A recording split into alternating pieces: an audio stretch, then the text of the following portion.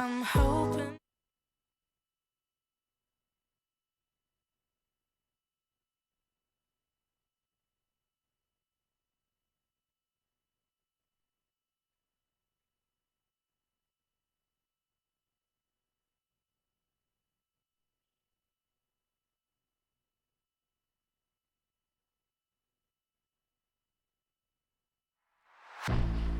I was born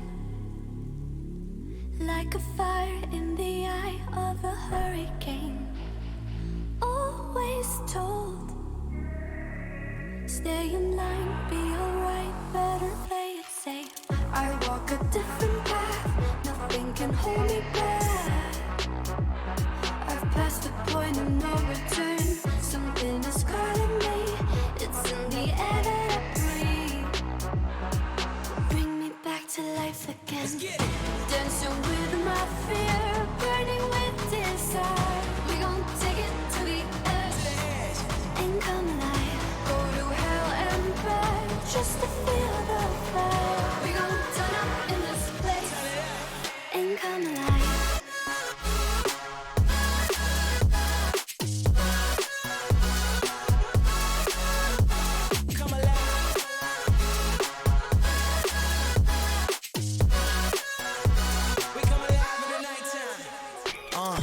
Fly so high they can't touch us.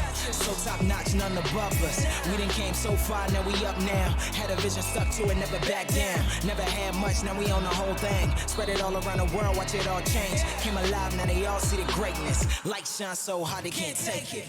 Dancing with my fear, burning with desire. We gon' take it to the edge and come alive. Go to hell and back just to feel the fire. We gon' turn up in this place and come alive.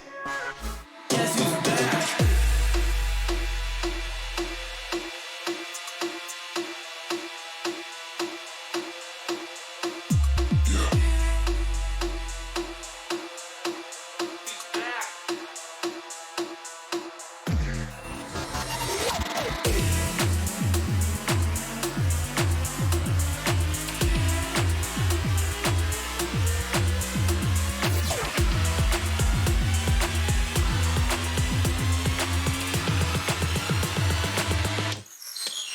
who's back?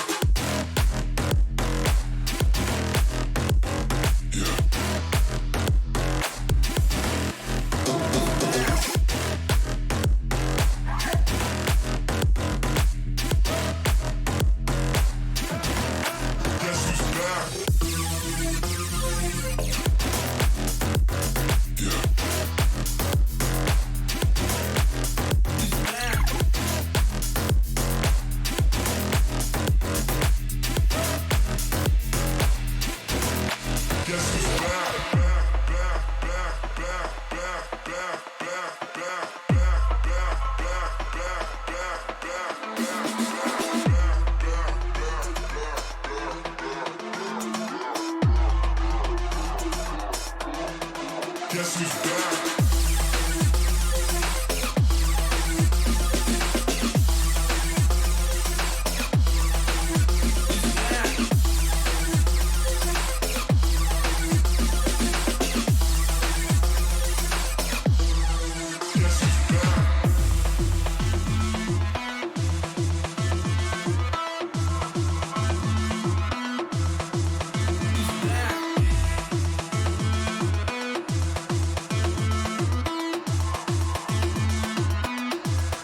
Guess who's back?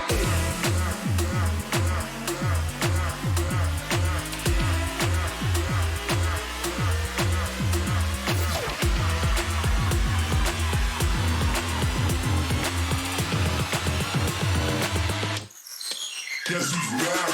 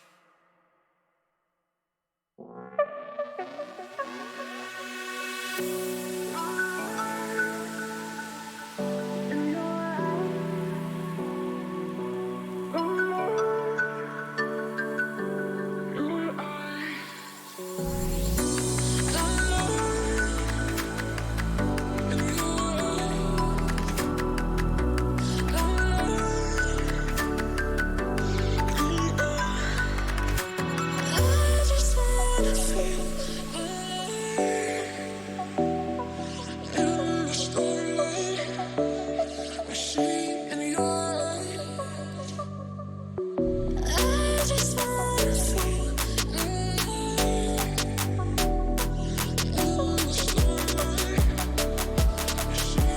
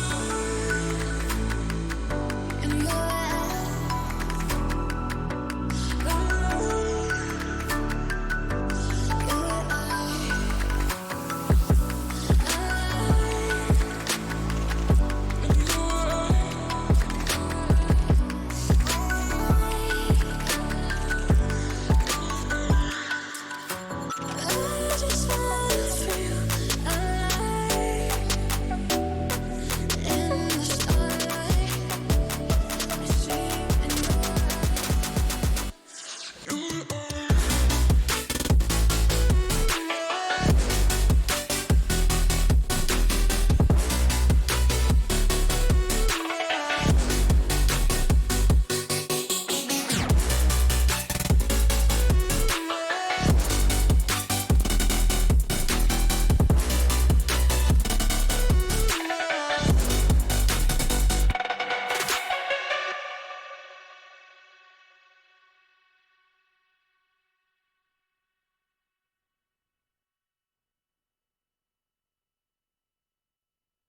Guess who's back?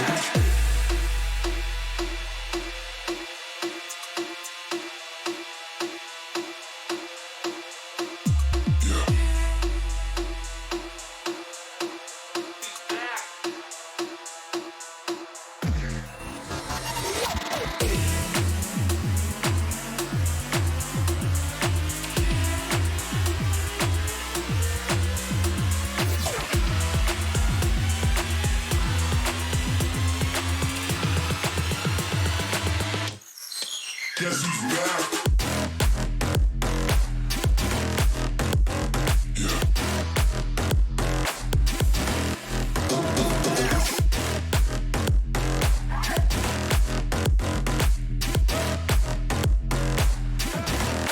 Guess who's back?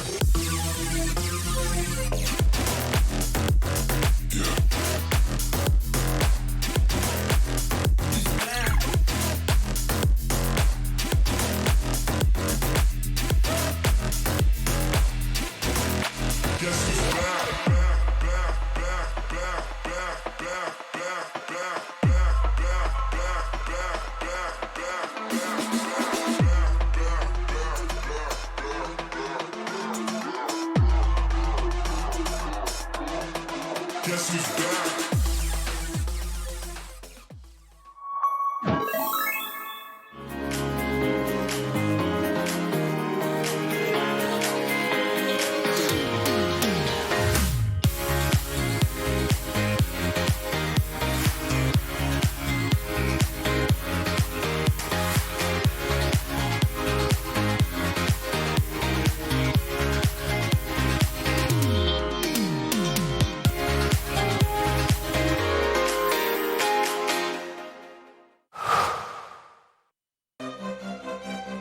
At the highest level of play, there can be no compromises.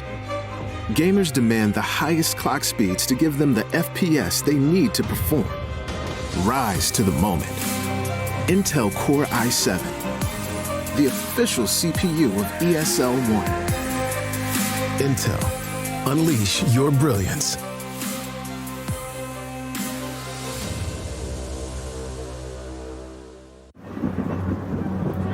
Multiple witnesses have reported mysterious shadow sightings all around the city.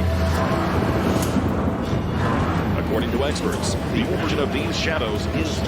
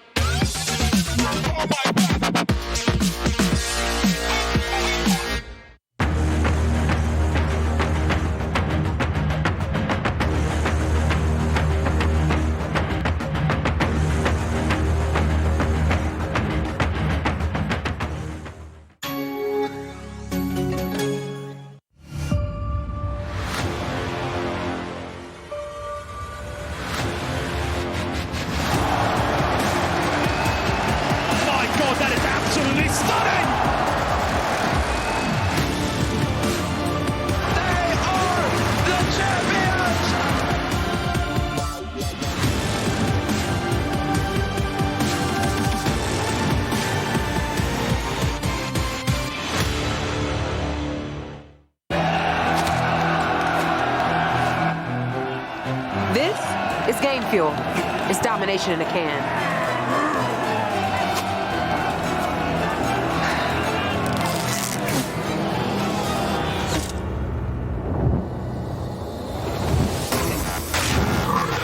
Oh, tastes like loser tears. New Mountain Dew Amp Game Fuel. Victory in a can. These are those moments I don't think anybody else is going to forget.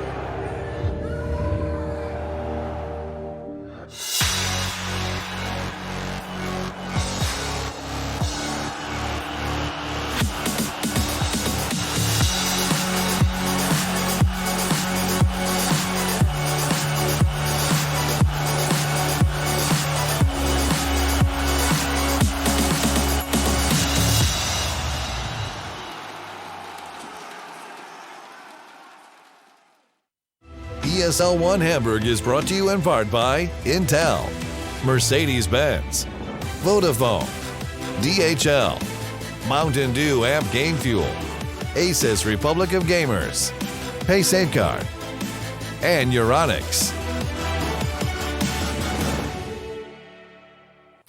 Ahoy and welcome to ESL 1 Hamburg B-Stream, where we are sailing the Dota seas. And joining me here on the B-Stream is old Long Legs Lacoste, my first mate. Up in the crow's nest, we have Mr. Scriff. And over there, scrubbing the poop deck, is, of course, old Gouty Gary.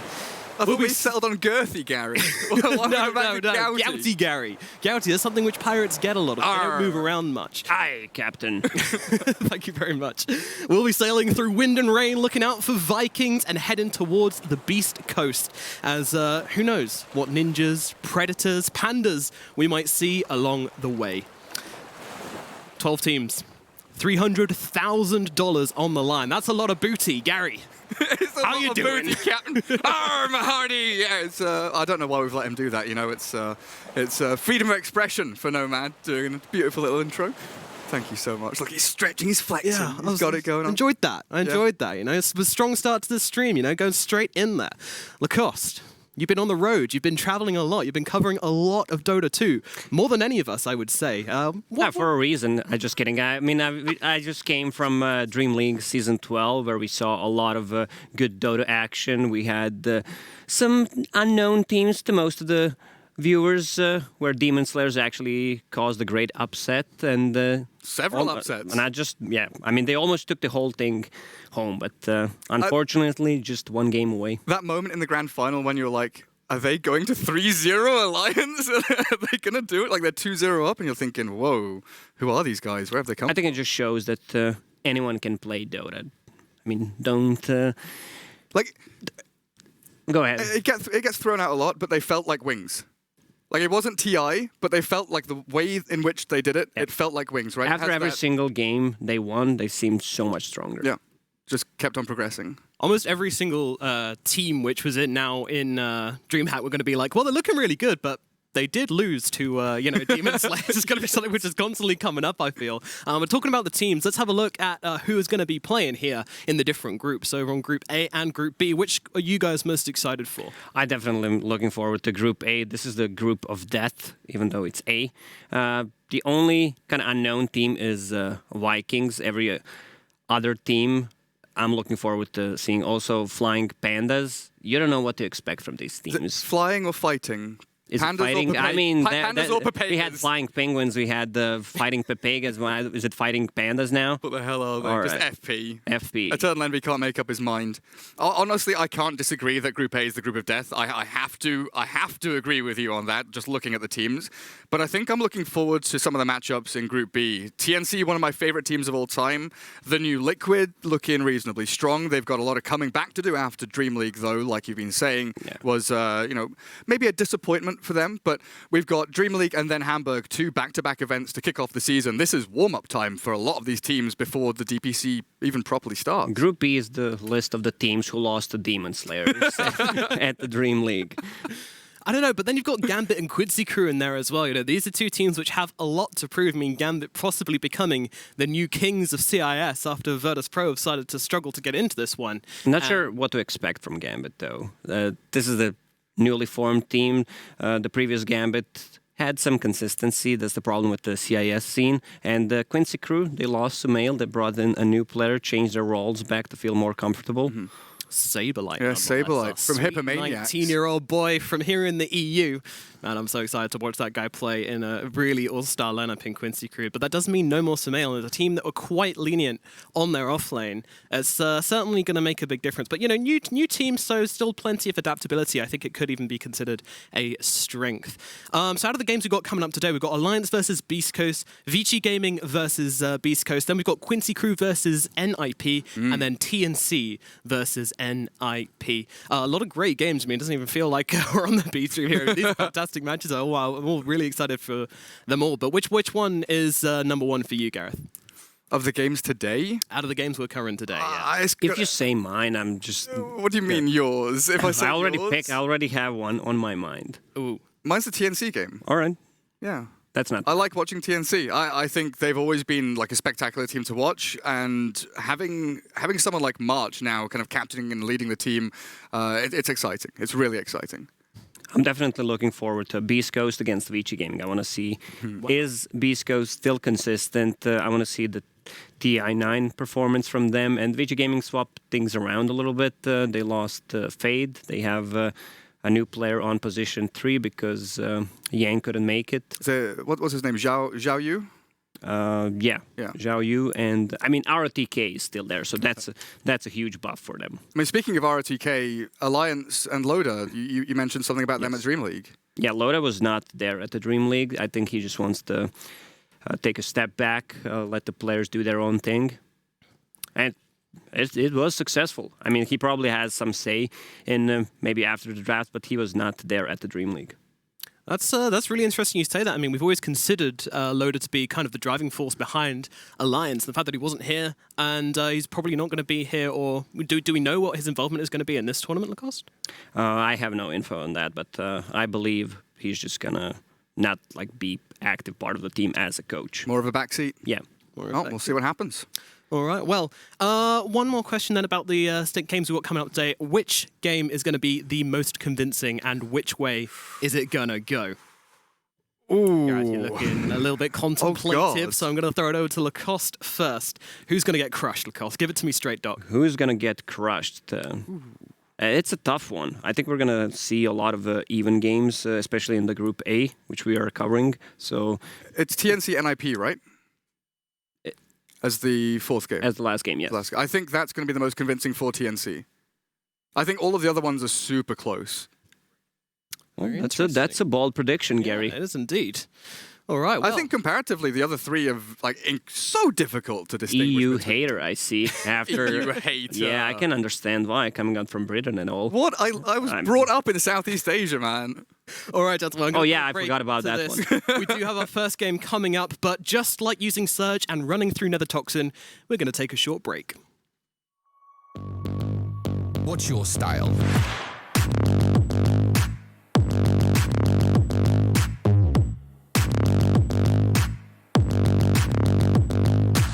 Get your merch at shop.eslgaming.com.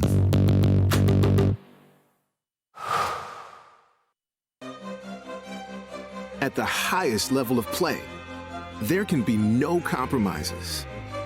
Gamers demand the highest clock speeds to give them the FPS they need to perform. Rise to the moment. Intel Core i7, the official CPU of ESL 1. Intel, unleash your brilliance.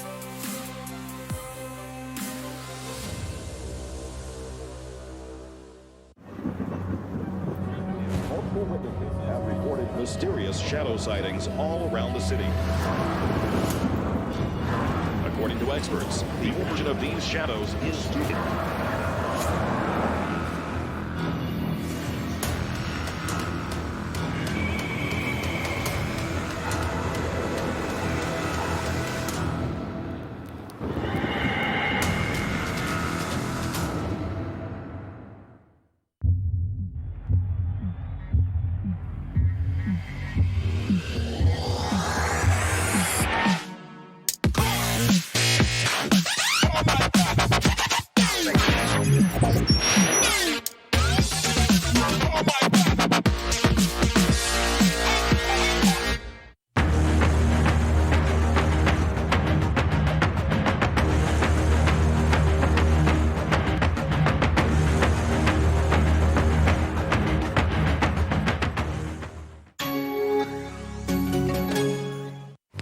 So this is it.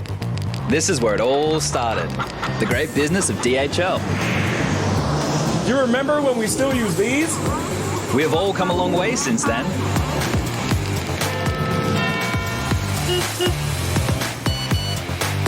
Hey, Effie, my little buddy. I got a special job for you.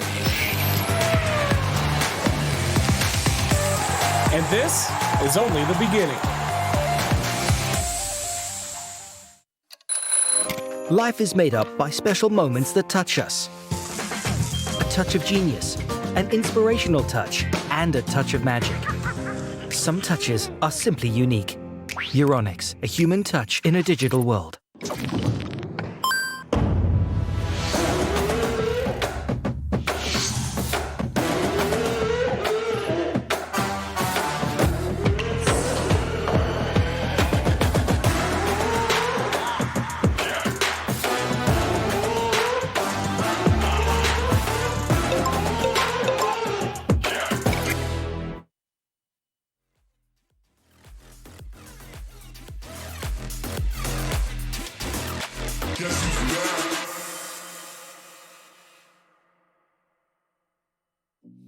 I've been working part-time jobs, chasing all my dreams out lately.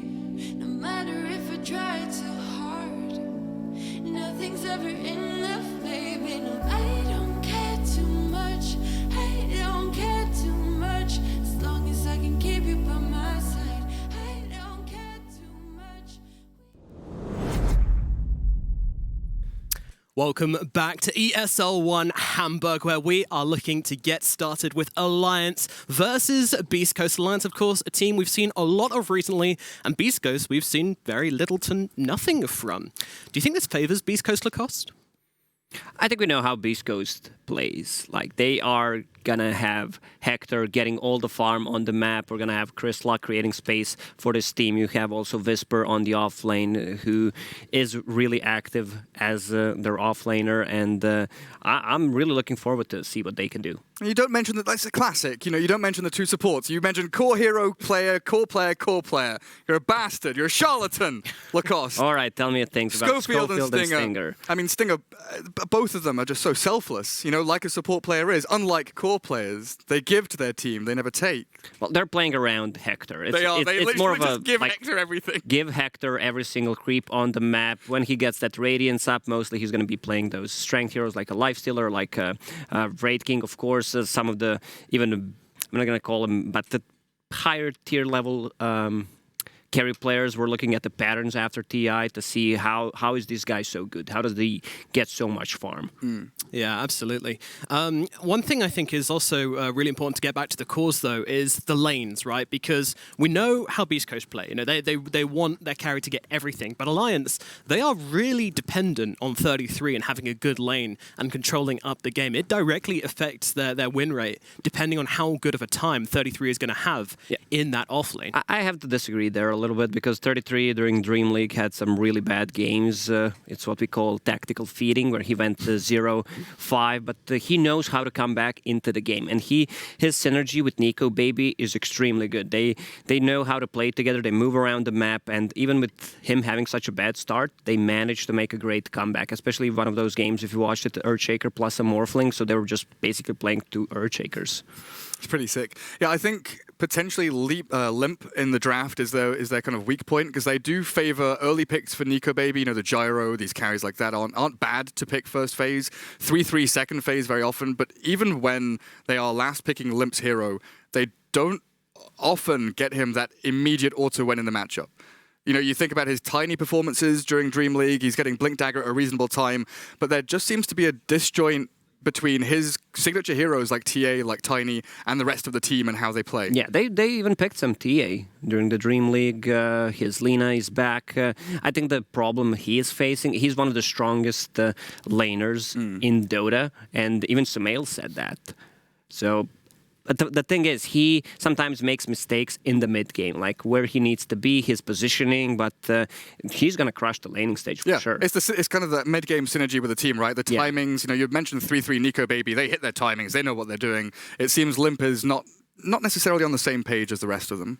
I mean, I'm not so sure I agree. I think it's just kind of the way he plays. He always likes playing these kind of the Pugners and the Death Prophets, heroes which definitely hit a timing and they feel like the strongest hero in the world, and then they suddenly don't.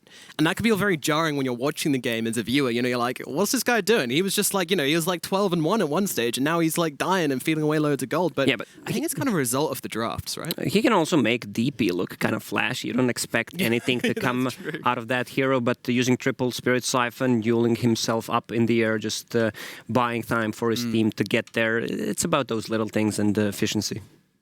Yeah, it's about space creation. I think this entire game is going to come down to space creation. How much can these two teams enable their carries? And when you look at that in a vacuum, who does a better job of creating space, Gareth? Darkseer. Darkseer. He said vacuum, so he said Darkseer. Lacoste's humor coming out. I honestly think Alliance, I can't remember the exact numbers, but Nico Baby over the past month and a half has gone like 19, 3, and 24. 6,000 GPM. Like ridiculous stats, like actually ridiculous. Like his first 5 games at Alliance, he died twice.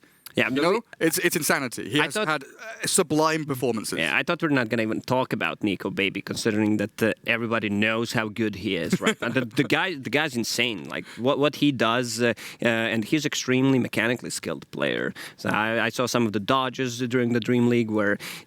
With the Mantis style, while OD was trying to use the ulti, and it's just the Morphling, yeah, it's just a pleasure to watch him play. Yeah, well, we're going to have a little look at the betting odds here, where Beast Coast is sitting on 1.84 and Alliance at 1.9, so incredibly close there at gg.bet. So head over there if you do want to place down some money on this matchup, but such a close game, and the odds certainly reflect that. I mean, it's everything we've been talking about here on the panel, hasn't it? Yeah, it's my fault. I've said all the games are super close. We're going to have those exact odds for the first 3 games, and then the TNC game is going to be like 5-1 or something. All right, gentlemen, we have talked quite enough. Let's see some picks and bans coming out. We are live with a draft for the very first game here at ESL 1 Hamburg. And Alliance and Beast Coast going to start things off with a Kunkka ban and a Rubik ban on Alliance and Beast Coast. Is this kind of typical of what you guys are expecting, or what else are you expected to come out from these two teams? I want to see a Gyro ban. Don't let Alliance like first phase Gyro. My goodness. Seems like the strongest heroes right now are Kanka, Abaddon, Keeper of the Light. We see a lot of Rubiks. And Mirana, even after the nerfs, she's still a great hero. Shadow Demon on top of it. Most of the time when Mirana is picked, she's been paired up with either Kanka or Shadow Demon for easy arrow setup. And Void's in there as well. Probably the most consistent POS one right now outside of Gyro. Yeah, what about the Coddle as well? I mean, that was getting pretty spicily banned out quite a lot in Alliance and picked up a lot as well. Do you think we're going to see anybody being particularly scared of that hero? It's honestly one of those weird ones. I saw a lot of pro players like Kezu, Cinderin talking about the POS 5 Coddle, how strong it is. I know Bowie, D2 Bowie did a couple of videos on it as well, looking at the hard support Keeper of the Light. But it's always been one of those heroes that has almost been player-specific. And I know Schwan on Demon Slayers did a spectacular job during Dream League with it. But it's always been, Insania plays it on Alliance, or we have GH play it on Liquid, and then no one else really goes for it. It's an odd one. I think you need to have a Keeper of the Light player in your team right it's like now Oracle almost, before Ice Frog nerfs him. But right now he's at 40 seconds blinding light, which secures the range creep. It's 70% level 1. Those numbers need to go down. Yeah. It's just too strong of a spell for level 1. You can fight for the runes, you can even cliff people with it. It's pretty mad. It does you just about everything. And people always talk about how key and how strong, relocation, moving someone... Displacement abilities. Displacement abilities, that's it. Moving someone against their will is, and Coddle can absolutely do that now. And do you remember the days when it'd be like, oh, Coddle's great, but he doesn't really give much team fight? So now Ice Frog was like, you know what, let's give this guy a giant orb of light, which everyone has to stare at. Also, one of the heroes that kind of was super popular during Dream League was Legion Commander. We called this holy trinity of W heroes. Yes. Abaddon, just using the shield, having the spell, Legion Commander on top of it, and Omni Knight. Omni Knight is the third one. Ogre is left out. Ogre has Bloodlust on E. We should petition to move it to W so he can be part of the gang. Yeah. It's real sad. Join the crew. Legion's another one. We have, obviously, with a great internet space we live in, Twitter, and people spamming out ideas saying, hey, this hero is broken. A lot of pro players were spamming out Legion in their pubs because it does very well against lifesteal or against all these melee carries. In dual lanes, it's super strong. Let me just... And then having pressing W with a dispel. I mean, the hero was pretty much the same, even before going to TI, and he was not picked that often, so we can't talk about the hero being imbalanced because it took us so much time to actually realize how strong of a hero he is. Yeah, something can become broken over time with no changes. It's the change in thought process. It's interesting you mentioned the lifestealer though, because that is actually one of East Coast's most picked heroes, and one they're really successful with as well. So surprised they actually go for the gyrocopter instead, but well, I say surprised, not really surprised. I mean, this hero just does a little bit of everything. I think the key behind the gyrocopter is he's just a butter knife. He spreads everything nice and evenly across the game. He's got magic damage, he's got physical damage, he's strong early with rocket barrage, and he's strong late game as well with flat cannon. The hero is just a nice even spread. You can fit him into any draft. Here's our third W hero. He's just so strong. You can build pretty much anything on him. Even if he loses the lane, has ways to come back into the game, and I think it's mostly played as position 5 on Alliance, but 33 also plays it. I love the way they played when Fada was playing Abaddon, where he's just fishing for the info on the map, being on the different side while his cores are farming. Play it like an Invis hero without actually having Invis. Just walk up high ground into darkness. That you can't die. You can't die, or you at least waste 30 seconds to a minute of your opponent's time. But I think the Abaddon, I saw 3-3 playing it in a couple of games. It just gives you an inherent timing, right? It gives you this ability to 20 minutes in, hey, I've got my passive, let's go break towers. Or I've got a Solar Crest and my passive, let's kill Roshan. It just enables so much map movement. Yeah, also you can silence towers.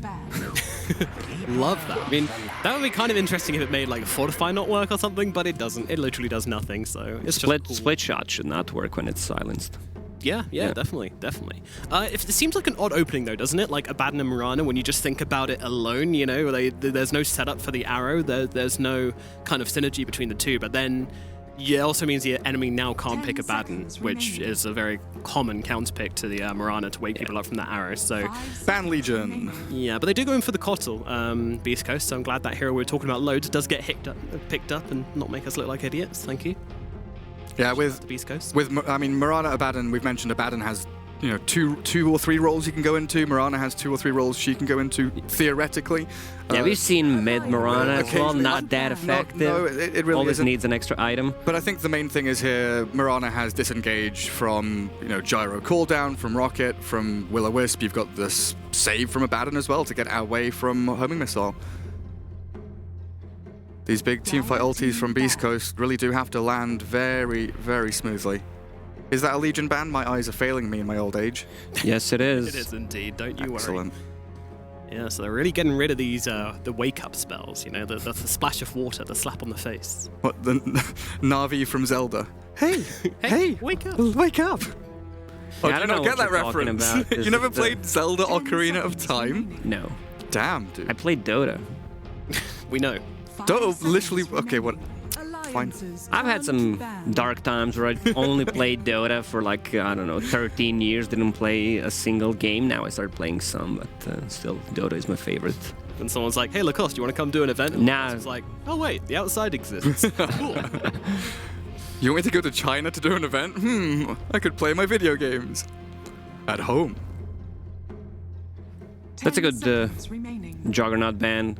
Works well against the gyro because they have no save at the moment, and if he just gets on top of him, pretty much gyro is dead until he gets those tanky items, and great against Keeper of the Light, can just spin and kill the ball.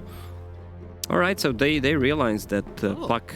we've seen also some Puck bans during Dream League, because a lot of the teams were drafting lineups that don't have that much lockdown.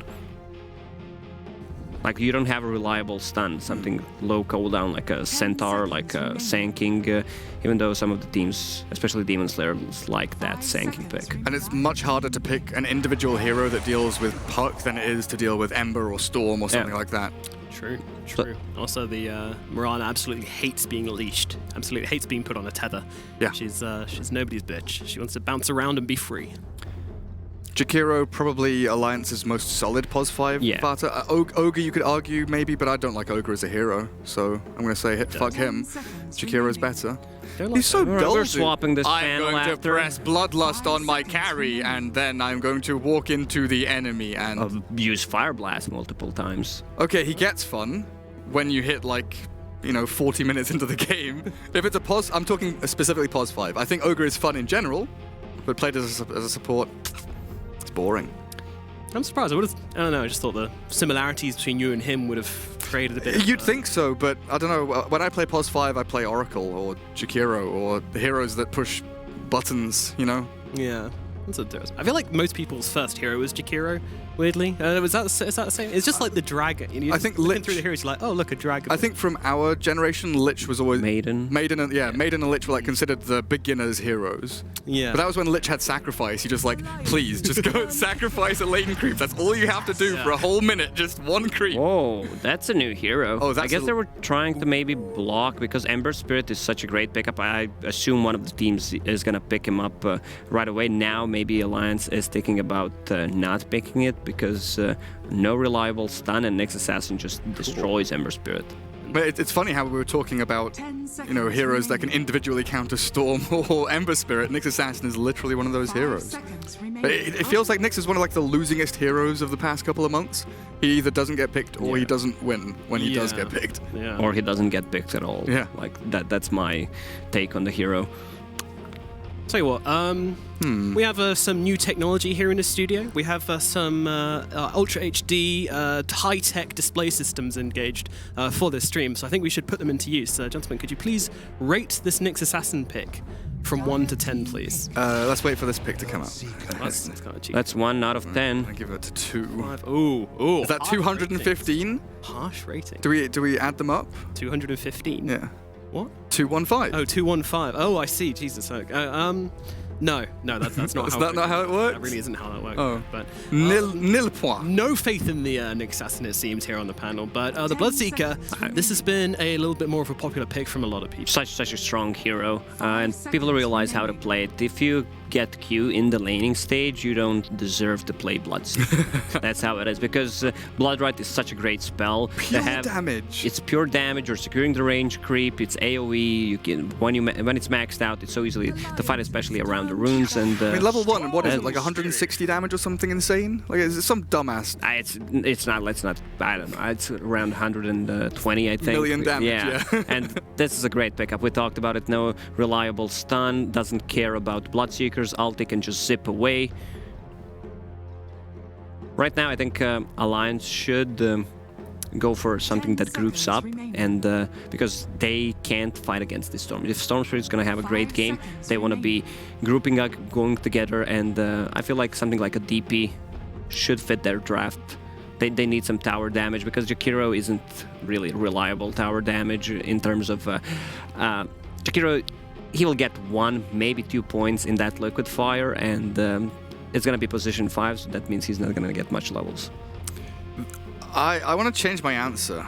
I think the Nyx Assassin in this situation against Bloodseeker. All right, let's give him a 10. No, but so think right. Alliance right now have to pick their limp hero, right? Yeah. They have to pick a mid hero, and we've talked about DP. Can you pick that into Nyx Storm? No. Very highly unlikely. Yeah. Can you pick Tiny into Nyx Assassin? He fucks up your combo anytime Nyx is nearby with Carapace. Can you pick TA here potentially? But against... this could be a Phantom Lancer game. They banned Brewmaster. I was thinking about why is Brewmaster not picked. Couldn't find any logical explanation. Any chance of like maybe something... We know they've given the Druid a little bit of a go before. I mean... They have the last pick, so they'll think about it. Oh, see, now... Well, they're just bullying. You have to deal with Storm and Bristle with your last pick. It's quite a greedy pick for the offlane without, you know, like the usual hard supports to back him up, like the Coddle we've seen and like Shadow Demon and all the heroes like that. I mean, you can put Kotl, Bristle offlane and have Nyx Gyro lane together. Yeah, actually, they could. That might be the cool. I still think use the double quills for ultimate. Do you think PL killing. still? I think either PL or Dead Prophet.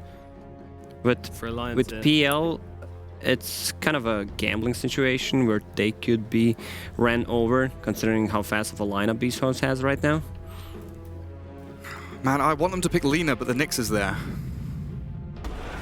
DK. Go with the DK. I mean, into the Nyx starts with the break as well. You know, they've got good options for bringing down the DK. Makes sense. So they went pretty much the same thinking. We need some tower damage once we group up. It's a reliable stun against the Storm Spirit, and he can also build into Shadow Blade, upgrade it, break the Bristleback at one point. It's only an option, and kind of conform to the Alliance's mantra of always getting that self-sustaining, self-healing mid lane to come out with that Dragon's Blood. But it's a good Nyx Assassin game. There's a lot of uncontrollable damage. When shield pops, you can always use it intentionally on the arrow, Jakiro. On top of that, Bloodrite, splash damage from DK. Very quickly now, I'm going to ask you to rate, firstly, the Alliance draft from 1 to 10, please. Ooh. Oh, God. I need a number. I'm going to say 8 with that Dragonite pick. I really like it. You like it? All right, and now rate the Beast Coast draft for me, please. You're just gonna keep the same number. All right, I'm gonna give it a 7. All right, well, I'm feeling clearly favored for Beast Coast, but you guys seem to still believe in Alliance. The DreamHack winners, can they pull it off and take their first game here at ESL 1 Hamburg? I mean, firstly, let's just break it down to the very essence of this game. Who needs to do well? What needs to happen for things to work out for Alliance here? Oh, Alliance need to be not picked off by that Storm Spirit, because he's going to have a good laning stage against the Dragonite, and they can't allow Storm Spirit to just get out of control. Also, their timings when they need to group up and go as 5, this is crucial for the first 15 to 20 minutes. Yeah, I think once it hits 15 minutes, Alliance cannot back down. Like, they have to take tier 1s, they have to take tier 2s, secure Roshan, hem the opponents in their base. If you're forcing Storm Spirit to cut waves, then you're on the right track. If Storm Spirit is openly looking for targets and farming freely, then you are behind. Alrighty, well, we'll see who is going to take game number 1 here in Alliance versus Beast Coast. But first, don't forget, you can always vote for your Mercedes MVP.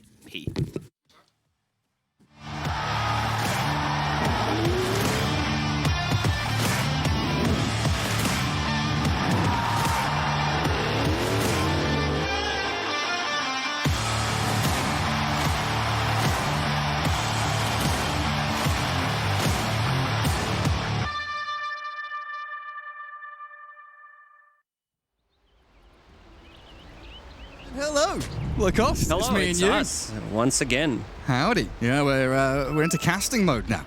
Moved over, sat ourselves down, and we're ready to get in. Scriff, our wonderful observer. Hello, buddy.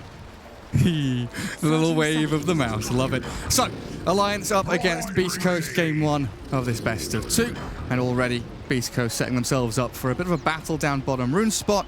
Storm Spirit, interesting ward up towards top rune spot. That doesn't block the camp, does it? So you're still going to be able to stack and farm that up while scouting any entrances to his jungle. An Alliance defending down bottom, but homing missile level 1 from Hector. Start off towards Fata with an impale. Oh, Missile's rocket. off onto a different target. How though. do you miss a rocket? Apparently like that. Body blocks coming out of the Nyx Assassin. Fata does dip left. Gets himself out of danger for now, but it is a foregone conclusion. Oh, maybe not. The mango's going to work. Fata, he's stunned up and he's killed.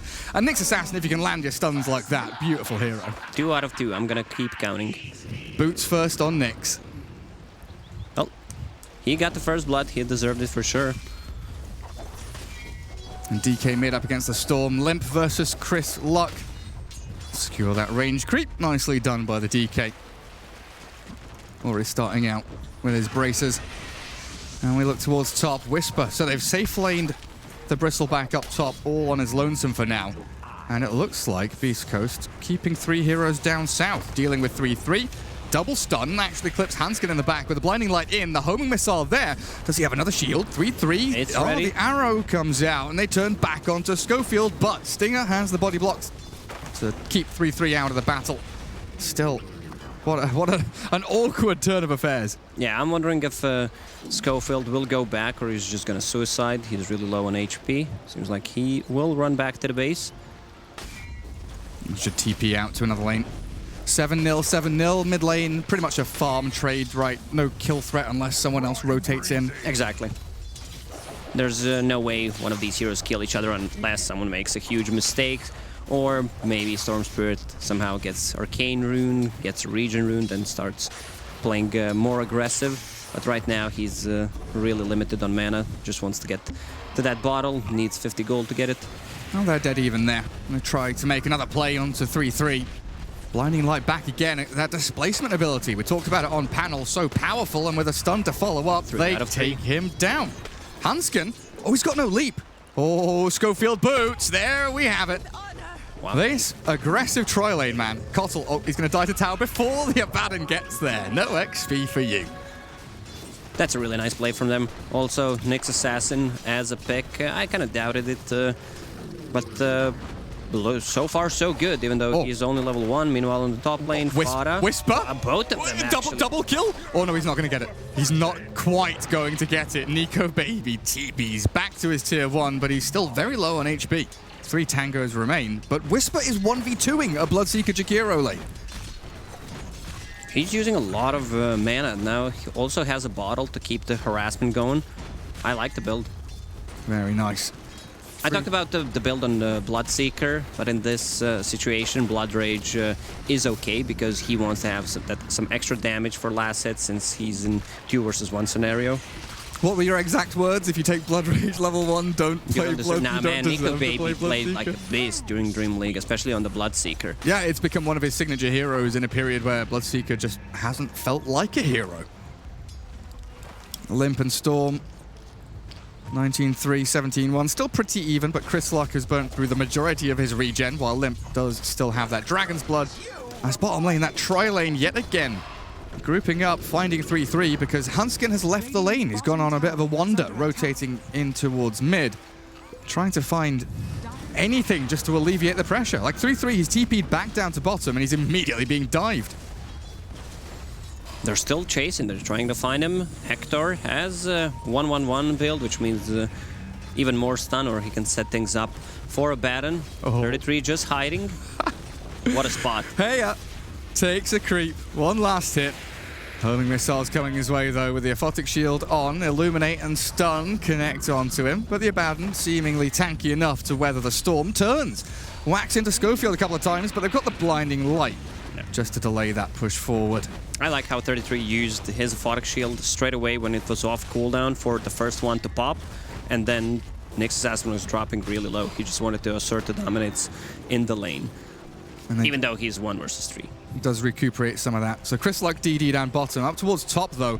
It's a 1v3, and Whisper still seemingly winning this 1v3. Moran has made a rotation up, but I don't know what their plan is. The arrow comes out, won't connect. Bloodright dodged, and Whisper goes back in, thinks about it, doesn't want to commit. Lots of quill sprays back into the face of Fata, but Alliance shifting their tri lane up top doesn't seem to be doing any better than when they had a 2-1-2. I'm wondering if he's gonna stay for this rune on top, try to grab both, but yeah, maybe that would be a bit too much. A bridge too far. Yeah. He should be able to get this one. Hansken does land the arrow, snipes out the rune, steals it, so bottle remains empty over on that Whisper Bristle. That's really unfortunate for him, because right now he has the pop shrine, even pinged it. It was probably, sorry Storm, I have to use it. Where is Storm? I see him farming the Radiant side. Oh, he got the DD rune and he just decides to farm a jungle camp on his way back to lane. 32-4, still dead even with a DK like we expected. None of them stressing or pressured too heavily. Maybe with Hansken coming in though, Dragon Tail into arrow, but they've got Nyx with a carapace, and Chris Luck, he can ball himself out if need be, which he will do so, and back to Shrine they go. So 2 shrines in the first 6 minutes here from Beast Coast. Do you think that's good or bad, Gary? Like, if you use them, they're gonna be up once again, and you got the efficiency from it. 33, hype it up. Yeah, I mean, 33 is juking in the trees. He tries to deny, but Hector there with the right clicks. Did you see that play from Stinger? Like, he went to the fog just so that he can't use the coil and deny himself. Also, coil is a pure damage for those who don't know, when you're dealing the self damage, so it's always easy to deny. You don't have to count in the magic distance. DK. He's tanky as hell. He's got a belt, he's got a bracer, he's got boots, all the items beginning with B. Makes you unkillable, apparently. Storm and Nyx unable to get the job done. But back to your shrine question, I think for sure the efficiency you stated, you know, you get it on cooldown, you've got another cycle coming up, but also the fact that you've used, you know, the resources of the shrine, you've preemptively used harassing and zoning out and pressuring your opponent. What if we had the stats for how many times you pop the shrine? If someone's listening, add it up. See which team is the most heavy shrine abusers. Yeah, and how much heal you got from it. Because, like, I think, yeah. I'm a smart guy, Gary, sometimes. So IO, teams that pick IO are going to win that every time, because you get, like, quadruple the heal from shrines when you tether up people.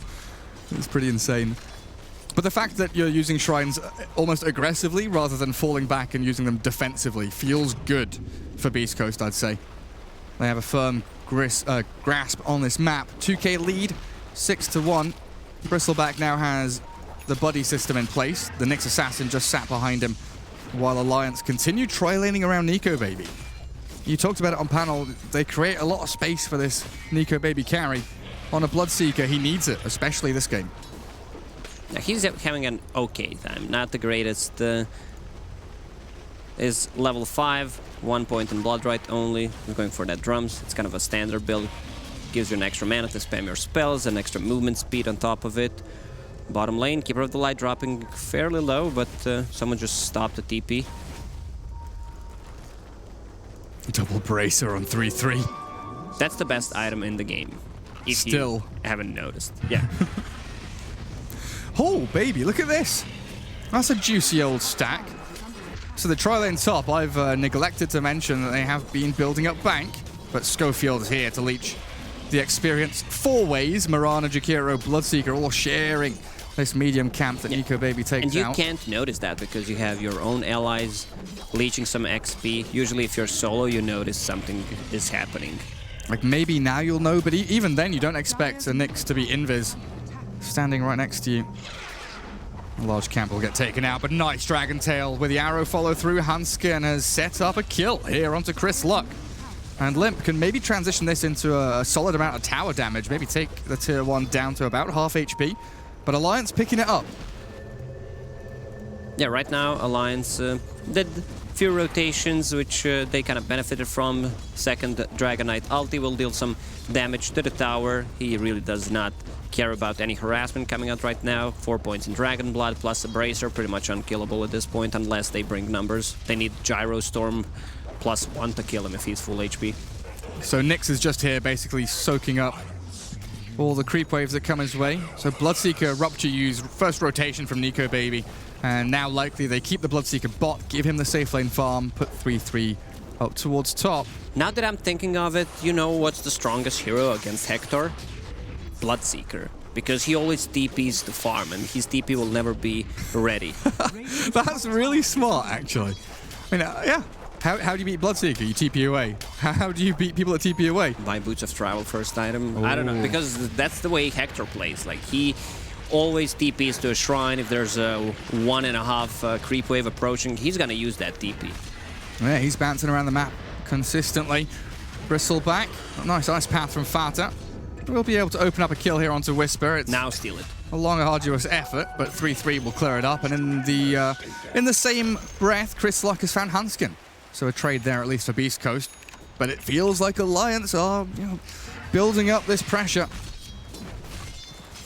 Ideally, you would want your Mirana to be level 6 once she uses the Dome, but wasn't involved in many of the kills, didn't jungle much with the arrow, so that means she's under-leveled. With the Moonlight Shadow, you want to make some kind of a move. Your biggest target in this game is Gyrocopter. You just want to slow down his farm. Have you seen this build from Gyro, by the way? You're mentioning straight into Axe. Slow down the farm, not even a Wraith Band. Double Slippers, Wand Phase, Aghanim Scepter. Yeah, that's budget flippers for you.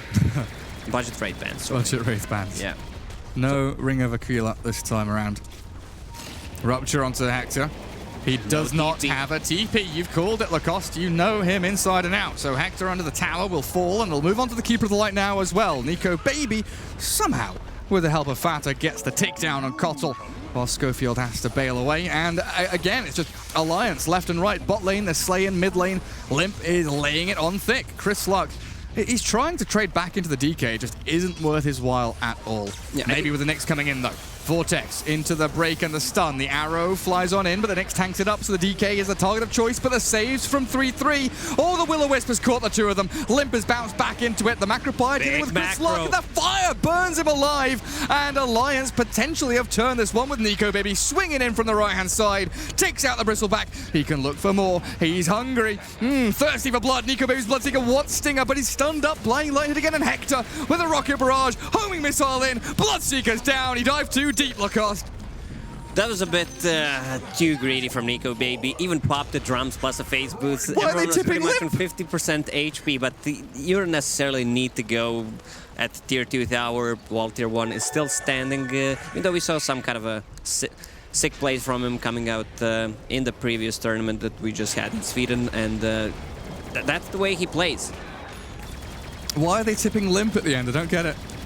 Tilting Limp instead of tipping Nico Baby. Well, and anyway, it was worth the try. Nico Baby tries to get the additional couple of kills. And Hector straight back to farming Ancients and jungle stacks. Chris Luck on this bottom lane. Ideally, Beast Coast want to take this bottom tier what an ice bat. He can't stop, he's dead.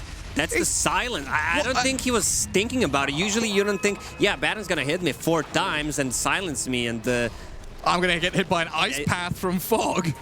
It's some of those things that were in Dota for so long, and you're still not used to it.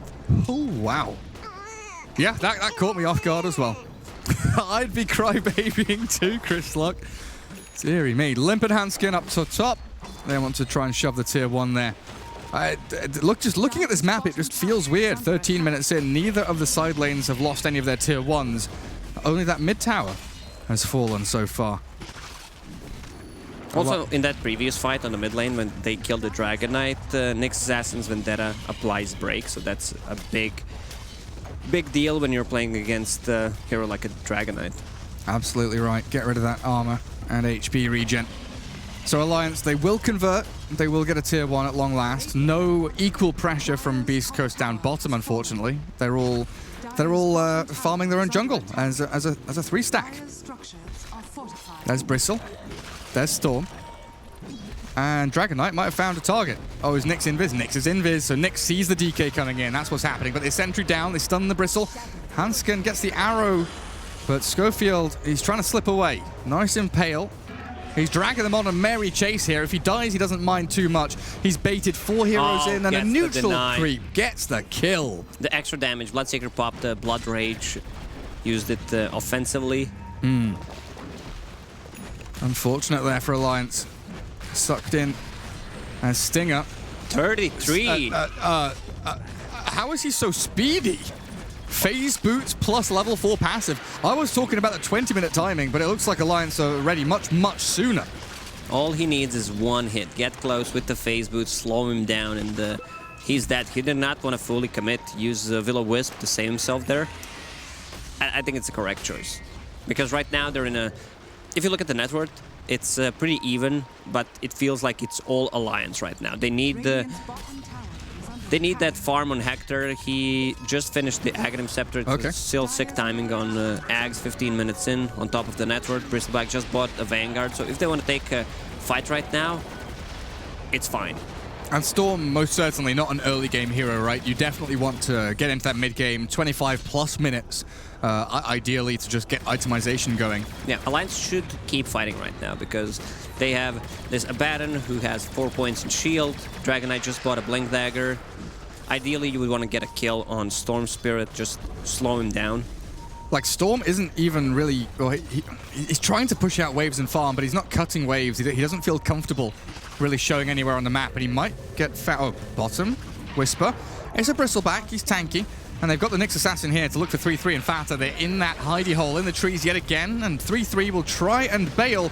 But with a Will-O-Wisp there, they're sucked back in with a Hypnotize, and with the DK breathing down the Keeper of the Light, they might get Hector. The stun's there. Dragontail finds the Gyro in the top right corner, but the Bristleback going to work. Finds the kill on Fata's Jakiro and TP's home until the arrow cancels out his plans, his ambitions crushed, and Beast Coast lose 3 under that tier 1, and they only get the Jakiro, hey? This is how Fata plays. Like, he was sitting on the bottom lane, just trying to make stuff happen, farming, and he always ends up being high level. He's almost level 10, 17 minutes in. Also, I like how they were hiding in that little spot near the tier 1 tower on bottom, and he just uses Will-O-Wisp to take down the trees. Like, we know where you are. It doesn't exist anymore. It's gone. The tree house is being cut down and burned. Oh, sneaky little ward spot. Oh, yeah. 2 observer wards. So if you kill one, you think, yeah, that's great. They don't have any vision there. But if they place 1 sentry, it could reach and kill both of those. Yeah, it depends where they sentry. We'll see if they are able to grab either of them. GPM talent for Nyx Assassin. Beast Coast are just rushing Aghanim Scepter on all their heroes. Okay, not all their heroes. Gyro and Nyx both straight up going into the Aghanim Scepter without a second thought. And Gyro now looking for that Maelstrom before the BKB, so still aiming for this transitional period. Yeah, it kind of became a standard build because you want to get that Aghanim Scepter to farm up with the side gunner. Then you want to procs from that side gunner, so you build into Maelstrom, which excels your farming a lot. And you don't necessarily need to get a BKB, but he might still switch if they feel like they want to take a fight. That's why he bought the Mithril Hammer. Yeah, absolutely. And Storm is also big zip looking for that BKB, and a kill like that on the Jakiro will only help his efforts. That's a nice arrow, but TP completes before it could connect. That was double leap. If he used one more, I mean, they don't have the vision there, so it's kind of a risky play, but... And it's only level 1 leap, so charge replenish time 45 seconds, pretty big. Nyx gets found. Again, Hanskin aided by the Dragontail to land the arrow. And Alliance, another kill tallied up. Oh, I just saw BKB. Yeah, Nico Baby drums BKB. So he's ready to battle. He'll rupture Whisper. TP ready on the Bristleback if he wants to go for it, but he's holding. As Hanskin comes in from the north, Stinger trying to save his buddy. With the Will-O-Wisp there, he buys some time. Delay that rupture as long as you can as Whisper turns and looks to fight. A lot of stats. Hanskin is about to fall. He's gonna get it with a Quill Spray, and Nico Baby's gonna be worried about this as well. He cannot continue chasing. 3-3 and Fata will try with the help of Limp now. Arriving from the northern side. It, again, is long, arduous work, but they kill the threat. They neuter the push bottom lane, keep their tier 2 alive. Bristleback is off the map. But you have to wonder now, Beast Coast, they have Storm out on the map farming. He's had a free time while the Bristle is making all of that space. Yeah, you also have this Gyro, and he realizes, I don't need this Maelstrom right now. I'm going straight for a BKB so I can join my team and use this farm that I have. Because net worth-wise, Beast Coast is winning at the moment. But they need to be careful about this Bristleback, because even if the BKBs are up, it's still physical damage. Yeah. It is incredibly scary. Staring down the barrel of that Bristleback. Full Solar Crest done for 3-3. Hansken working on the Greaves. Not too far off the mech, and already has the Arcanes, of course. As Nico Baby.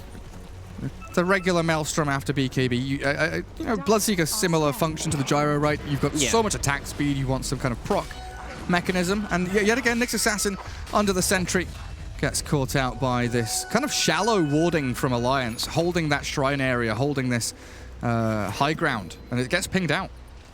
They still didn't de-ward those 2 observer wards, which gives them a lot of division, especially if they want to.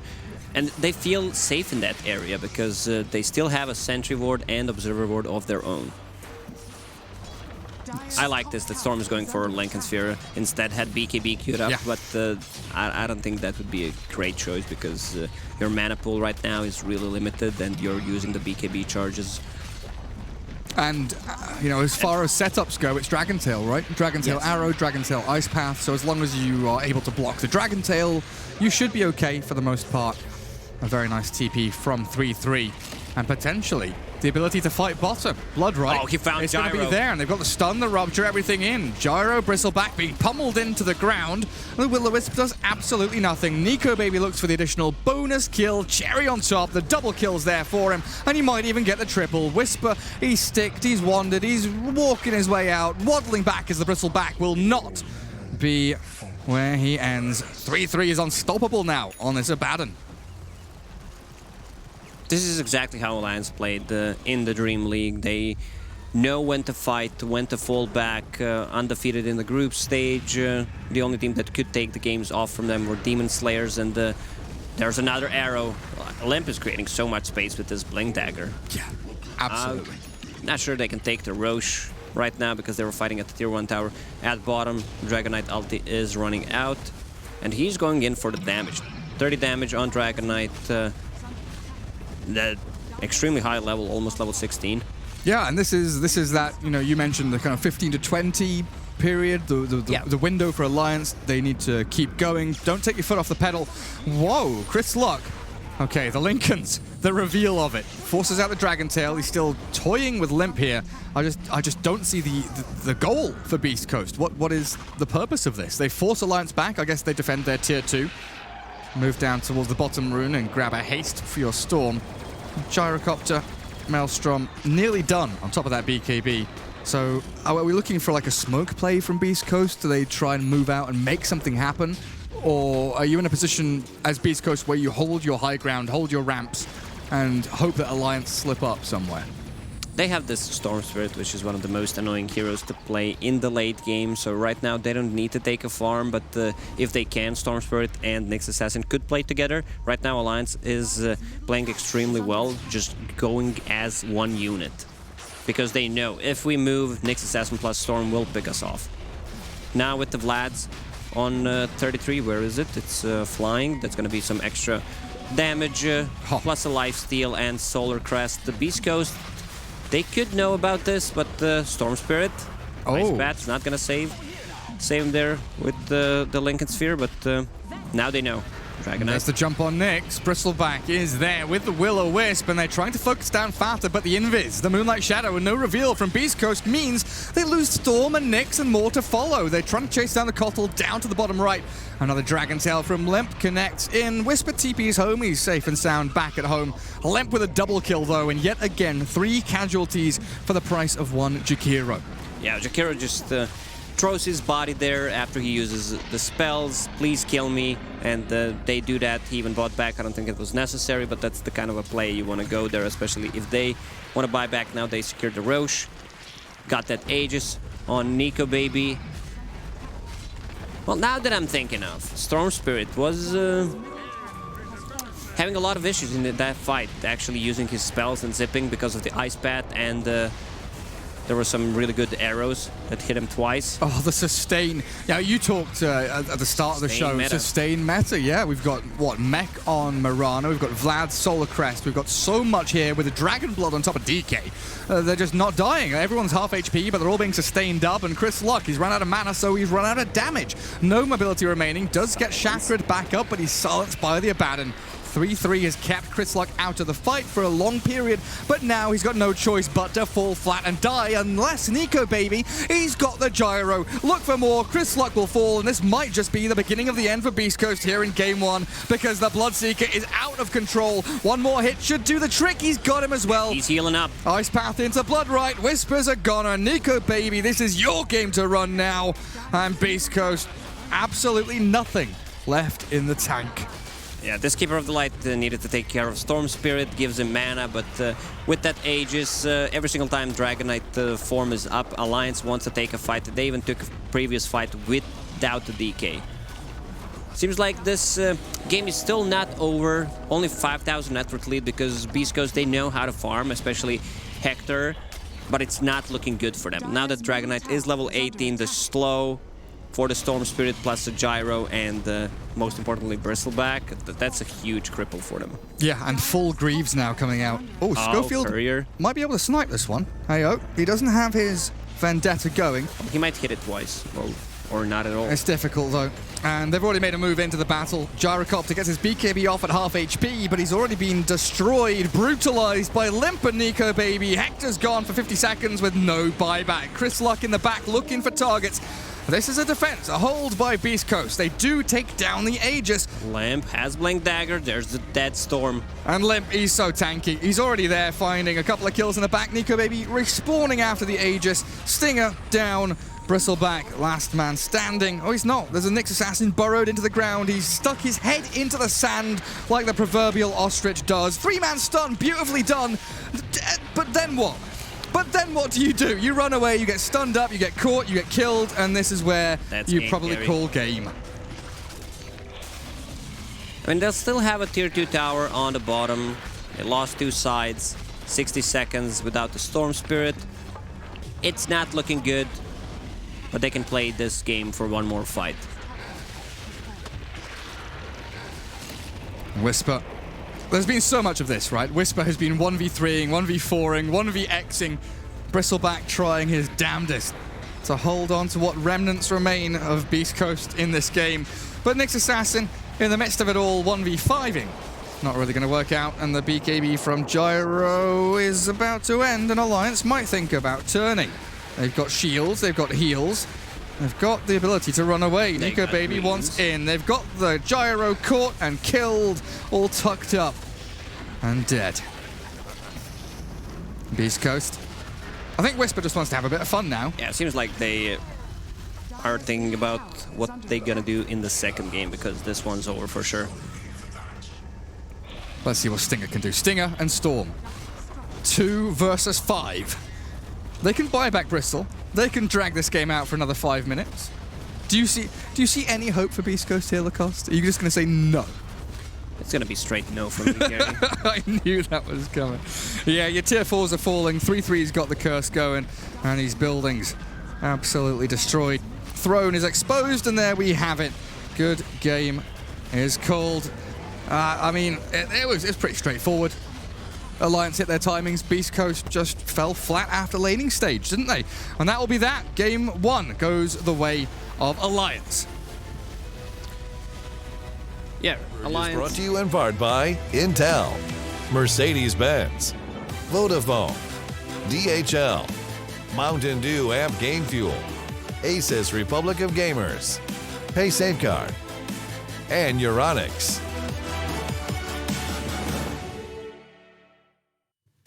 Well, Beast Coast did get a little bit beaten there. Alliance looking fresh, funky, and ready to roll in this tournament as they kick off with their very first game with a decisive victory over Beast Coast. And I mean, it pretty much came down to what we said here on the panel a little bit earlier. You know, who has the better space creation? Who can make more value come out of their heroes. And it has to be said, Alliance were certainly, and joining me on the panel is Gareth and Lacoste. Hi! Oh, hello.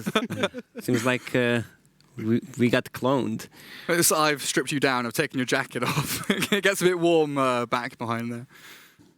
Cosmo, your closing thoughts got cut off there, but what were you about to say about Alliance before you jump to the ads there? Well, I think me and Grant were overusing the word sustain, heal, but it all comes down to that. You have this one hero who kind of controls the fight, but that has a strong dispel, a lot of sustain. When Mirana gets that mech, it's also even more heal on top of it. But I like the way they play. They had this Dragon Knight who was extremely active early on, got the Blink Dagger early, and they just played well together. Nico Baby was joining team fights. Those were when he was needed, maybe a bit too much at that tier 1, tier 2, whatever you want to call it. When he's chasing the Cottle, chasing Storm, I think it was. They were like a third of their HP. He could have killed them. It's just like, oh, that one stun. It's really hard to follow up, especially with the Baron, who doesn't have that much movement speed, and you're Bloodseeker zooming with 1,000 move speed, so... It's interesting, though. I was thinking about that during the game, the fact that offlaners, historically, we often see them as, blinkers or initiators, right? But 3-3 has shown us, and a lot of offlaners have shown us that, on certain heroes, Abaddon, even Centaur, just buying, a Hood or a Pipe or a Crimson, just these tanky sustain or aura items allow you to continue fighting where a Blink just wouldn't. Sometimes you don't need the catch. Yeah, even Legion Commander is now being played as a double bracer, magic wand, nether pipe, drums, whatever it's needed, just boost your team. Yeah, and I think key to the game right now, which Alliance are completely abusing in their games, is being sticky. You want to be as sticky as possible. Every part of the map you go to, you want to leave a goo of your team behind you, and the only way to do that, to stay on the map effectively, and to consistently creep and take all this space, is to get those heals, to get those sustain items, or to get a damage reduction item, so you're not taking as much in the fights, and you can just continue to exist upon the map, and that opens up so much more. It's so much easier to play when you do have healthy heroes in good positions, and then the enemy are like, well, we're slowly getting your advantage, which was very small previously. It doesn't matter about the gold. If you're staying on the map, then your gold worth is worth triple than what it is if you've got no sustain. Especially when you're against a Storm. The Storm had no chance to pick anyone off because Alliance were playing such tight, controlled, small map Dota. They didn't have split pushes, that no one was showing out on a lane alone. There's always this hero on a lane, Abaddon is like 600 range behind him, then the jungle camp next to him, you've got the other hero, then there's another hero behind him.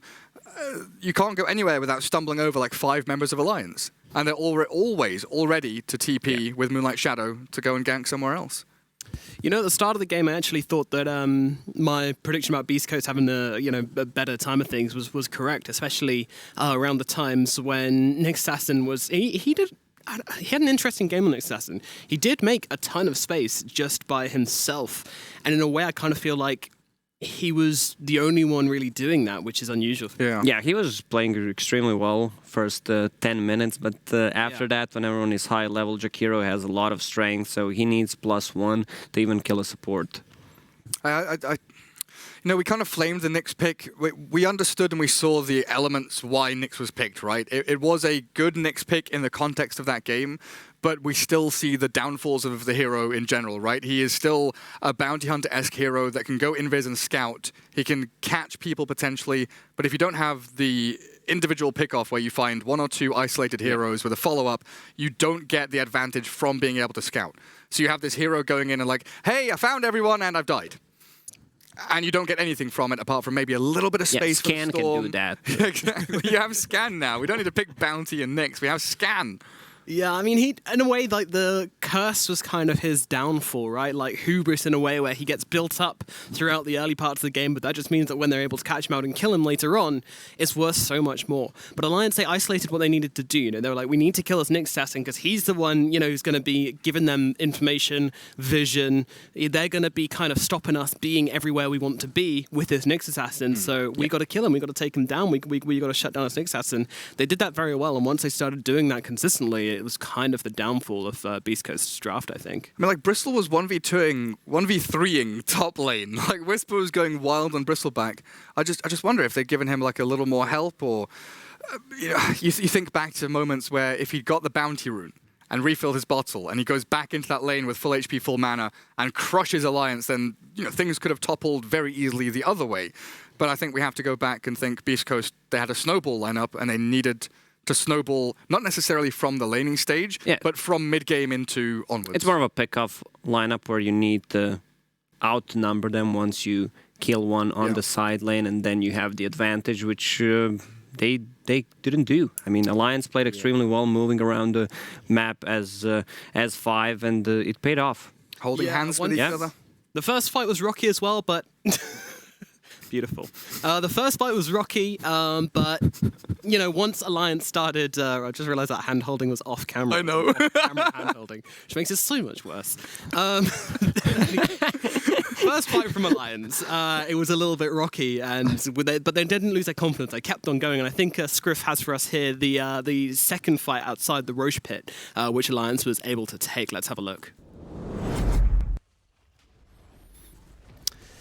Yeah, so this is this Storm was just Spirit. throwing bodies, right? Yeah, with the Lincoln Sphere, I don't think the BKB would change much because it would just keep him alive. But once again, Limp links in with the BKB, doesn't care about that Will-O-Wisp, and Hanskin will hit him once again with the arrow, and then Storm just dies. He actually didn't do any damage in this team fight. So horny for Nyx. Killed that Jakiro. The immediate second Nyx shows on that sentry is like dead. Limp jumps in, BKB stun, kill the Nyx. It's almost like they really didn't expect the Storm to be caught out like that. Like, he was up on the high ground. The Gyrocopter was up on the high ground, farming. He had no way into that fight. There's no way the Gyrocopter can arrive in that fight. And the moment Storm gets stunned, they're like, well, we can't protect him. We've got nothing to come down and actually help the Storm out in this situation. We can't respond in this in any other way, so they're just all in for the Jakiro. Yeah. Their calls drop and it's over. It feels like one of those almost coin flip scenarios where you can feel that they are under so much, mental stress and pressure. They feel they need to do something to break the game. So they want to try and force a fight at Roshan. But if they'd maybe just F4, break the game. Alt QQ, man. Go back to Dota 1 days, Alt QQ. But if they'd potentially let Alliance have that Aegis and just try and wait, I think that maybe would have been a better course of action. But that's obviously with hindsight and thinking about things, from this perspective, which is very hard to do when you are losing the game at that moment. Alliance are hitting their timings, and you want to disrupt them somewhere along that track. Finding the correct place along that track is super difficult in the moment. Yeah, well, Alliance, of course, taking game number 1 in a convincing fashion. Now, what do we want to see Beast Coast doing to bring things back and making this series into a 1-1 in this best of 2? Guys, I want you to tell me, but I want you to both tell me, doing one word each, forming a coherent sentence, what does Beast Coast need to do to bring it back? Oh, this game. All right, they... He said I start. Oh, you start? All right, go, Gary. Oh, he's taken over. Captain Longleg Lacoste or whatever. I don't argue. Mutiny. It's must. So they must have a hero. God damn it. That has a lot. So has a lot of heal and sustain. I love just using prepositions and connecting words. I said nothing that entire sentence. All right, that's a 10 out of 10 for me. That's a fucking 10 out of 10. We'll work on it, guys. Don't worry. Got plenty of time to get smoother with this goings on here. All right, we're going to throw it over to a short break, and after then, we will be back with Alliance versus Beast Coast game number 2 here at ESL 1 Hamburg.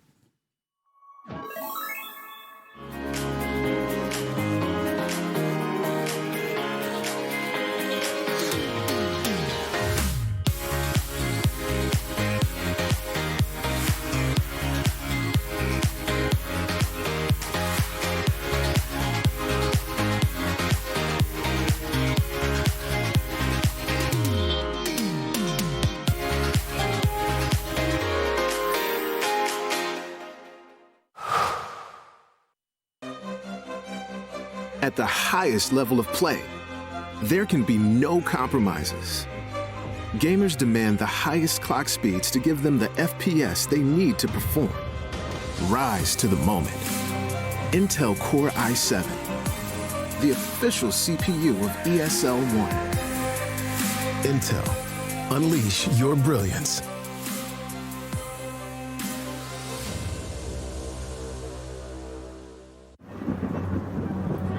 Multiple witnesses have reported mysterious shadow sightings all around the city.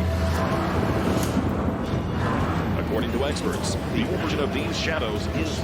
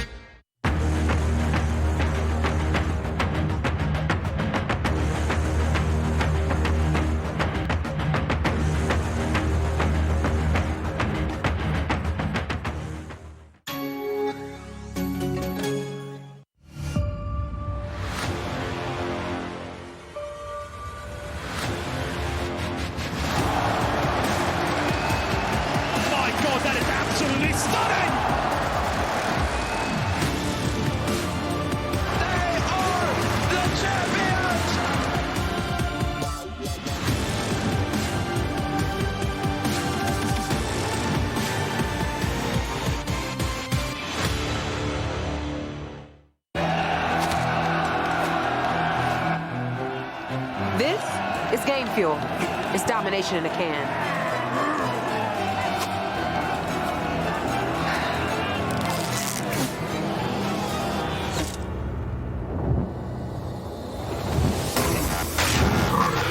Oh, tastes like loser tears. New Mountain Dew Amp Game Fuel. Victory in a can.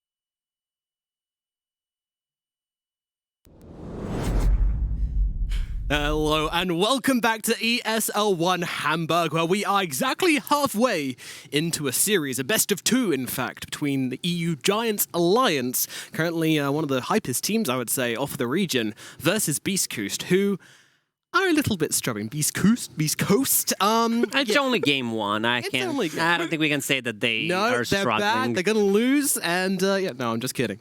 Game number one, I mean, it wasn't a great showing for them. Do you think... So obviously we talked about sustain being needed in the draft. What kind of heroes do you want to see them playing, though? Maybe the Death Prophet, the Dazzle, maybe?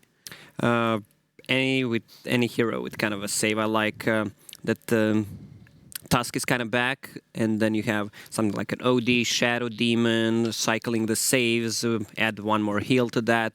I talked about the W heroes as we started to call them, Abaddon, Omni Knight, and who am I missing? Legion Commander, where...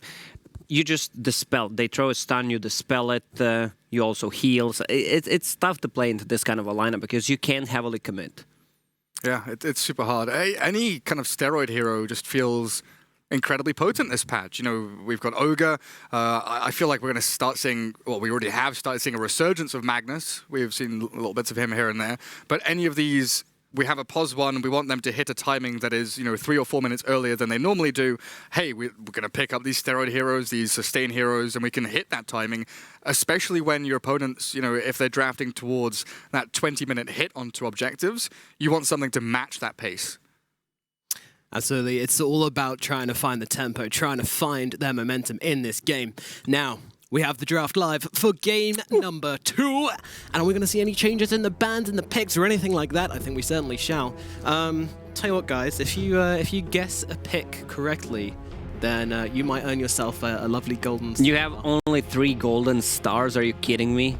No, I mean, it's got a bucket of them, dude. All right, that's better. I mean, picks or and bans, picks and all bans. No, just picks. Only just picks. picks. Okay, fine. Alliances. I didn't want to guess bans anyway.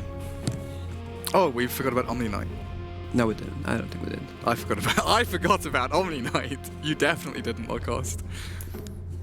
Shining beacon of light. Yeah, another just heroes with sustain, heals, purges. It's all good stuff. It's all the common picks right now, and yeah, Omni Knight definitely fills that role. I'm not sure. Do the teams play a lot of Omni Knight though? I know they ban them out a hell of a lot. 5 seconds remaining. It's just again just one of those heroes that is super difficult to deal with. Like countering, like you can't really counter Omni now. We've seen position 5 Omni where you just like I'm going to go, acts like an ogre. I'm going to go and hit people. 5 mango. I'm going to go and punch people. What are you going to do? Yeah. I don't know. There's a few downsides of having like Omni Knight, Abaddon on your offlaners, which doesn't provide any kind of control. So you need to have position, or wave clear. So you need to have position 4 who can do that instead of him. I want Night Stalker. Night Stalker is great. There's a couple of games, Keeper of the Light plus a Night Stalker. Yeah, so you kind of have silence all the time ready with the chakra magic. Do I have to guess the team and the hero, or can I just... You really want this star, don't you, Gary? I want the stars! Beast Coast are going to pick very Night Stalker. Okay, Beast Coast Night Stalker. Also, do you need to guess it like right now, or... Yeah. It needs to be all right. Pick, So upcoming pick. You can't just. So we have that's the challenge that I like. Yeah, that's what you guys are going for. I just want to point out here that Alliance have actually let through the Kunkka, which is very rare for them when they're playing against Shadow someone Demon. who plays Kunkka a lot. Oh, forgot about this. Beautiful man. The beautiful. Is it purple beautiful boy. if he doesn't have a face? Yes. Beauty is in the eye of the beholder. Doesn't matter if he doesn't have eyes. You just still got a heart, Lacoste. It just means that he can't find other people beautiful because he can't see them. True. Yeah. That's a great definition, Gary. You're welcome, man. I'll quote you. You're a very thoughtful man. So this is gonna be a Shadow Demon +1, and it's gonna be Shadow Demon. What do they have? A Gyro comes not in the pool. It's gonna be Kunkka plus Shadow Demon. I mean, give me those two. Shadow Demon, Shadow Demon Kunkka, Shadow Demon Earthshaker, and then they morphling second phase. It's happening. All right, what's the blue one for? Yeah, what? Blue one. Well, I just. Oh god. A lot of different colors. Okay, you can choose your color, I guess. Is there a red one for us being idiots? Oh, yeah. If you don't get anyone, then I don't know what you get. I'll find some poo outside and just wipe it on your jackets. They can still pick SD. Can we get half a star for guessing Shadow Demon? I mean, having a save inside a Chronosphere, a Shadow Demon is just too good of a hero not to have Yeah, at and the it moment. sets up for the leaner, I believe it. Of course, this is your prediction. Ready? They're taking their time. Yeah, they are. Oh, and they go for the Tusk. Goodness gracious. Okay. Well, that's an interesting one. I mean, he does give a save if you're right on the edge of the Chronosphere, I guess, but... You can shards to block the void. Yes. Lena, if she's POS 4, can go the Ether Lens cast range build, and you can just Light Strike Array into Chrono from wherever the hell you are on the map. You know, global LSA from Fountain. Also, I don't want to turn this draft into us like shouting heroes. Is that the reason why? Wise. Yeah. Wise. Okay. Yeah. Jakiro Macropyre into Chrono, again the solid kind of stable support for Alliance. God, Plus the 5. Macropyre, dude. It's not just about the damage inside a Chronosphere. You can also land a nice ice path when you see the snowball where it's heading, so you know that if it's one hero inside, you might land it to Chrono. You can also melt the snowball. To an ice path, yeah. My brain's not working. It's still too early. It'll turn to water.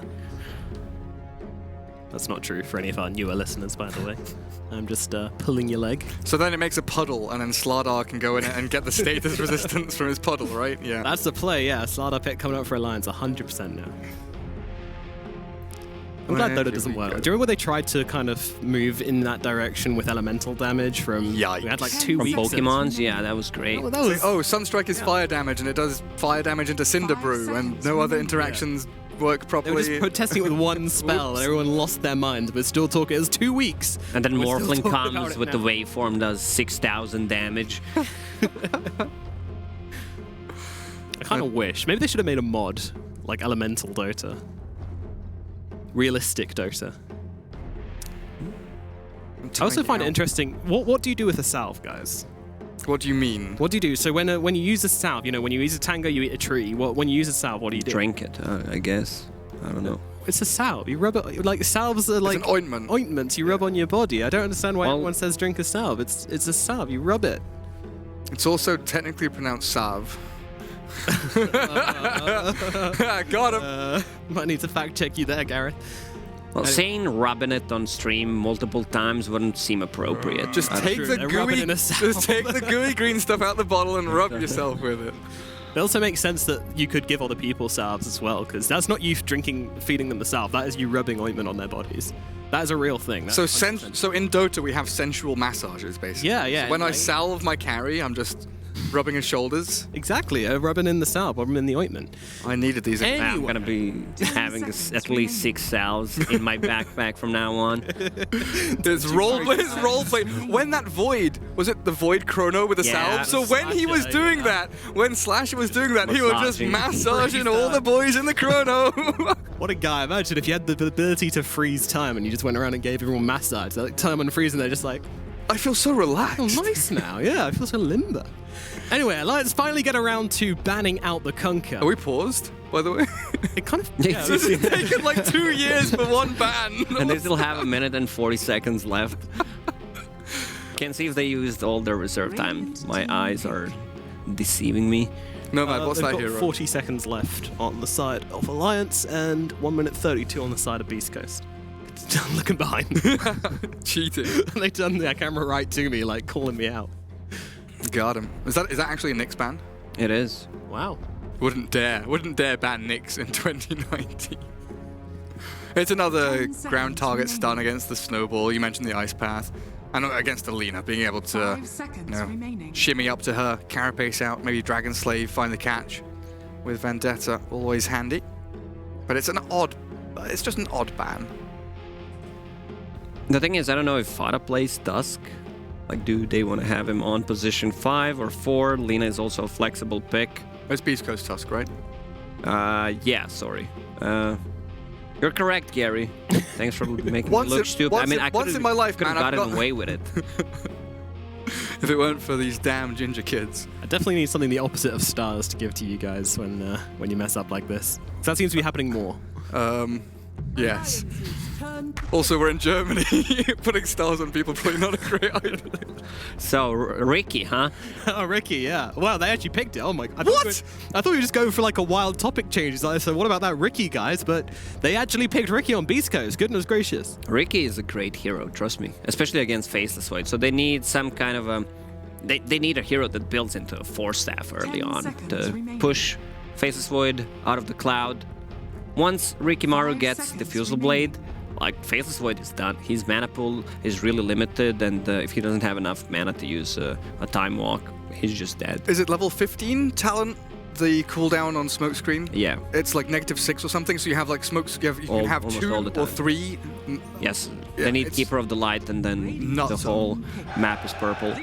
Hey. You're playing Void into Ricky. You're always just like, I really don't know what a Chronosphere the guy, because I know the moment I drop Chronosphere, he's going to drop Ultimate. You know, there's no skill in it. It's just that he's going to press Ultimate the moment I try and ulti him, and then everyone's just going to be sitting in Chrono, not really doing much, and it's going to be very awkward for everybody. But then if you do see him with the Sentry and he doesn't realize you see him, you can get a free Chrono as well. So, potatoes. If you look at these 3 heroes from Beast Coast, this seems like someone random in pub. It really does. Feels like single draft. Maybe they got the mode wrong. These heroes are so squishy. Tusk not so much, but still pretty easy to take down. So any kind of a burst damage would be cool. And one of the reasons why they banned out Tiny. Yeah. Is the plan damage, you know? Is the plan to lane the Ricky against the Void and just spam denies? Like if you have Tusk Ricky... Alright, how do you spam denies, Gary? Explain to the larger audience. I mean, the backstab still works on denies, right? Does. I'm not a moron. Excellent. Right, we've got that out of the way. Yeah, you just keep spamming it. Just keep spamming denies, man. Like, what else is there to explain? You attack from behind on a creep that you're friends with. All right, well, Beast Coast here, Lacoste saying you're picking squishy heroes, and they go... Was it Meepo time? We're going to keep doing that. Screw you, Lacoste. We want more squishy heroes. So that's Silencer. Usually, Beast Coast, they play position 3 Silencer. They tend to give it to Whisper, but can also be played as 5. But right now, they can swap things around because all of their picks besides Ricky are kind of flexible. I feel like when Infamous or Beast Coast have picked Silencer in the past, it's been a big flag saying we're going to pick Meepo. They love having that blanket security of global silence to allow the Meepo to go to work, but I say this and I'm doubting myself as I say it because I just don't see how it fits. But I think you might be right that they just slot Whisper onto the Silencer. There's the sustain. I like this answer to Ricky Maru as well. You do not want your allies to die inside the clown during the combo from Ricky, so there's going to be some living armor. And he's so good at fight. Like, Silencer plays from Fog, Lina plays from Fog more often than not. Tree is one of the best heroes that can find anti-fog. Just spam Fog. Just spam Fog, dude. Just keep spamming Fog. No, you walk into the trees, you find people, you know, you're lumbering along, you're like, oh, hey, there's a Silencer hiding here in the fog. Anti-Fog. Anti-Frog. Need some Fog. We've just said Fog way too much this time. The words sound weird to me now. They ban out the Dash Profit. No surprise from Beast Coast there. That sustainable lady. And Alliance. Right, final 2 picks. Alliance, you know they're going to pick something sustainable in the middle lane.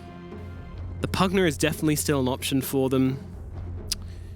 Yeah, it is. Pugna is a great pick for Alliance if they want to go for it. It's also another save for Ricky Maru. But how do they counter this global silence? Legion Commander maybe at one point will get a BKB, so he can BKB press the attack on one of the targets. Faceless Void probably in this game doesn't need the... Oh, he could go for a BKB as a second item. As well. Yeah, that's true. Even Manta Style works on Faceless Void. Like, you want to have a way to disengage and remove the global silence. 10 seconds remaining. As well, if they do go for any kind of in mid lane, you can always get the Yules as well, so it's not like a huge counter with the Silencer there.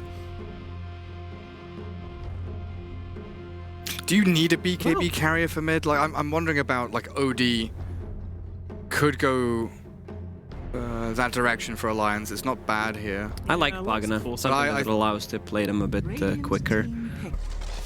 Ooh. Go for the Dazzle instead. Right, okay, so Dazzle mid. That's a mid. That's a core Dazzle with Guardian Greaves, so one way to keep your allies alive, extra damage heal, and you can also cast Grey once you remove the global. If Legion fucks up the duel, Dazzle can save the day and Shallow Graver. No problems. And Dazzle has no problems like going second item Lotus Orb, right? Like Greaves, like Arcane's mech Lotus. You could easily go that way. Then you've got Grave, you've got chance to earn heal. a star here. What's the pick going to be? I literally have no idea. So, I'm going to say hard. Meepo. Like, I'm just going to say Meepo. It's been so all over the place from Beast Coast, honestly. If I get a star, can I get a double star if it is Meepo? Yeah, you can get the whole you can bag. get I'll just throw the whole Can I get 4 stars if it's Meepo? Come on, pick Meepo, guys. Beast Coast, do it. Come on.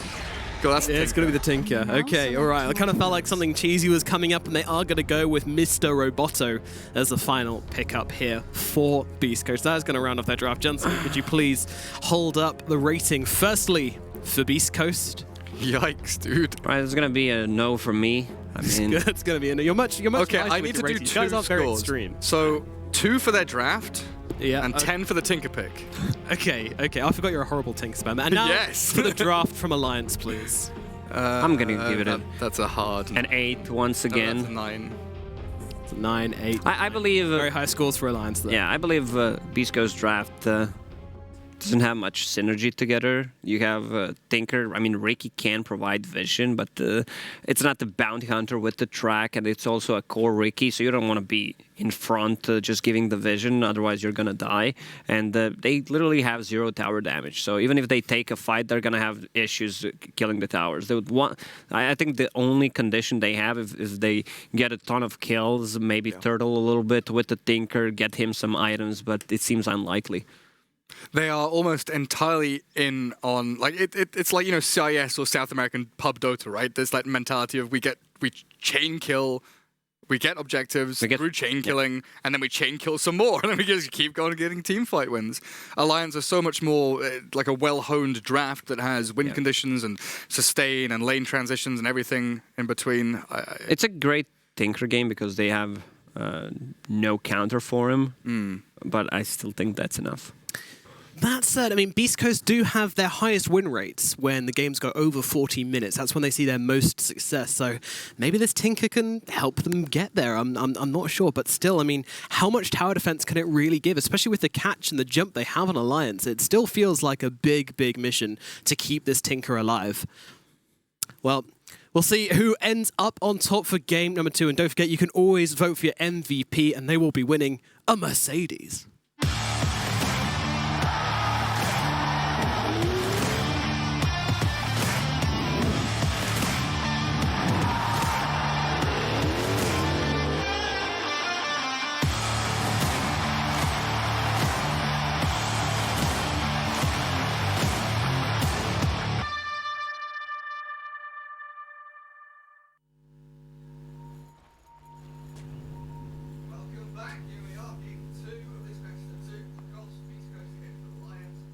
We're pretty much on the same page here. It's a good Tinker game, but Alliance have the better draft.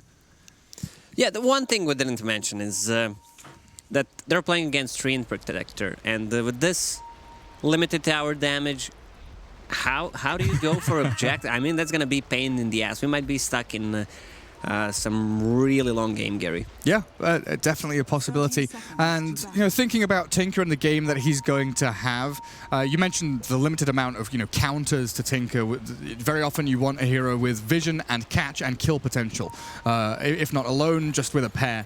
And Alliance don't necessarily have that. They've got Chrono to maybe catch the Tinker, but that's down to Void finding Tinker first. Legion Commander has the same with Duel, but I think it's going to be Hansken on this tree that has to really scout for the Tinker and find him. He definitely needs to be the one finding him. Jakiro can land a good Ice Path. Maybe 3/3, you cheeky devil. Fire. Yeah, he got it. Loses about 70% of his HP for it, and a 2-for-2 bounty rune exchange. He's going to salve straight off the bat on that Legion Commander. So lane setup, what's happening, Lacoste? Because we've got the Power Rangers TPing top. Yeah, there's a lot of colors. We have Chris Luck on Silencer, and Visper is playing mid on Tinker. He sure is, swapping things around. So Silencer, I don't want to say pos 3 because it looks like the position 1 here being tri-laned around. They move 3-3 up top for Alliance as Hansken scouts out this trio of Beast Coast heroes, and they will swing down bottom. Fata, Nico Baby, and Hansken looking to tri-lane into the Ricky, which Hector has grabbed up for himself. So far, Ricky just soloing on the bottom lane. They have 1 sentry only. They definitely need to bring numbers on the bottom lane. They can't just leave Ricky alone there. I mean, they can if he wants to feed. Meanwhile, mid lane, Limp trying to man up, dropping fairly low, using Fairy Fire just to stay alive. Gets the range creep deny very nicely. But yeah, down bottom, if they'd managed to hit that Nature's Guise, that little untangle, the root from the tree, and Hector, 3-3, he's gone in, he's fed. Tower there will take him down, just gets chased out, and with no TP for 20 seconds, the Walk of Shame up towards top. Yeah, sadly, Chris Luck was not in a position to steal some he not? Intelligence. Yeah. That's unfortunate then for them. It looks like an 8-8 Silencer top is having a cracking old time, but mid lane Whisper against Limp, Tinker at 4-1. Limp with 3 and 6. Those denies starting to rack up here for the Dazzle. Looking pretty hot in that mid spot. And he might go for... Yeah. I mean, Whisper's in trouble. It's only level 1 poison, but even if it was level 2, he still wouldn't kill him. But a lot of good harassment coming out from Limp. He's also using the Courier a lot, bringing some mangoes to keep spamming the Shadow Wave and the Null Talisman. Ricky's just soloing on the bottom lane. I mean, he's not having the greatest time. 7-1, killed a couple of creeps, but now if they drag the creep wave back, they also have a sentry there. It's gonna become a problem, and we can see the rotation coming out from Stinger. Lina with the Blackstone. Hansken, he plonks the tree down in the middle of the lane so he can continue. Gets the root, gets the kill. Beautiful play from Alliance to take down Hector, and Lina left here all on her lonesome. Does get a pull onto the majority of the creep wave. Hansken looking to scout out Stinger.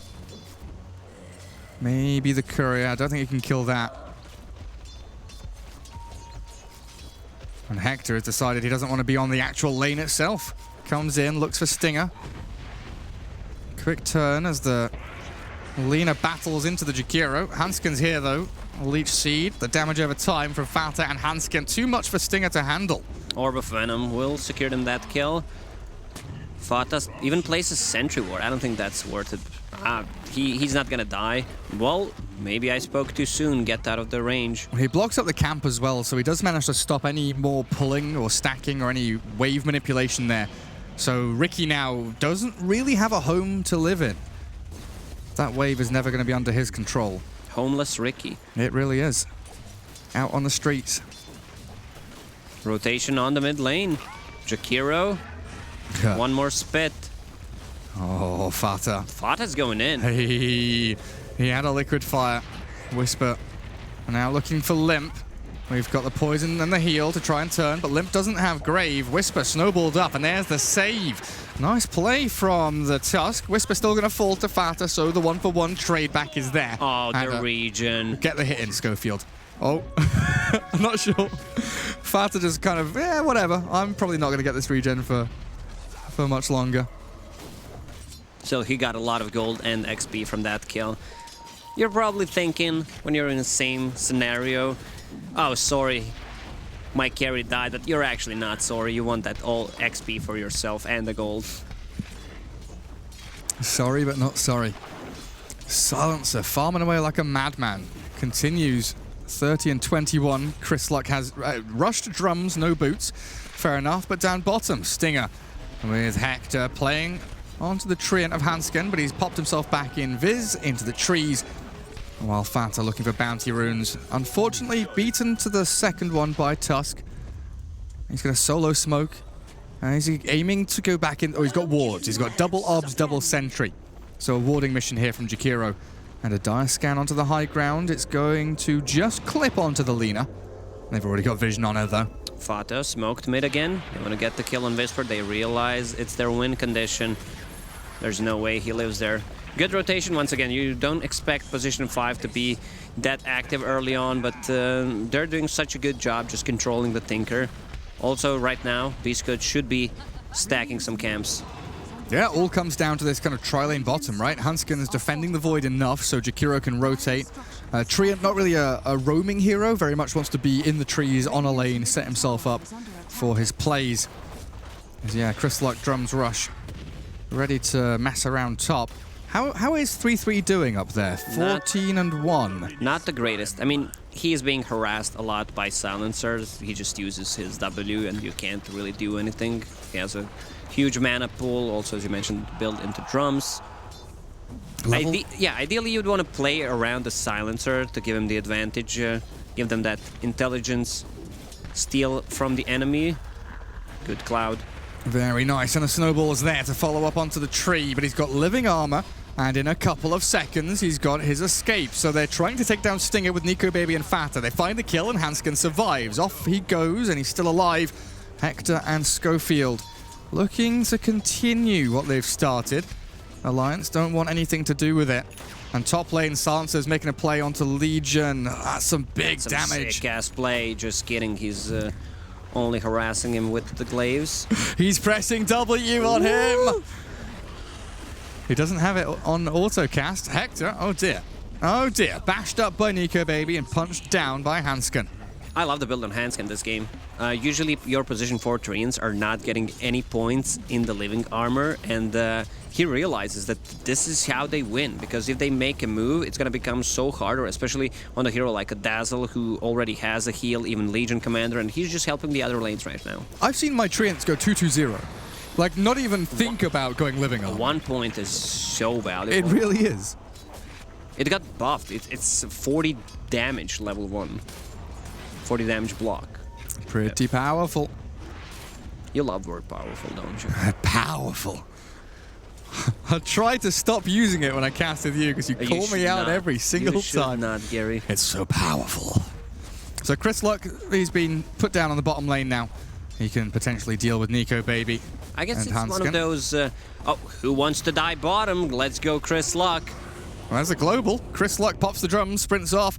1 versus 3, where the 1 is winning. Schofield arrives. He's got Snowball. He's going to try and save Chris Luck. He'll succeed, and he'll get a kill for his efforts. But Jakiro coming in from the left-hand side. He's got some damage down, and a disable onto Chris Luck allows Nico Baby to find the takedown, and the level 6 is hit, so Nico Baby chronos up 2 of them. Another ice path from Fata, and Schofield, he's in trouble. Shards to block, but the bash through the igloo. Snowball once more to buy some time. Who's it rolling onto? Creeps off to the right, Schofield. He's been hit by the liquid fire, and he's just going to get tickled down into a grave that's built from ice. Fata. Yet again, this Jakiro just immaculate play. Fata is all over the place, involved in 9 out of 10 kills so far. Oh, I thought he's gonna go for the last hit on that tower. He deserves it. And all chat, sorry. Whoops. It was a misclick. After getting that kill, Faceless Void with level 6, nicely placed chrono. And seems like Tinker is farming. He's, just farming the jungle. Silencer has a lot of CS, a lot of denies, but their heroes are not that strong. They even popped the global, but not that effective. And Chris Luck. Oh, not that lucky. That's the snowball. Schofield allows Stinger to take the kill. This time, Beast Coast, they bring the numbers down towards their bottom shrine. It's just, kind of a slow and timid game from Beast Coast until they get these heroes online. Tinker still needs another 5-6 minutes or so to get into travels, and then think about the Blink Dagger afterwards.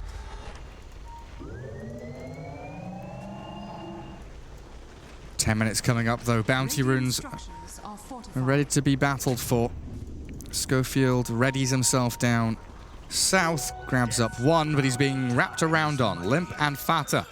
They're both going to see the Tusk, and they quickly realize that that's not the kill they want to get. They're aiming for the Chris Luck Silencer. The ward is there, the vision given. Limp with the poison, and they start off with Nico Baby trying to get in with the first hit bash. Chris Luck, he's not going to get himself out of this one. Schofield, I don't know is he baiting? Pretending to be he's pretending to be an illusion, mate. He's been found out. Hansken knows damn well which one's real and which one's not. Oof, that was not the greatest global.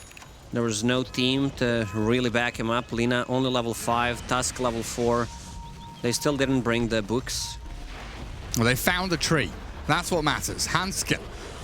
Dodges away from all the damage. Survives on about 100 HP, and the chrono onto 2 with the damage from Fata. This Jakiro is shredding people. The Light Strike Array does slow down the Void's advance, but he time walks up to the high ground yet again, and Hector bails back to touch the shrine. Dazzle so close to dying, surviving on the right. Limp gets out, and Fata still with a Macropire down has blocked off the rest of Beast Coast. They've brought back Schofield, but they're all dropping low in Alliance.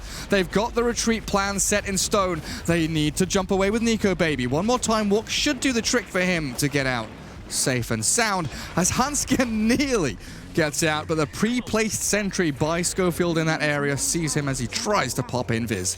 They were fighting 3 versus 5, and Fata, he just tipped 33. 33 is on the top lane, didn't move, has 4 points and pressed the attack. There's still tier 1 tower on the bottom lane. He could have easily joined that fight because it lasted for so long. No. 3-3 is catching up. He is hitting creeps and farming his way back into this game. It does a solid 30% damage to the tier 1 top, but down bottom. Ricky trying to dance his way out of death. The dust has expired. The sentry's there, though. And Nico Baby on a mega kill streak, top of the net worth board. And this Faceless Void, we know how much he can do in games where he's ahead. They want to get some dual damage on this Legion commander. Oh, good scouting. Hansken sees him. Oh, press the attack on Treant. Let's see it. The punches. It hurts so good. Tusk does get the snowball, the punch, the turnaround, and the Light Strike Array with everything and the kitchen sink onto 3-3. Down goes your Legion commander, and Beast Coast bring numbers. 4 heroes converge top. They get the counter kill, and now they look to try and slowly shove into objectives, but you've said it. How do they break towers, Lacoste? They need more kills. With the freshly bought BOTs, on Tinker. They should start playing more active, try to outnumber people. Ricky has Invis, but he also wants to farm. He doesn't have that much net worth right now. Less than 4,000. I guess he's just gonna continue farming until he gets a Diffusal Blade, then start being active. 3-3 has made his home in the mid lane now. 3 heroes from Alliance are grouped up top, and lots of drawing on the map. It looks like the Void is going to try and connect back up towards the top lane after shoving out bottom. He needs to play with Jakiro if he wants to grab a kill with Faceless Void, because none of the heroes can deal damage inside of Chronosphere. Looks like Hanskin will be backing him up. 3-3 also nearby. Alliance playing much more open, wider map, shoving out these lanes much more frequently than they were in the previous one.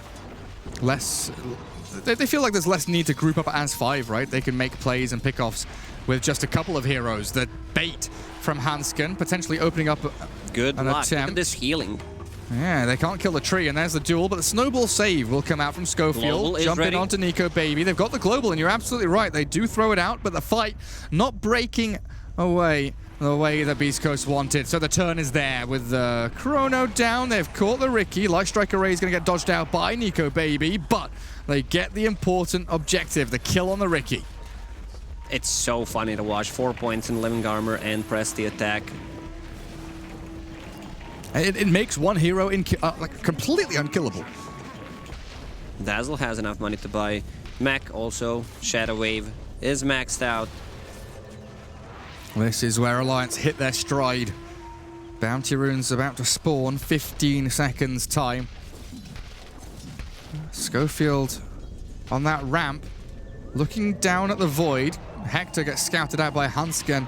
This Treant doing glorious, glorious scouting work here. Just the fact that Void gets an additional, 2 creep waves because Hanskin is a hero in this game as the Treant. Hanskin realizes his position in this game. It's not position 4 necessarily to try to deal damage. It's more about him scouting things out. And if you look at the net worth, it's exactly how he's playing. Fada has more net worth than him at this point. And he's forcing Beast Coast to just absolutely spam sentries everywhere. He's got the Meteor Hammer queued up. Manta nearly done on your Void. Ricky working on the Diffusal Blade. Lots of items kind of peeking out, but not quite completed. In the next 2 minutes or so, we should start to see this game blossom into what it's meant to be. And there we have probably the most important item of the game for the first 20-25 minutes. The bots, the blink. The Tinker is ready to start making plays. Back off, but the damage from the Silencer pummeling the Legion Commander. He's going in for a duel. Legion Commander with a heal. Whoa! The sustain. No way! Limp comes in and saves the day. 3-3 with a duel win, which by all means should never have happened. You would have thought that 33, what is he doing? Why is he being so dumb? Like he's gonna lose the duel. Then suddenly Dazzle shows up and turns things around. That healing bomb, I'm not gonna say it's falling apart for... Did they Chrono? Yeah. For Beast Coast, but it's not looking good because I always like to stay positive, see how they come back into this game, and the only thing they have is Tinker. Maybe if they start getting kills once that Ricky gets the Diffusal Blade up, but it's really tough. Like, not sure who's gonna play with Rikimaru. Yeah, and very often when you look for these win conditions or the ability to just hold your high ground or make smoke plays, all of the big difference makers are just, not there really for Beast Coast outside of the Tinker. You don't have the ability to break out of your base. You don't have big teamfight ultis apart from Global, but that's not the same kind of control as like a Black Hole or a Ravage or something along those lines. And Ricky still without Diffusal, definitely a sign of weakness here on Beast Coast side. As Nico Baby, without Chrono, still looking for Whisper in the trees. He won't be able to find the Tinker just yet. But he did, not long ago, solo kill the Ricky with that Chrono. We'll pretend that didn't happen. Man, he just killed the Faceless. I was watching that the entire time and I'm thinking, he's fine, right? He walked through March. He continually was just walking in March. He was looking for Tinker. and he died for it. He found him. He found the Tinker March. They have got a nice little go, though. Beautiful, beautiful damage from that Lina, but it's just not enough to kill anyone off. Legion Commander, oh, there we have it. Chris Luck, but the grave is there. Onto 3-3, Hansken dropped down, and Stinger survives through the fire from that macro pyre and does drop finally to Fata as the chase onto Limp. Schofield wants in. Ice shards are down, and Limp turns. Knows he cannot run away from this. The smoke screen's there, and a couple of chain kills from Beast Coast. That is a good sign. I would love to see what happened with Faceless Void and Tinker. Like, there's no way Tinker solo kills. He doesn't have a hex. He literally walked through March for 30 seconds. Like he walked into March, into trees, looked for Tinker, and then he continued walking through March, and time walked into March, and then he walked into March. You use March a lot of times, Gary. We'll use March a lot more when TNC are playing later on today. That's a good one. And Silencer with that double damage, I mean, they need Faceless Void to control the team fight. Has that Manta style to get rid of the global. I'm just stunned a little bit that things like this should not happen, especially with how Alliance have been playing lately. Stinger. Oh, that damage over time is just so substantial. A couple of times in a row. Unexpected death there. Stinger falls. But the Silencer buying a Scythe of Ice. And what's Tinker heading into next? Because if they're going... Oh, Dagon into Scythe. So he wants a little more damage just to try and bring down heroes like the Void, the Dazzle, before they can get off any kind of sustain onto them. Legion with Blink, another ability or another item to allow the catch on the Tinker or the Silencer. I think that's the biggest thing, right? Alliance are heavily reliant in this game on vision and catching one of two heroes. If you catch Silencer or Tinker, that's where you set yourselves up for a team fight you can win. Exactly, but they have a lot of healing sustain so they can reset the fight. Try to play more around the global. Dire's bottom tower is under attack. Schofield sitting mid. Defend Chris Luck on his journey to that Hex. Only a couple of 100 gold away from it now. Beast Coast actually grouping up around their shrine. Farming together, strong together, stay together. And Alliance not really making moves just yet, even with Chrono off cooldown. They are kind of just biding their time, staying on their side of the map, not playing over aggressively, but I think with 3 heroes converging, they're going to smoke up and move out across the map. The biggest strength of Beast Ghost is keeping up with enemies' farm, especially when they are playing from behind. Hector, he will always find farm on the map. I don't know how he does it with a Riki, though. Other heroes where he's got Midas, he's got Radiance, Battle Fury, fine, but how is he keeping up with a Riki? He's not doing spectacularly well, still behind the Dazzle, but a reasonable amount of farm on Hector. Stinger looking to get picked off, but there's the Legion. They've got the duel, trying to bring down Whisper, and they succeed. Stinger, the second casualty of war. Oh, that was a shift Q. There's the Lina gone. What happened? He snowballed, or? Snowballed, yeah. So instantly went to the creep, and he likes to be stuck with the glue. Last time he did it, it was just him and the Legion Commander having a romantic dinner. Well, this time he blocks her out, but she can still find her way in. That long sword, it reaches deep inside the soul of Tusk. I'm now looking to reach deep inside the soul of Roshan. Press the attack, Nico Baby's in, and the bashes from the Void, telling Roshan who the big boss really is. That's really fast Hex. Usually we don't see Hexes being purchased this early on. 21, 22 minutes in. I would love to see some stats on it. Yeah, I feel like this patch, or at least the last 3 months, the fastest Hex builder has been like an OD, right? After like maybe Kaya BKB Hex. We've seen some Kaya Hex, but that's very often, 25, 30 minutes into the game. This, very speedy Scythe of Ice. This is probably one of the fastest sites in this patch, because none of the heroes build straight into it. Yeah. Dagon still being worked on by Mr. Tinker. Whisper has a lot on his plate this game. There's lots of damage over time that you do have to dodge away from. Lots of spread damage from things like overwhelming odds, Even getting caught by like an overgrowth or something is very dangerous for that Tinker to be handling. Alliance now, they are grouping up and playing around, this 20-minute plus window that we know that this sustain does allow them to keep on fighting. I'm just wondering, though, the March, this Tinker, have they literally picked it to just keep shoving out waves because the sustain isn't going to sustain through all of the March? Infinite marches cannot be infinitely sustained.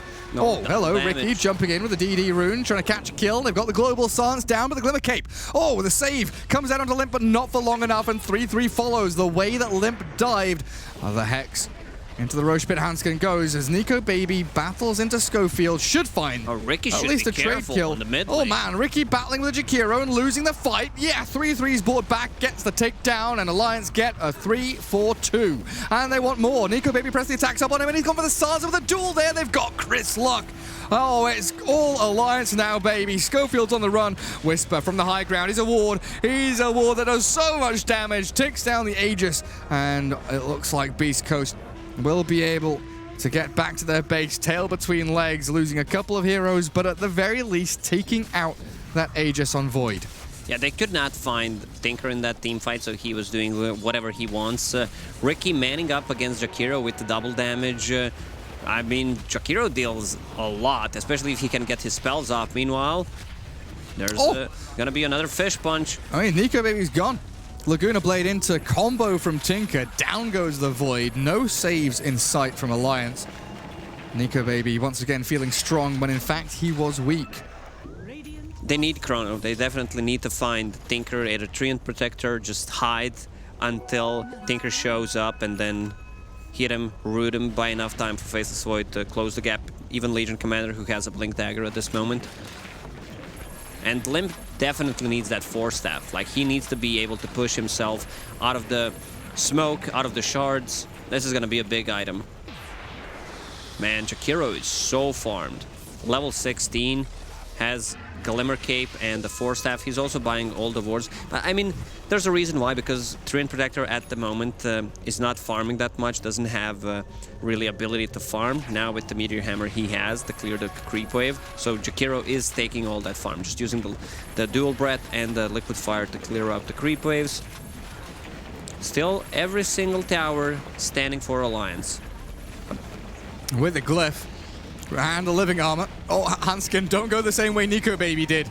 That March, devastating damage, and they've got the catch onto Jakiro and the Global to stop the overgrowth, so the two supports will get picked off immediately. Can they convert it into an additional one? The Scythe, the Hex turns Limp into a little piggy, and Nico Baby has to walk this one off. 3 quick kills in quick succession from Beast Coast, and finally a tier 1 tower. You said it, Gary. They have no tower damage, but if they keep killing them like that, I mean, you just group up and they found 33. Or has 33 found them? Which way around is it? Oh, it's definitely the one you said. They found 33. Easy Scythe of Ice. Easy kill. 4 heroes down on Alliance's side. And with the Catapult Wave, they can actually take a tier 2 here, potentially. I think Nico Baby kind of has regrets that he finished full Mjolnir instead of going for a BKB before. Like, there's a ton of damage. It procs more, of course, but he needs that defensive item. There's a lot of heal, but he also needs to take care of himself. It's nice when you have a Grave or a Press the Attack. It's nice when the heals come out from your Dazzle. But you cannot rely on it in this game. You know that if there's a Global or a Scythe or a Snowball in, the smokescreen on Ricky. Where are we talent-wise on the Ricky now, actually? Has he got the... it's 8... Yep. I thought it was 6. It's an 8-second smokescreen cooldown reduction. It's absolutely insane. It's 3-second cooldown with the 6-second duration. Absolutely nuts. Absolutely nuts. That is really a massive problem. I mean, you've said it, the Force Staff coming out on Dazzle, Jakiro needs one, BKB Void needs one. Just to get out of smokescreen of Hector. Obnoxious little Ricky. Tinker showing off his prowess, able to shove out multiple lanes, keep Alliance hemmed up on their side of the map, so they can't actually move out and make any big plays. It's one of those situations where, you know, from Alliance's perspective, They almost want to, try and smoke gank, get things going again. But they could also sit at their towers. They've got these objectives late into the game, 28 minutes in, and they're defending Tier 1 bottom. Should be a takedown on Schofield, force out the snowball as these heat-seeking missiles from Tinker. They are flying in thick and fast, but Fata not too bothered about it as 3-3. Still no blade mail or anything on the Legion commander. Tries to run into the march, but it is a real risky proposition. Trying to walk through the little machines. Is he gonna make the same mistake again on Faceless Void? I think they just don't want to take a fight right now because Faceless Void needs the BKB. Oh, Fata. He's got heals behind him, and I think Lena will be the one with the regrets now. They will definitely take this fight right now. Easy duel win, and Nico 3 versus Baby. 5. Nico Baby with time walk. He's gonna find him. No, the TP. Oh, hesitated there for a second.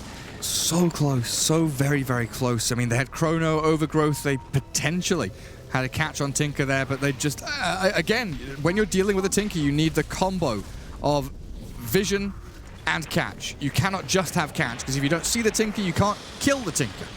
It's not possible. That's some deep knowledge right there, Gary. Well, it's like, you think about actual counters to Tinker. Zeus, he's got the Nimbus. He's able to see and to cancel TPs and catch. Clockwork, Rocket Flare and Hookshot, beautiful. Night Stalker, go over the trees, flap your wings, kill people. They have none of those. They absolutely have none of those. You are right. Any big talents coming up? Faceless Void close to level 20. Time Walk cast range should be good. Nothing significant. Dazzle just hit level 20 with the Poison Touch DPS. On the other side, Tinker is already level 22, which means that he can use his spells more efficiently from mana cost, mana loss reduction. He's just saving the gold for buyback at this moment. Fata gets both items off, Force and Glimmer, but still dies. Hansken back into the trees. Whisper, no, you can't. You can't be doing that. No, Whisper, that's naughty. Leave Hansken alone. He's just spamming March into the trees. Hansken's fine. Tranquil's Living Armor and a Meteor Hammer. He's got plenty of regen. Roche is being pinged out. Will respawn in 10 seconds, but the Alliance doesn't know about it. Dazzle might be in for a world of hurt here. Dazzle will start falling off. Man, Chris Luck, he's all over the place on this silence. 32 intelligence stolen. Potentially there, we could have had a Greaves, a Wand, and a Grave. It looks like. And he has Aghanim Scepter queued up. Oh, baby. It's if he goes that, it causes Glaze to pierce spell immunity.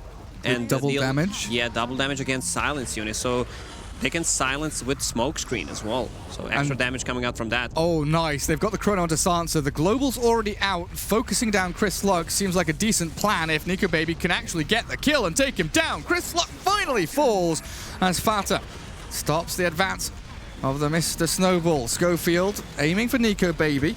Trying to catch the Void, but the Time Walk up to the high ground and the Shrine will keep him safe and sound.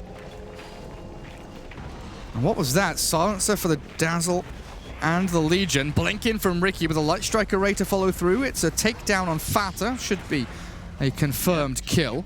But Schofield picked up a gem a couple of minutes ago. Now they're getting rid of all the vision, and you want to have a gem on your team when you have Ricky Maro. Sentries are limited, so basically you need to have either dusts or you need to buy a gem yourself. 2 hexes. I don't think I've seen 2 hexes in a very long time on one team. It's powerful. It's so powerful. I mean, if you are this Silencer, getting extra damage from Hex targets, from Silence targets, it's pretty damn nice. Stinger. Ether Lens. Not much else on this Lena. Into Roshan they do finally go. Is this first one of the game? 33 minutes? It's the second one. Second one. Yep. Of course, the Void had the first one. You are right. Who's it going to go to? Aegis onto Ricky. Cheese there for Chris Luck. And they back up. Very, very disciplined, systematic from Beast Coast now. They fall back to Shrine. They don't push forward, even with vision that they do have in that dire jungle. And what's next for them? Is it just tier 2 mid, tier 2 bot, and then think about high ground?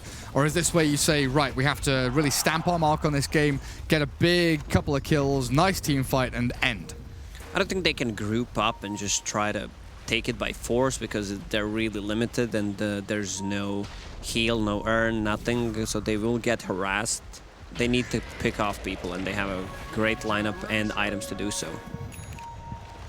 Schofield and Stinger, two very, very eager support heroes, walking up to high ground, allowing Hector to find a catch onto this Hanskin tree, but the duel down south takes out Silencer. That's a big takedown, and they've got the global with a buyback from Chris Luck to try and delay any further advance. Now the Chrono, Nico Baby's found the big one. It's the Tinker, needs another bash, a couple of hits, he's got it, beautifully done, even with a Mjolnir proc to take out that poor Lina. Meanwhile, in the back end of the fight though, Limp has sucked them in and spat them out. You have not got this kill, I've turned it around. Schofield under a tier 3 tower. He's going to fall, and Hector will go the same way. It is absolute scenes of destruction as Beast Coast have gone in far too deep, and they've got the bash! Nico Baby, he time walks in, gets the first hit bash, and is this a 5-man wipe? It is. Man, what a play from 33. This is why I love him as a player, because he understands what he needs to do. He goes in and duels the most important target. It doesn't matter if he dies or not. Like, he's not going for the duel damage, just wants to control the Silencer. And they get him, because Silencer deals a lot of damage. 200 plus everything from the glaives. What is he sitting at? Almost 200 intelligence at this moment? It is a chunky amount of damage. Right, they force the buy, like Chris Luck buys back globals and can't get back into the fight either. So now we're looking at a situation where if Alliance kill Silencer, that is a prime win condition for them right now. And they took the gem off that Tusk, so now they have the vision for Rikimaru. Tusk will buy back. Faceless Void also hit level 25, Chronosphere AoE. Purge off that Hex. Give him the attack speed to go to town on this tower. And there's the tier 3. Alliance immediately retreat. Fake back, it looks like, from them. Considering the jump in again, they know that this Chris Luck Silencer, one death and the game could feasibly end. He bought the casual plate mail to keep him alive. I think Aeon Disc is a really big item this game. Very powerful, Gary. Against the Chronosphere, against the duel. Against everything. Very powerful indeed. And Fata, he's going to keep that Radiant Wave at their base. Keep spamming out. Force your opponents to sit in their bunker and wait and bide their time. The rest of the map belongs to Alliance right now. Mid lane Observer Ward sees them moving across. They know where the Riki, the Tusk, the Lina all are. Hector out in the open. Stinger, also a target to be caught out, but the BKB from the Riki to jump around, but the Chrono's there. The big AoE, he's been scythed up, so there's no damage from this Nico Baby. Void, but he'll jump in regardless. With the BKB going wild, the Snowball saves up the Lina, and Hector, he's still trying to find pickoffs in the back, but he's got to give up on that now. Stinger will not be able to light strike array. Nico Baby and Alliance, they're in full retreat mode. It's Reverse cycle. Time to get out. Beast Coast. Beast Coast have to get in. Laguna Blade's there, but it's not enough. They've lost their Lina, but the Tinker finally gets to target. Looks for the jump, the sight, the damage. Hanskin, he's away. He's got himself out of danger. Tinker can't find the kill until now. Final Dagon Zap will bring him down with the help of the Sentry Ward, but Hector, he's lurking. 3-3 Limp and Nico Baby. They're hurting. They've got to get out. They don't have their supporting duo to save them up anymore. Nico Baby, he's skirting this right-hand side of the fight, but with Limp down. 3-3, he's going to get hexed up again.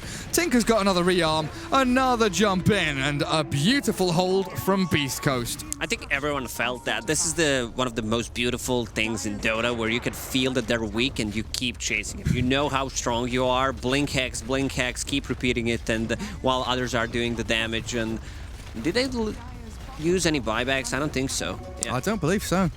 Couldn't kill anyone in that Chronosphere, and they immediately started to fall back, but it's hard because chase potential is there.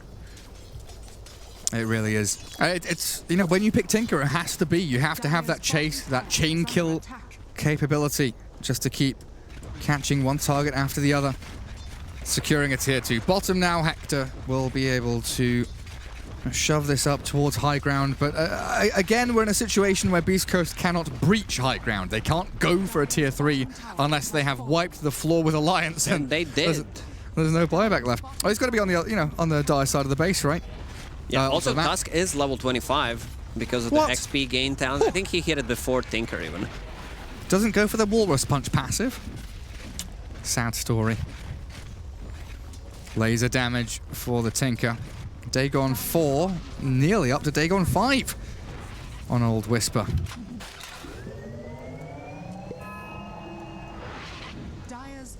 Ready and raring to go. Tier 2 mid is going to have a big, juicy creep wave come up to it.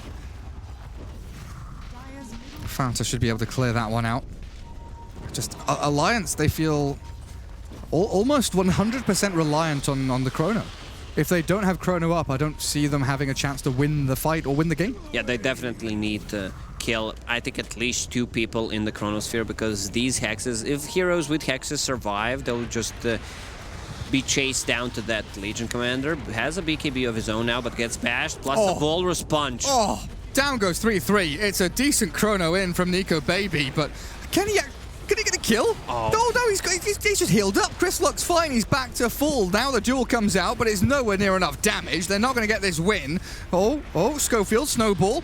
Try and save up Stinger. There's a couple of Alliance heroes still looking for targets as Fata throws out the Ice Path, does catch a kill on Schofield. Stinger falls to Nico Baby, and the chase is on to Hector now. Ricky, can he get away? Is he out? He's not. It's a triple kill for Nico Baby.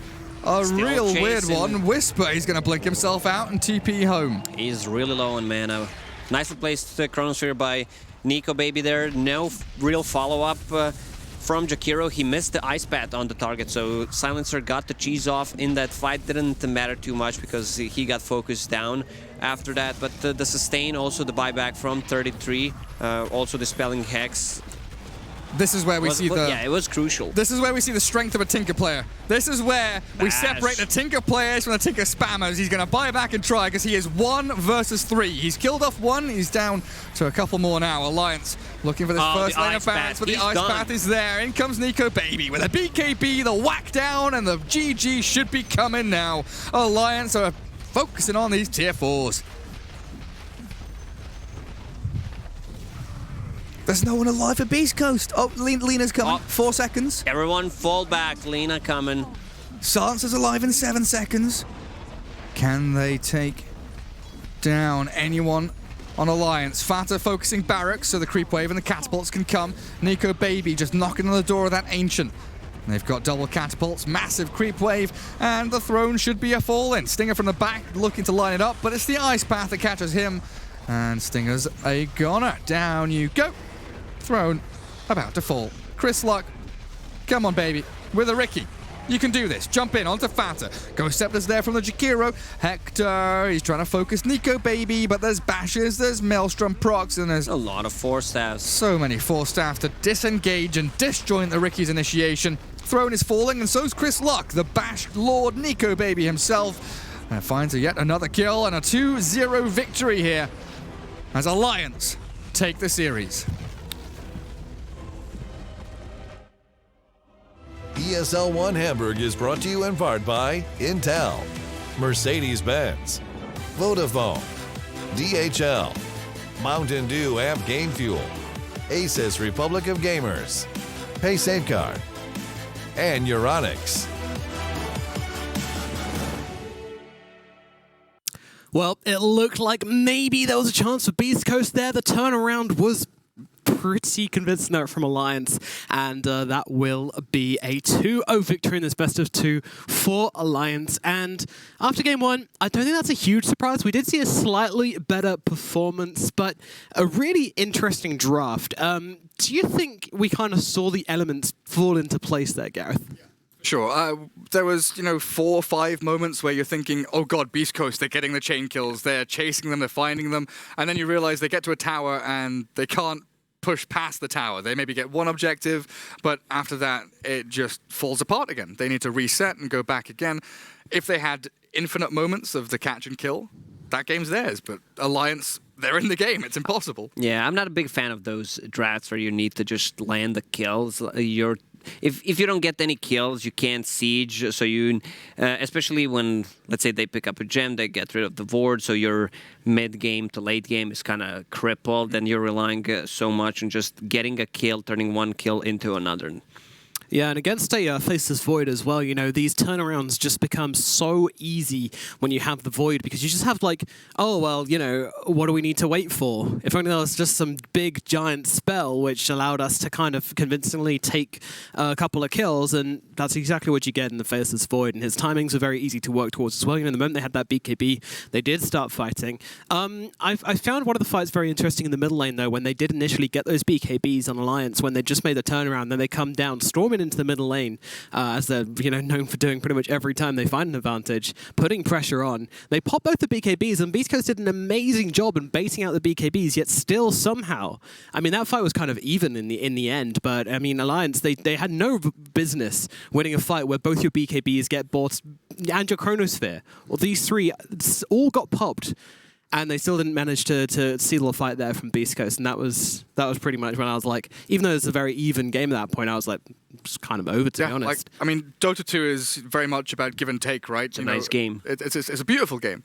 Like, you give Beast Coast these BKBs, you give them, you know, potential to go on you, but then you also take their opportunity to kill Dazzle. So as soon as you take away the Dazzle and he's hiding in the fog and Limp is getting these heals off, all of a sudden you've mitigated that, you know, potential for BKB countering. I like how they swapped position 4 and 5 in this game, where Hansken was just being a guy who scouts things out, tries to find the Tinker, while Farah is getting a farm on different side of the map, and he got the 4-staff, the Glimmer Cape, then Dazzle gets 1 4-staff, so it's really easy to kite even when the BKBs are down, and I think this game also shows why Faceless Void is such a strong hero, and especially in the late game. You have this huge bubble, especially when he hits level 25, and there's no save on side of Bisco, so whoever is in Chronosphere is guaranteed gone.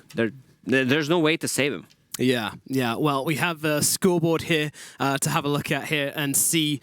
Well, I mean, it all seemed pretty straightforward, other than Nico Baby going pretty insane on that Faceless Void. A classic Alliance scoreboard, I would say. 23, 2, and 13. Yeah, monstrous. I think the biggest standout there for me is the Lina, 114 and 17, with pretty much just Ether Lens as her itemization. When we've seen Lina's picked up in the support role, usually it's been almost a hyper-greedy, split-pushing, I've got, you know, Ether Lens, Yules, Aghanims at 25, 30 minutes, where they're shoving out lanes. This was very much what felt like a position 5 Lina. For sure, it felt definitely like they had 2 position 5 heroes. Tusk didn't have his Blank Dagger, decided to go for Gem. I mean, that's what he needed to go for, especially with the Ricky on his team, but they couldn't find any farm on their position 4 and 5 because when you have it's a hard Tinker, to... Yeah, when you have a Tinker who's just pushing out waves constantly, like, you know, perpetually your waves are away, you'd see the Lina and the Tusk, you know, going into the dire triangle. Can we farm here, guys? No, there's a void here. We can't do anything. That Tinker was incessant. He did such a good job on pushing those lanes out and, you know, just kind of making space. And the laning phase was pretty... I think even Beast Coast had a bit of an advantage, even though they died a ton in the laning phase. Like, they died there. I think it was like 10-2 at some stage with the 0 gold advantage. You know, I don't think they won the laning stage, but they were keeping up with the net worth. Yeah, and then after that, the Tinker can just make so much room for them in terms of, you know, just keeping on top and making sure that, you know, they don't feel the pressure which Alliance put on them in the laning phase. Once those BOTs come out, you can just push it back, and that's something which Alliance didn't really feel very comfortable playing into. I think there's a little bit of truth in the Tinker pick. I think this could be a good way to try and break Alliance in the future, but unfortunately there were just a few really clutch moments in that game which turned it around for Alliance, and especially when it came to the team fighting, which, by the way, Beast Coast are usually excellent at. I mean, they've got one of the best kind of team fighting records on this patch so far. But yeah, unfortunately, they couldn't hold it together versus Alliance, who are just kind of almost feeling the experience coming in from them after DreamHack. I think you're right. Tinker conceptually You know, from laning phase through to that sort of 20-minute window where a lot of teams are exploiting the sustain and the push onto towers. Tinker conceptually can do very well, but it almost has to be 22 pick. It has to be the final pick of the draft, or else it is going to get hard countered by, one of 7 heroes, basically. Looking at the draft and how it went, imagine if they had Shadow Demon instead of that Lina. Yeah. Let's imagine they had Wraith King instead of Ricky, right? If they had we can't just completely change the draft. That was not the biggest fan of the draft at the start, but the Shadow Demon, like, he needs to be caught in the Chronosphere, and with Tinker, Soul Catcher is so annoying to play against. Yeah, I was really surprised they didn't really kind of work around that too much. But yeah, I mean, talking about Alliance and the turnarounds and the clutch plays they made to bring that game back into their favor, I believe Scriff has us a little dual turnaround from this game. Oh, is it this moment? It is indeed, yes. So the what the hell is 3-3 doing moment with the big duel. Then the realization dawns upon you that big reaction time from Alliance, man. Lacoste. Yeah, thank God the Jakiro didn't TP there first. Shadow Wave into mech into death, destruction. How much damage did that Shadow Wave actually do? Can we look at the fight recap? 250, 300 or something. Yeah. They're pretty monstrous. 642. No way. I mean, that's spread across all targets, right? No, that's just on the silencer. That's only on the silencer? 642 damage. My God. That's insanity. Easy peasy. Is that? I mean, that's just the power of Dazzle, man. Rate the play, guys. Let's have a look with our high-tech scoreboards here. I mean, for that play, yep. I'm gonna give it a 10. Yeah. 10, 9. Yeah, it was a great one. 9 out of 10. Yeah, I mean, man, that was a huge amount of damage. You see Shadow Wave sometimes putting out stuff like that, but I mean, just a great read from Alliance as well. Just being like, we've got a Dazzle. They've got Dazzle. They've got Tree. They've got like so many saves. We talk about them using the heals and using the purges a lot, and they pick up heroes which are pretty good against like the Ricky and stuff. Pretty enjoys playing against those kinds of heroes. Don't care. Just pick more of them. More heals. More saves. Is that the way the meta is working right now? Yeah, definitely. I think you need to have at least one of those to be able to reset the fight. And you can see that Beast Ghost lineup, like, they need to go all in. And if they get a kill, then they're going to start chasing, especially with the 2 hexes. But they have no ways of disengaging a team fight. Alliance, if they get a good catch, they're going to be outnumbered unless they use the buybacks. Talking about getting a good catch, that is certainly not what the Faceless Void managed to pull off in this next clip we've got, unfortunately. Yeah, this is what I wanted to see. All right? Yeah, all right. He's dropping low. He's like lying.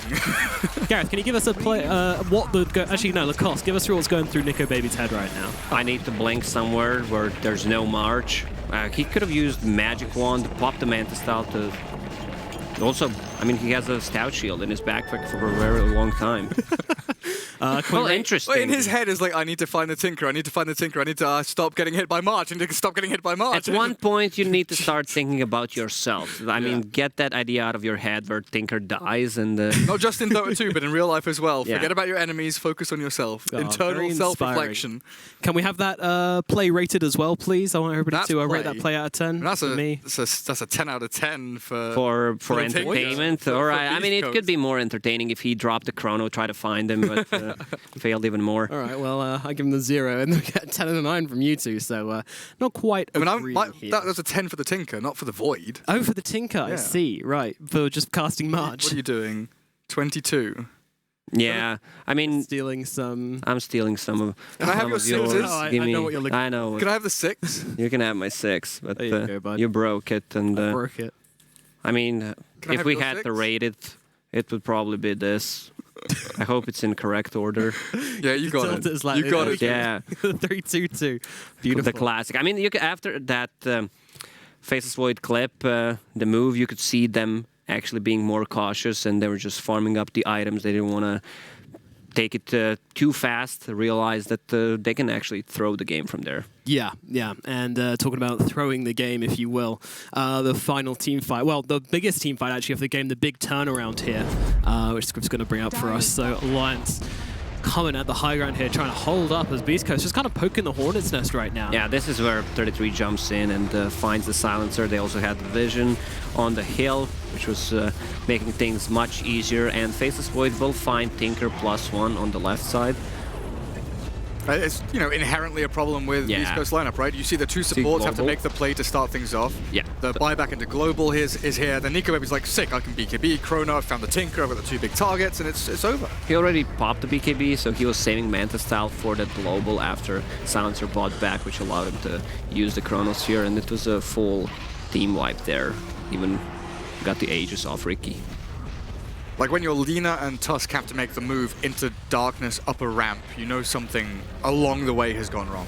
Whether it's draft, whether it's, you know, decision making, were they looking to fight there or just to ward? But like Alliance being ready as 5, you have to say was a great move by Alliance. And then just exterminating them afterwards, not letting a single person get away. Like, my God, that was a really brutal end to that team fight. You know, they realize that they're behind and these kills are worth way, way more. So they just go and search for every single one of them. And they get it as well, you know, with a fortunate bash from the Void, but and also just chasing down everybody. They take them all and it puts them straight back into the game. And from there on out, didn't really feel like they had much of a chance there on Beast Coast. You know, they were doing their best, but in the end, unfortunately, they just couldn't make their cookies bake.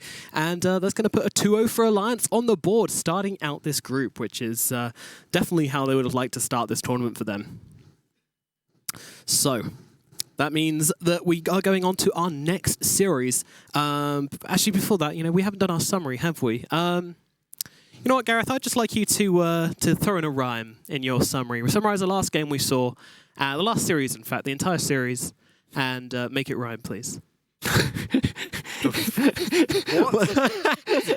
Alright, you need to stop making things hard, man. You guys get it too easy. You've only been casting and then paneling and then casting, then paneling.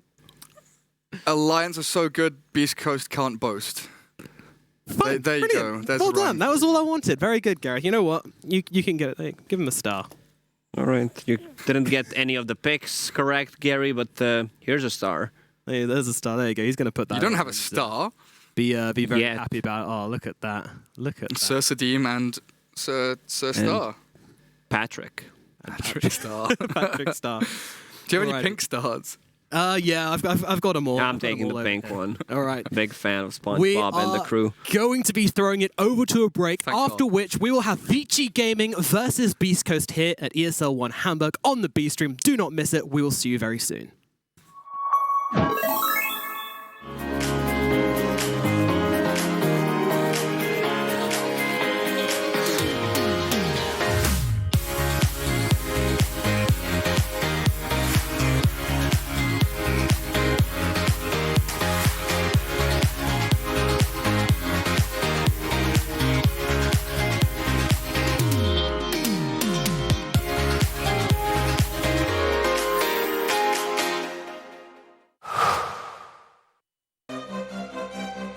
At the highest level of play, there can be no compromises. Gamers demand the highest clock speeds to give them the FPS they need to perform. Rise to the moment. Intel Core i7, the official CPU of ESL 1. Intel, unleash your brilliance.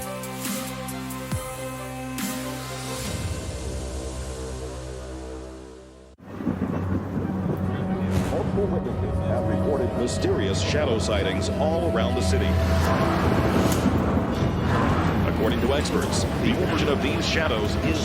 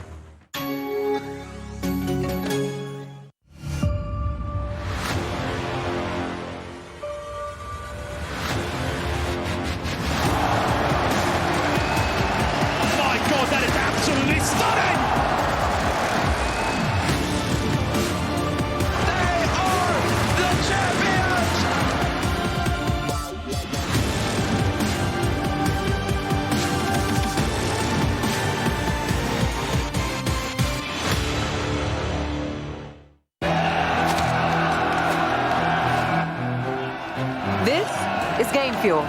It's domination in a can.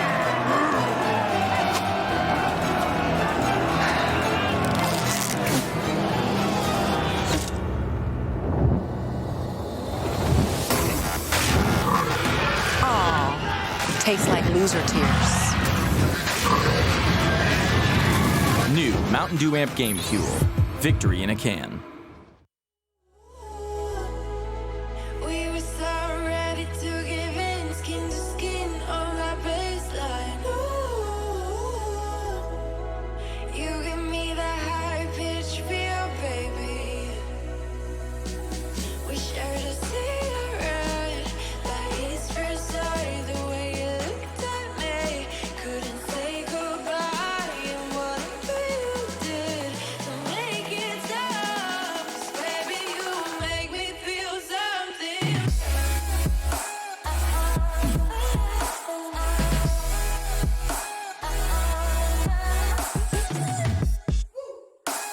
And the next thing I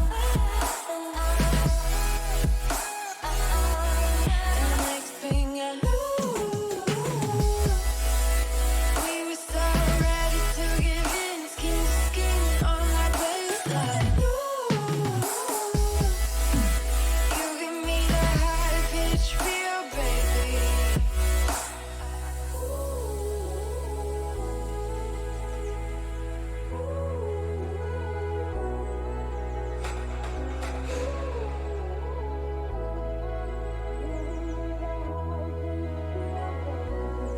And the next thing I knew, we were so ready to give in, skin to skin on that baseline. Ooh, you give me that high pitch feel, baby.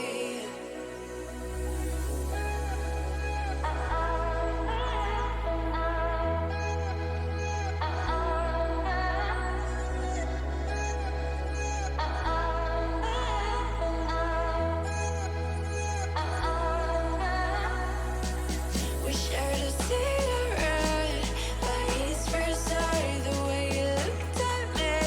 Couldn't say goodbye, and whatever you did to make it stop. 'Cause baby, you make me feel something.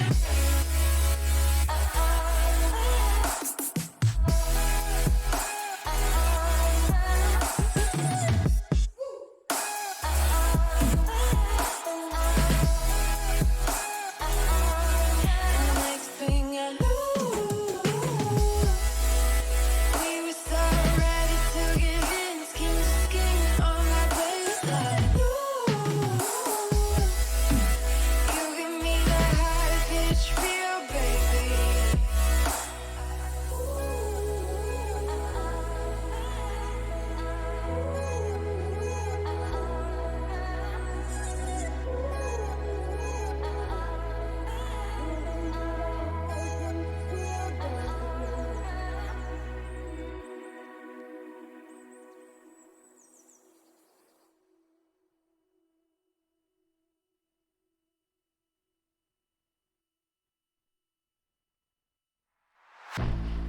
I was born like a fire in the eye of a hurricane. Always told, stay in line, be alright, better play it safe. I walk a different path, nothing can hold me back. I've passed the point of no return, something is calling me. It's in the air that I breathe. Bring me back to life again. Dancing with my fear, burning with desire. We gon' take it to the edge and come alive. Go to hell and back just to feel the fire. We gon' turn up in this place and come alive.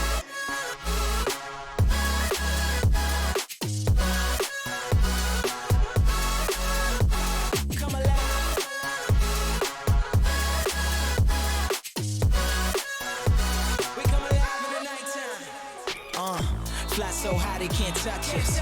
So top notch, none above us. We done came so far, now we up now. Had a vision, stuck to it, never back down. Never had much, now we own the whole thing. Spread it all around the world, watch it all change. Came alive, now they all see the greatness. Light shine so hard they can't take it.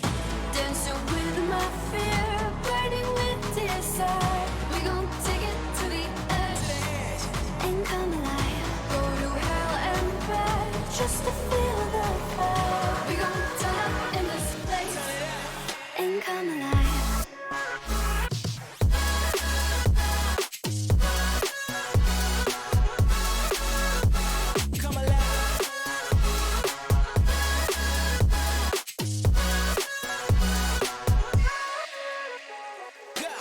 Walk a different path, nothing can hold me back. I passed the point of no return. Something is calling me. It's in the air that I breathe. Bring me back to life again. Dancing with my fear, burning with desire. We gon' take it to the edge and come alive. Go to hell and back just to feel the fire. We gon' turn up in this place and come alive.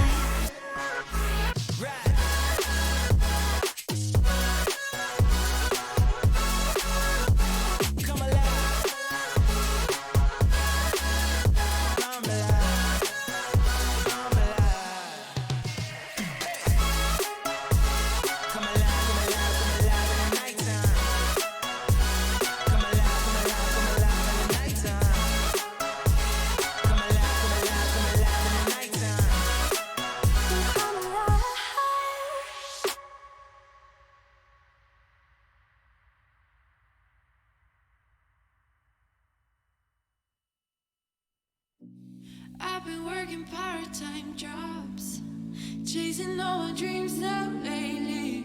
No matter if I try too hard, nothing's ever enough, baby. No, I don't care too much.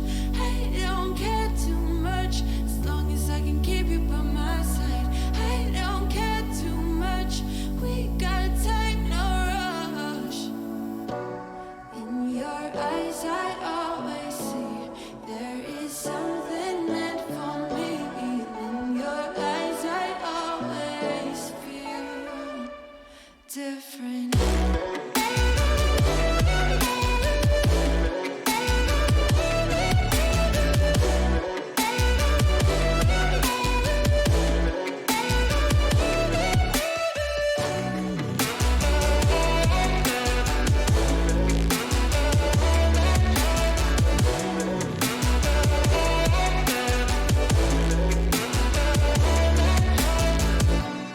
Tell me everything's alright. Life is just a bunch of faces, and if it's not, we'll still be fine. I know we're going places. I don't care too much. I don't care too much. As long as I can keep you by my side, I don't care too much. We got time, no rush. In your eyes, I always see there is something meant for me. In your eyes, I always feel different.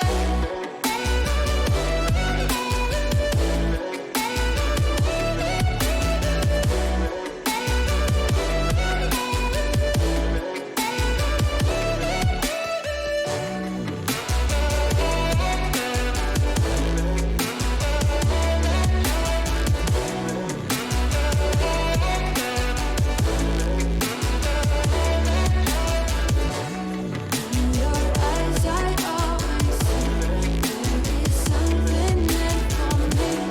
In your eyes, I always feel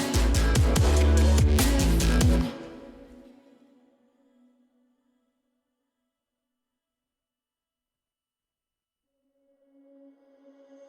Under peach yellow skies, dreaming big and aiming high. Name the clouds passing by, wishing we run away. All we need is our passports, baby. Leave the rest in our trouble. minds. Let us go down in laughter, baby. Trying to figure out what we're after.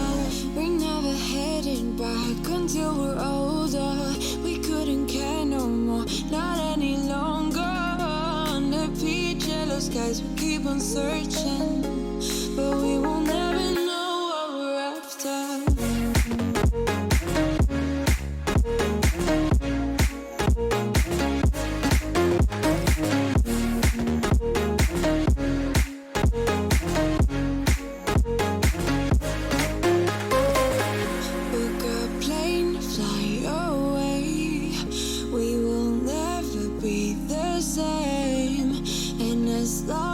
You are mine. Come on and run away. We wanna run away. We don't need any reasons, baby. Leave it all for the faded hearts. I don't mind if they call us crazy, 'cause they don't understand what we're after. We're never heading back until we're older. We couldn't care no more, not any longer. Peach yellow skies, we keep on searching, but we will never know what we're after.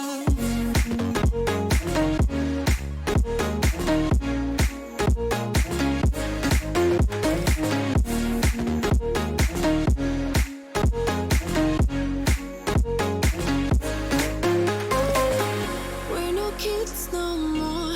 I need to feel alive in this dreadful town. I'm running out of time, and as long as you're mine, I wanna run away. We're never heading back until we're older. We couldn't care no more, not any longer. Under peach yellow skies, we keep on searching, but we will never know what we're after.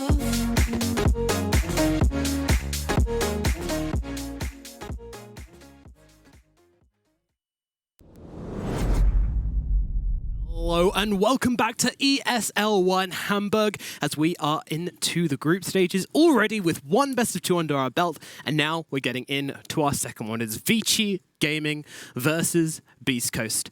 Alliance obviously made short work of Beast Coast. Do you reckon we're going to see the same thing again here with Vici? Hope not. I mean, if they want to win, they need to change things around, because I feel like the drafts are not working. It's always easy to blame it on the draft. They lose, yeah, the draft was not good, but even after you have 5 heroes, you need to get the best out of it. Like, you can't just, yeah, we're going to repick this Rikimaru and have a rating instead. So they shouldn't put themselves in this bad position. Yeah, it's like they have, you know, ideas and theories about what can work, and they are executing what can work correctly. It's just that it's, you know, inherently not working to the potential that it needs to be.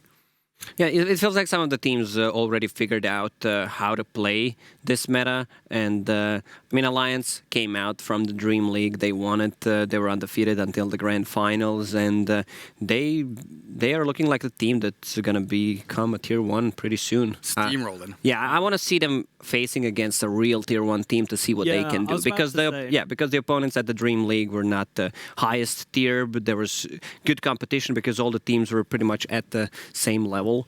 It's got all the ingredients, though. You know, we've got Nico Baby, the new coming star. You know, he's been around a little while, but really, you know, we're seeing him really shine now, and people have got his attention. You know, he's got their attention, they've got his attention, the attention on Nico Baby.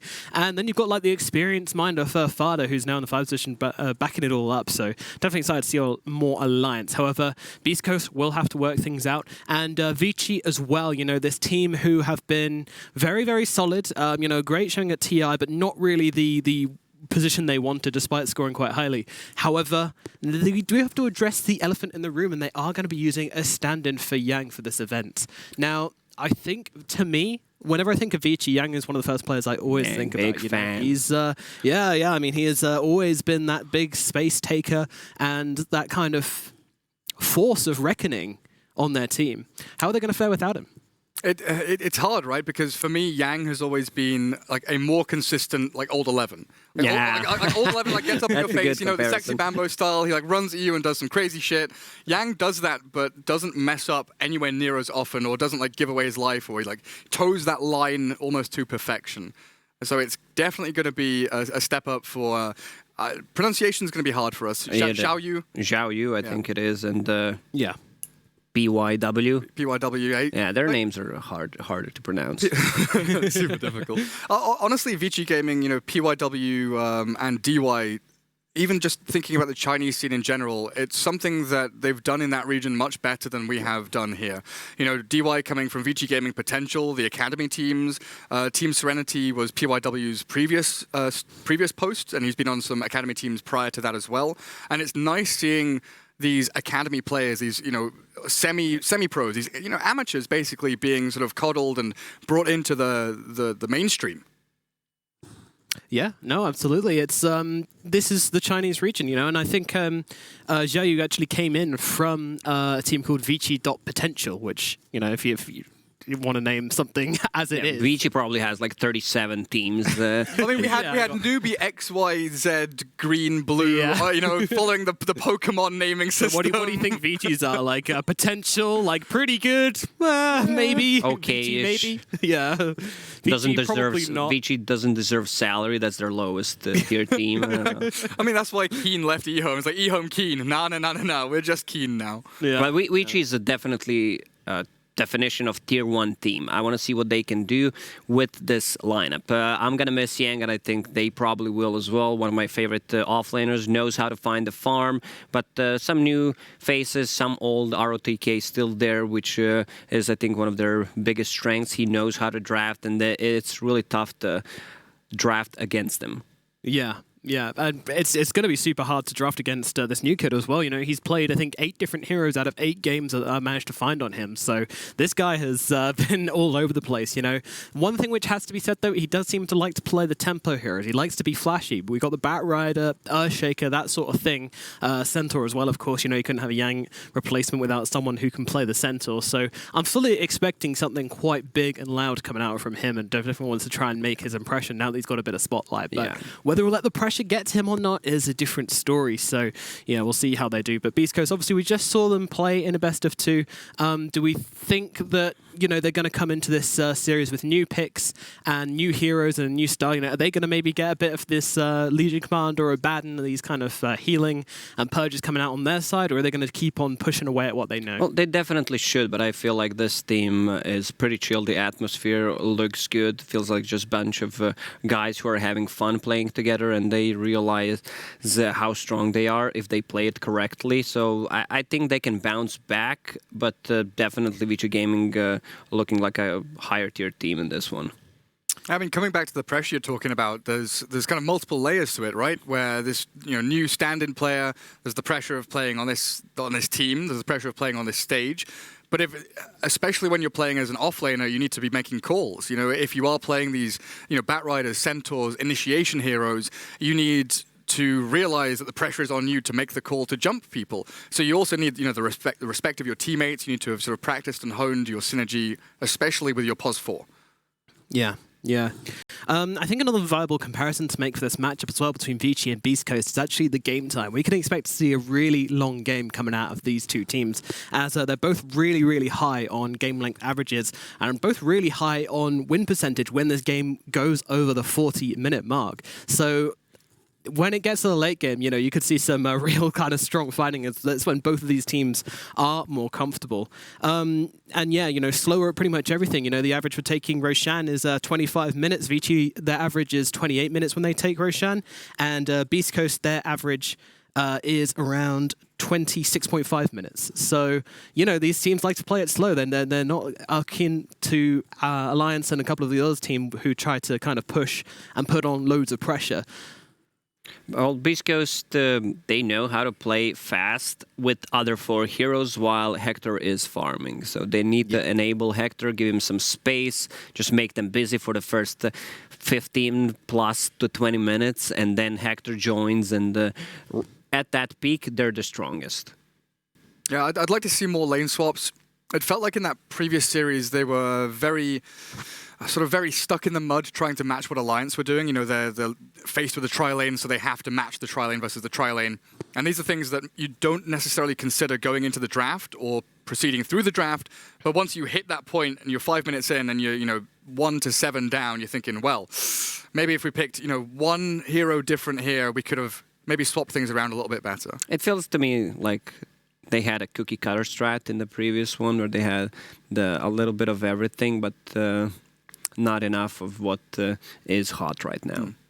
And they also can't shift. Like they had an all-in strat, especially game 2. There's no like dynamic shift or anything they can do to change things around. Yeah, you don't have the heroes that like play well from behind, especially in the situation that they were into. So literally they had one win condition, and that was getting Tinker big and allowing him to do what he did in the mid game. But again, no protection for Tinker. If he gets caught just by one of those spells, you know what the Alliance would do. They're just going to group up and try to take him from there. Yeah, absolutely. I see you fondling stars over there. Have you got another... Yeah, just... I mean, no, well, the draft... I am, actually, because the draft is coming up. Another chance to win these important stars here on the panel. That's right, the game has now gotten officially underway. Vici versus Beast Coast, game number 1. Draft now live. There it is, coming up under the bottom of our screen here. And one thing I do think is notable here is that, Vici obviously being a Chinese team and Beast Coast being a, SA team, they're not going to know each other that well. So maybe this is going to give Beast Coast a little bit more space to kind of work within their own parameters. I think there's definitely that aspect to it, but even ROTK will take a cursory glance at their Dota buff page and like, oh, Hector plays Gyro, Wraith King, Lifestealer. He played Ricky. Well, we don't care about Ricky, so we're not going to ban that. You're kind of looking at the Chaos Knight you add as a fourth, kind of a flash one. Meepo, you know that they play for sure. So I think those are your kind of, on one hand, 5 heroes or so that you're concerned about, and you know that they can pull out as pocket strat. Yeah, we didn't talk about the new player on Vici Gaming, Eurus. Just kidding, that's paparazzi, man. I don't know why Dota players love to change names so much. I mean, it's also your brand. Yeah, I mean, they don't really care about their brand. They're just, they just need to play some dotes, whatever you think of them is secondary. Like, especially Chinese players as well. Like, he was Yang, and then he was End, then he's End Your Life or something, and he's like Zhang. He's changed his name like 40 times. Yep. Somnus, of course, going. Oh, yeah, Somnus. It's going to be maybe now. Why? Not so sure about the names. All right. Is that a Broodmother first phase ban? Yikes, somebody's scared. I mean, it's like they did the research. Yeah. No cheese, please. Some spoilers ahead. I saw that Vici Gaming beat Virtus Pro 2-0. What was it, 35 and 50 minutes? 50 minutes. Yeah, and they had some interesting picks. They had Huskar. There was something else as well, but the game that they ended quickly. They had the Lash. They had a Shadow Demon. These picks are extremely powerful and good right now in terms of playing the game fast and setting the tempo. Fruity. Yeah, sometimes the cheese stops being cheese and becomes kind of your bread and butter. But they are going to also ban out the Centaur. Yeah, I was trying to listen to the noise because it's quite hard to see and I was like, he sounds like a frog. Here we go, Lacoste. Magnus time, baby. All right. It's coming out from he's also one of the W's. Yeah, I was saying it earlier on. Yeah. This hero was extremely popular in the minor major qualifiers in the CIS region and a little bit in the EU region, but mostly in CIS. They loved the Mag combo, and Mag had a 100% win rate over the CIS qualifiers. Abaddon is still in the pool, one of the better heroes against Mag. I love Abaddon, Winter Wyvern, even Enigma, but I think it's a bit too early to pick up Enigma at the moment because they will group up around Mag, and that they will pick some melee carries. Like, I think opening up with Mag Jug is never wrong. Like, you're not revealing too much, and they go for that. Give me that star. You wanted pink, right? Give me that star. Give me that star. There you go, buddy. That's your star. You made a good prediction. Well done. Deary me. Got a great panel going on here. Does it take you back to school, getting the golden stickers for doing well? There you go, look at that shiny little star. No. Stars at school? No. Did you not get anything like that? I was sat in the corner. With a dunce hat on? Pretty much. Here's a piece of paper, trace along the lines because your handwriting is awful. Oh. Yes. Yeah. So with the Abaddon, you can pop. Sorry about stopping you talking about school. I don't have many great memories. Popping the ulti, getting rid of the stun, then shielding another person. So you have two guys who are kind of alive, and those who are not caught up in the RP, and yeah, they will take the Lash. So a lot of it's looking way better with just 2 picks from what they had in the previous series, I would say. You know what the best counter to RP is, though? Messing RP. It's global silence. Legion with a level 25 talent. Oh, the press the attack. AoE press the attack. Yeah, just like, oh, RP now. Right, Jug. Oh, RP. Nope. Alright, they're keeping things opened. Yeah. I love the Pugna in general. I think in North America, we were casting the qualifiers for minor and major. He was extremely popular because he is the double save. I think I'm overusing the word save, but whatever. You have the Cripify, which is great against carries who deal physical damage. Also, you have a life drain that you can use it on your allies as well. And then against the Lashrak, it's such a great hero until he pops a BKB. Yeah, Nether Ward does some real significant work against Lash. I just worry about the kind of lane attribution. Like, where do you plan to put this Pugna? Is this potential 3 or 2? Because I don't feel like I've seen any Pugna as a 4 recently. Not that I recall, but he is a flexible pick. Like, Vici Gaming usually played Mag as 3, which was Yang's hero, but they also played it as 4. So, I mean, this draft still really hard to guess what they're gonna do. That's why you do it. Yeah, I just in my mind, think sort of comparing Lesh and Pugna. Lesh feels more versatile than Pugna does, and if you're looking for that sort of hero versus hero matchup or counter, I think just the Leshrac is better in general. And Vici ban out the Void as well, which is their most banned hero of this patch, so no big surprise there. 10 bans, 3 picks. Is that a Grim ban? It is. I don't think Grim would fit their lineup. While double life drain, it's cool, but then you're just relying on Magnus's RP to control a team fight, and it's never a good sign. Soulbind's a really nice setup for RP, though. Just having 2 heroes that have to be like they are stuck next to each other, you guarantee a 2-man RP after the Soulbind. Kind of like training wheels for the Magnus. It's go, buddy. I think that's probably one of the most underrated things about Grimstroke. Like, we are so focused on Soulbind equals single target stun, but Soulbind with like Centaur Stomp or RP or Earthshaker Echo Slam, just for it's it's not Hypnotize, it's not a displacement tool, but it kind of is. Forcing 2 heroes to be in a position which they may not necessarily want to be in. Yeah. I'm picking up what you're putting down, Gareth. All right, write it down. That was so smart. Someone needs to write. I'll do it. Going in your memoirs. Yeah. Gary said a smart thing once, and that was it. It's a big moment Make for a big circle I was going to around circle it. around it. Yeah. Oh, nice. 10 seconds remaining. Beautiful. Don't look at my notes. Do you want me to Don't sign look it? at my Actually, notes. 5 seconds. He's wrote Very nerd. private person. Just like idiot. Deary me. All right, we have a hero picked up, and that hero is going to be Seeker de la Blood, as they call him in France. Why, though? Why have they picked Blood? No, not why do they call that in France? Je ne comprends pas le Seeker de Blood. All right, so this is the control that they needed. Not the most popular hero, but seen him played a couple of times. It's also great for the burst damage or just controlling the ABBA with the Hex. Works well with the Pugna, the Cripify plus Finger. Always needs to be careful about. And Bloodseeker, they see that the Vici Gaming wants to have this hyper carry with the Mag. So I'm thinking what they could pick. I mean, you can always go for something like a Raid King, which is a great counter to either Faceless Void or a Bloodseeker. You have 2 lives, don't need to be careful about things, or something that can just stand and don't care about Bloodseeker. Like he ruptured him. That could be, yeah. Shakira is taken up by Beast Coast. Meanwhile, Vici Gaming will take the Tiny, meaning 1 pick left from each team. Plenty of burst now in Vici Gaming, though, with his Pugna, Lion, and Tiny. I mean, you do not want to be a squishy hero, and honestly, does Bloodseeker have the health pool to survive this onslaught here?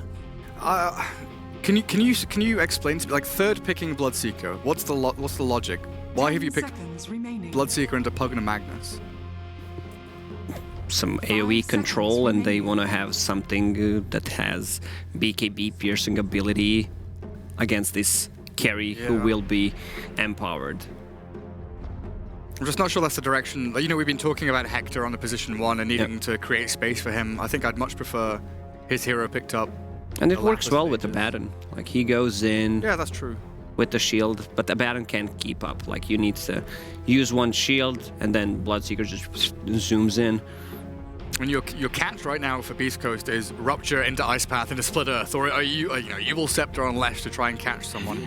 This final hero, it feels like they need some kind of gap close, the ability to find Pugna, maybe find the Lion, who are going to be playing from Fog. That's something VG Gaming have so much of. You know, the blink capability of Magnus, Tiny, the range and initiation of Lion and Pugna, the damage output that they have is insane. And Beast Coast don't have any saves outside of Baton, who, like you said, is slow, will suffer, will struggle to keep up with the rest of his team. Everyone's speedy on that team. I mean, everyone. Lashrak is, Bloodseeker is. Yeah. Jakiro not so much. They can still swap things around a lot on Beast Coast's side for the roles. I believe they're not going to put Bloodseeker mid against Pugna because that's just suicide, but they can put Lesh. Also, a Baton can be... Also, they can put Lesh on the side lane and have the last big hero for the mid against Pugna. Just trying to think of what they actually get for Chris Luck here, because we know he likes kind of some different picks. I mean, what's the TA? I mean, it's not TA's obviously not good versus Pugna, particularly. I mean, the Brood got banned out really early. He even plays like... I imagine Kunka's not in the draft anymore, is he? Is Blood... No, he was first phase banned, right? Yeah. Is Bloodseeker against Pugna that bad? In the laning stage? In a 1v1 straight-up lane matchup? Yeah. Like, you're gonna get the creep of it, especially if you use Blood Rage on yourself. That's gonna be half your HP. But if you're two side lane... or do we expect Tiny mid? Or is it Tiny 4? Man, there's so much versatility on VG Gaming's lineup. I'm just like, where the hell are they putting these heroes? But I feel like if you have a... It definitely screams, Pugna mid and Lion 5, and they can swap things around with Magnus, whether he or Tiny is going to be position 4 in this one. Yeah, there's a lot of flexibility here.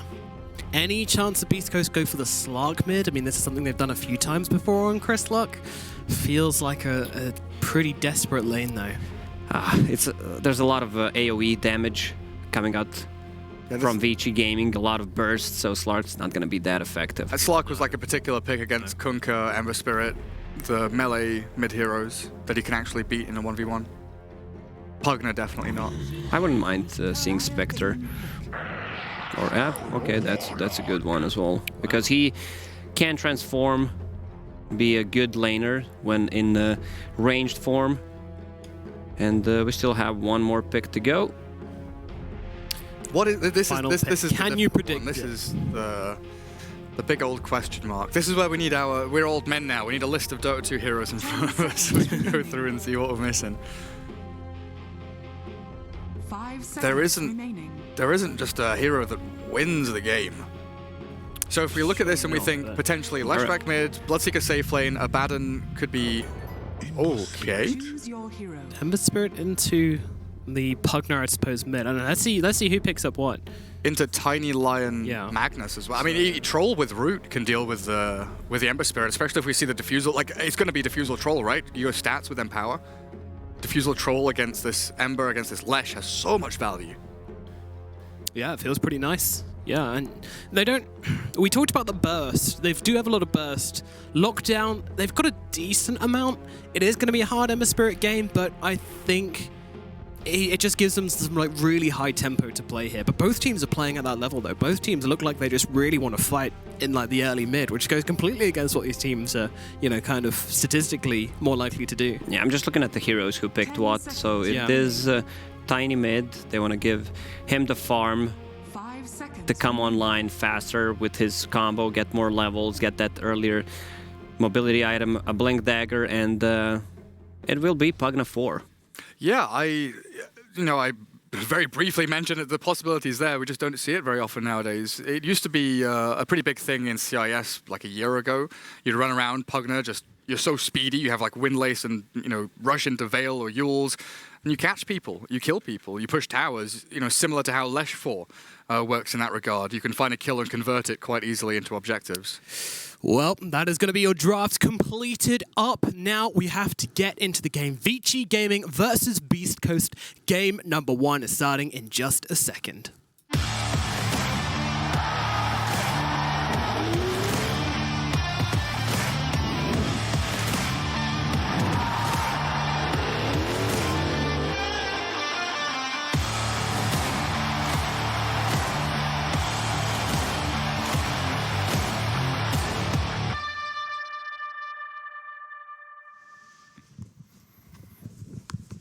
Welcome back. Here we are, Vici Gaming taking on Beast Coast. Lacoste, it's a best of 2. We're kicking things off with some pretty interesting drafts. Yeah, the Beast Coast got the ability to go in and out of the fight if there's going to be a pattern, resetting the fight with the Ice Path, and a lot of magical damage absorbed from a Photic Shield plus Flame Guard. And they've got that Abaddon as well. Vici Gaming, Troll, their late game, I guess, win condition. They've got this, if things go poorly in the early game, they've definitely got the late game covered with Empower, Troll, Tiny, Pugna, all scale reasonably well. Beast Coast, not necessarily on a timer, but they definitely need to make sure that the laning phase goes well for them. That has to happen. Yeah, one of the reasons why they put Pugna on position 4 is matchup against the Ember Spirit, since Beast Coast had the last pick. I've seen this matchup multiple times, and Pugna doesn't do that well. I mean, he's good harassing, getting CS at the early stages, but once one of the heroes hits level 6, especially Ember Spirit, the Cripify, extra damage from the Flame Guard, you can't use the Life Drain even if you're level 6, because he's just gonna slide or use Remnant to stop it, and then you need to make rotation. There needs to be one more hero on mid sitting behind you to actually save you. Yeah. DUI on his Lion. PYW, Pugna showing up top. Schofield and Hector both coming in to contest the bounty rune. Looks like Xiao Yu will head up north to grab the dire side one, as down towards the bottom side of the map. Stinger comes in, steals out one, while Paparazzi and DY unable to control their bounty rune, so 3-1 going the way of Beast Coast. And Xiao Yu has a stout shield, getting the clicks given to him by Hector. Shows that he has skewer level 1 as well with the animation cancel. Oh, he really showed him there. Oh, Schofield. Item drop and the taunt. No CC&C in this game. You can see Hector having Thirst at level 1. Extra damage, I mean not damage anymore, extra attack speed and the move speed. Oh, skewer. Schofield drops his shoulder, gets right out of the way. Jakiro already done a decent amount of damage and regen trading, but he has to fall back, having taken so much damage himself. For the most part, this top lane just going to be Pugna clicking people. Mid, Ori 3 and 2, 5 and 1 for Ember, but down bottom, Stinger salving up, getting away from the grasp of DY. Lion in the tree line. Whisper goes for the stun, but whiffs it. When you have Bloodseeker in your team, you want to play aggressive on your other lanes to give him that extra move speed. And he's got such a long lane to chase people down in that top lane as well. So it is a really nice setup for them. And yeah, there's Hector already giving a couple of wallops to Vici Gaming. As Chris Luck feels the pain against Ori's Tiny in that mid spot. It's getting hectic every lane. I feel bad for Scriff almost. Kills could happen literally anywhere. And PYW, again, just trading back with a Jakiro, but Magnus still farming reasonably well as a stun down bottom. There's a good turnaround from Whisper, though, with a Split Earth to stop Paparazzi chasing Stinger. I think he's just going to wait deny for level 2 and then deny himself. Yeah.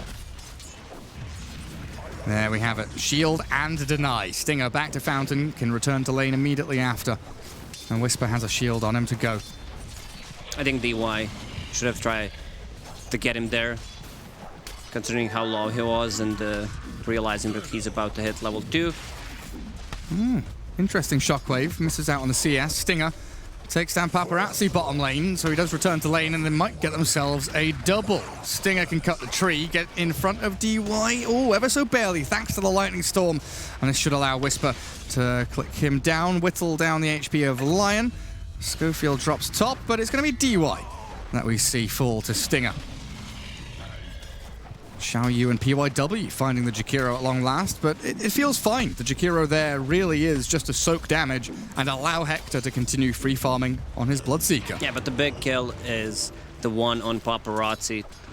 Killing Troll this early could change things a lot. Also, this Abaddon got 2 kills out of it, which means some extra XP and the gold for him. But he's dropping low. But I see what they're doing. Like, he's going in, harassing, realizing that Troll has only one tango to work with. So he wants to keep him low so that Bloodseeker has an easy time on top. And that is exactly what's happening. 17-3 for Hector, farming away freely. They try and make a play again onto Paparazzi, but the stun from DY catches Stinger on the way out. No deny this time. DY takes out the Abaddon. So the harassment and this pressure is returned in kind, but look at the speedy Bloodseeker. Decrep will buy enough time for PYW to slip away from danger, and he's got the brown boots up, so he's a speedy little green skeleton man. This top lane is not going well for them. Pagna 2 CS, while Mag, I mean, he has 16. Also needs to bring more regen. He also pops the magic stick just to have more HP, so that Bloodseeker is not that speedy. It's not working well. Yeah, like you just see, Bloodseeker chasing him down bottom. Paparazzi dived under his tier 1. A TP from VG Gaming coming in with PYW trying to save the day, but it's already too late. Troll down. 10 seconds on the sidelines. DY with that Invis rune. It looks like he was lurking mid, but has to return bottom.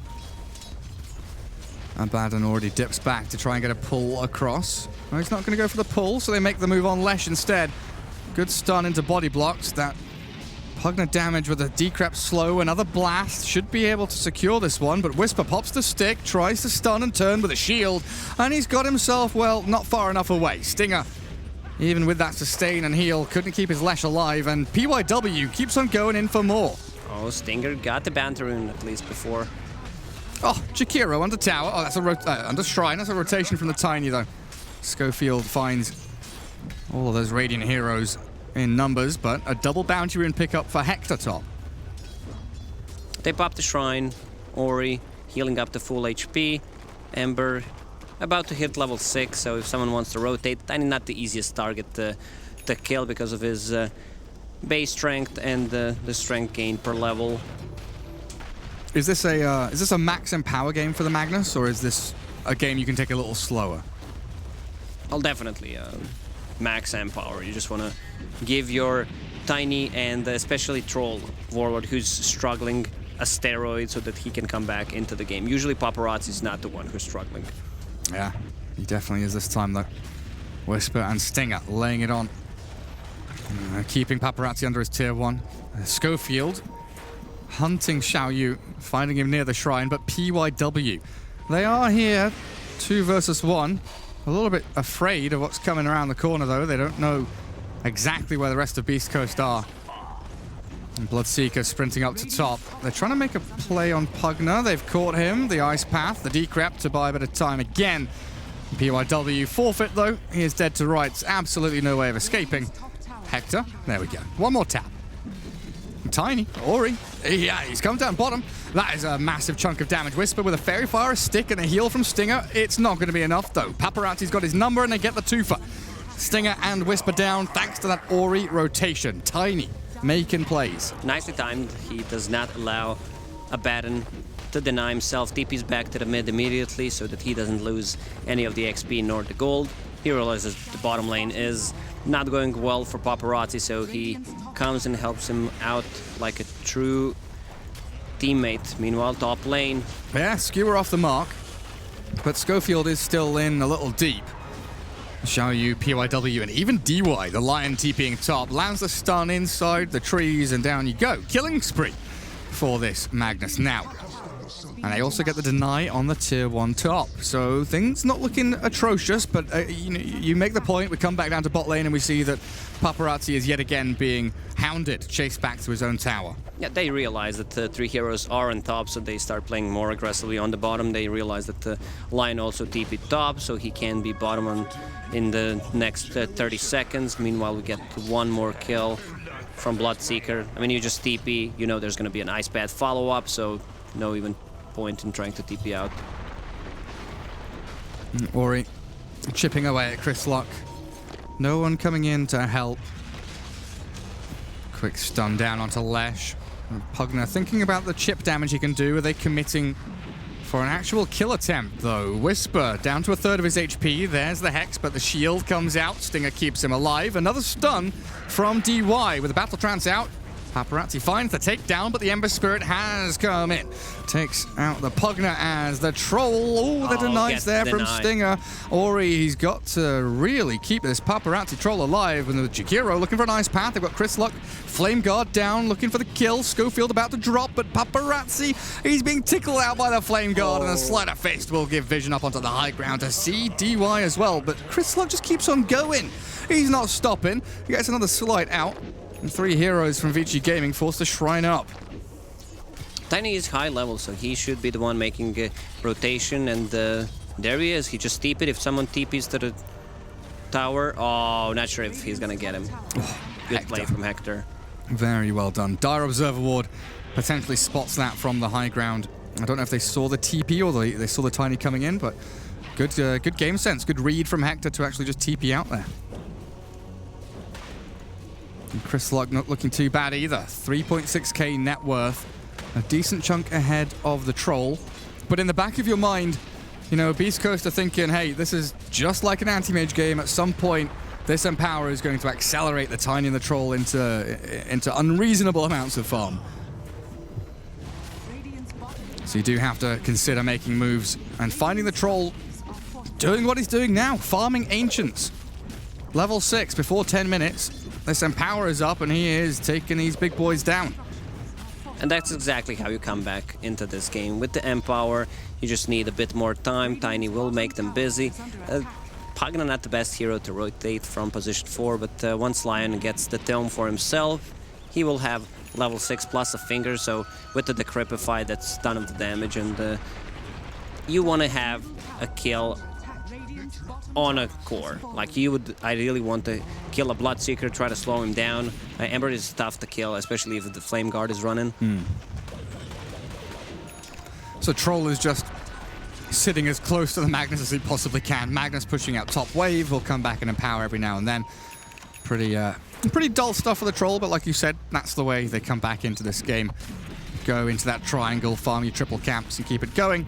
While the rest of Vici Gaming trying to defend mid-tier 1, but you just look at that map and you see the Dire heroes all concaving around, lined up and ready, almost like a firing squad looking for a target. Ori, though, he's a big tanky boy and he's TP'd in. Finds Stinger, but the jump into the back. RP. The Ember's there, but the RP onto 3. Can he secure anyone back? The Finger of Death onto Whisper with the Hex. Should be able to secure a couple of kills here for Vici Gaming as Chris Luck takes out, at the very least, the Lion, but has to bail away. Can't stick around. Pugner zones him away, and the rest of Vici Gaming, they are ready to play with a Rupture there. Pugner TP's home, but the Blood Right, as the TP finalizes, gets the kill. And Ori, he's being chased down. This Bloodseeker speedy. Look at him clicking away. He's attacking in. Ori with a toss-up.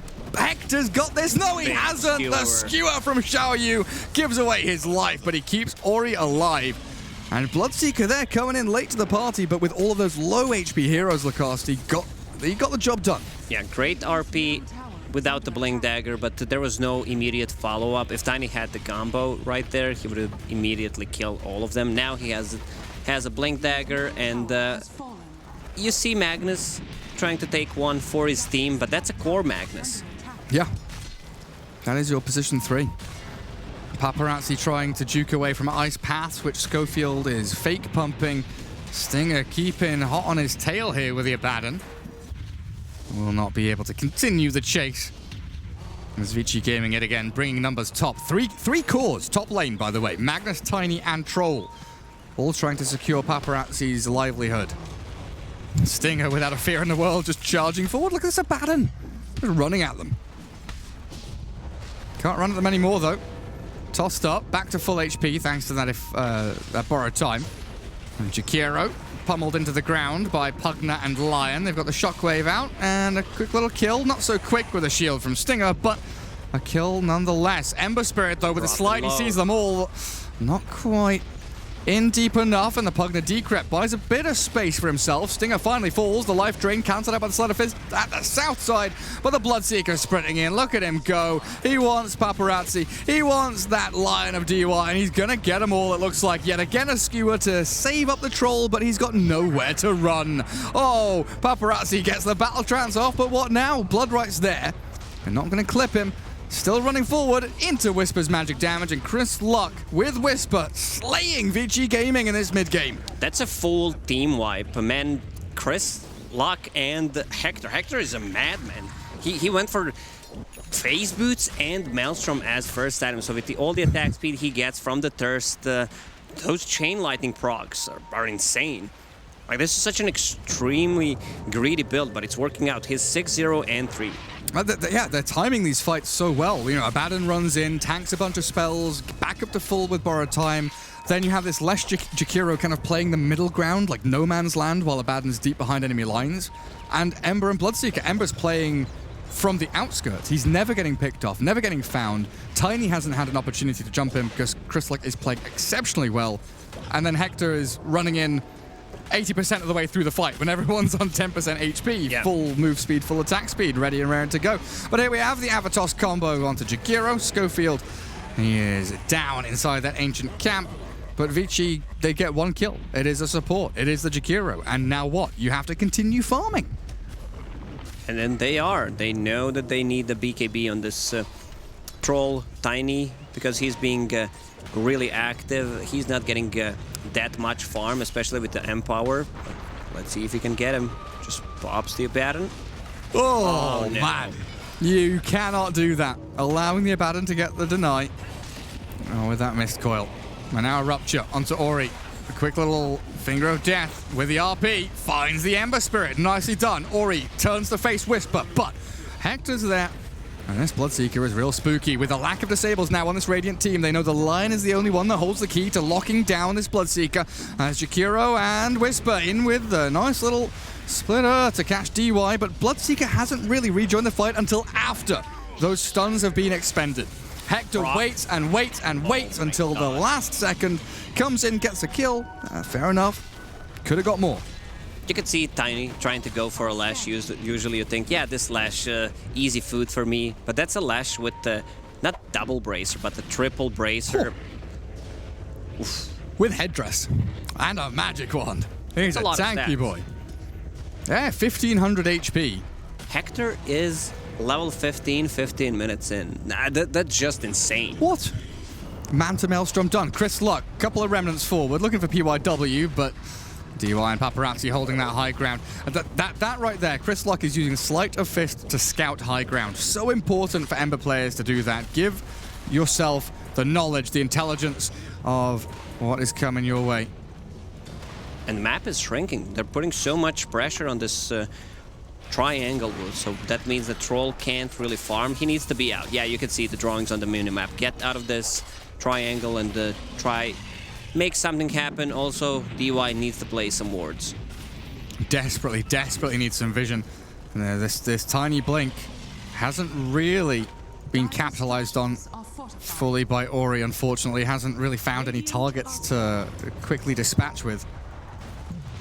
How long on RP? You can see how hungry Beast Ghost is right now. Every single time someone shows up on the map, they instantly start moving to them. And now looking for bottom tier 2, taking that Radiant jungle under their control, but also moving 2 heroes up to top, Abaddon and Ember. They're on a little hunting mission here. Scouted, though, by DY's Observer wards. Very nicely placed. Stinger getting some stacks going. No. Easy deny on bottom. Like, there was no way he gets it unless he uses Edict. Usually Pugna's very good at taking towers, but he's denied 2 so far this game as Lesh gets found by the Avatos combo. Ori We'll clear that one up, no big issue. And Jakiro actually killed off by the Troll Warlord there. So Vici Gaming, handed a couple of kills on a silver platter, but they are still losing out on this, overall map control, which DY, the triple wards out right now, looking pretty good as a platform for Vici Gaming to actually move forward and get something done.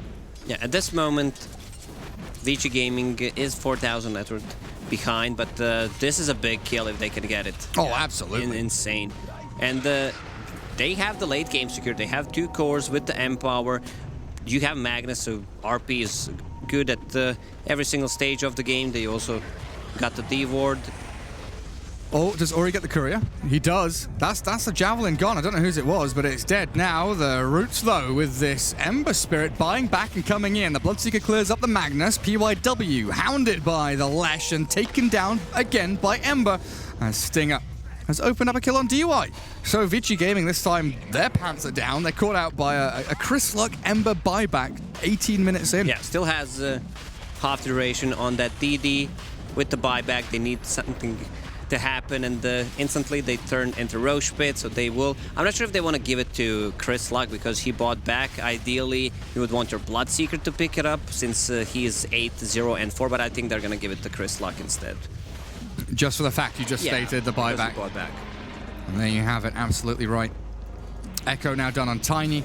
Magnus with a mech moving into Blink. And we do have some pretty hefty items for Vici Gaming. I think Troll Warlord is still the primary hero here for Vici, though, right? BKB is very nearly done, and that surely has to... It's fully completed now, but that's got to be a turning point for Vici Gaming, if any.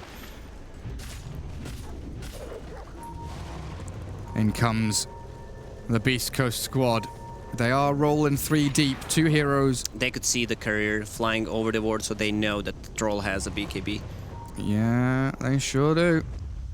Vici smoking. So, this map, 3 heroes bot from Beast Coast. They scan up onto the shrine. They're trying to bring the full 5 down south, but Troll, he's got his eyes on the prize in the mid lane, Tier 1 tower. As a TP comes out from Ember Spirit, and he's Chris Luck here with Aegis. He can make some big baits happen. Not just Aegis, it's also Arcane Rune. They immediately go back. Like, you don't want to get slighted every 4 seconds. Nah, fam. Not getting involved in that. Move up top, farm some creeps, take out a couple of these nice little camps, and run away from Stinger. Because Chris Luck is en route. Xiaoyu changed up.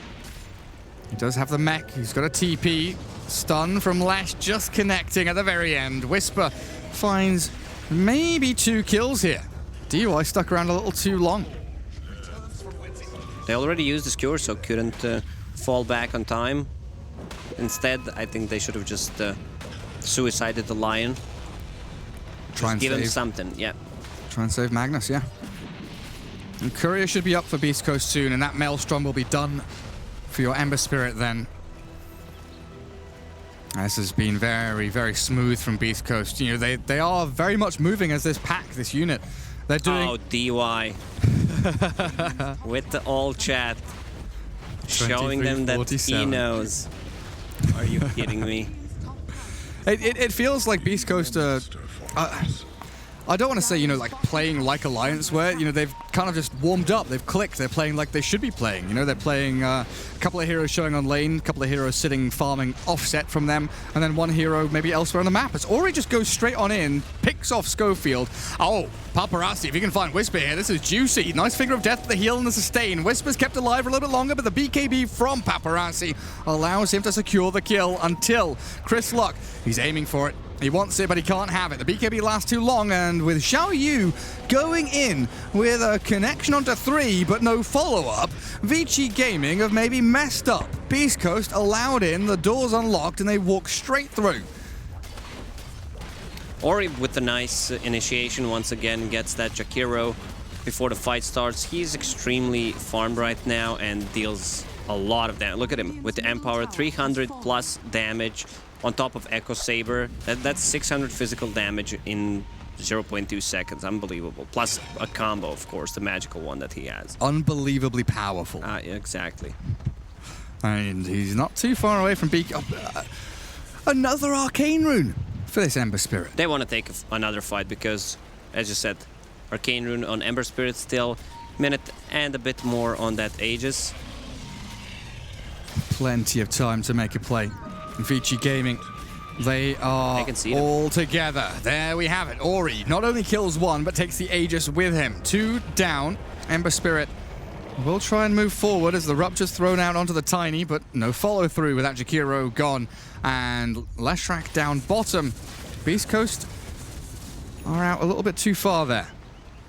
I don't know, does Ember have a Remnant out somewhere? He doesn't, right? He does not. So if they get the catch with a stun into the Hex, the toss, the everything, down you go. Chrislock's gone. Aegis be damned.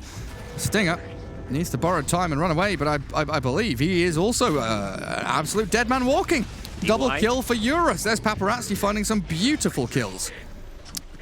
Extremely good performance by DY, even though he doesn't have any mobility items, just the brown boots. Gets Ember Spirit with the Earth Spike on Sleight of Fist, hexes the Baton straight away so he can't remove the stun, and the rest just clean them up.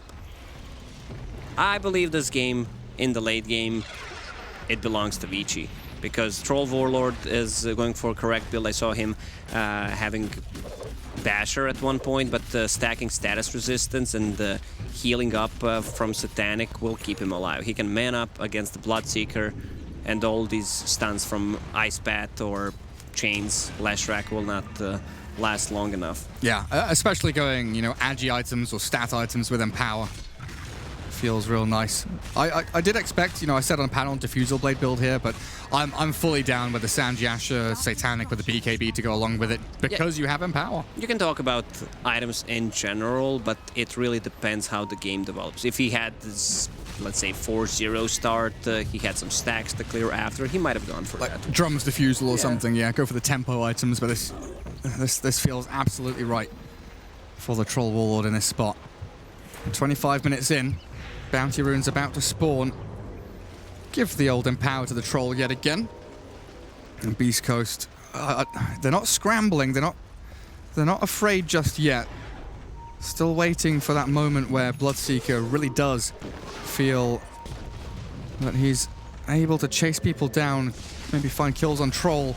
Schofield, though, showing himself out on the map. That's definitely not the opening you need, with Whisper and Stinger also in position, looking for a setup for defending that top tier 2 or even sniping out some bounty runes. Beast Coast just not in the right spot. Now they are scrambling. Now they are like, hang on, where should we be? What are we doing? They also have a BKB coming to Tiny right now, and the Magnus with the Blink Dagger, so they feel much, much stronger. Hector really is one of those players that just buys like slippers or buys a circlet and never finishes it into anything. This blows my mind. Well, he buys Belt of Giant Strength, then he upgrades it to Basher after times SNY. Very powerful. Vlad's on the Abaddon, so they will have that additional kind of team fight, sustain if they need it. Ori away from Chrislock and Stinger. And now, Vici Gaming feeling, emboldened by their recent efforts. They've got this nice little setup with 2 heroes continually pushing out that top lane towards tier 2, and it forces Beast Coast, back to address that problem. Let me tell you a story. Once upon a time? Once upon a time in this game, Tiny will get the Daedalus and Aghanim Scepter with the Empower from Mag, and he will one-shot people. Not just the supports, but also cores. If this game drags post 40 minutes. Just whack the Ember Spirit into submission. Where's Lesh now? So Greaves on the 3 braces. Very, very tanky. Moving into Pipe next. Ember Spirit did get that Maelstrom done. Hey, it's been a slow one for him. Chrislock had almost an amazing early game into the first 14-15 minutes. And of course the buyback, losing the Aegis, a couple of fights not really going their way. Chrislock has suffered. Dire's top tower is under They're showing on the bottom lane. I don't know if they want to go into Roche. Yeah, the Roche is not going to spawn for 1 minute and 30 seconds. I think if there was a Roche, Paparazzi would try to solo kill him. Does Ember does have buyback back again? He must have, right? It's been long gone. Tiny BKB. And the dive into the base. That's an interesting one, Beast Coast. Whisper's dead. RP does catch the Abaddon, but Chris Lock has managed to dodge away from any danger, while Hector pummeling into Xiao Yu. This Bloodseeker with a shield up on him. Look at him sprinting forward. Hector, he's absolutely ripping Vici Gaming apart, and a double kill. He's beyond godlike. Can the troll battle through? Defend the base with the ensnare. They catch out the Ember Spirit at long last. Vici Gaming are ready, and Hector might be feeling the pain, but Whisper's buyback is coming again. Ori, when's the blink? Is it up now? It is. Goes for the avalanche onto 2, but they've got the decrep, the life drain. Leshrak has no save. He's going to get chased out by the troll. Oh, Paparazzi clipped by the split earth, and Hector, he wants to continue fighting. There's Paparazzi Troll. He's cutting it real close. There's the life Paparazzi! Oh, he's died to the Bloodseeker. Hector's going to clear up now. The decrep from PYW. He does buy time for Ori to get a bit more damage in. And there's the blink toss. Finds the catch. Rupture up again. Hector decrept. Manta runs away. There is no more chase. And he's going to turn with Schofield coming in. But a shrine is there. And 4 men strong. Vici Gaming hold their high ground. Nice macro pyre, but it will only delay Vici Gaming chasing the Bloodseeker, and gives away a kill on the Jakiro.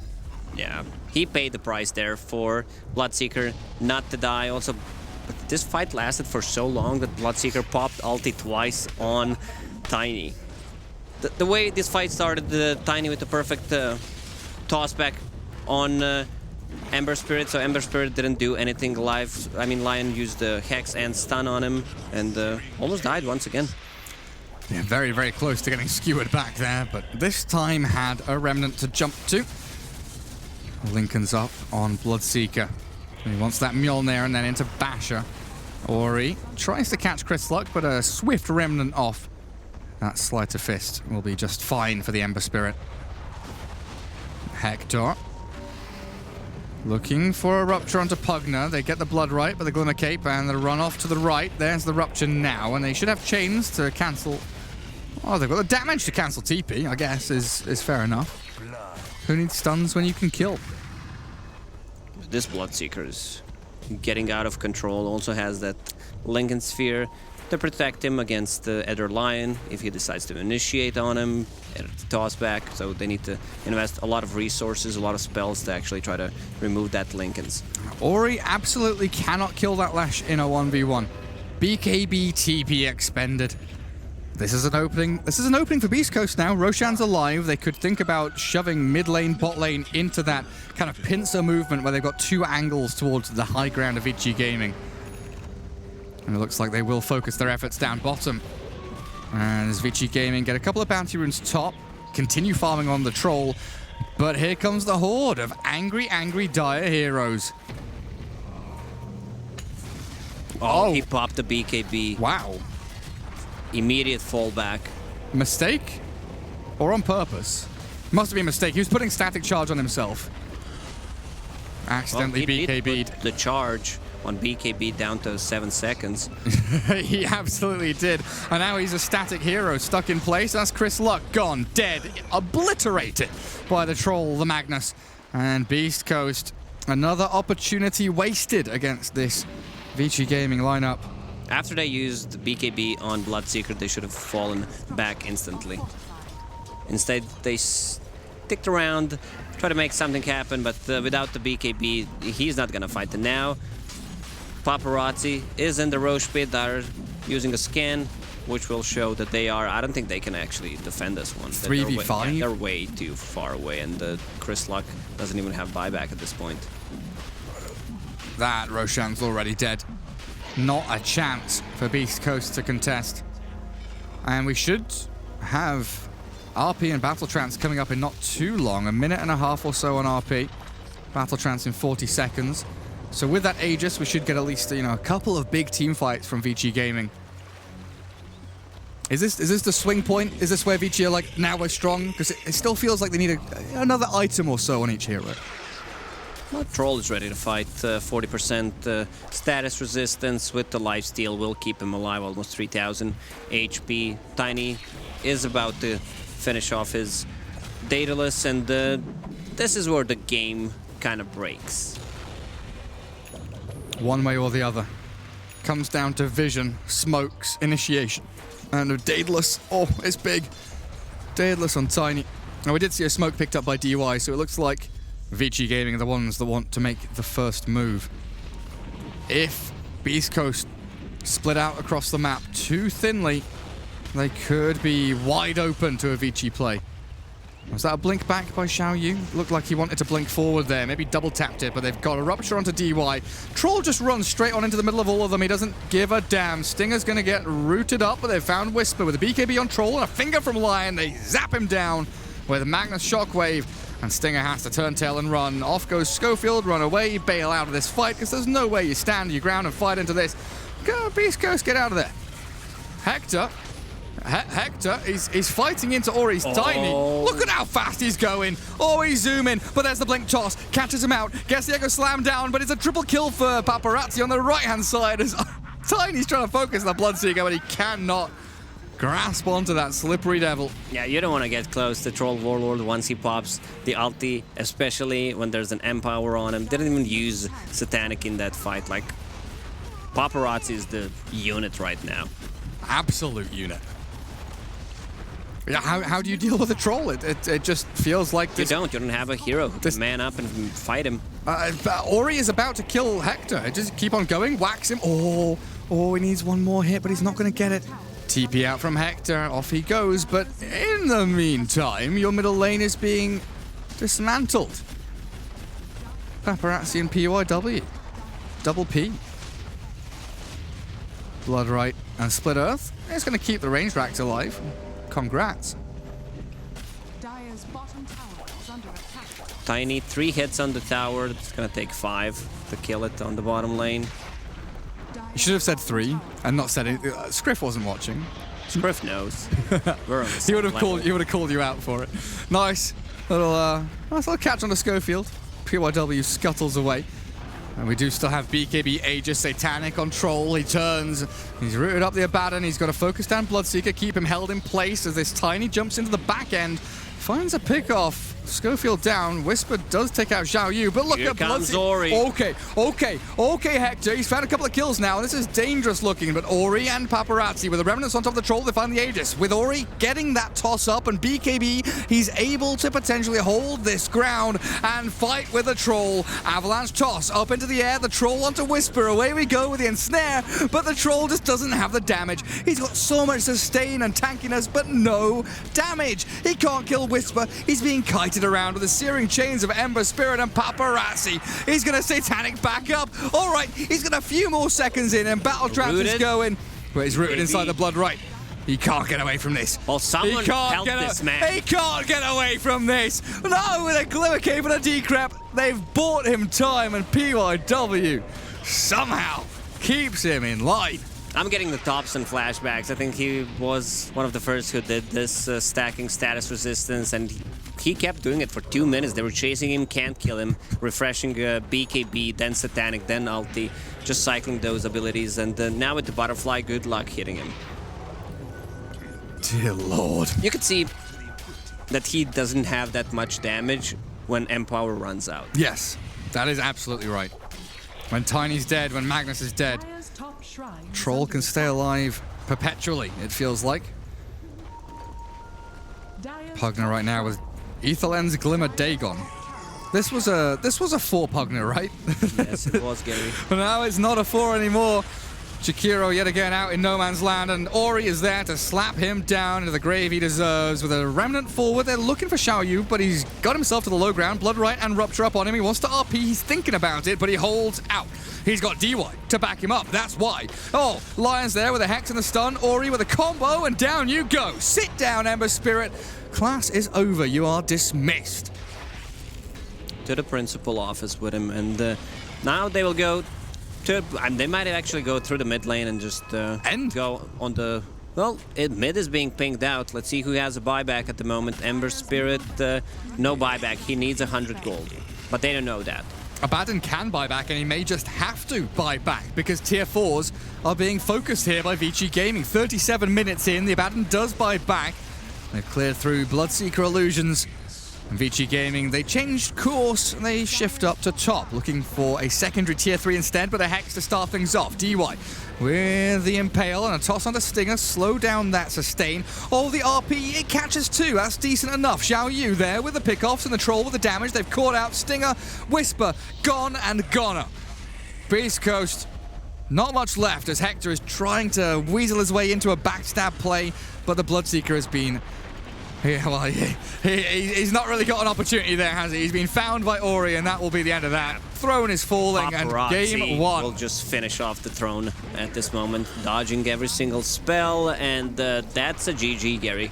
Goodness gracious me, 1,200 damage on that final crit from Ori, 38 minutes. We kind of expected it to come to this 40-minute mark, but there we have it. Vici Gaming taking game one in this best of two. Do you reckon Beast Coast, with these kind of flashy Ember Spirit Bloodseeker picks, they need to go back to the... Go back to what they were good at back at TI. Exactly. It feels like they're trying just a little bit too hard to have fun, you know? No fun in Dota 2. It's serious business. Serious business, indeed. There we have it. We'll jump back to PAL in just a little bit. Vici Gaming taking game one. ESL 1 Hamburg is brought to you in part by Intel, Mercedes-Benz, Vodafone, DHL, Mountain Dew Amp Game Fuel, Asus Republic of Gamers, Pay Safeguard, and Euronics.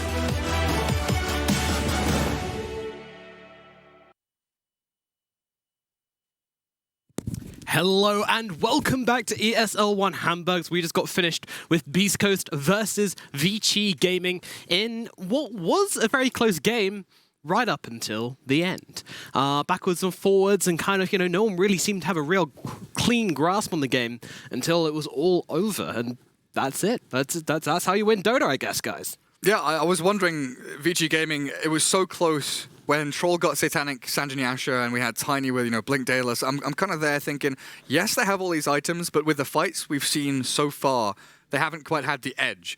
But they realize, okay, we have, this massive Troll. As long as he's empowered up, we can do anything we want.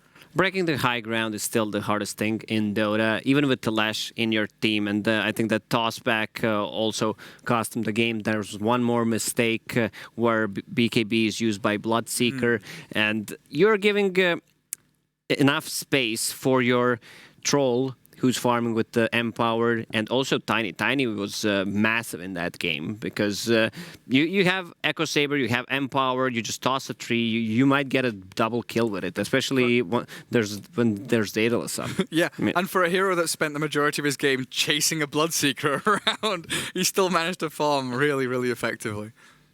Yeah, no, absolutely. I mean, Ori, for sure, my MVP in that game. He just had a phenomenal game. Really just abusing that Tiny, the pick-off potential. Every single engagement, it felt like he was able to find a key hero and take them out of the fight, which is absolutely, when you pick a Tiny, that's what you want to see from him. So that was basically... I mean, I was actually kind of hoping Beast Coast would take the win there because they look good. They look like they've recovered from their first series. Maybe a little bit more casual first series of the day, just warming up into it, and then taking another loss here. Gareth, you know what it's like to lose at Dota a lot, don't you? I absolutely do. My page is all red for the past 3 weeks. It's just loss after loss after loss. I can't play Dota anymore. It's become painful. But I think you're right. The first couple of series, their drafts were okay, their gameplay was okay, their execution was okay.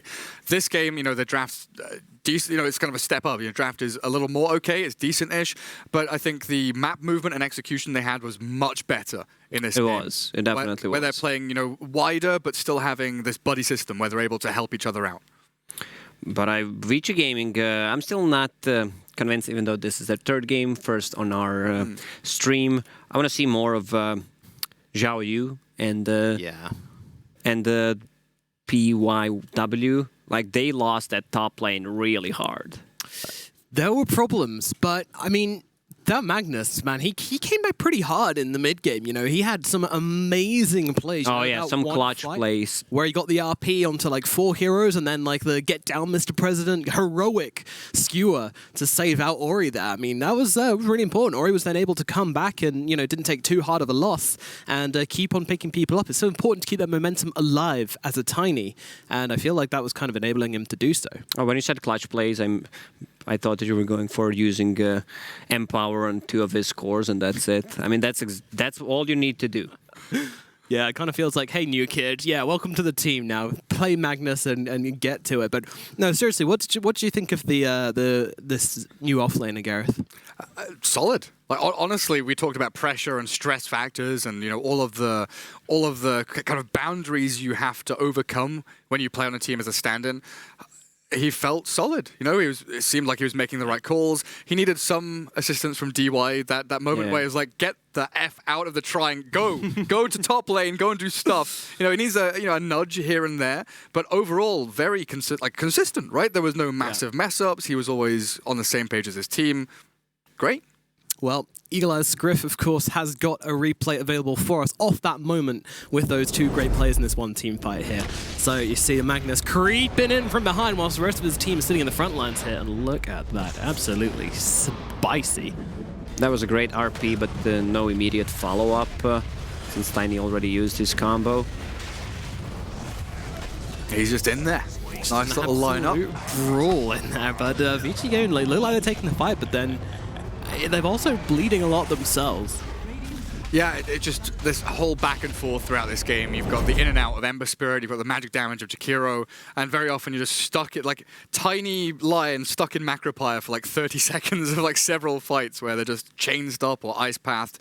That kind of chain stun was pretty substantial from Beast Coast. When Vici Gaming realized that they need to get out of that triangle, since it was warded out, they couldn't get out any observer wards. They had one observer ward on the map at the time, so they went to jungle, warded the jungle, so Paparazzi can get the farm. I think that was also a turning point, and his itemization was on perfect, as we said during the cast. SNY, Satanic, BKB just tanks it up, and he has the damage from the Empower. It's like press Satanic, oh, I'm full HP again. Press Battle Trance, I'm full HP again. Press BKB, you can't touch me. But I like the fact you bring up the warding there, because so often we talk about turning points as he bought BKB, he bought Scythe, or they killed Roshan.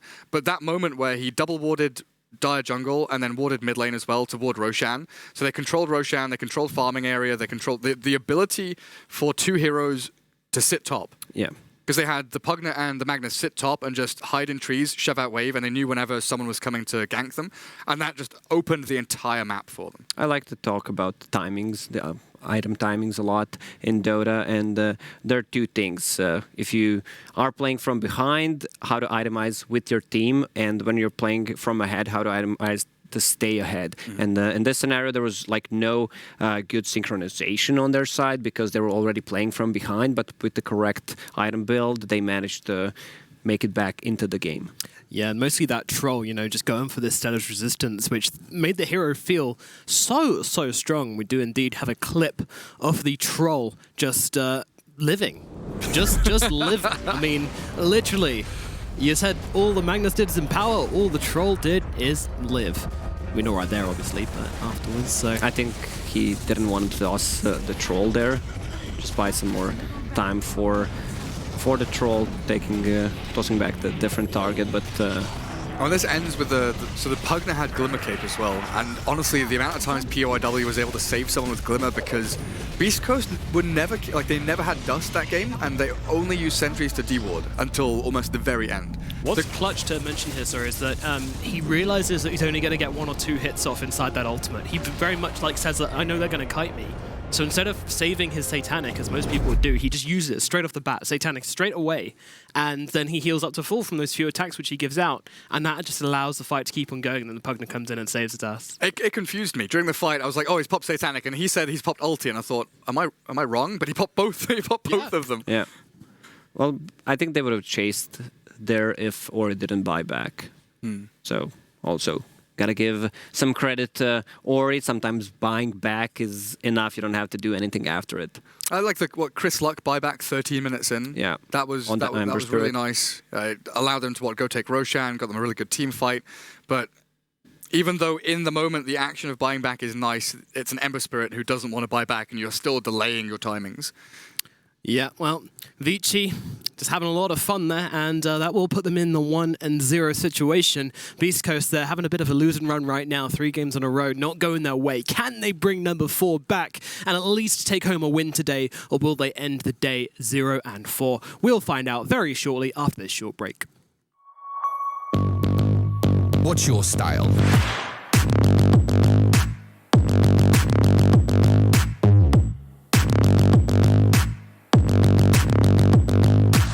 Get your merch at shop.eslgaming.com.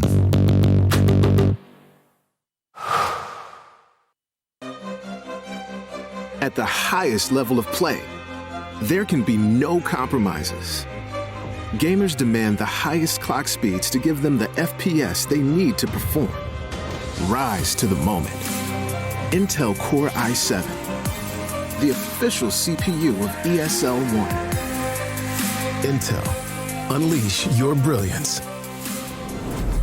Told you it was going to be short. Yeah, welcome back to the Vodafone pre-game, or actually the full draft now, as we are into the game and getting started with game number 2 between Beast Coast and Vici. Again, and the Chinese team are leading with the first game under their belts, and now we get started into the second matchup. Beast Coast, I want to see them putting out some cheese. You know, they've been pretty tame. The Tinker was a little bit weird. The Tinker Ricky draft, that was a little bit too weird. You know, you don't put cheese on cheese. You put cheese on toast. So you don't want toast, a nice even base of heroes, and just slap on like a brood or something crazy like that. Or the Tinker again. I liked it. It didn't quite go their way. So you don't want the stinky. You don't want the stinky cheese. You don't want the gorgonzola. You want some camembert. You want some smooth. You want some brie. Gary knows his cheese. Of course I know my cheese, man. Look at me. I'm 30% cheese. I'm a cheesy boy. Can you smell them, Lacoste? Nah, I'm good. Tasty. All right, so starting things out, I find it interesting that they're still banning out the Centaur, even though they don't have Yang anymore, which is kind of like his favorite hero. But you know, I guess it still serves to reason that they're comfortable playing around that. ROTK's favorite, perhaps. Yeah, having a hero that, you know, inherently gives you an escape mechanism and a jump mechanism for all of your heroes. Having a hero that can buy Blink and or buy all of the aura items and teamfight items. He's got everything. He's got nuke damage. I think the one thing he lacks is kind of consistent laning phase. It feels like he also a lot of tower damage. And its hero checks a lot of boxes. It's so good. How do we start? Centaur Void. I can't see the Radiant side. I'm a blind old man. You can't. Is it Kunkka? Some left Kunkka Lash. Yeah. Yes. Kunk Shrek. Or Leshunka. Lunka? Lunka? Yeah. Also works. Also works. I always try to get those amalgamations in there. I think Iocopter is as strong as well. I don't know why more people don't use that. I love Iocopter. Iocopter's very powerful. Yeah, it's well, Gyro is kind of a grown man these days, doesn't need IO anymore. Yeah, that's true. Oh yeah, I don't get free ags from you? No, I don't want to be your friend anymore. I was just watching from his rocking chair. Look at my boy, all grown up. What do you ban against Beast Coast? What do you care? Do you care CK? I don't know if there was a lot of you guys casted the EU qualifiers for major and minor. Yeah. Was CK being picked? Yeah, we saw a fair bit of CK actually. It was, you know, more by CK standards anyway. Not really a popular hero, but yeah, we were seeing CK raising his helmeted head a few times.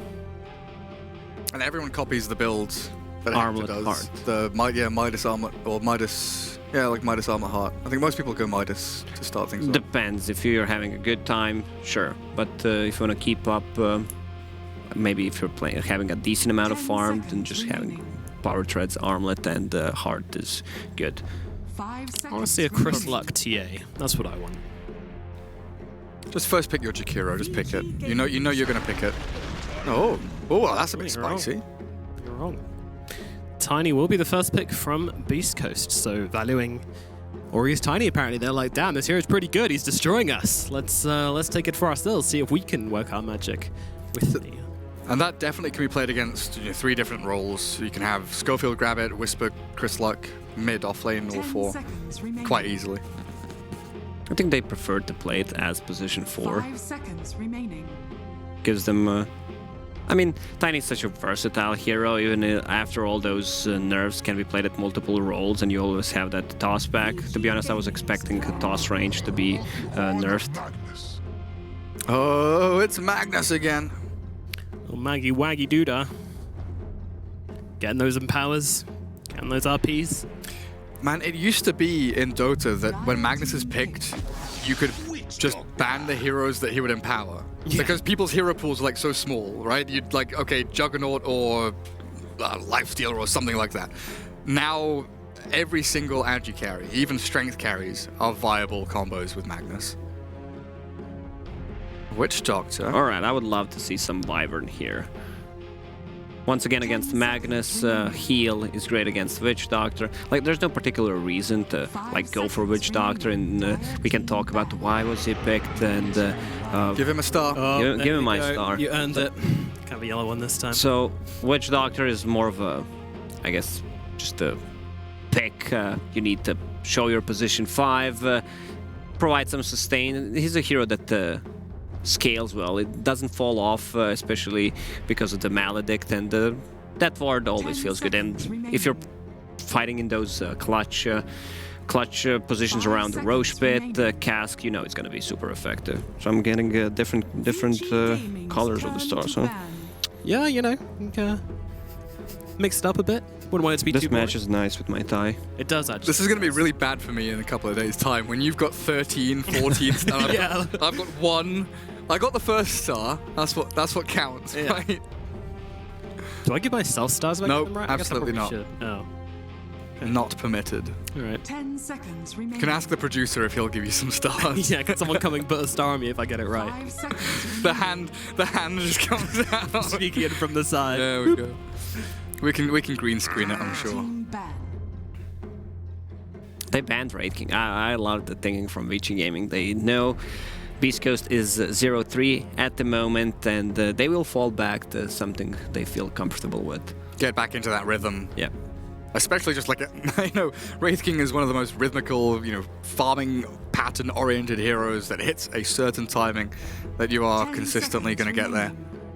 So other popular picks for them are the Lifestealer and the Gyrocopter. I believe the Gyrocopter's still in the pool, surprisingly, actually. So they could still grab that one. I wonder which one Vici are going to ban, or if they are going to focus down the core, or maybe something else. It's such a difficult choice. 5th ban. Coming into this where your opponents haven't given anything away. No, Winter Wyvern's going to play 5. Yeah. That's all you know, pretty much. Tiny could play 4. Tiny's going to play 3, 4 or 3 or 2. Or 2. What happened to Winter Wyvern 3? We saw that for a long while in South America, and then it just, Tavo played it every game for 2 months, and then it disappeared. Phase Boots Wyvern. It was not a thing. It was beautiful. I mean, it's cool to see new things in Dota, but I don't think it was that effective. I think it was popular also because Drow Ranger was picked a lot then, and then you were getting attack speed from it, and having the damage talent on 10 instead of GPM. 10 seconds remaining. Wow, what is this? A new hero? Well, not for Vici Gaming. They've been actually playing the Clockwork a little bit more than the other teams, but yeah, pretty interesting but one to see. It's not a good Clockwork game to start with. You have this Tiny who can toss you out of the cogs once he initiates. Winter Wyvern can fly over the cogs, so I don't see a reason why they just straight went for Clockwork here. Interestingly, they like picking Clockwork when Gyrocopter is still in the pool. And if it is still available, then I'm pretty sure they're going to pick it. Team Rocket or what? To counter Gyro? It doesn't matter if it's in the pool. If it's in the pool, they'll pick the Clockwork and then usually pick it. Yeah, so they let the Gyro. And you can see they already knew what they want to pick, especially after Batrider. There was no thinking, even though they had time. I just want to play Juggernaut with the Empower. Great laner against the Batrider because of the stick in a palm, and you can see the way Beast Ghost think. We're gonna have one more heroes who's not affected by Clockwork cogs, so he can just fly over them. 10 seconds remaining. Yeah, this Batrider pick's quite nice. 5 seconds remaining. It's awkward having playing Bat into Witch Doctor though. Yes, you can fly over cogs. Yes, you can cancel spin TP of the Juggernaut with a couple of your heroes. But Cask is such an obnoxious spell against heroes that need to combo spells. Napalm with Firefly, Lasso, you need to Napalm. If you miss out on, a couple of elements of your Batrider play there, or if Tiny gets hit by a Cask in the middle of his avalanche toss combo. Yeah. It's just absolute mess. I don't know if they're thinking about Bloodseeker once again. Maybe not. Like, it's bad and good at the same time against the Juggernaut. Yes, you have this rupture that goes through the BKB, but like if you are on top of Juggernaut, especially with the Blood Rage on yourself, you just die straight up from Omni Slash. And they needed the BKB piercing ability, so I see a lot of the teams shifting towards Axe when there's a Juggernaut on the enemy side.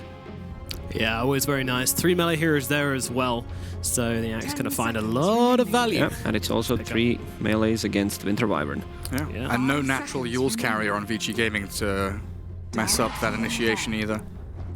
Yeah, you always feel really awkward if you're playing Magnus and you have to buy Yules. You're like, ugh, I don't want this, but at the same time, sometimes you don't get a choice. Well, they're gonna get that from mid lane. They need some kind of a... I mean... Lina. Yeah, they could get Lina, but she doesn't benefit that much from Empower, so you are basically having Magnus just for the Juggernaut. I'm still trying to think of a hero that is ranged, buys into Yules, and has DP? benefit from Empower. Yeah, it could be Queen of Pain. Like, she deals I feel physical like damage. Lina's like one of the best ones with Fiery Soul, right? At least she gets the attack speed. If they're Radiant, I'm fairly sure Beast Coast would probably still go for the TA here, even though they can't see their matchup. But because they're dire, it's making me think that maybe that won't be the case. The OD ban, I mean, it suggests a lot of things. Could be an Ember again. Oh, yo. Ember is VG Shadow Fiend. VG Gaming go to SF. SF Cogs, dude. It's now listen, SF is a god tier trash hero. He is. He is a Yule Scepter carrier as well, if you want to go that build. He's a great damage inside of Winter Wyvern's heal. If it's tiny 1v1, SF wins that with raises. But I guess if you have Clockwork, you go... Shadowfin just get tossed to tower and dies. No, you triple raise and Tiny dies. Nah, that doesn't happen, really. Guaranteed. 15 seconds. Bringing it down to the line. They have team fight, catch. So they need tower damage. They need Hector's They do heroes need here. tower damage. And I would... Baby, that's a TB. That is tower damage. What the... Okay, so that's an old school counter against Jug. You're picking it into Magnus Jug though, which is a little spooky, but it gives you tower damage, gives you a way to deal with Juggernaut. Can buy Hurricane Pike against Clockwork also. Where is the magic damage on the side of this is their pick. I think it's Queen of Pain. Lina also works well because of the Aghanim Scepter upgrade. Pure damage goes through BKB in the later stages against TB. You can choose one girl, Gary. Zeus. I pick Zeus. I mean, Lina or Queen of Pain. I choose Zeus. I was thinking about it's great against TB, but once the BKBs are up and not the greatest laner. What? All right, give him the star. Give him the star. Get the star. Give me a star. A blue star for Zeus as well. There you have it. Here you go, Gary. Wow. Thank you, baby. Very nice prediction there from Gareth. And that Zeus is going to tie off the VG Gaming lineup. All right, guys, get your paddles ready. Give me a rating for VG Gaming. What do you rate them out? He's going to go for 10 because he... Zeus! VG Gaming, I'm going to give them 9. Give them 9, okay, 10, 9, 7. And Beast Coast now as well. I'm going to give them 8 this time. I like the draft, and they can actually play some quality Dota with this one. Also, I want to see how Chris Luck, what he can do against the Zeus and mid. That's why I don't like the Zeus in terms of he does not have any escape mechanism, can easily be back tossed to a tower, or even just die straight up from combo. Lane can be hard, but he's against like 3 Blink heroes, and he's against the TB. So having like that, you mentioned it, right? Magic damage. Yep, Zeus has been seen as a counter to TB. TB might be forced to buy a hood this game, which doesn't feel good when you're a TB player. And 3.33 for Beast Coast there. It's not favoring them the odds, but I think there could be a chance for them. Maybe, just maybe, they can end their day on a win here against VG Gaming, but it's going to take a lot here in game number 2 as they face up versus the Chinese Giants. Well, maybe it used to be a Chinese giant. They're a little bit disheveled right now, some new players, but certainly new players starting to kind of prove themselves and looking for a way to kind of show what they're made of here at the ESL 1.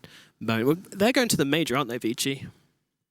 No, they're skipping the major. They're skipping the major? Yeah. Right, okay. No. Wait. No. They're going to major, sorry. LGD is not going for a major. Yeah, okay. Yeah, so in a way, a bit of a kind of test for them, a bit of proving ground for some kind of newer players to see if they can hold up in an international stage, perhaps? Sure. Yeah, I think we have a game to cast, Nomad. Yeah, we do. A couple of delays coming into it, but yeah, we do now have the game ready to go. Let's get into it. Game number 2, Vici Gaming versus Beast Coast.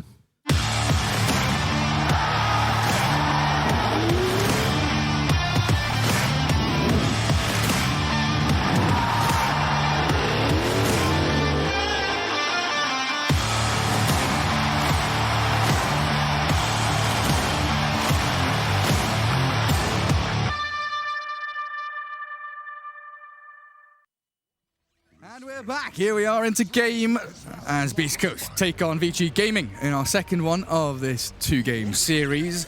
Lacoste, the Zeus at the very end. I'm a big fan, but can definitely struggle in this laning stage. It's one of the first heroes that comes to my mind when there's a TB, but I just didn't like it as a matchup against Tiny. And he doesn't benefit at all from the Empower, so you basically have one scaling core on side of Vici Gaming. Yeah. So in that case, would you maybe consider that the Magnus gets more farm priority? Like, you're not giving it to Tiny and Jug. Zeus will find it where he can, and Magnus maybe gets a little more itemization from the game? The thing is, position 3 Magnus doesn't scale that much with the items. It's not like he gets the damage. Or this is big. The cast with the battery assault. He is. TB falls. Schofield's Batrider will sneak out with a bounty rune as we get ourselves, yet again, a 3-for-1. Beast Coast, they lose their TV, but they get 3 bounty runes. Not bad. For Vici Gaming, huh? Not bad. So Hector, TB up top. He's going to have the Batrider supporting him. And they're up against a Clockwork Magnus lane here from PYW and Xiao Yu. As Hector does have to come back into lane after that unfortunate and awkward death. It's not an easy lane either, is it now? Batrider can maybe harass back one of these heroes, but Terrorblade will have to match up and deal with the other in that actual creep wave. Going for Mirror Image level 1 also. No meta. Interesting. It's been a while since I saw TB being played, and well, DY's found a pick off on Whisper down south. Stinger. Stinger's caught between the Jug and the Witch Doctor. Well, looks like he will be able to slip himself away from Death's Door. As Whisper has... Wait, has he just TP'd and smoked himself? Is he going to go cut wave? He must be. Must be going to go cut wave. But Witch Doctor's already on his way. Is one of the better heroes to deal with creep cutting axe. Oh, hi there. Witch Doctor's still level 1. Doesn't have the Maledict, but casking him up, stopping him from grabbing melee creeps, so he only gets the ranged. Once Witch Doctor gets to level 2, you have an ability to stop his TP, and if he's under the creep wave, you're going to use Maledict on him. He just needs that a little bit more of XP to get himself to level 2. Can't get caught in the creep wave though, Witch Doctor. Definitely something he has to be worried about. As Terrorblade has popped that first meta top lane, but Whisper and DY continue their head-to-head down bottom. There's a spin to go the way. Oh, mid lane, Chris Luck dropping extremely low. And a cask there cancels Salve. Top lane, they're also battling. Looks like the skewer away will maybe catch Hector with a battery assault and the hit from PYW. Not enough. Goes for the TP out. Schofield can't secure a kill, and yet again, DY here with Whisper and Stinger, but he's been battle-hungered. He needs the clicks, but he's not getting it. Whisper's juking through the trees and far away. He's off on his way home.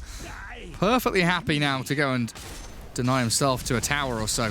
I think he's fine with that, just securing the lane for Juggernaut,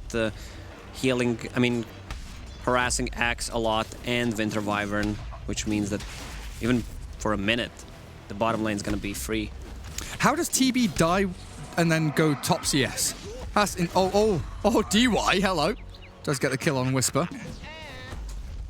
This Terrorblade, though. Spectacular performance so far in this actual laning stage. I mean, it's a Batrider against 2 melees, so pretty easy for him to zone them out. Magnus still getting a decent amount of farm. The triple Radiant Cores just behind the Terrorblade there. As Tiny not too bad, but Axe struggling as we see. Not able to get anything done down bottom. It's a tough lane for Axe because he's one of the better heroes. As I already said, the Witch Doctor and Paparazzi just enjoying on the bottom lane. 20 CS. He even gives him the last hit. On a ranged creep. Unheard of. What did he get? 51 gold from it? Man, oh man. Paparazzi, you beautiful, beautiful jug player. Giving Witch Doctor CS. And Chris Luck. Oh, Whisper back into the creep wave, but there we have it. Witch Doctor level 2 now. So Maledict there. Cask is ready. Getting spun down, but the glyph on the creep wave, I'm assuming for bottom to stop them losing too much HP. And Whisper, half of his HP is being removed by just a single level 1 Maledict. And they're bringing a second hero now. Clockwork ready to come in from the northern side, trap him in the cogs with a battery assault going. Whisper just going to get clicked out by DY and PYW. A couple of lucky spins maybe could have turned the tides there, but they will not come. Man, Chris Luck, he should rename himself to Chris Bad Luck. Region spawns on top. Zeus got it, but it got cancelled by the tree toss, so kind of sad. Now he needs to bring the flask. What he brought? Well, that's a fairy fire. That's not a flask. Does he have a shrine? In 20 seconds' time, he will do so down at the bottom spot. Whisper now relegated to jungling. Level 3 Axe. Not looking too hot here, as Stinger will come and join them. Stack some camps, build up bank, as Chris Luck wants this bounty rune down at bottom, but the battery assault with the cogs. Chris Luck trapped inside. The bounty rune does get picked up by the Tiny, but he loses his life for it. PYW Clockwork, man. Making the plays, and there's the Zeus with the Thunder God's Wrath. TB down, and they might just be able to, in fact, get the Batrider as that additional bonus kill. No bounty runes, though, for them. Was that only one that Vici Gaming got? Vici. It's so hard to look at the bounties when you press enter because there's bottles and it feels like there's 7 bounty runes. Chris Luck bottled one, and used one. Does get a little bit messy. So Xiao Yu now keeping that pressure on that TB and Bat, but he's all alone. The Clockwork started making rotations around. PYW there. Oh, hello, DY. DY, I guess, went for a deep D ward in between Tier 1, Tier 2 mid. Does get scouted out on his way back, though, and that's why Stinger is kind of giving chase. And that Illusion Rune guarded by the Witch Doctor. Not going to give that one up for free. Stinger using that Splinter Blast on the main hero clears up the 2 illusions and remove that vision from Vici Gaming if they did try and use it like that. And Zeus, he keeps dominating the mid lane. 10 CS more, 10 denies more over Tiny. And on the bottom lane, we have Juggernaut, who is level 6, has enough mana to pop that Omni. Oh, the healing ward. Is that enough? It's cleared up now by Stinger, but it kept DY alive through the spins of Whisper. And the spin of Paparazzi is able to open up another takedown, this time on Stinger. Can they dive this tower, though? With Thunder God's Wrath and an Omni Slash, they might just be able to catch the Axe as long as it's away from a creep wave. And as this game progresses, there's going to be more global presence from Zeus. Once he gets the Aghanim Scepter and the Rockets is maxed out, so that's like 500, 600 damage. That's pretty good, isn't it? That global magic damage. I've only just clocked onto that. Especially against TB and his illusions. TB doesn't have a hood queued up, and I'm worried. Against all this magic damage, we've always seen Terrorblades, Phantom Lancers, whoever it may be, even Outworld Devourers buy hoods. It wouldn't be a bad choice. But we know that Hector isn't one of those players. Nah, Hector is extremely greedy, and it works for him. Absolutely does. Schofield. Ooh. Firefly over the trees, but Ori has that long-range, massive magic damage nuke from the Thunderbolt. Holds onto his ulti as well, just in case they want to try and make something happen elsewhere. DYD warding. Doesn't get the sentry, unfortunately. Oh, he re-sentries to get the sentry. That's interesting. Gets called up now as he tries to TP out. Whisper gives chase. Cannot continue forward, though, As the double damage again, Ori, just on these rune spots, takes it under the nose of Chris Luck. Chris Luck is having a rough time. Magic Wand, Brown Boots, and the Bottle also being under-leveled compared to Zeus. Cask, Spin, Maledict onto Whisper.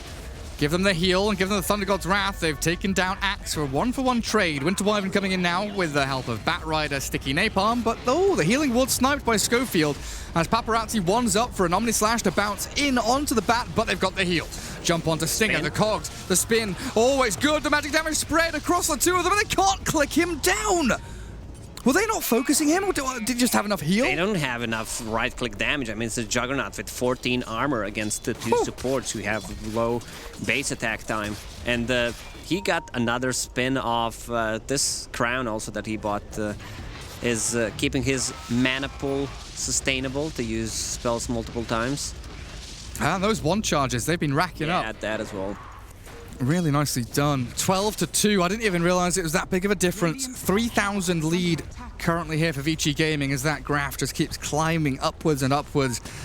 And at this point in the game, you wonder, what does the TB do? Does he fall back into the jungle, sulk in the dark corner like the little emo kid he is? Or does he go out into the bright light of daytime and try and push some towers, Lacoste? What does he do?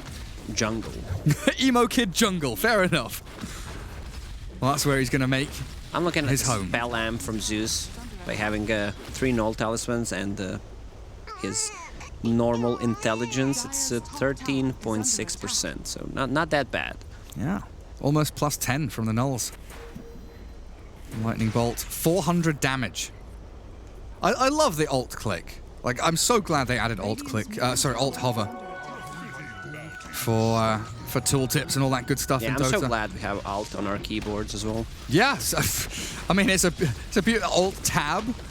Probably the most used keyboard combination in history. Alt F4. Yeah, you're absolutely. I mean, when you're right, Lacoste. When you're right, and you're right. Schofield and Whisper absolutely wrong with their attempt to find DY. They will find him eventually, but they've allowed for a TP to come in from PYW. And with a battery assault hook shot, Bat Rider, well, he's got. Whisper goes for the call. The dunk is there. The cog's not quite fast enough, and they've got the Splinter Blast from Stinger to try and take that PYW. Zeus is there. Oh, Axe, goodbye. Ori also gets a D ward with the ulti, as the Terrorblade back in Fountain, very close to death himself. PYW, there's a creep wave here, so can't really go and commit for the kill. Drops a hit onto the range creep and takes it out. Yeah, these two supports are not synergizing well. They need Tiny. Tiny needs to make action, but you can't make any actions if you're dead, right? You absolutely cannot. DY does have that Death Ward ready. Throws it in. Bat Rider. Oh, shredded! Ah! That Witch Doctor was not the target you want to go on, and Beast Coast, they do have a nice call here if Whisper wants to use it. Maybe it's on cooldown, not too sure, but the spin passed onto Stinger will allow Paparazzi to swipe down with great vengeance on his opponents. Healing ward for PYW as DY has fallen. Whisper and Stinger will kill the ward, but it's not really the best, is it now? Still has ulti, but doesn't even need to use it because battery is still running, and it feels like it's just chain feeding from Beast Coast at this point. 18-4, it is turning out to be quite a stomp. Magnus hasn't even started empowering people. We were talking in the previous game how that empower, allowed Vici Gaming to catch up, build themselves and accelerate back into the game. And now it's going to be that accelerating forward to have much greater an advantage. And in this situation, I love the build on Zeus. Usually not a big fan of Boots of Travel, first / second item, but he has the XP gain talent, can participate into team fights, regen his mana. And he's so good at deep pushing. It feels good, yeah. And you have the global presence, so you can help your team out always, especially since Clockwork is having such a great time. Bracer, Urn of Shadows, and he's involved in 11 out of 18 kills. Well, Paparazzi gets the spin off, currently at 404. Kills not found, deaths not found. DY slapped around by Chris Luck, hook shot off the mark from PYW. And Tiny does get a grab onto Witch Doctor, but here comes the battery assault. Trap him inside the cage, the cogs, but the toss back, like you were mentioning earlier. Save mechanism potentially for Chris Luck. Now, D-Ward for Ori, not giving chase for the Tiny kill, but instead focusing the Bat Rider And Paparazzi, he's got... Where did Stinger come from? Well, he's dead now. Didn't even use Omni Slash. Feeling bad for Scriff right now because they are feeding on multiple lanes. Hard to catch all those kills. If it was me observing, we would have caught maybe 3 out of 25 kills. Be thankful. Oh, big smoke time. Here we go. Vici Gaming, 4-man strong. RP ready. Empower going. Chris Luck. Oh, no. Blink. Skewer. Oh, it's the Tiny. It was the Tiny. He gets a really nice avalanche toss combo, but he is dead. Winter Wyvern. Winter's Curse. Okay, we get a kill. Nice dunk onto DY. Axe moves in for more as PYW. Slowed by the Terror Blade and should be found with that Metamorphosis being used by Hector. Alright, these are 2 good kills on supports, but they can still defend this tower. Mag has Blink, RP is ready to go. Do they group up? Where's the clump? There's a couple they could go for it. Oh, it's a game of inches. Super, super close. They defend their tier 1 with everything. Ori gonna get lassoed up. That is a prime target. Omni Slash towards the Terror Blade, but the Winter Wyvern gets the heal off on Hector just in time. Spin back out and the RP there onto the 2. Do they have the damage to push on through? They do. Chris Luck off he goes, run back away, and Schofield, he's been left to fend for himself. Death Ward to the high ground as DY, beautifully done, finds 4 kills for the price of 1. Just a casual dumble damage and empower on your Juggernaut. Dumble damage? Is that like a Dumbledore? Yeah, yes. Sorry, continue. I mean, double damage is sometimes dumb. Like spawning on the side of the Roche. Look at his farm. It's insane. 9,000. Hector decided to go for SNY because having illusions is not gonna do anything in this scenario, especially since you're playing against the Zeus. Zeus, speaking of, onto Whisper with a Maledict, and that raw damage they've got should be enough to pop with a Maledict. Let's see if he ticks down, because Ori misses out on the last Thunderbolt. The last tick will kill off the Whisper Axe, but they've gone in onto Ori. The dive forward from the bat finds the kill thanks to Hector. And with that Winter's Curse into Sunder, they'll get a bonus one. DY down. 2 beautiful little kills, but they lose Tiny middle. Yeah, not the perfect game in terms of strategy from both of the teams, but sometimes you need to adapt if this game goes this clowny. We have 37 kills in 15 minutes. Make that 38. 28-10. This Clockwork has had an exceptional game. 7, 1, and 11, I think I just saw his score as. Look at him. Gorgeous. 606 on Paparazzi, yet to be killed. Beast Coast do get that drums up on the Bat Rider at the very least, but it is... I just realized that Clockwork has more gold than Tiny. Ooh. Or net worth, yeah. Oof, this is rough. Yeah, by about 400 or so, isn't it, as well? Whereas Tiny, Blink 500 away. Chris Luck not too far off it. That's definitely, you know, a turning point item if they get the Blink on Tiny. The catch and kill onto Zeus especially. Very important.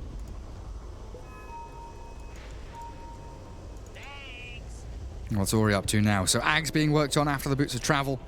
Pretty classic for the old Zeus. Still needs 1,000 plus to finish it, but once that is up, it's gonna be so much easier to fight. Whisper with Schofield. They're very, very quiet. They're hunting Zeus. But Clockwork, with the Thunder God's Wrath, will pop the smoke and maybe potentially find a kill. The big fat ogres get in the way of Clockwork. He can't hook shot, but they've got the Skewer RP after the Blink. The Winter's Curse delays any additional aggression here from VG Gaming. But yeah, the cask bounces between the two of them. Down goes Wyvern, the Blink and the Call. Axe is in, Whisper catches onto the big target, and they found him. Ori's gone, but they're losing others in the meantime. Where's the Juggernaut? They need Paparazzi. They need Paparazzi to come in. He's backstabbed. He's on. He's into K1. There's Hector. Tossed away. Juggernaut is taking down Chris Luck. The Blink and the Call. Axe doesn't get enough done. Oh, this empowered Juggernaut that slices through them. He skewered them on top of the Juggernaut, so the cleave just shred through them. 5-man wipe again, 33-12. Beast Coast, they're showing, flashes of what their draft can do when they're, putting themselves in positions to actually go and do it with good blink calls, with this Tiny able to get into the team fights. But they are just so far behind right now, it feels like a losing battle no matter what they do. If they want to win a fight, they need Wyvern to use ulti on someone who's standing near the Juggernaut to erase him immediately. Otherwise, I don't see them winning a fight. Jug next to Zeus. Cast ulti on Zeus. Watch him die. We should be nearing the next round of big items here for Vici Gaming. Oh dear, Hector. Was this pre-planned? Vici knew he was going to come in and farm. The Winter's Curse is there, but the spin from Juggernaut allows them to find the Wyvern and maybe move in for more. Ori taken out by Chris Luck, but they've got the TB caught up, trapped in the cogs, and that's him gone. He was dead. He respawned, he TP's back in, he's dead again, so's Whisper! Gone for 45 seconds, and Schofield, the poor little Batrider, wandering around. What do I do? Oh, we are having a good game, Gary to cast, huh? 50 kills, 20 minutes. It's not bad, is it? That Clockwork, 10, 1, and 16. 26 out of the 36. Absolutely insanity. And they're going to push high ground. They're just going for it. Radiant Courier. Batrider's not really doing too much damage to that lad. Unicorn Boy with a shitty wizard will flap on over. Batrider, are you okay? Seems like he's not. I don't know, there's some weird stuff happening in this game, gotta admit. He wanted the Courier to die really, really badly. Chris Luck also. Oh, he's got it! There we go! The Batrider's death was worth it. Tiny gets the Courier kill.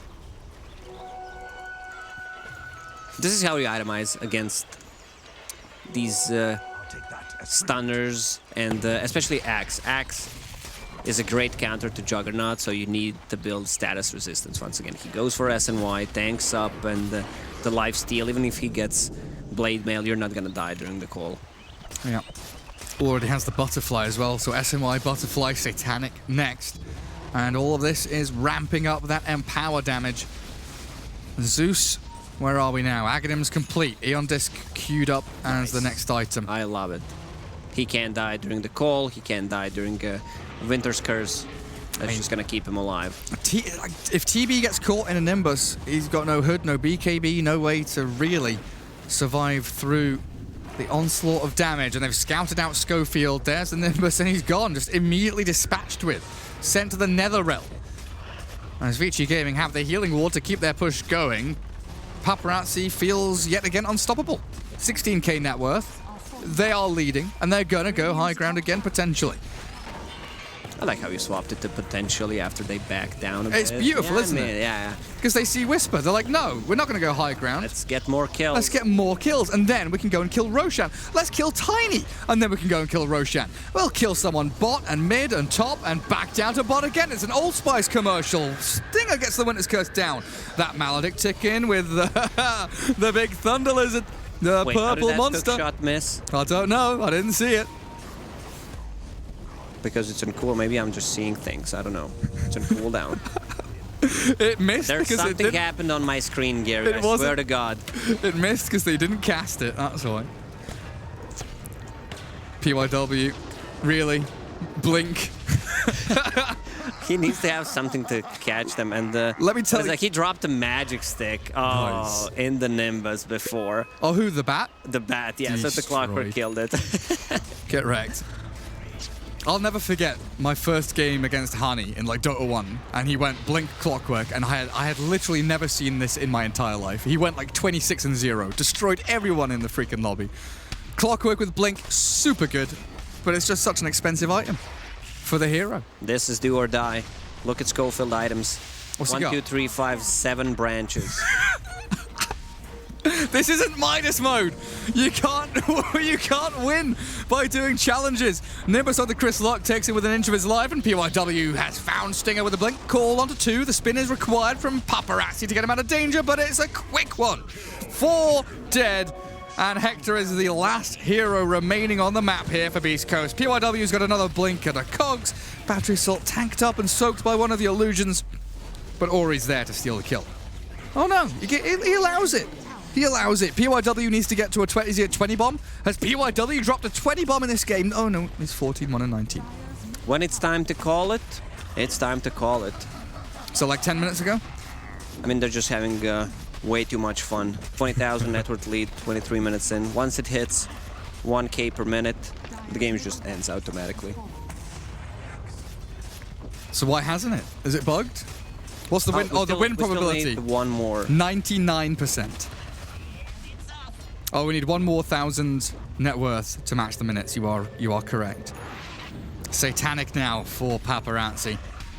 Top lane being pushed out by Ori. They can connect in onto tier 2 if need be. Come on then, Beast Coast. Your Batrider's found the Zeus. Who found who? Well, he was standing on purpose in that. Toss up, Avalanche onto DY. Try and focus down the Witch Doctor as best you can. Eon Disc is popped over on the Zeus now, and Hector, okay, uses Metamorphosis to kill the Witch Doctor, but he's actually able to latch onto Ori here, potentially, but the hook shot cancels out any form of aggression they were throwing his way, and now he can pump the damage in. PYW trapped him in a cage, and Hector cannot escape. Another 5-man wipe, and surely this must be game. All right, there it is. I was wondering if they're going to drop the GG in all chat, and here it is. I mean, this was just a slaughter. 52 to 15, 25 minutes. Nomad was talking about the 38-minute average, the 40-minute game length, but this was absolute slaughterfest. That was Vici Gaming's the meat grinder, and Beast Coast, they're the meat turned into sausage. It didn't look good. Did not look good for Beast Coast. But there we have it. Vici Gaming taking the series 2-0.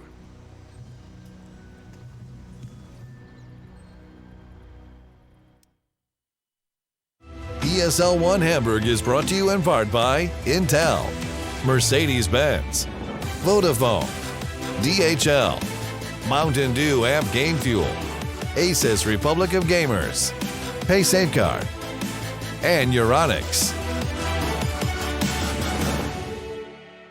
Welcome back to ESL 1 Hamburg. Yes, that was Beast Coast, unfortunately losing not 2, but 4 games in a row across 2 series. I'd say pretty feels bad, man, isn't it, Lacoste? Yeah, it definitely does. I don't know if it was stealth, but something was just off with the Beast Coast in this game. Like, it looked like they were having fun at the end, you know, they knew they'd lost and they're kind of messing around. They embraced it.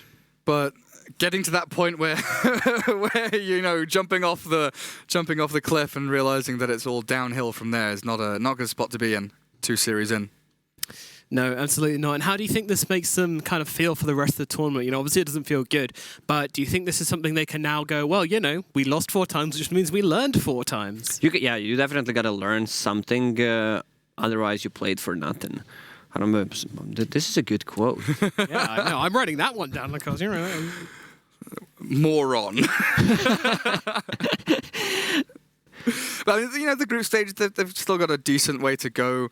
They've played against 2 of the bigger teams in their group. 2 of the harder opponents. But group of death, man. It is. It is. Well, let's look at how hard they got ranked. So we do have the scoreboard here to have a look at the post-game statistics. It doesn't look too... It looks awful. 10-0-14. 13 on Whisper, yeah. 2-10, 2-14 on the Batrider as well. And I mean, yeah, it's just... I mean, I think the biggest standout thing here is a Tiny going 3-8. This is not what we want our Tinies to be doing, is it, guys? No, the biggest standout thing is the triple win lace on Whisper, Schofield, and Stinger, all in the same item slot. They have synchronized their... Nice observation, their Gary. clothing. Look at them. Yeah, that's very important. Thank you, Swagged Gareth. Moving on to less important things now, Gareth. Well, the team is on the same page. Like, that they are thinking... everything through, put that one lace in the right spot, but it didn't work out well for them. I think they messed up the draft a little bit with having all these like clockwork counters who can stay away from the cogs, and then you end up with the draft that isn't that great. On the paper, it looked good, but when the game and how the game actually played out, you could see the weaknesses of it. Yeah. I mean, you kind of end up in the situation where you're playing too much to counter what the enemy doing and don't give yourselves the win condition. And that hero ends up being godlike. Blink Dagger Clockwork, who had like what 10-1, 16, I don't know. Something. It was insanity. Yeah, literally, like I've got 2 notes written down for this game, and it was Beast Coast bad laning and PYW Clockwork God. And that's it, and I think that's about all needs to be said. There were 7-1 at 5 minutes into the game, poor Beast Coast, and then 20-5, 13 minutes into the game. So not really getting much of a look in on this one, unfortunately. I did believe in the Terrorblade pick, though, honestly, until that Zeus came out, and then you're like, well, there's their burst for the Zeus. Yeah, I believed in TB until he died for First Blood. A little bit longer than me. All right, well, our friend Scriff, hanging out over in the observation desk over there, has ourselves a highlight where the Juggernaut, he lives. And I'm not really sure too much more needs to be said about this. Spoilers ahead. So he doesn't die? Well, that's what you'd think. Does he die now? You'd be correct. Well, no, he throws out the Omni Slash. Pops the Magic Stick, gets enough mana for another spin, and trapped inside the cogs. There's no way they're getting out of this. And these two supports together don't really make much sense. Bat Wyvern. Yeah, there was a lot of times when they were flying at people from over the trees. Yeah, and they looked really cool, and then it's like, whoa, look at that. Wow, birds attacking. Sick. They're so reliant on Axe, being a hero and doing stuff, right? Because the Axe is the only do-shit hero they have. TB's farming, Bat and Wyvern are, playing from trees, playing from fog, finding fun ways to enter. Tiny didn't exist in that game. You got crushed by Ori Zeus, absolutely like manhandled.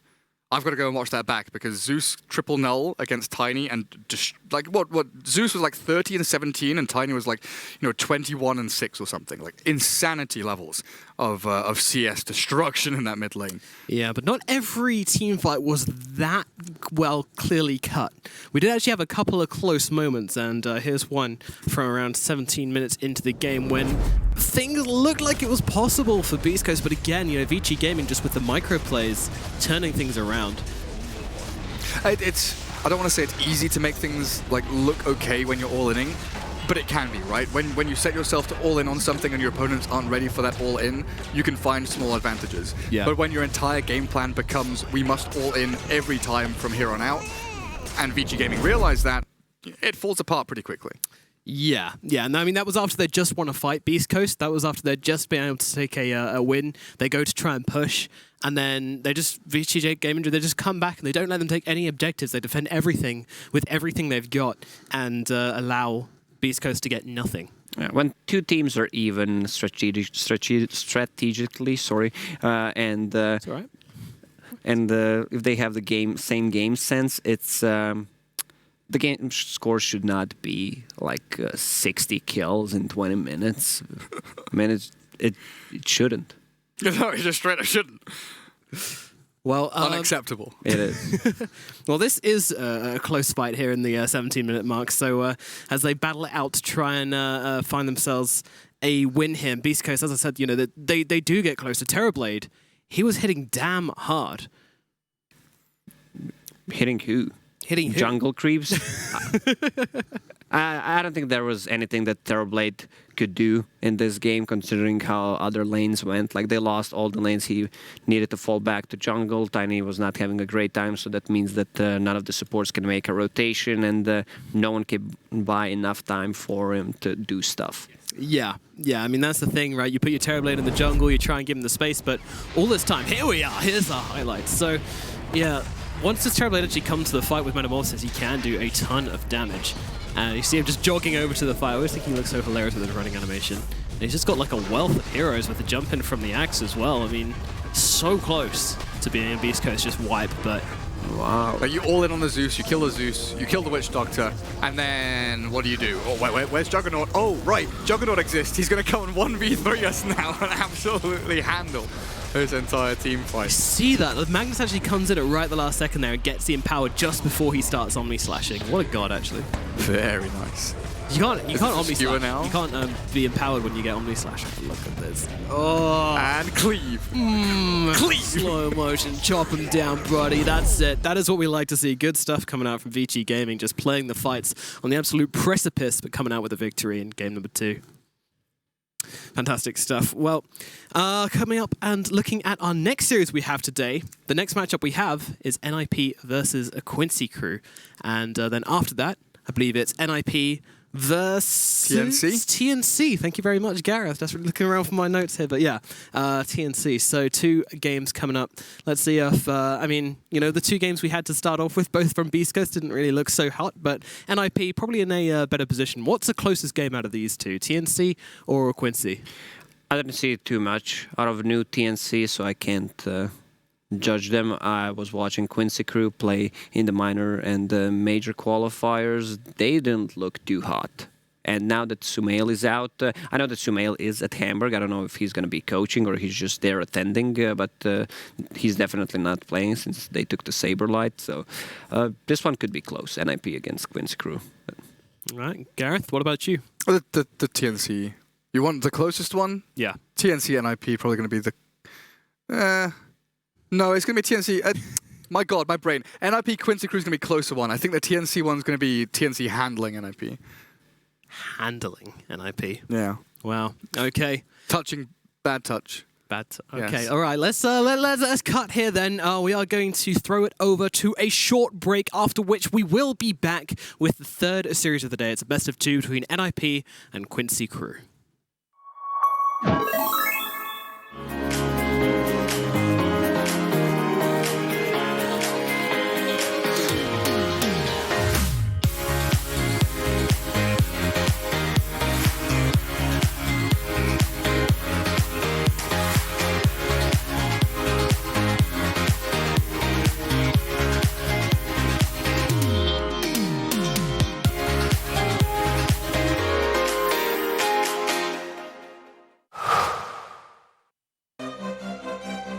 At the highest level of play, there can be no compromises. Gamers demand the highest clock speeds to give them the FPS they need to perform. Rise to the moment. Intel Core i7, the official CPU of ESL 1. Intel, unleash your brilliance.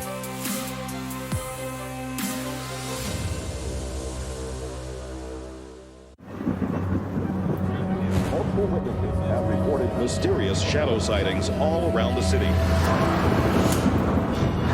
According to experts, the origin of these shadows is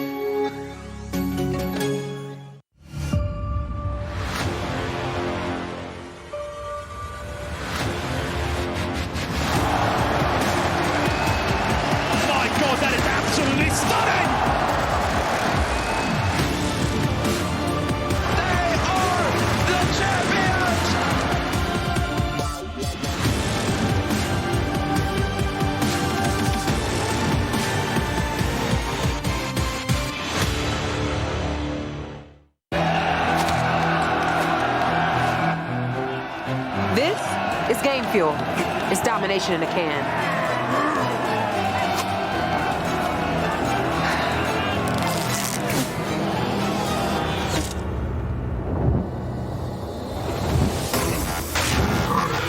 Oh, tastes like loser tears.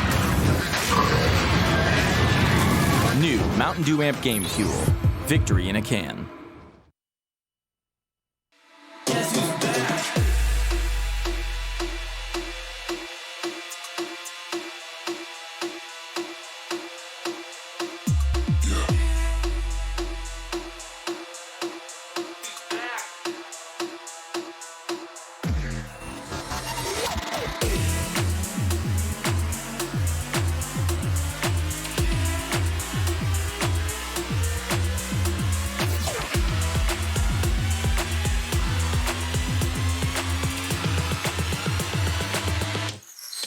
Guess who's back?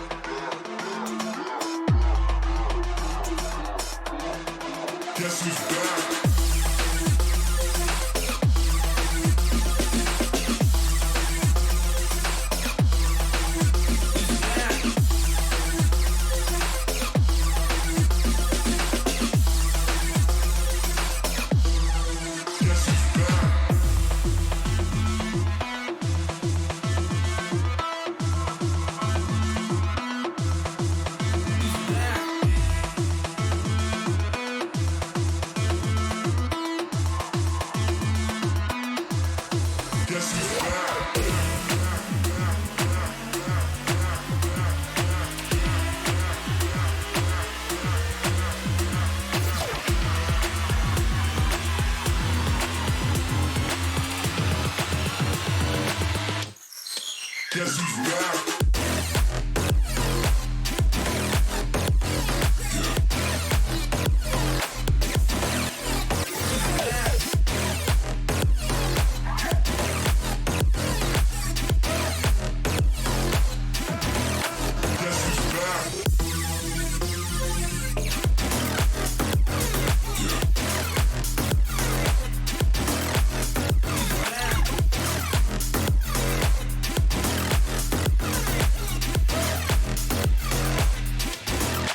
Guess who's back?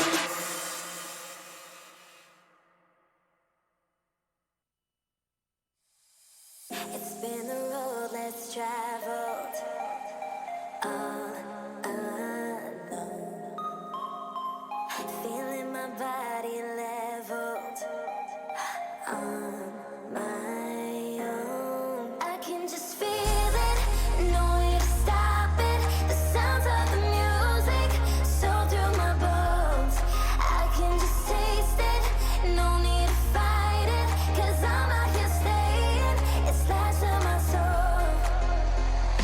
'Cause lightning and thunderstorms are never stopping me before. This night is never over, not until I leave the floor. So that's a passion, baby, I can never get enough. So don't you try and stop me, dance until the sun comes up.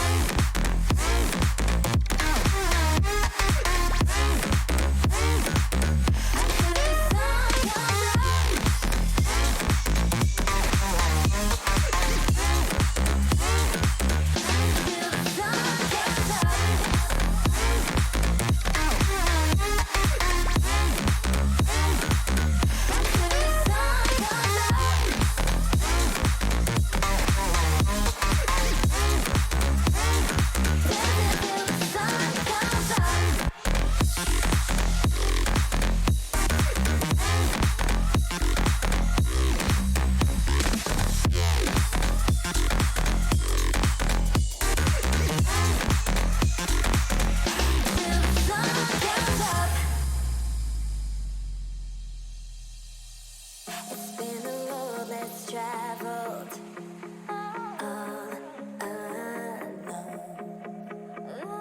Feeling my body leveled on my own.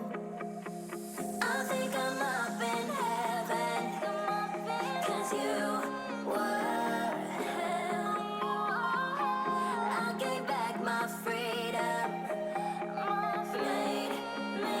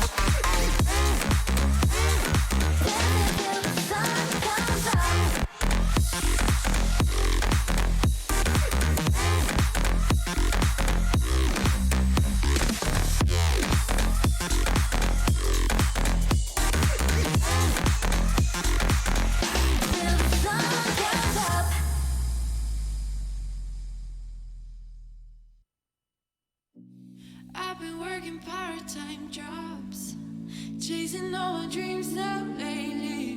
No matter if I try too hard, nothing's ever enough, baby. No, I don't care too much.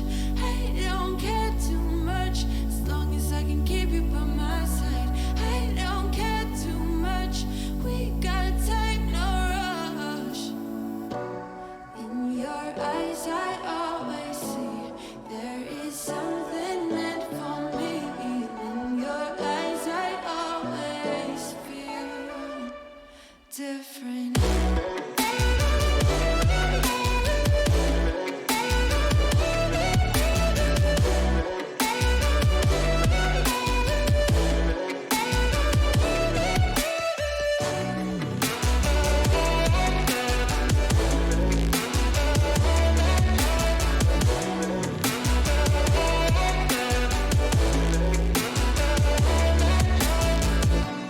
Tell me everything's alright.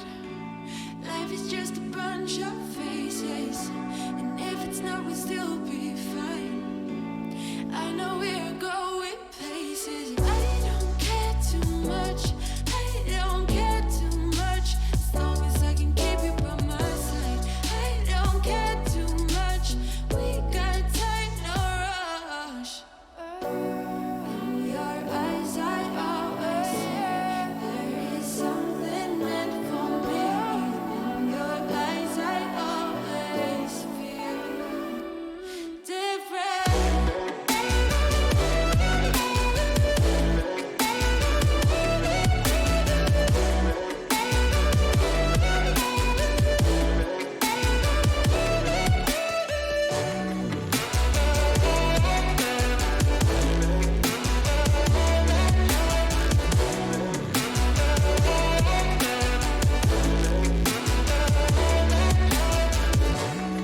In your eyes, I always see there is something meant for me. In your eyes, I always feel different.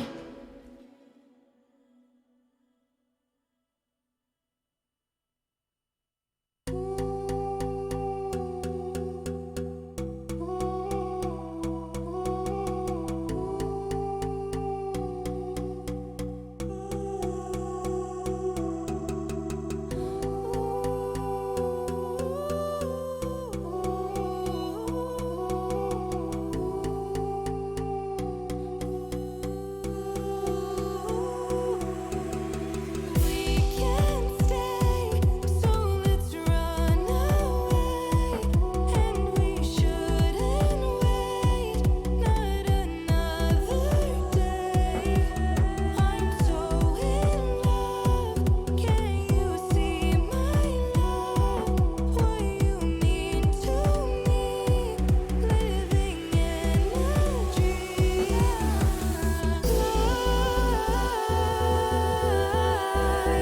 High into the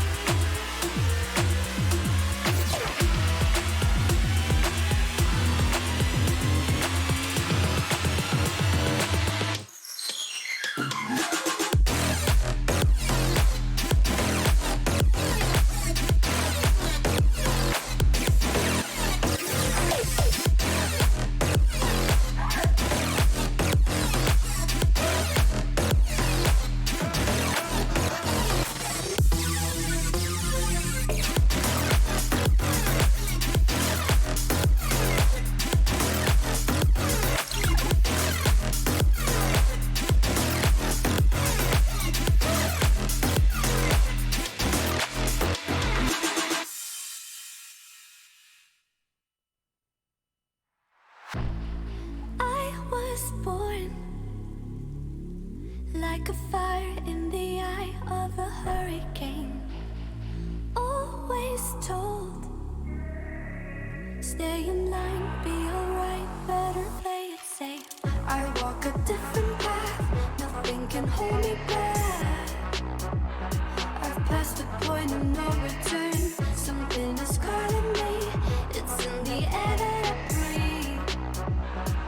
Bring me back to life again, dancing with my fear, burning with desire. We gon' take it to the edge, ain't come alive. Go to hell and back, just to feel the fire. We gon' turn up in this place, ain't come alive.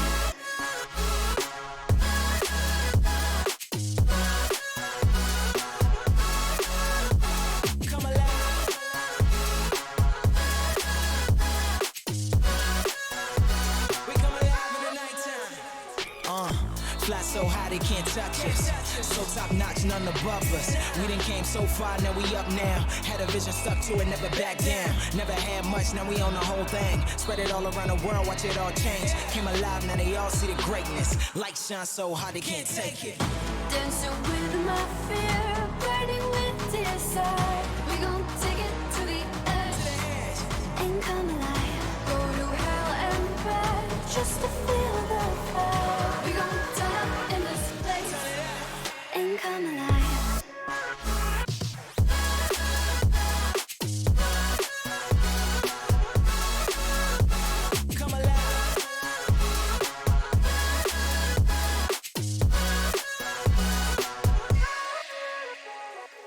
I walk a different path, nothing can hold me back.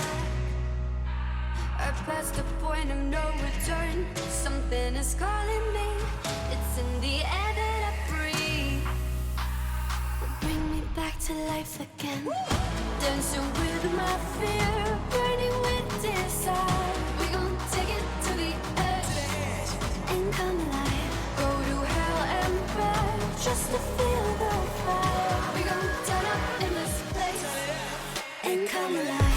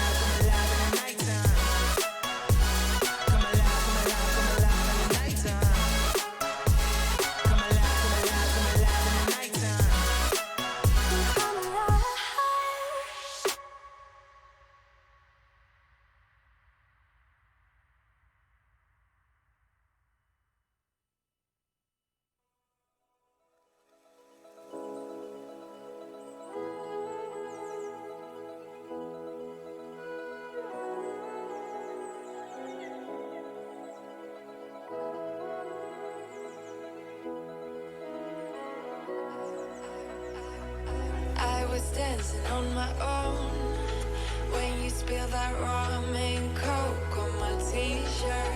Yeah, your eyes made it difficult to get my baby. And the next thing I knew, we were so ready to give in, skin to skin on that baseline. Ooh, you give me that high pitch feel, baby. We shared a secret.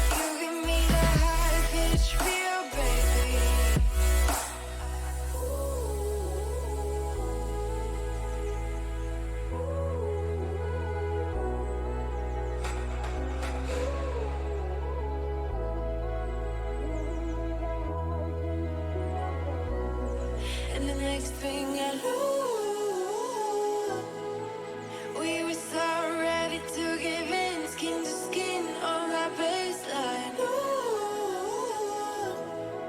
you give me that high pitch feel, baby.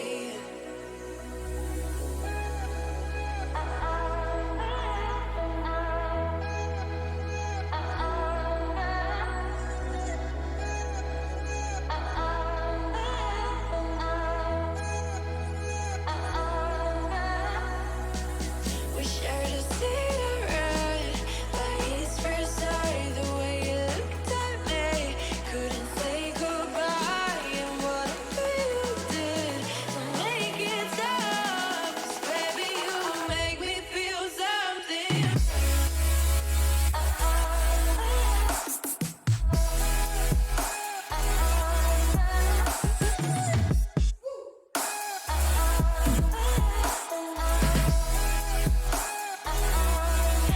Next thing I knew,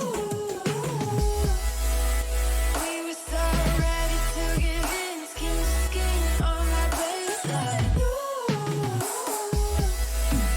You give me that high pitch feel, baby.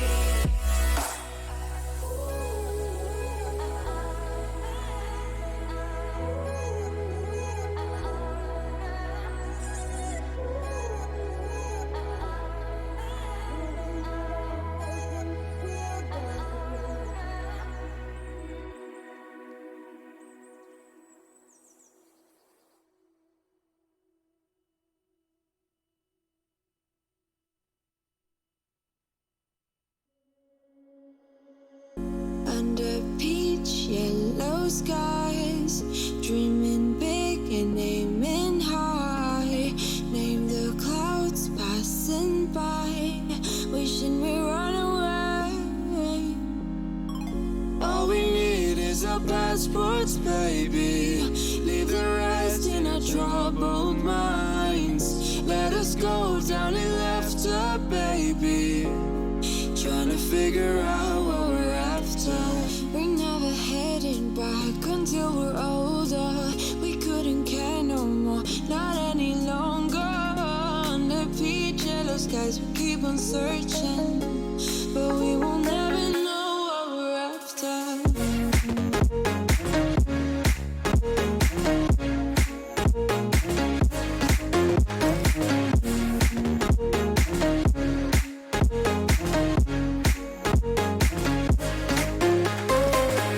Book a plane, fly away.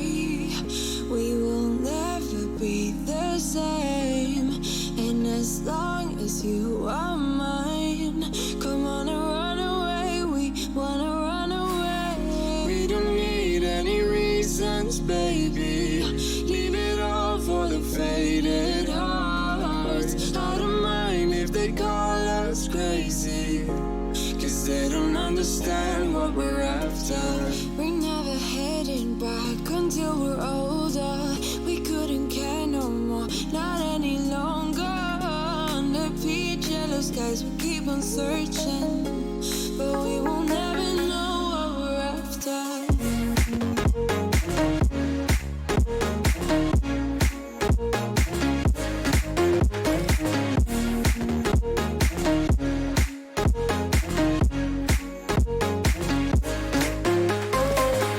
We're no kids no more.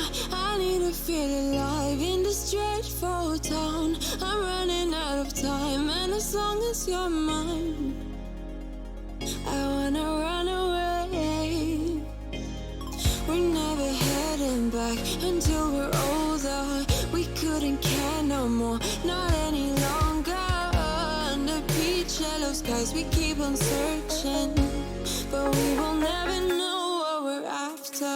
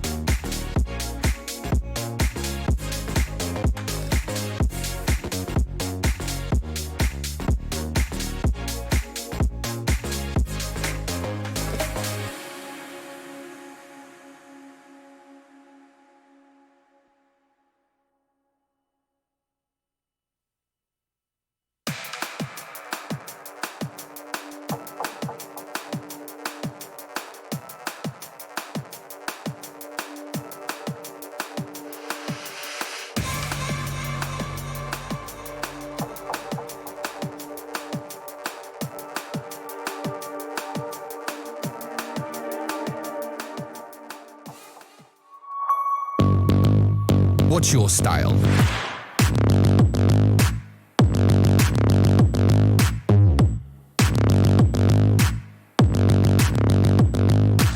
Get your merch at shop.eslgaming.com.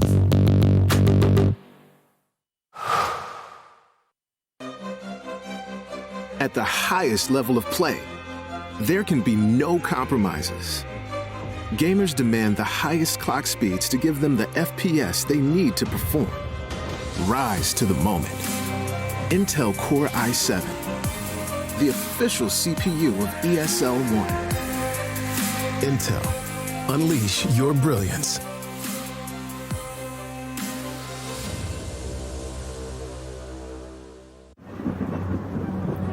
Multiple witnesses have reported mysterious shadow sightings all around the city.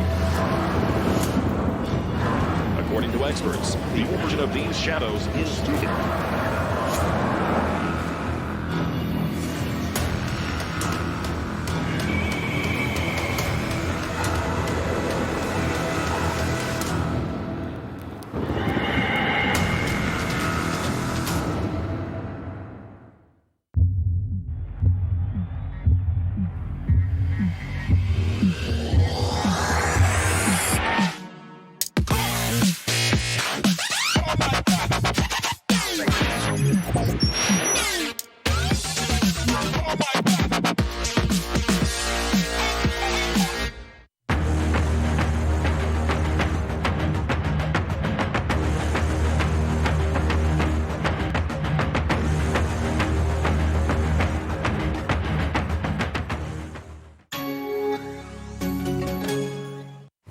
So this is it.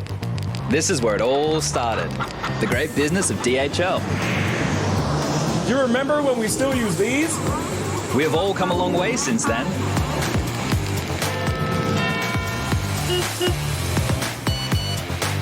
Hey, Effie, my little buddy. I got a special job for you. And this is only the beginning. Life is made up by special moments that touch us. A touch of genius, an inspirational touch, and a touch of magic. Some touches are simply unique. Euronics, a human touch in a digital world.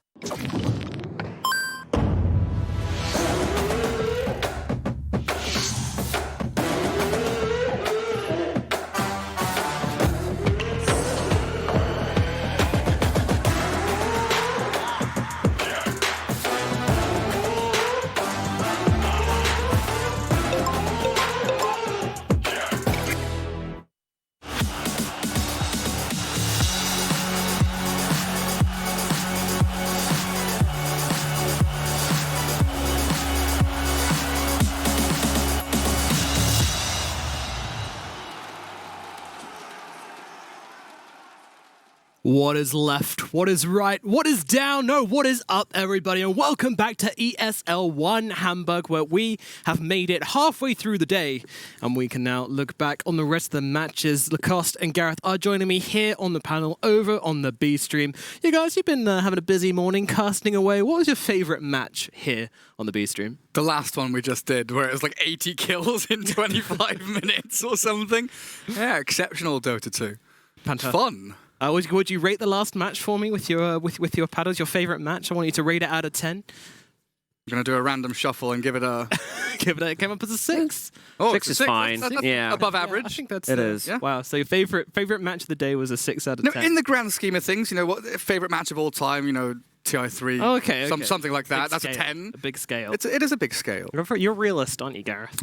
A real realist. Keeping it down to the floor. What about you, Lacoste? Did you which games did you enjoy the most? Any standout performances for you? I mean, we had 4 games. It's not that hard to choose. I can't choose Gary, so I only have 3 left. And I'm gonna. It's a simple math. I'm gonna go with the Beast Coast one. With the Beast Coast one, yeah, you know. And this first game was a bit more even, and I don't think it shows the potential of Beast Coast. But it feels like something's wrong with the team right now because they are 0-4, and I know they can play way better than what they showed us here. Absolutely. I mean, we've all seen it before, and I think they're very much meeting, undershooting expectations fairly significantly. But we can have a look at the group standings now and see where we are all looking. And Vici Gaming looking pretty happy up there at the top. Meanwhile, Alliance 3-1, dropping a game just recently now to Viking, in fact. Yeah, I'm surprised that the Vikings took a game off Alliance. That's pretty nuts. Yeah, it is, because they don't even have the 2 players they qualified with. So that means that they were probably playing with them for max a week before this tournament. Impressive. Against Alliance, which have been like the standout, hot team coming into this. I mean, they're still hungover from their post-DreamHack partying, and they just going like too hard. They just come and say like, "Oh god, it's too bright, too much lights," and then manage to scrape a 3-1. Sipping champagne from the trophy, taking too big a gulp. Maybe that's it. I don't know. But yeah, Group A looking pretty much, I would say, as expected. Maybe people expected a little bit more from Eternal Envy and the Fighting Pandas down there. Virtus Pro going 2-2. I think their current lineup isn't completely out of the blue. Maybe we expected a little bit more from Beast Coast. Just a little bit, yeah. I think everyone else is kind of where they should be standing-wise. No, no massive surprises apart from Viking taking a game off of Alliance is not normal. Who did Virtus Pro play against? Who did they lose to? Who did they lose to? I'm not sure. Well, I'll check right now. Oh, yeah. Right? Just check because He's on it. He's on it. But yeah, we've got Group B coming up soon. We absolutely do, Gareth. You're 100% correct. Yep, Group B is going to be the later half of the day across all 3 streams. And here we have a bunch of teams coming up. Of course, we got Quincy Crew versus NIP, followed by NIP versus TNC Predator. Yeah, they lost to Virtus Pro, to VT Gaming. Virtus Pro lost in a way, VT I think Gaming. Virtus Pro did lose against themselves, though, after TI, After which TI? After every TI they've been I didn't need to elaborate, yeah. They changed the roster, and I think they also realized that they need to work hard to get to where they were in the past season and the ones before. But it's going to take time to rebuild this team. Oh, for sure. I mean, they were heavily reliant off, No One and Ramses and their individual skill, the ability just to win team fights through, just knowing how your teammates are playing. It's such a large part of Dota 2. In communication anyway, is not necessarily verbal communication, but knowing that like if my ally moves forward like that, it means that we're going. Yeah, I think they had a great synergy together, and it's going to take a lot of time to rebuild it because the guys were together for such a long time, and you could see them having fun always when they're playing in the interviews, behind the scenes. It was a pleasure to watch how they were just one unit, but sadly it's time to make some new rosters, and it's going to definitely be hard at the start of this season. All good things must come to an end. So, one last question for you two. Who are your favourites from Group B? Who do you think is going to take the group? Can we see the group again? Sure can. Oh, it's way easier. NIP, Wind and Rain, TNC. I think... Ooh, I'm going to go TNC. I'm going to go wild and just say TNC. All right. TNC is always in the middle for me. I don't know what to expect from them. NIP, still not convinced. Quincy Crew, swap the players. Gambit looks like a decent team that can cause a lot of upsets. And Liquid didn't look too good. So it's really hard to choose, but it seems like they're all on the same level. Yeah, but maybe if NIP can surprise me. All right, and you're going for NIP. Well, I think for myself, I am going to put my money on Gambit. I think this team's got a lot of potential, despite a lot of turbulence for them. I think that they're going to be able to show themselves up. And of course, it all changes when you get to a LAN. It all changes when you get to that main stage. Well, all right, we are going to take a very short break, but when we come back, we'll be back with a pre-match where we'll be looking into our next series coming up, which is Quincy Crew versus the Ninjas in their lovely striped pajamas. We'll be back very shortly. ESL 1 Hamburg is brought to you in part by Intel, Mercedes-Benz, Vodafone, DHL, Mountain Dew Amp Game Fuel, Asus Republic of Gamers, Pay Safeguard, and Euronics.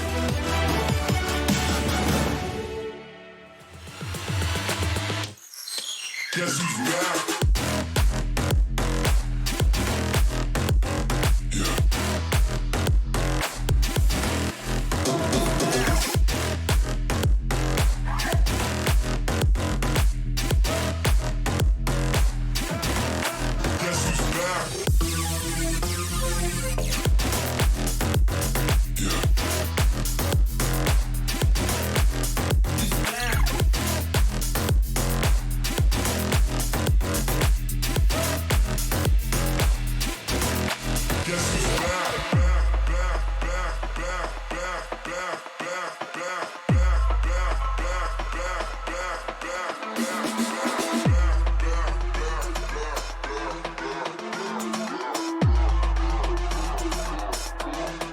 Guess who's back?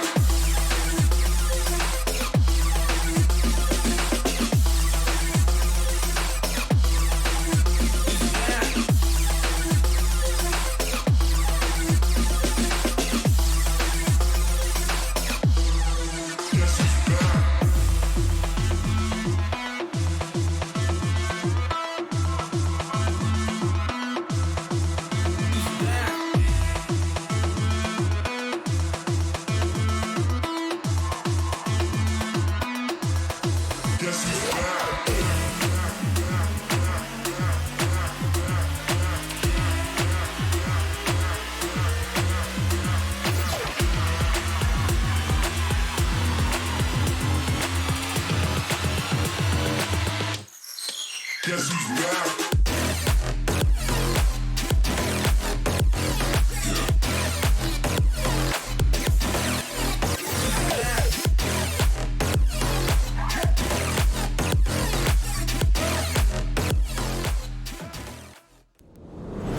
Group B is now kicking off with NIP versus Quincy Crew. These guys are going to be playing out in a best of 2, and we're going to have a little bit of a chat about how we think this is going to go down, because I think there's a lot of things that could happen in this matchup. Again, you know, another one of these two kind of games which I don't know where it's going to go. I think it could be convincing. I think if NIP have, you know, worked hard on their break from DreamHack, you know, they've had the experience as well, and they can definitely bring something to the table, which Quincy might not be able to match. However, Quincy, they've got the unpredictability, they've got the All-Stars, they've got a lot going for them as well. Gareth, give me your predictions. I think I have to back the guys that have dyed their hair together. 3 people on NIP, beautiful, beautiful blonde dyed hair. You cannot lose with style like that. Yeah, I made a joke during Dream League that Oliver, Skitter, and Biver. Yeah, they all kind of looked the same, and the Skitter got. Sorry. I mean, Ace got replaced by Skitter, so they also look alike. It's kind of weird, but PPD's got a thing. Yeah, he has a type. PPD's got a type. But yeah, honestly, I think NIP with the captain of PPD, we've followed a lot of these players for a long time. Skitter, Biver have played in tier 2 European Dota for forever. They've been exceptional players that have always been on these pentas or sort of FNG Team stacks Spirit, and yeah. Team Spirit, where they've looked good at that level. But I feel like they've always been the kind of players that can play up to their opponents rather than staying at that level. I made that same statement a few days ago, especially against the Biver, one of my favorite position for heroes, extremely mechanically skilled, just needs a better team, and I think this NIP team is the team. Ton of potential locked in one 5-man draft. Yeah, I'm definitely excited to see NIP develop throughout the season. I mean, we weren't able to see them really kind of kicking off at Dream League, but I mean, certainly, this is the big one. This has, would you would say, bigger teams, better teams than we had at Dream League. So I think now is where they really need to start kind of looking into gear. It's hard to say how the captains have been prioritizing as well. There's always this argument, are they hiding strats or anything like that? I mean, I don't think that was really going to be the case, but there's definitely an element of holding back and, really kind of just saying, okay, we'll take it easy coming into DreamHack, and then ESL 1, that is when we go, that is when, we read everybody else and we just try and come out as hard as possible out of the starting blocks. I think there's definitely an element of kind of ramping up and warming yourself in. Like, you know, after TI, everyone has a drop-off, right? Everyone sort of slows down, takes a break, goes on holiday, plays RPGs or whatever. You know, if you're a Chinese Dota player, you go and play some custom maps. Beautiful stuff after TI. That's the thing? Yeah. I mean, that was the... Do you not know? That was the big reason why Newbie fell off after their TI win. What did they play? Auto chess? Oh, this is way before auto chess. They're just playing like literal RPGs where you have a character, level it to level 3000, grinding creeps. just hitting mobs. Oh, how might they have fallen? Feel bad for SCCC. They get paid to stream it, though. That's the big difference. Over in China, there's a big sort of streaming fan base for RPGs. It's good. Thank you for Where was I going with this? My goodness. I don't know. I don't know. I was enjoying the ride. Like after TI, everyone has sort of, you know, a dip. Everyone sort of calms down a little bit. And now is ramp-up season. Now is when people start scrimming, practicing, focusing on the DPC season for sure. Did you ever dip, Gareth, after TI? Did you go and relax? No. Have a holiday? No. What would I relax for? I never do any work. Oh, okay. What about you, Lacoste? Did you ever relax after TI? You know, you're working the event, TI money, take it to Barbados, no? Nah, I took a vacation right before TI, then I did the prep, and after that, you know, you're just waiting for things to happen. There's a chill time. No Dota, feels kind of bad. Checking Discord messages. Have I been invited to anything? Exactly. All right, well... We have got a little bit of a delay coming into this next matchup. I believe one of the Quincy crew players is sick, so I'm not sure how long this is going to take. But any speculation on what might have happened? You know that Sumail's poisoned one of them so we can play. No, I saw Jack tweeted that out, and seems like Sumail will be coaching them until their real coach arrives tomorrow. We don't know who that is. Oh, we don't know who it is. Is there speculation time? Who's coming in to coach NIP? Because, I'm sorry, Quincy Crew. Yeah. Quincy Crew, yeah. I want it to be clairvoyance. To coach Quincy Crew against... Oh, no, it's not going to be today, though, is it? If he could coach Quincy Crew against NIP, that would be spectacular. I know, Kipspool, you know, she's kind of wandering around, hanging out, you know. It's could be a potential option for Quincy Crew. Yeah, there's a fair few coaches out there. Looking for a home. T-Gov. It could be clairvoyance. I'm pretty sure they're going to take some NA coach, and there are not many left. I say it as a meme, but I think that's probably the best option for them. I mean, 1437 is currently getting married, so... It's definitely might not have a him. Bit of downtime. Probably not him, but might have a bit of downtime, you know, just scarf. If he has vetting today, he's probably not going to be... Today. Yeah. No, I don't think it's today. I think it's like at the end. I think he said end of autumn. Okay. But I mean, I guess it's kind of end of autumn. I don't know. We're going by Valve's calendar. Outlanders update, autumn. that could be any given point. Yeah, I think that's... I'm just thinking about Skitter now and how similar he is to Nico, baby.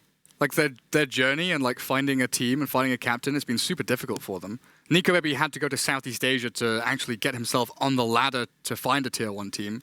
And Skitter was playing with Penta, like 9. You know, 9 has found a way. That also into J-Storm, Into J-Storm. Where's DNZ now?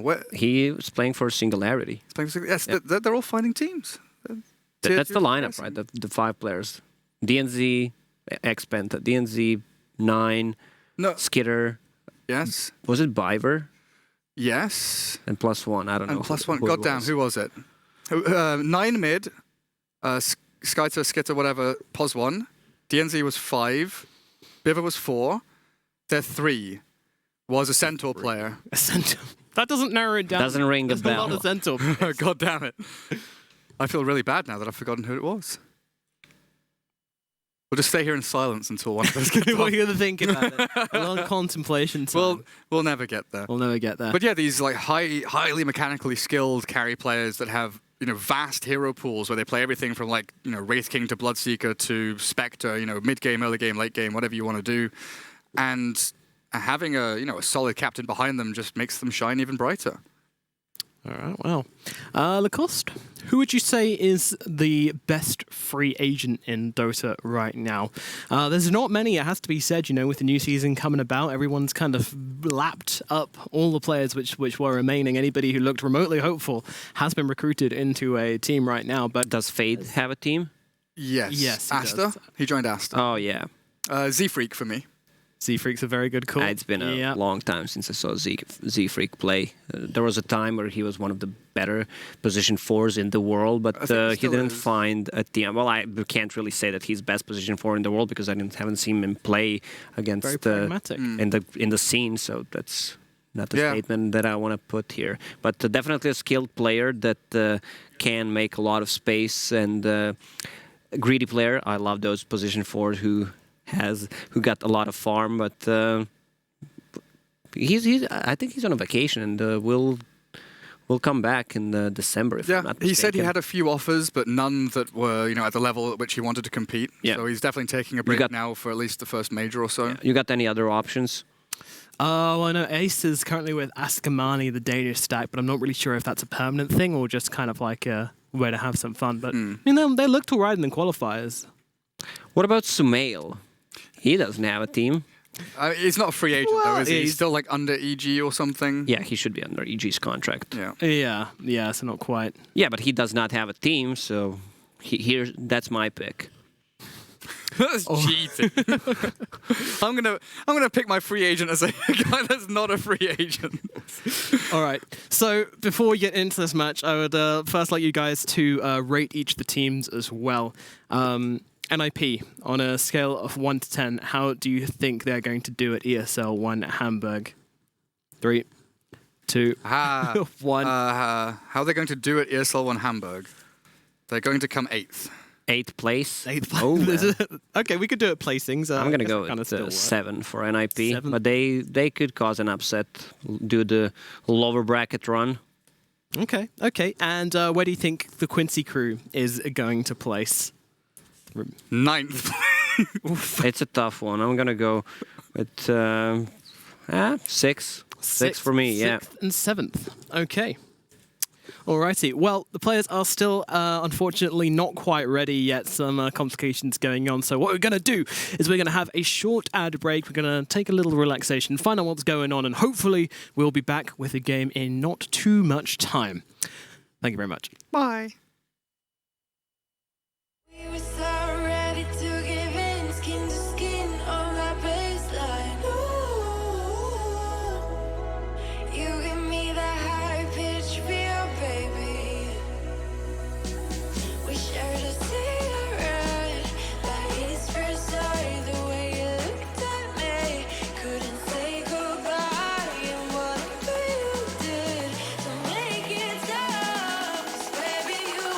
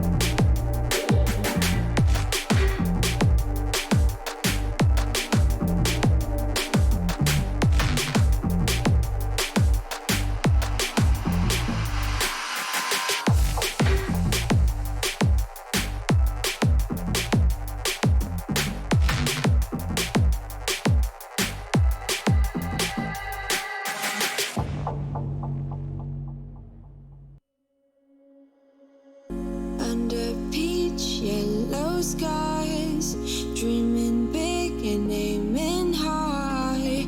Name the clouds passing by, wishing we run away.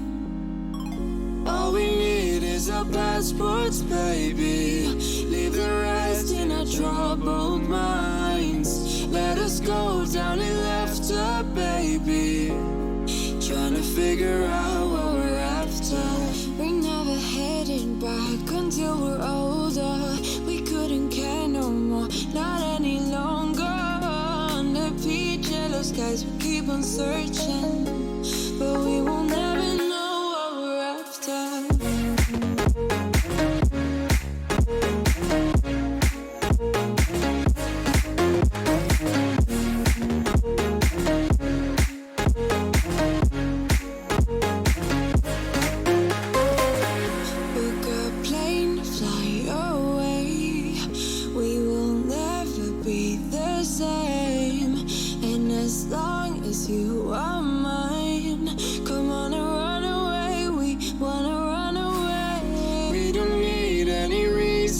Baby, leave it all for the faded hearts. I don't mind if they call us crazy, 'cause they don't understand what we're after.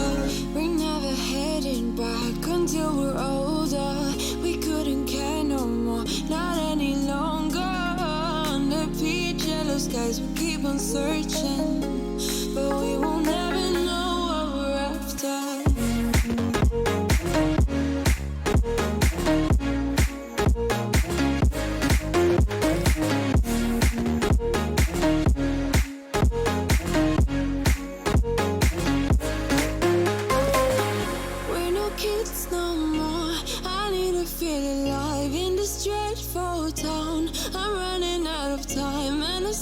You're mine, I wanna run away. We're never heading back until we're older. We couldn't care no more, not any longer. Under peach yellow skies, we keep on searching, but we will never know what we're after.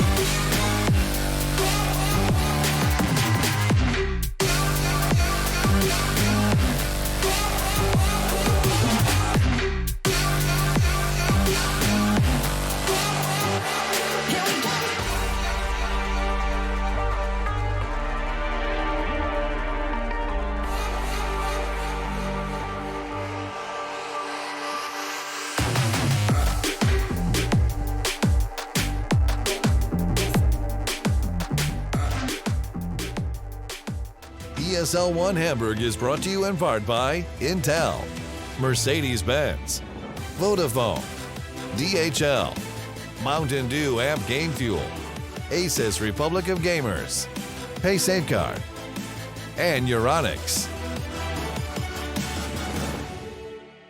Hello and welcome back to ESL1. We are here on the B stream. My name is Nomad and joining me is Lacoste and Gareth as we continue waiting for the Quincy Crew versus NIP game. But before we get to that, I think we should take a little look at the standings again. So, over in Group A, Vici Gaming, they are going on with the 4-0. Meanwhile, down at the bottom in pool 0 and 4 is Beast Coast. Group B still yet to get started. Some games are underway already, but we are, of course, waiting for NIP and Quincy Crew to come ahead. We already talked about who we wanted to come top of this group. Who do you think is going to come bottom of this group? I'm going to say Vikings GG. They took a win of Alliance, but I don't expect them to win more than one more game, to be honest. This feels like a lineup that is assembled last minute since they changed 2 players. So and Group B? And about Group B, I Wind and Rain, yeah, or Warren. I think that's Wind and Rain. Yeah. I think Gambit are either going to come top or bottom, by the way. Wind and Rain? No, Gambit. Gambit, top or bottom. Yeah. Yeah, you never know. It's an FNG team, right? It's like either they have like the perfect draft, perfect execution, they win like all of their games somehow, or they do nothing at all. Yeah. Last season they played extremely well, but then right before TI, they just crumbled. Yeah. So regarding Quincy Crew, of course, they're the team we're waiting on. Now, we've had a little bit of information from ESL about this, and the fact is that they have a player who's fallen very ill over the last hour or so. He's being checked over by a doctor, trying to do everything they can to make sure he is okay. Obviously, they don't want to start playing until they make sure we've all got the green lights, as, you know, health comes first, doesn't it, guys? So, coming up on the next matchup. I mean, yeah, I think we've spoken a lot about what the tier 2 teams are kind of likely to come up against each other in terms of who's going to come out on top. But what heroes do you want to see them play? I mean, for me, I want to see NIP bust out this Night Stalker again. I think that hero is still very, very good. We haven't seen enough of him. He kind of got nerfed a little bit in the last patch with some changes here and there, but I still think I want to see NIP bust that guy out. I get 33 Night Stalker. Let's go. What about you guys? Well, Night Stalker is fine. I mean, he is kind of situational. You just don't pick Night Stalker for the sake of picking it, but extremely powerful against heroes like Ember Spirit, who doesn't have a way to itemize to get rid of that silence, and it's kind of a crowd control with that AoE silence. You need to have a faster paced lineup. So during Dream League, Demon Slayers had an extremely fast lineup. You need to hit the timings. They had the Viper, so there's Mech, Aghanim Scepter on your Night Stalker. Like rushing Ags as well, yeah, right? rushing Ags is good because you just you don't have an ability to flash farm, and it allows you to outpush the wave, shout it out, and you also have more menace stun. It's extremely good Aghanim Scepter upgrade for him. I mean, very often Aghanims is that kind of tightrope balance where you're thinking, is the effect worth the value, the cost that you're spending on it? You've always got to consider stats as well. You know, getting extra mana pool, getting tankier on Night Stalker. He struggles with mana pool. He needs to be tanky. He does. So just having those extra stats and then the additional sort of added bonus value of having the massive, like ridiculously massive AoE void is just a nice little cherry on top. So what do you guys think is the worst Aghanims in the game? I think for a while a lot of people said Lycan, and now all of a sudden they buffed it a bit and everyone is picking up Lycan in the high MMR games and just like building Ags on it because you get 3 wolves now instead of 2. They're worth just a little bit more gold, but I mean the lane push is pretty It's bizarre. still Terrorblade. The whole idea of yeah, you'll get to see it actually. Having fear once you use Sunder. On a 2-minute cooldown. It's on Metamorphosis, right? It's on meta? Yeah, it's that's even worse. It's like a 2-minute cooldown on a awful, you're right. Awful fear. Yeah. I forgot how bad it is. It's really tragic. Lycan is making a comeback because you are spawning those wolves, shoving out all the lanes, and it's extremely hard. You're not going to get Aghanim Scepter like straight away. You need Helm of the Dominator. You're going to get that Necro Book, maybe BKB, AC, then get Aghanim Scepter. And by the time you will have all your lanes, maybe 1-2 lanes already pushed in, kill the Raxes, so you know that when you take a fight with Aghanim Scepter, the lanes will push in, maybe even take tier 4 towers, so it's really hard to play against it. Especially since they reduced the gold bounty of the wolves as well, right? Previously, you'd just be like, cool, you know, wolves, free money. Now, you're kind of wondering, is it worth me going to this lane and battling with wolves to actually try and... Because they're strong, like they are magic pretty powerful as well, don't they? Which is super annoying when you're trying to burst down the wave with magic damage, and then the wolves just like, oh, what nah, up? mate. We're still here. I'm still running around. Yeah, we got no problems with this at all. Like it's hard for Jakira and heroes like that to really kind of push out waves, which is super annoying. So yeah, and what would you rate it, guys, out of 10? Let's have a rating for the Lycan Aghanim's. What's 3, 2, 1. Why 3? Why 3? 3 wolves? 4? I don't know. I went to reach for 6 and ended up reaching for 3, but you know, mistakes happen. I'm going to stick with it. It's garbage. It still gives the enemy money. I tried it in one of my games, didn't work, so bad ags. I don't think that's a great example. You don't? Nah. You don't? Oh, okay. I tried it in one of my games. Therefore, it is bad. One, yeah. What about the Terrorblade Aghanims? Can I get a rating for that? I don't think it should ever be picked up. There's no -20 or 0 here, so I'm not gonna. There is no vote. numerical value which I want to attribute to that Aghanim Scepter. It really has to change. Like I feel like that Aghanim Scepter upgrade was just added so that every single hero can have it, and we're out of ideas. Let's just give him fear. I don't know.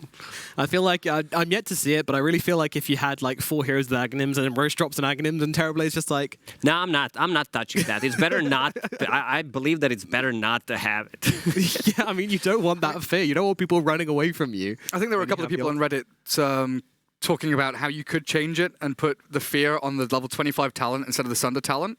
And then having Sunder be like 0 mana cost with Ags and like minus would be 30-second cooldown. Yeah.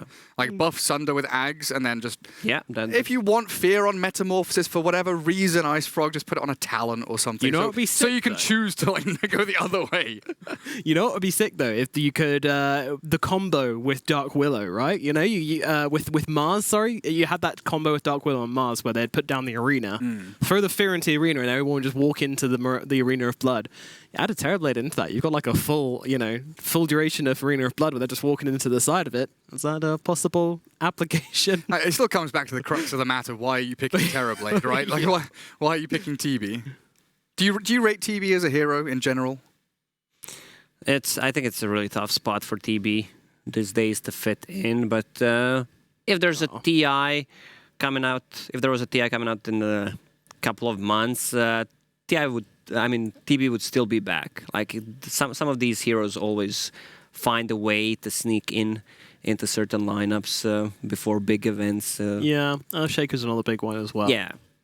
He always has managed to weasel his way into any kind of TI setting. Morphling as well to a small degree, actually. We always see Morphling coming back around TI. Yeah, it's all these heroes that are like, win conditions in and of themselves, right? Like Terrorblade, Morphling can just end a game by themselves. Enigma, Tidehunter, Earthshaker all have like a massive ulti that can swing a fight or, win you a Roshan. They always come around big land season. Yeah. All right. Well, we might see some changes coming to that Terrorblade in the next patch, but what I also want to know is, we've got an Outlanders update just around the corner, possibly after this event. We don't know. Do you reckon it's going to become before the minor and major or afterwards?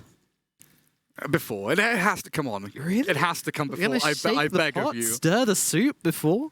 I mean, you want to do it after the first event of the season? Before is better than after. You have something to say? Now that I'm thinking, I feel like the better timing would be right after major ends. After the major? Yeah. In between them. In between the minor major. The team that wins the minor has to learn the patch and then go to the major. Added hurdles. What I want to see from Outlanders update is some cool spells from Void Spirit, like summoning tiny faceless voids or... the March of the Machines, but with faceless voids. Doing mini chronos everywhere. We might see some teleporting stuff going on, something like a TA with the Aghanim Scepter and the traps. Portals. Yeah, some kind of portals. Do you think we'll get some more vector targeting stuff going on? Because they added it in Pangolier. And I'm wondering if they want to make anything more. Yeah, well, they added it to Darkseer after they'd given it to Pangolier, right? I hope not. Dota players are not good at math, so... I don't think you need to be good at math to cast a vector-targeted spell. Geometry! Must get the angles right. Yeah, if I don't get the correct trigonometry on this swashbuckle, I might miss it. I'm not quite sure that's a thing. Well, we've got Snapfire as well being added, you know. We've got Void Spirit for all those, you know, guys who want their dark, edgy, cool hero. And then you got Snapdragon for... No, Snapfire for everybody else, I guess. I mean, when you say dragon, cool. like How to Tame Your Dragon is literally a mount. Yeah. Cute little, like cheek-to-cheek smile, little cute little adorable Toothless with cookies. Yeah, toothless cookies. That should be the name. There really are two polar opposites, aren't they? You've got like Edgelord Void Spirit for like all your edgy teens, and then you've got like old grandma giving out cookies on Toothless for the Dota community is half kind of older than the other ones. We all started at, not we all, but a lot of players started with Dota 1, and we're still here, so we need some old school stuff. Yeah, you know. Yeah, you need your edge. All right, just to remind everybody, of course, we are waiting for the NIP versus Quincy crew game. They're having a medical issue. We're working through it as best we can, but until we get more information, we're just going to continue talking, maybe looking around some other subjects, but I'm still interested in hearing more about what you guys think of the Outlanders update as well. Which heroes need overhauled the most? Because I believe in terms of most picked and most banned, we're looking at Kunkka, strangely. That hero is right up there. And he's been hit. He is. Yeah, and he's been hit with enough. Not enough. I mean, his boat is still imbalanced, the rum, and the level 10 talent, extra 40 damage for some reason. If you think about the gold, like on level 10, you get, 4,000 gold of worth the items. What's his while someone else gets, level... He gets maybe plus 20 movement speed, which is basically a wind blaze. I mean, if you have to compare these two... Cool. Yeah, when you put it like that, it sticks out a little bit. What is Kunkka's acronyms again? I forget. Drag back. Yeah. You get the fleet. You get the fleet at level 25. Yeah. You get the You get drag the back with the fleet with Ags and talent. That's definitely an interesting one. Honestly, patch-wise and nerf-wise, balance-wise, I don't hate where we are right now. Yeah. But I think that the Outlanders update needs to bring updates to hero models. You know, we think about the Viper remake, Zeus remake. You know, they get all buff and they look cool and they've got extra polygons in them. Morphling looks like a 2D character from a mobile game. Like, you need to remake how Morphling looks. There's a number of heroes that, you know, just a little look at him behind. He's behind us. Look, I don't think he looks that bad. How does that not look that bad? People go over the top with. I mean, these it's because it has cosmetics on it. The bad, cosmetics look good, but the the base model is not. Disagree. Strip him. Take him down to his base. Let's see what he looks like exposed to the world. Come on, Scriff. Take his clothes off. Yeah, can we have a look at the... It's like we're on Newgrounds again. Can we have a look at the Elder Titan, Scriff? So look at his elbow. Oh, E.T.'s fine. He was pretty bad. I think I think that's the worst model in We're Dota. making Scriff. If you compare him to Warcraft 3, where he was Tauren Chieftain, and this, what is this? What is this on his back? Where is he from? He looks like he's from Halo. That's fair. He's actually got some pretty dope lore. He's like one of the strongest heroes. It's the most random hero. He's a destroyer of worlds. I admit they never really go into why he's carrying like kind of 2 pillars with some. He has three fingers only. Why? I mean, why not? What kind of creature is that? Why do you want to be so like 2D about this, man? Why does he have horns? Give him the extra fingers, digits. I mean, the big briefcase, that's like his Thanos glove, right? That's what he uses just to destroy worlds. That's where his Earth Splitter comes from. Slap it down, destroy everybody. That weapon doesn't seem that powerful. Okay, I kind of get what you're saying. Thor's Mjolnir doesn't look that powerful. It's a hammer. But he can use it to we can make stuff up, like this pen, it's for a video example, game. can Of course destroy the whole universe. If I do this, Gary, don't make me do it. I get what Lacoste is saying. They did that in James Bond. Yeah, but I can make stuff up. Like, this is the Tyrannosaurus pencil. Just made it up. Do you not have an imagination? What? Don't touch it. Don't touch your T-Rex. I want to play with the T-Rex. You can't handle a pen. Please let me touch It's that powerful. Okay. Like, only one person in the universe can hold this power, and I have it right now. It's called the Universe Splitter. Like, it creates another dimension. A parallel universe. Yeah, parallel universe with another dimension added, and I can do it multiple times. But just what does the other dimension do? So we have like 4 dimensions now. Does it like what's the 5th dimension? I don't think I can figure this one out. I'm not a scientist. Does the 5th dimension let you smell things over the internet? back towards That's the Dota. So you can taste. Oh, sorry, Nomad. Shut the fuck up. We're talking serious business here. But no, we are going to bring it back to the Dota. Quincy Crew, NIP, still working on getting them sorted for this match here. So, in terms of, we talked about the heroes we want to see nerfed in the patch. Yes. Kunkka being the kind of call out there. Keeper of the Light. We need. Who do you want to see being buffed? Who's not strong enough? Who could use a new spell or some extra power, something like that? Invoker. Why? I think he's perfectly fine right now. I mean, we could buff him, buff his Exort build. Yeah. Because we don't see that at all, and he's fun to play. Nerf Tornado. I think the biggest problem with Invoker is just status resistance. When status resistance was part of strength, Invoker was not a hero.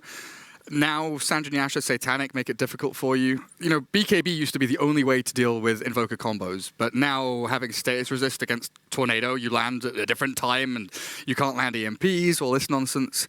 He's just not consistent anymore. Who needs buff? Clockwork. Yeah. Yeah, well, we saw a After pretty that convincing Clockwork, performance. but I mean, maybe the hero's still good, but no, I do think all round he's... It's very situational and... Nyx needs buffing, for sure. Or changing. Yeah. Nyx Assassin. I don't think Bounty we're just going to twerk the numbers up and down, but I'm pretty sure that the beta testers have some better ideas than us. Like, you can be just, this is overpowered, let's just lower the cooldown. I mean... They should just give him permanent invis. Every invis hero gets permanent invis like Ricky does. Then you don't have to press a button. And no sentries, no gem, no dust. No, they get removed, forget that. No reveal. Balanced. Okay, so you want to make the game hell for new players? Absolutely. All right.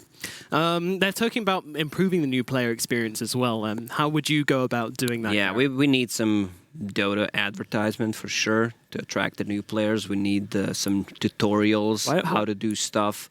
When you click on, we need Dota videos. That's what we need. If you, let's say, watch what Blizzard was doing with their cinematics, so that's just insane. I could watch that. I don't know why they didn't make a film out of it. And we need something Blizzard, like that. They made a World of Warcraft film. Yeah, but it's bad. I mean, the way they did the cinematics. Yeah. But we also need that in Dota. We need better videos. We had a couple, right? Because TF2 did some very super nice, in-depth, character-based sort of shorts and skits for Team Fortress 2. And they did a couple for Dota. I can't remember what heroes they did, but they tried to do that and then stopped continuing it. But I agree. It's like the story building behind it. Yep. When I go and watch a Dota 2 video on YouTube, I don't want a League of Legends advert popping up. Can Valve just buy some adverts on some goddamn YouTube videos? Dear Lord. I don't know. I feel like a lot of it as well is down to, giving people away into the game. I love that they're coming down on Smurfs and that they're kind of, stopping them being able to just destroy the matchmaking experience for anybody who's new to the game. I like that they're addressing that in creative ways as well, but still feel like, we've got that training tab where we've got one training game, the last hit trainer, and then we've got 4 blank boxes.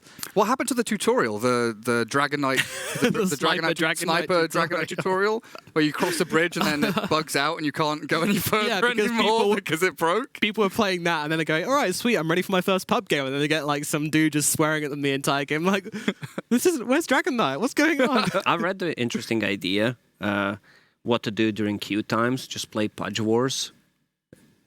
That sounds amazing. But you can't play, if you're queuing, you can't play arcade games. Oh, if you allow it to happen. Yeah. I agree. Oh, just bring back the shopkeeper quiz at the very least. I'm not saying that's the answer, but I'm saying why have you taken it? Why have you taken it away? Why has that been removed from the game?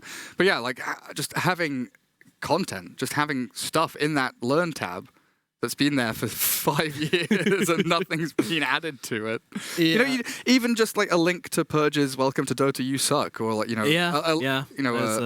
to D2 Bowie's YouTube videos. Just anything. Anything.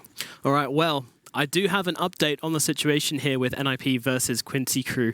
And unfortunately, game number 1 will be going defaulted to NIP due to the medical issues which we're facing on Quincy Crew. We should receive information in the next 15 minutes about whether we will be playing this series at all with 1 extra game, or whether we're just going to have a blank forfeit from Quincy Crew. Of course, you know, we've got a doctor on the scene looking into it as best we can. But until we know more information, unfortunately, we're just going to have to wait for the 15 minutes, and then we'll see if that player is ready to go, or whether we'll have to cancel the whole series. So, back to what we were saying about the training mission. Well, you got the last hit trainer right now. Yeah. And then we got 3 blank boxes. What would you fill those blank boxes with? Teach them how to last hit, then what? So, last hitting. Mm-hmm. What's the next stage to learning Dota? Like mechanics, what it means to be stunned, slowed, leashed, stuff like that. So, I mean, Dota is such a complicated game, and we need to explain it to people in the easiest way. Yeah. We need to find. So you could have like a dummy, and then it would be like, break it, silence it, right-click it. Oh my God. You can bop it, twist it, turn it. Bop it Dota Edition is the next one to go. Is that what you should think in Lacoste? No, he hates us both. I think that you have to split it up. I think you have to add to the last hit and make it like a lane mechanics thing where you talk about last hitting, harassing, regen trading. You do one with stun silences.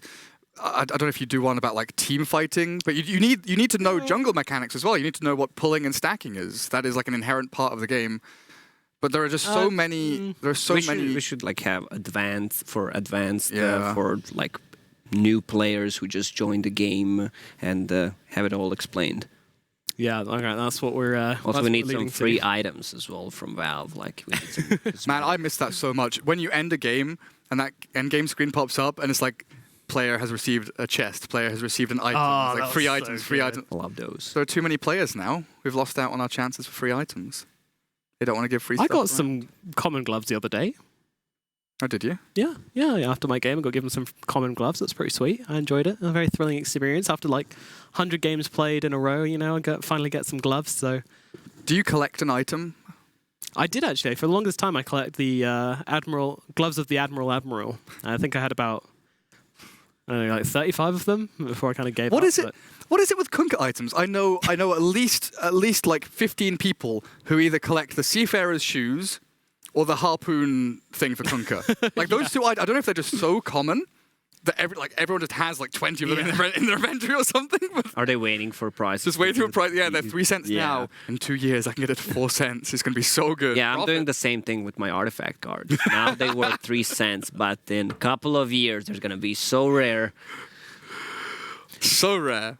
All right, I've got another question for you guys. If you were in Dota, what spells would you have? You know, if Gareth was a hero you could pick up, Lacoste was the hero you could pick up. For me, I'd be silencer. Just to you just be silencer. Shut the fuck. You know, smoke screen. That's one, definitely. You're just stealing other people's spells, not making your own. Oh, I have to make my own. Well, I mean, that was the idea. I mean, I could. I think I could give out stars. You know, like I've been doing on this panel.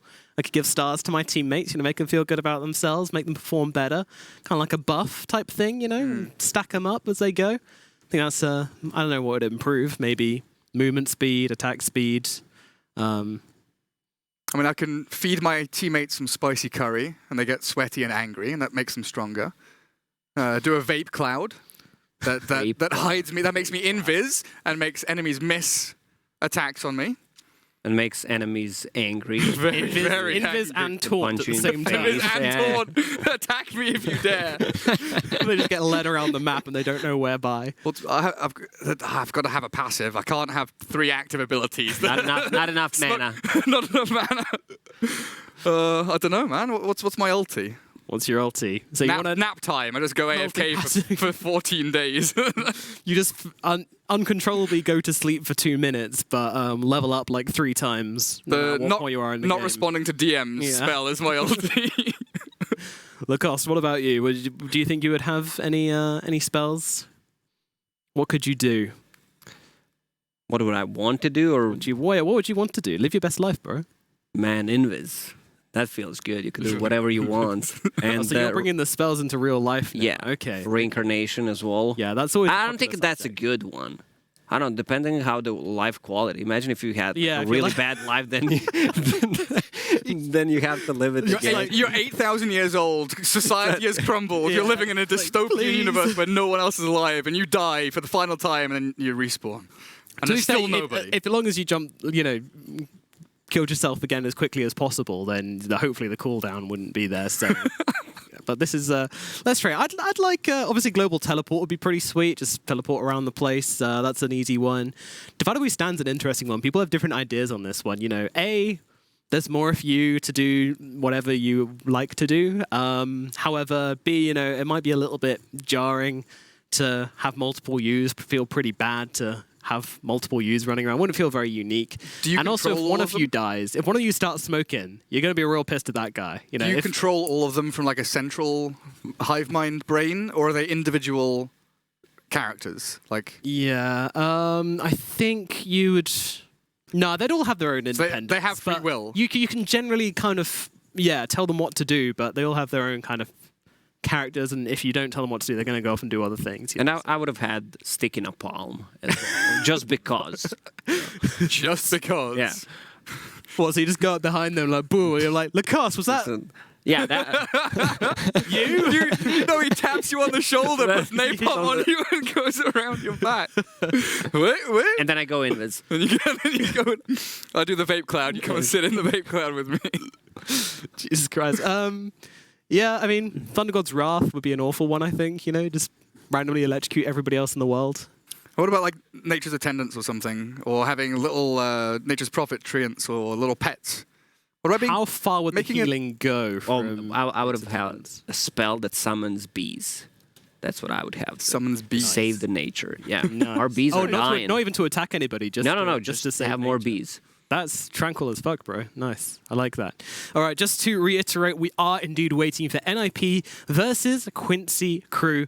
We are unfortunately going to one game to NIP due to a Quincy Crew player being ill. So they forfeited the first game. We're waiting to see if we're going to be playing the second game or we're going to be jumping through to the second series today and just calling it a full forfeit. Got a few more minutes before we can find out from the admins about what's going on over there. So please be patient and we're going to continue. No patience. Riot. No patience. Riot in chat. Riot. Get angry. Burn everything. So what would be your spirit animal, Gareth? My spirit animal? Yeah. My goodness. That's a difficult question. Can you ask Lacoste first? Yeah, I can go for I answered this question a couple of days, weeks ago. I don't know how it I'll tell you what would be your Dota hero spirit animal? My Dota hero What hero do you relate most to? Now? Yeah. Now it's probably something Oracle. that sleeps. No, it's Oracle. I've got a massive ego. Oracle has a massive ego, and he likes knowing that he can save his idiot teammates. That's true. But I'm not sure how clairvoyant you are, how good at seeing into the future. Oh, do you? Yeah. Okay, you have only 2 stars. I don't think you can predict future.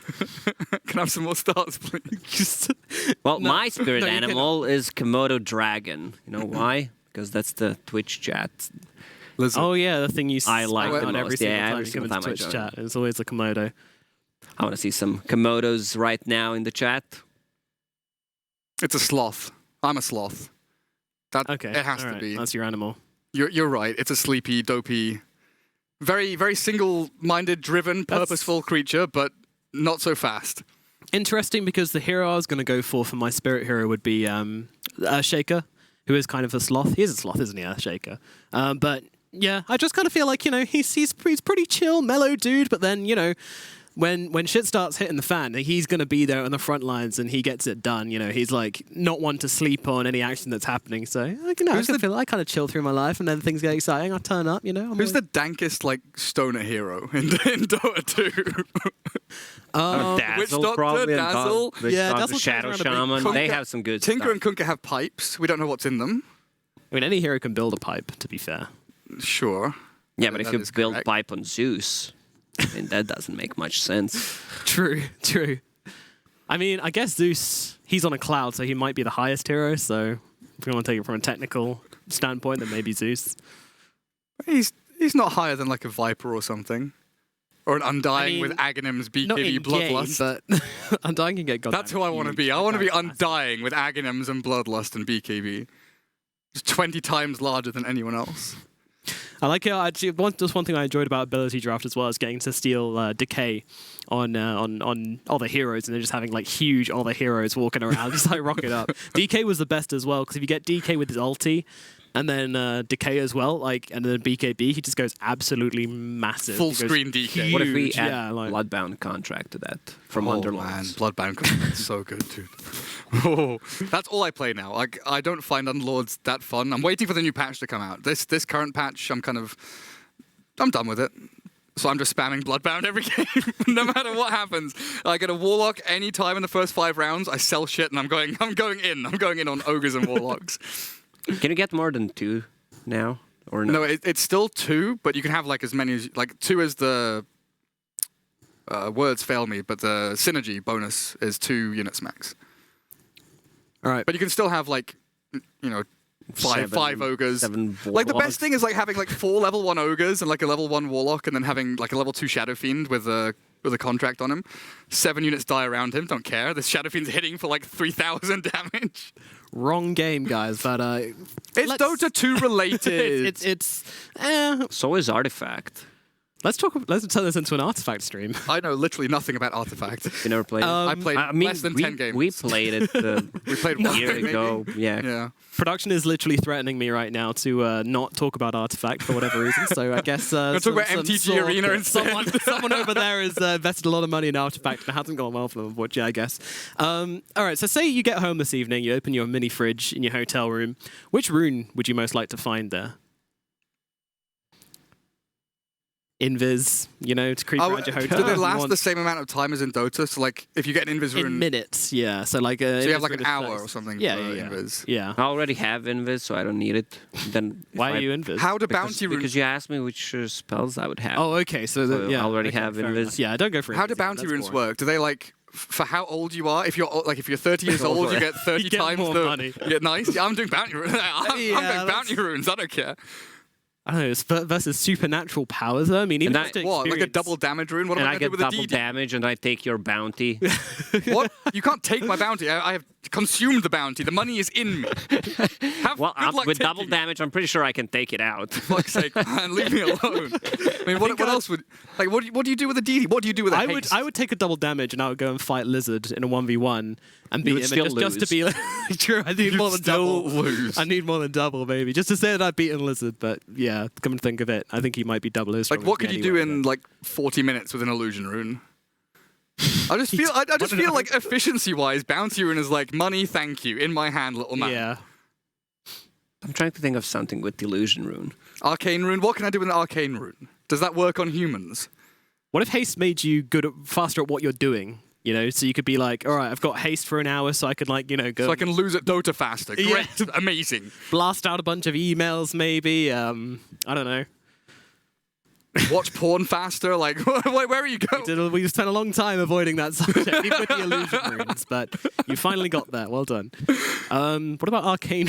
No, I just asked. It's like, oh right. What like, does it work on humans? What do you do with an arcane rune? Don't know. What spells do humans cast? I mean, if you smile at bodily someone, functions, are they spells? 2 kinds of people. If you smile at someone, in a way, that's a superpower in of itself. It's a spell, if you like. Making someone happier, increasing their HP, I guess. So we have. But there's no cooldown on smiling. No, there's no what if it's like a taunt? 10-second cooldown on smiling. Yeah, you can't. You cannot use glorious smile again for another 1.7 seconds.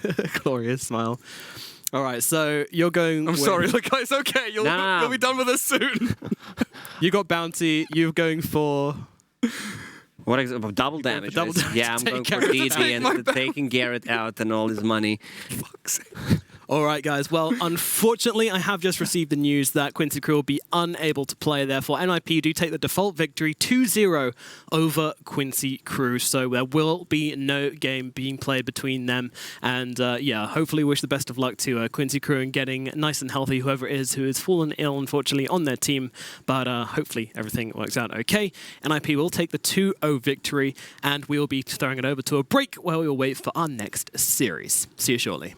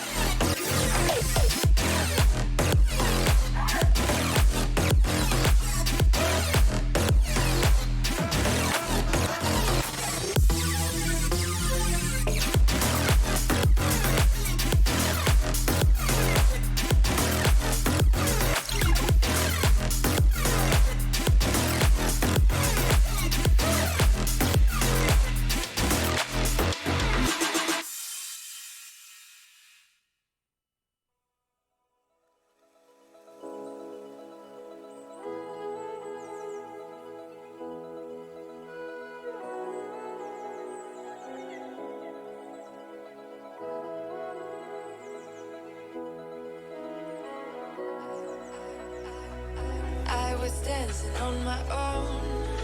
When you spill that ramen coke on my t-shirt, yeah, your eyes made it difficult to get my baby. And the next thing I knew, we were so ready to give in, skin to skin on that baseline. Ooh, you give me that high pitch feel, baby. We shared a cigarette, that is first sight. The way you looked at me, couldn't say goodbye. And whatever you did to make it stop, 'cause baby, you make me feel something.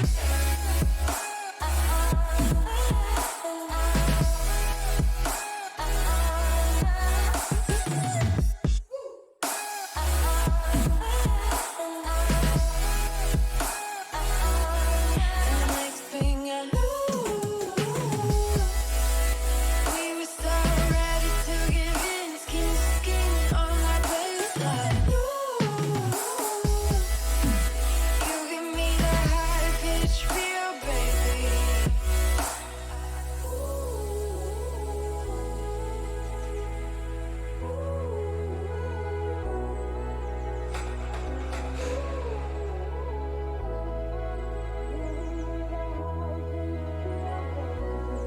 And the next thing I knew, we were so ready to give in, skin to skin on that baseline. Ooh,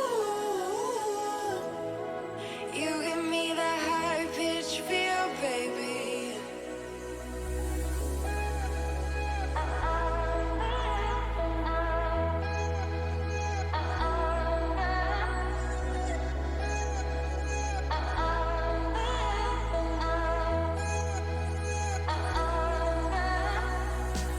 We shared a cigarette, that is first sight. The way you looked at me, couldn't say goodbye. And whatever you did to make it stop, 'cause baby, you make me feel something.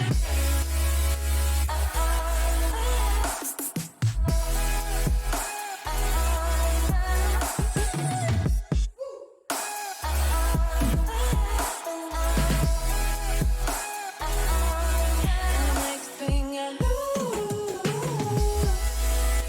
we were so ready to give in, skin to skin on that baseline. You give me that high pitch feel, baby.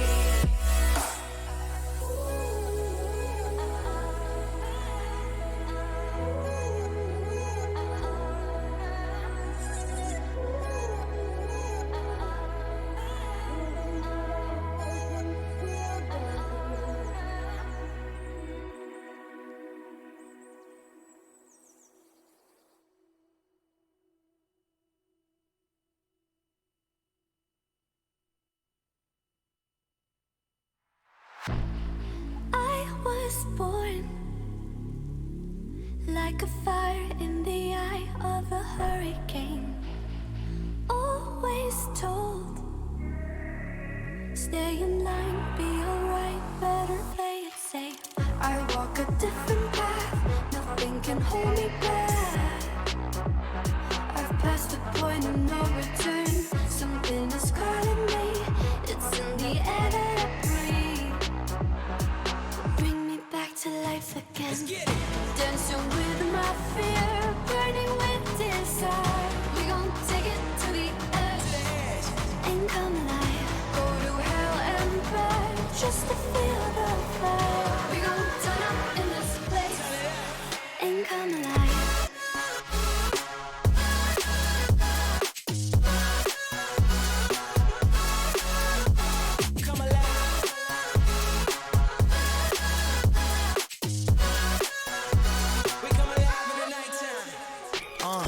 Fly so high they can't touch us. So top notch, none above us. We done came so far, now we up now. Had a vision, stuck to it, never back down. Never had much, now we own the whole thing. Spread it all around the world, watch it all change. Came alive, now they all see the greatness. Light shine so hard they can't take it. Dancing with my fear, burning with desire. side. We gon' take it to the edge and come alive. Go to hell and back just to feel the fire. We gon' turn up in this place and come alive.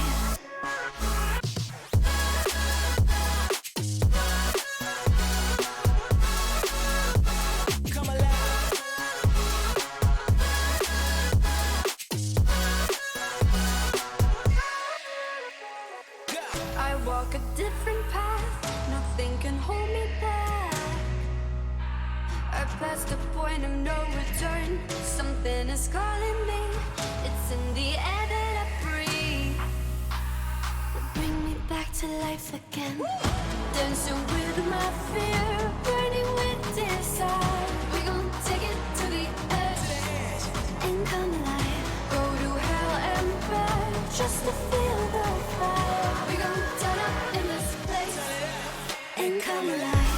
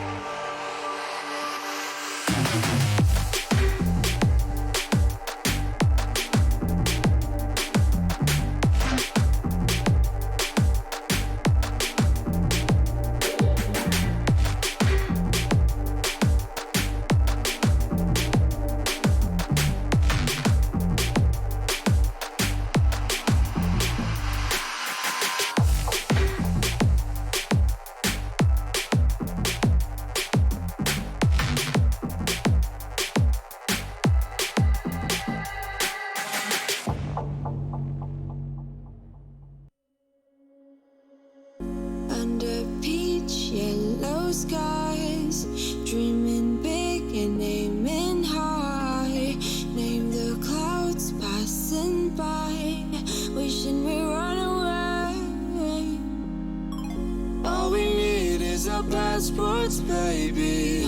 Leave the rest in our troubled minds. Let us go down in laughter, baby. Trying to figure out what we're after. We're never heading back until we're older. We couldn't care no more, not any longer. Under peach yellow skies we keep on searching, but we will never know what we're after.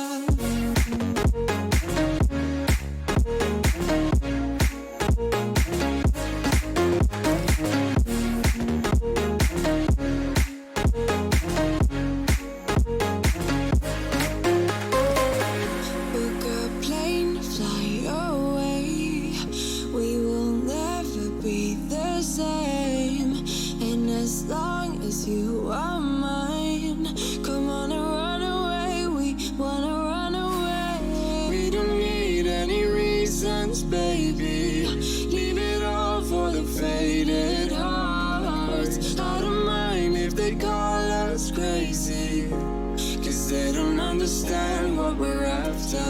We're never heading back until we're older. We couldn't care no more, not any longer.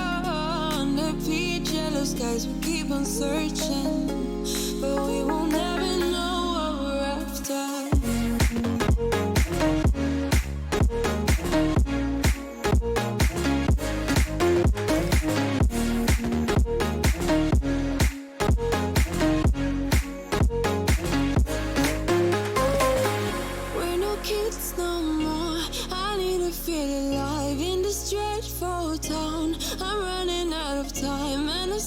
You're mine, I wanna run away. We're never heading back until we're older. We couldn't care no more, not any longer. Under peach yellow skies we keep on searching, but we will never know what we're after.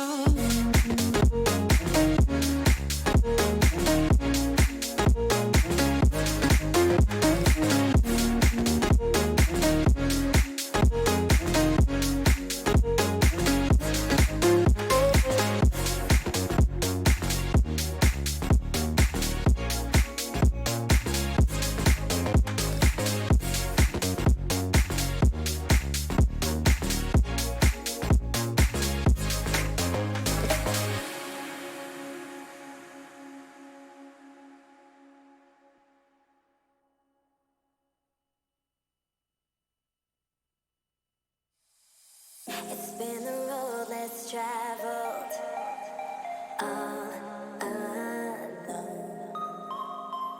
Feeling my body leveled on my own. I can just feel it, no way to stop it. The sounds of the music so through my bones. I can just taste it, no need to fight it, 'cause I'm out here staying. It's lies in my soul.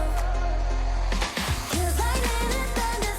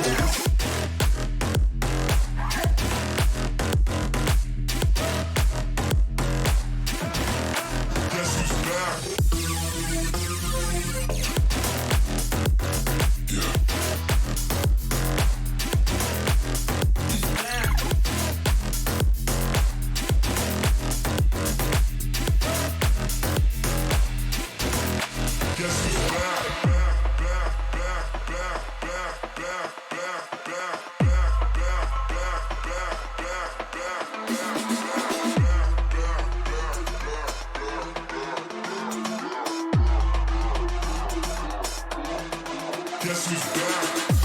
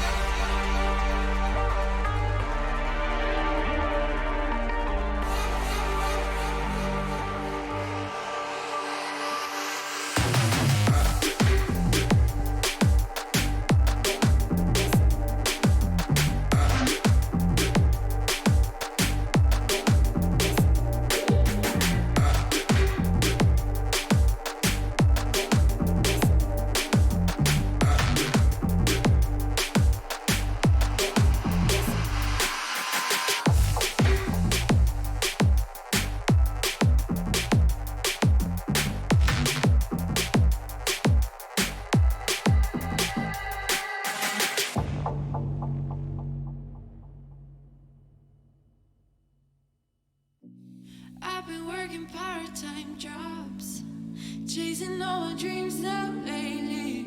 No matter if I try too hard, nothing's ever enough, baby. No, I don't care too much.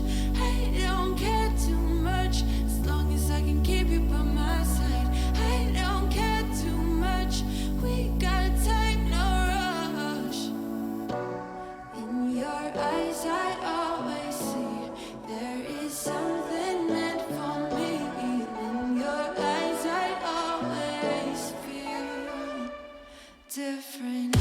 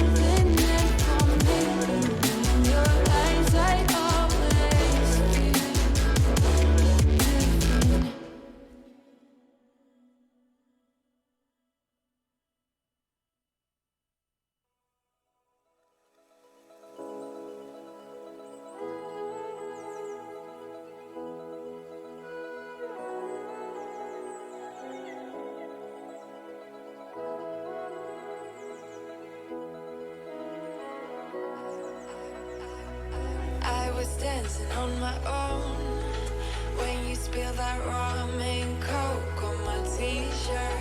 Yeah, your eyes made it difficult to get my baby. And the next thing I knew,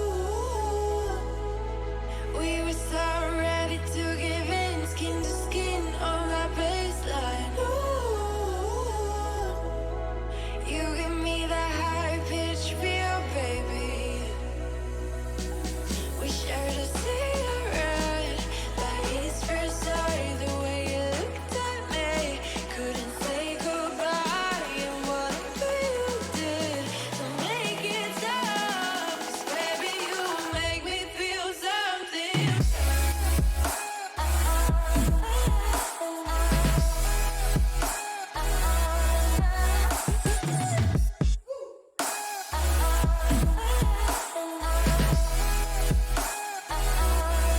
And the next thing I knew, we were so ready to give in, skin to skin on that baseline. You give me that high pitch feel, baby.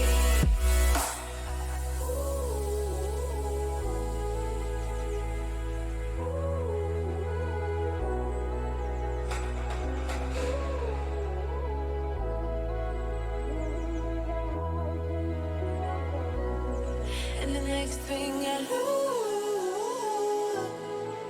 we were so ready to give in, skin to skin on that baseline. Ooh,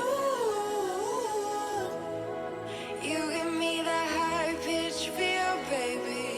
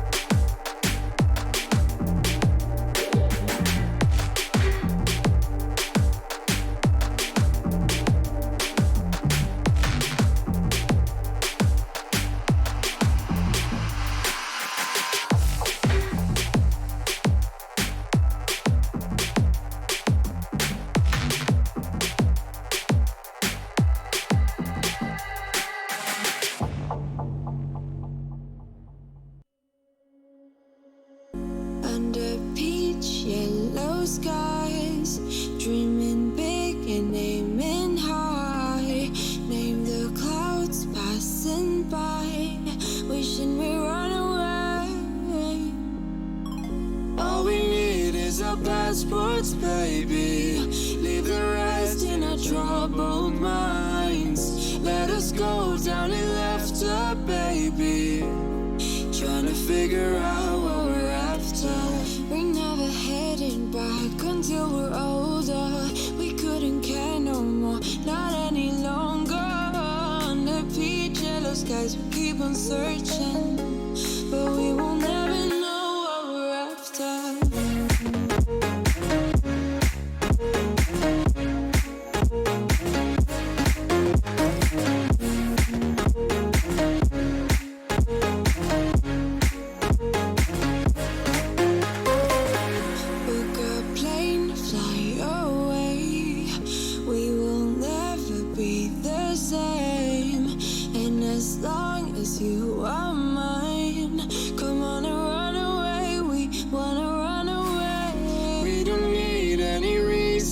Baby, leave it all for the faded hearts. I don't mind if they call us crazy, 'cause they don't understand what we're after.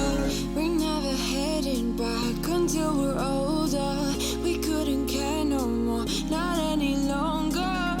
Under peach yellow skies, we keep on searching, but we will never know what we're after.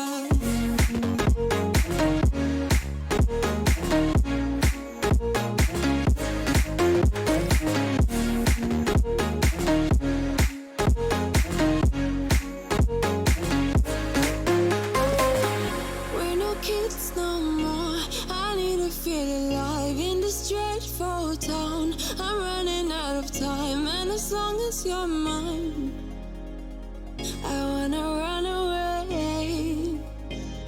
We're never heading back until we're older. We couldn't care no more, not any longer.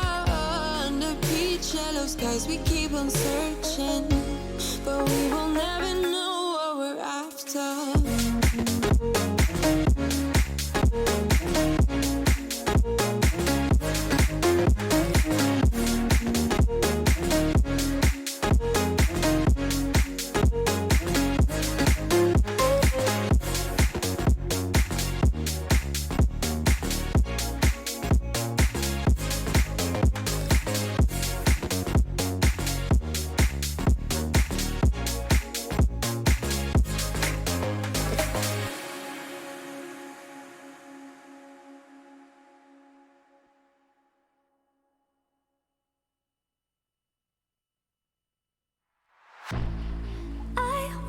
Born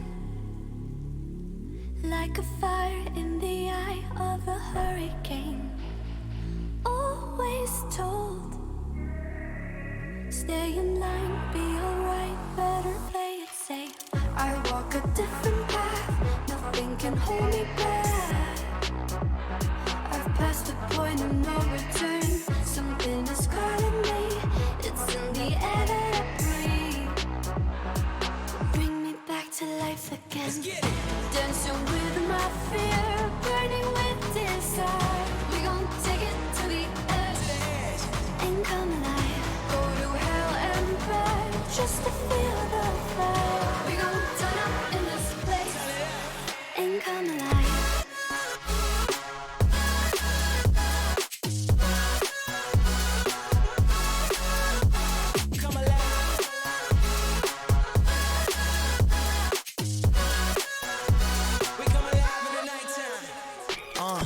Fly so high they can't touch us. So top notch, none above us. We done came so far, now we up now. Had a vision, stuck to it, never back down. Never had much, now we own the whole thing. Spread it all around the world, watch it all change. Came alive, now they all see the greatness. Light shine so hard they can't take it.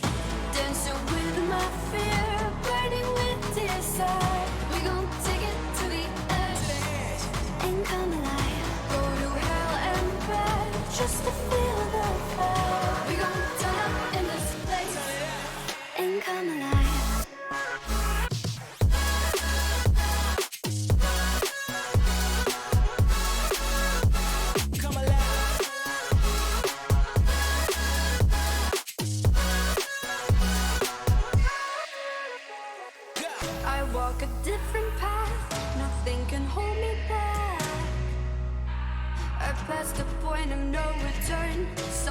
is calling me. It's in the air that I breathe. Bring me back to life again. Dancing with my fear, burning with desire. We gon' take it to the edge and come alive. Go to hell and back just to feel the fire. We gon' turn up in this place and come alive.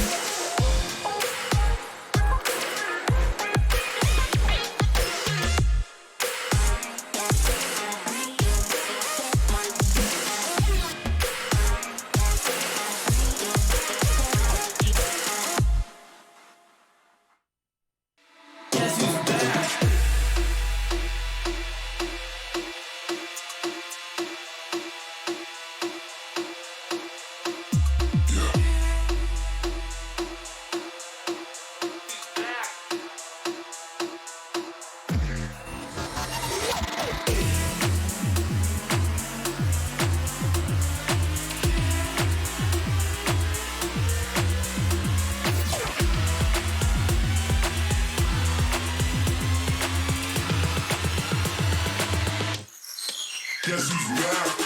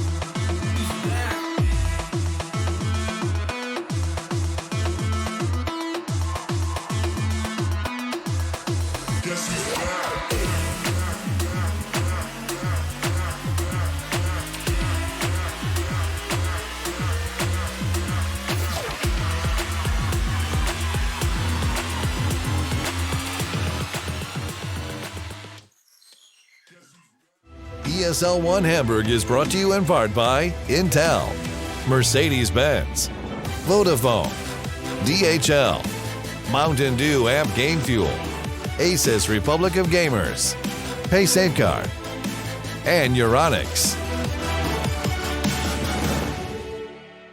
Bonjour, konnichiwa, hello, and welcome back to ESL 1 Hamburg. We're here on the B stream, where, unfortunately, due to somebody falling ill, we did miss our last series, but we're back now with NIP versus TNC to end up the day. However, first, I want to have a look at some of the groups, and to help me do that, I've got Gareth and Lacoste sitting with me. How's it going, fellas? Had a nice break? Feeling refreshed? Yes, super refreshed. I love it when we have breaks.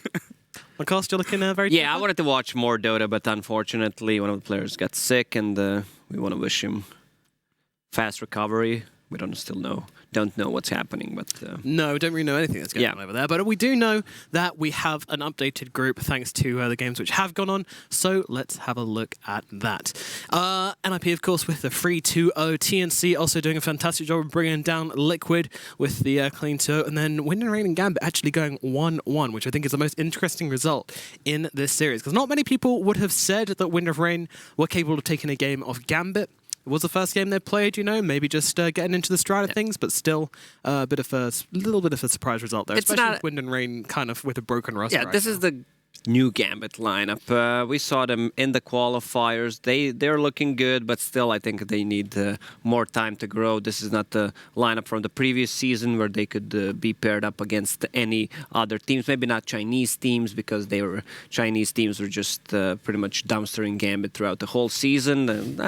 And definitely looking forward to see what they can do. But Wind and Rain, I'm surprised that they managed to take a game away, because they also a ragtag crew of pub stars, basically. Exactly. Yeah. I mean, that was there like beforehand. Now they're missing Radjix, and Chappie decided to retire.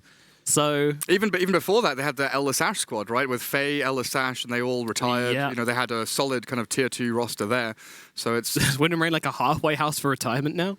Apparently so. It's the new screen squad, the new retry. Just keep building rosters until one works. Until they don't. A flawless strategy indeed. Do those standings, do they mess up our predictions? Because some of us said that the NIP versus Quincy Crew match would be the closest series that we'd have. Yeah, I mean, I'm looking real bad, because I said that Gambit would either be top or bottom. And then 1-1. I'm like, oh no. But yeah, I think everything else is more or less on brand. I mean, I believe you predicted TNC to win the group, Lacoste. Well, no, NIP you said. Yeah, you said TNC. You said NIP, both of which going 2-0. So far, so good for both of us. Yeah. TNC slamming Liquid. Yeah. TNC going to slam NIP now? Maybe. I think this is a teller, find out which of you is correct, which earns your star, and which of you does not. Or do we get a star for who wins this? I think you could, yeah. I think you might, yeah. We'll give one after the first game, and then if it goes 1-1, then you'll have to put it back, I'm afraid. But yeah, put it back. Once I've peeled off that sticky paper and put it on here, you take it back. I want to see you try. Stars can be revoked. I want to see you try. Well, the stream ends afterwards, so.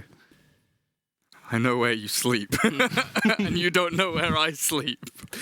Yeah, okay. Well, anyway, we are going to throw it over to a quick break, and then we'll be back with a pre-show for NIP versus TNC Predator.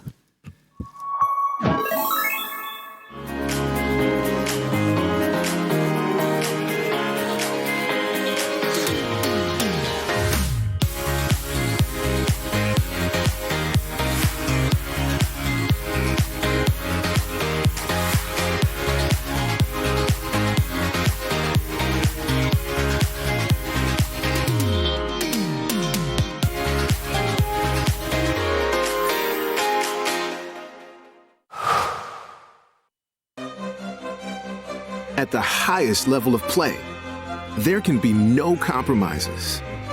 Gamers demand the highest clock speeds to give them the FPS they need to perform. Rise to the moment. Intel Core i7, the official CPU of ESL 1. Intel, unleash your brilliance.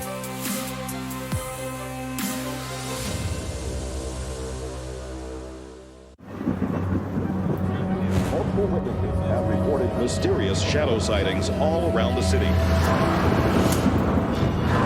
According to experts, the origin of these shadows is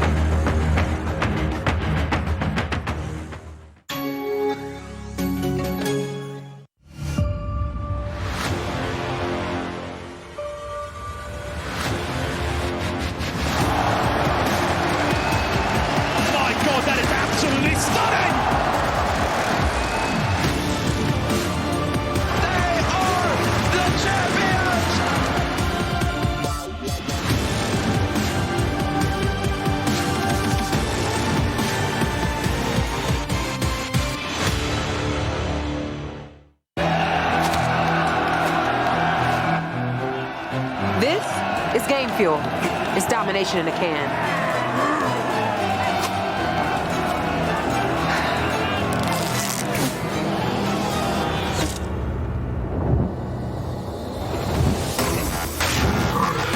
Oh, tastes like loser tears.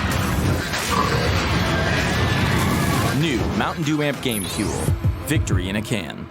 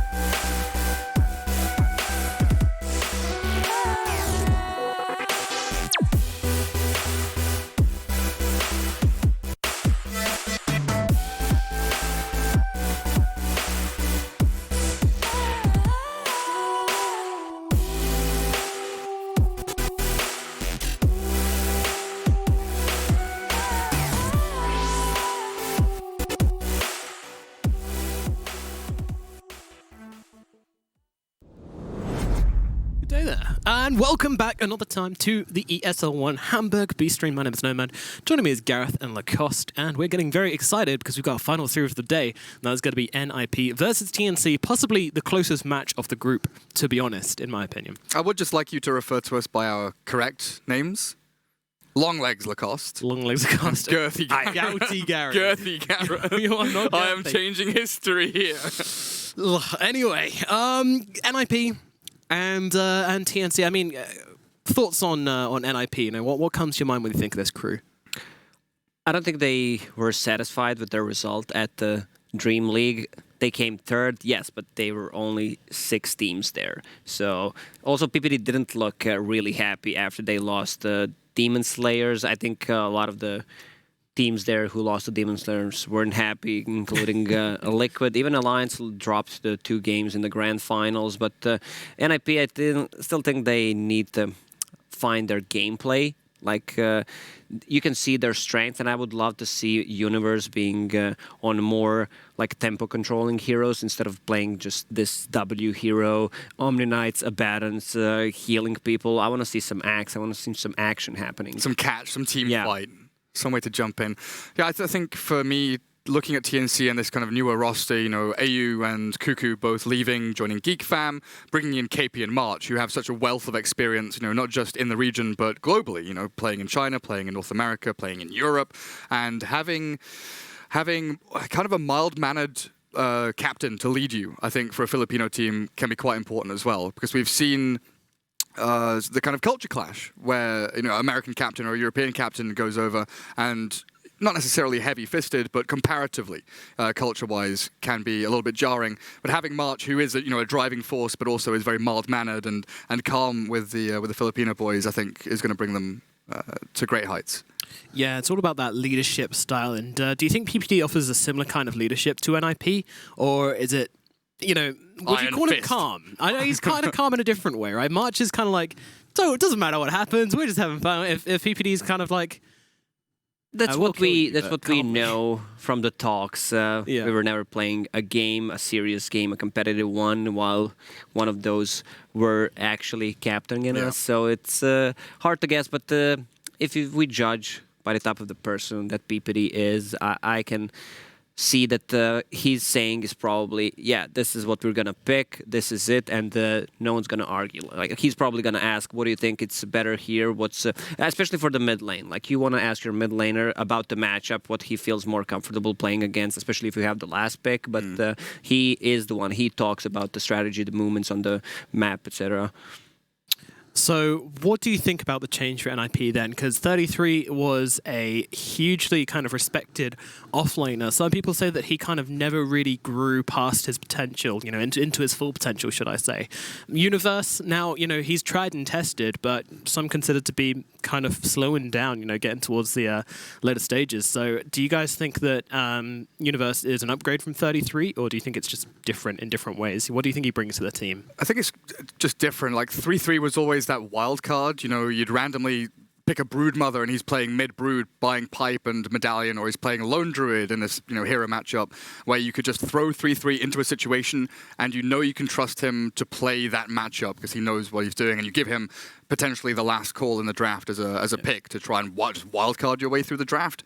I think Universe, there's no word I can find. It's not more consistent. TI winner. I think maybe he's more level-headed or more malleable, more able to kind of fit what meta or draft style you want to play as your team. He's been in the scene for so long, and you want to have a mix of old plus new blood. These are the most successful teams in Dota, and comparing these two offlaners, like 33 brings some cheese. He could have been playing the mid lane. Universe is a classic offlaner. Like, he had, I think in the previous season, some issues with the stability, but a couple of years back, he was the most consistent player. I think probably the most consistent player we ever had in Dota, because he always delivered, always did his job no matter what. And I think in a month or two, they're going to find that Universe, and he's going to bring this into NIP, and they're going to be successful. Yeah, you think back to, original Universe, and Darkseer and Void were like two heroes where you pick him those heroes and he's got like 70% win rate across like 200 games, You find a couple of heroes that he can play to that level that fits your draft, and Universe is a stellar player. It doesn't matter if your team was playing well or not. Universe always did his job, no matter what. Yeah. I think that's absolutely spot on there with Universe, and I'm excited to see him in a situation, especially playing with PPD once again, where hopefully we can see them kind of forming together and creating this team. But I mean, TNC, they are so scary, and what they just did to Liquid, I mean, you got to be shaken if you're NIP right now. I think, are they at a pretty big advantage to NIP, because they've just been allowed to sit back, relax, watch them play. How does that benefit them a lot? Well, it's just one specific game, but you can't take anything from one game, but you can see the strength from that game. Like, they were 20 kills behind, and there was like 2,000 net worth lead in that game, which means that they still know how to play the map, how to move accordingly. These skills didn't matter that much. And making a comeback, winning a game after that, that's kind of scary. And I think if you're in that situation where, because you're still within the parameters of, opponent player is sick, we could still be playing game one, we could still be playing game two. So for the 40 minutes of waiting, they were still waiting for that series, waiting for that game to happen. So I don't think relaxing or catching up until after the decision had been made. So maybe they had 20 minutes or so, but even then, you just chill. Yeah, no, it's absolutely has to be said.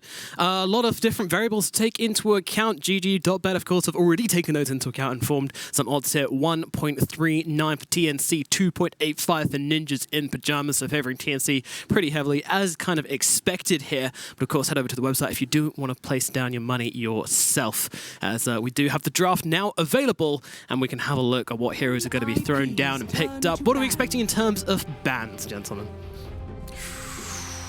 Well, there goes Shadow Demon, and I'm not sure if you want to leave like Abaddon in the pool. I think this hero just brings so much to the table. The tower push. We've even seen in our first series where he hits Storm Spirit 4 times, and suddenly there. Storm Spirit is silenced. You're not expecting those kinds of things. I'm just thinking, like, Abaddon was so popular like a year ago in NA, right, as like position 5, and then it kind of disappeared for a bit. Well, he got nerfed hard. And he got nerfed hard, but then there was that, I can't remember when it was, but Liquid, the old Liquid, had the Lone Druid, Abaddon, mid-tier 1, like, shove, and I think that's what clicked in people's heads, was like, hang on a second, that passive is super powerful. 10 seconds remaining. And now we see a lot of teams really abusing the fact that Curse of Avernus, you know, allows you to take objectives, Roshan, but like you're saying as well, it's lockdown, it's silence. But I think potentially TNC get rid of maybe a Night Stalker, something along those lines. Looks like Keeper of the Light banned out by NIP. Kunkka also gone. Yeah, Kunkka taken out. I mean, they are very prone to picking these kind of melee strength heroes on the side of, well, I mean, a melee strength hero, melee strength cores on the side of NIP. You know, they like to play a lot like Sanking and Nightstalker we talked about. They love Kunkka Bristleback is even. one they absolutely love, yeah. Gabby Bristleback is a key one. I think, though, looking at Kunkka SD, 2 heroes that either counter or pseudo-counter Void, definitely a first-pick material for TNC. Could also be ban-worthy for NIP. Yeah, that last game. Oh, is that a Void ban? TNC Yeah, was, it is. Pretty horrifying.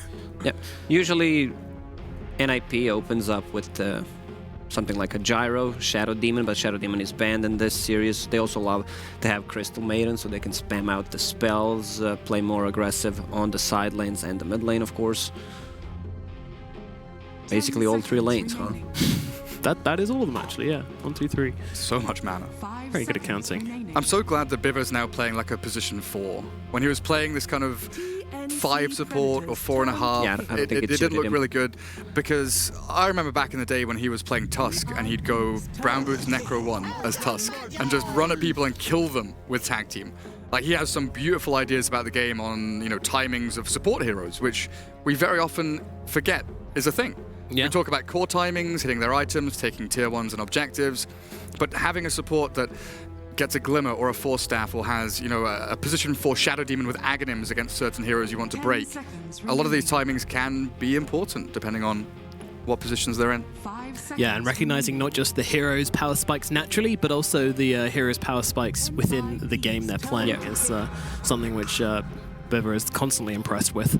And it's going to be a Rubik, which feels like it may well could be his hero. Rubik Gyro, you reckon? Gyro's still in a pool, yeah. Pretty common opening. With Gyro, you always have a carry who can join the team fights early. You know he will get the farm eventually.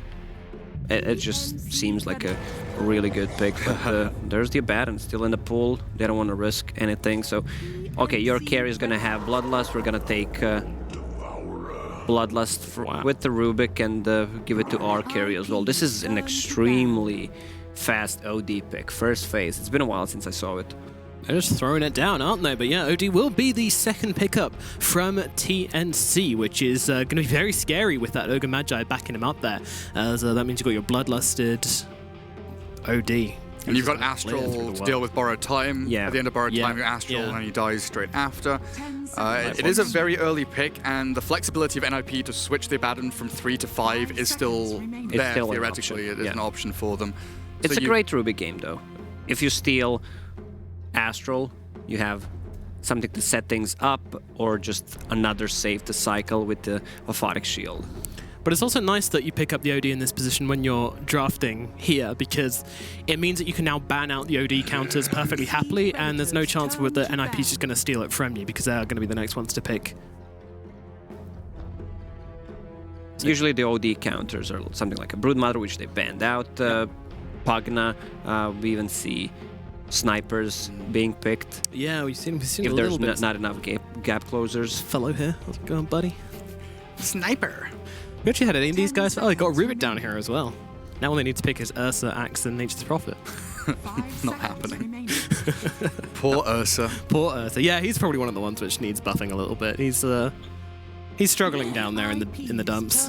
It's a weird one for me. I deviate a little bit, but we had so many strength melee heroes be incredibly popular. Lifestealer, Timbersaw, all these axes and offlane centaurs, and then Ursa's just ignored for patches. Poor little guy. Poor little guy. He's not strength, is he? I mean, he's good against the strength. Oh, I see. Oh, sorry. 10 seconds Yeah. remaining. No one wants to touch him, even though he is very, very fuzzy. Oh, Queen of Pain ban. Ooh, interesting one. Pretty. Can deal with the OD. I like it. Yeah, I like that they get rid of the Omni Knight as well, because OD with Heavenly Grace is not good. It's not repel. Free BKB for OD. This combo was extremely popular a couple of years back, but still it's... Omni Oracle OD, the trio. Yeah, it was really hard. Infinite Purifying It's still hard to fight into repel. I mean, Heavenly Graced OD. Sure is. Final ban of the second phase. I mean, what is that? Slark. They banned Slark. Slark OD is kind of a weird duo of heroes. We have seen it a little bit though. I'm very sure that's a core duo I've seen a couple of times. Because I always go Slark OD. I don't think they necessarily banned Slark because of their duo. They're more afraid of like we're not gonna have that much lockdown, and Slark could really cripple our lineup. And you can see like you don't want to fully commit, let's say with Beastmaster's Roar, to a hero like a Slark and Rubik left. He just gets the Q off and he's free, so he can do whatever he wants. I feel like we should talk about this Chen though. TNC throwing down the C-bomb. Yeah, lane matchup against Beastmaster, steal out a boar. The ability, honestly, still Chen is picked for the ability to move around the map. You have that macro maneuverability. Just pull a hero that's split pushing back into the fight. All of a sudden, you've gone from a 3v3 to a 4v3, and you get the numbers advantage. Mirana's still in a pool, one of the better heroes against Chen, but I don't see Mirana fitting into their lineup. It'd be a tight squeeze, wouldn't it? You'd have to maybe put a mid or something, which against OD is kind of... Yeah, they might shift towards something like a Crystal Maiden or Doctor, but... Ooh, they're gonna throw down the CK. Well, we said they like their strength heroes, and PPD certainly showing us right with that Chaos Knight pickup. Yeah, this actually means that Abaddon is 5. Yeah, so I was talking about CM and Witch Doctor, but okay, that's out.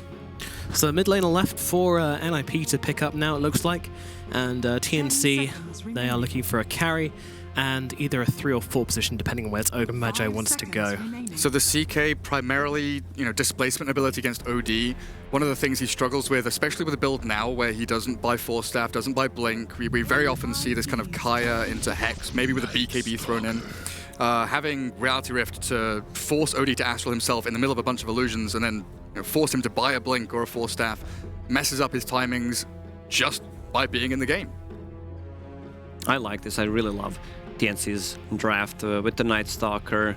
He cuts into back lines, uses silence, and then Abaddon can't use his shield. It's extremely effective. I just love Night Stalker as a hero. He got nerfed a little bit, but I don't think that's enough. No, he still feels really, really So good. strong. And I love that you can build him in different ways as well. He can be your aura carrier, you can build him nice and aggressive and get some chasing items like drums and just try and run people down, or you can even just rush the Aghanims and go for that AoE void. You can do a lot with the Night Stalker, which I think is why he's quite entertaining to watch sometimes. Very adaptable hero. You could even think of that AoE silence as as a stun to some extent against a hero like Chaos Knight that wants to pop out his Phantasm, get the illusions going. You've got that AoE silence that allows OD to keep hitting onto a target, get that int going, and build up the Santi's Eclipse damage.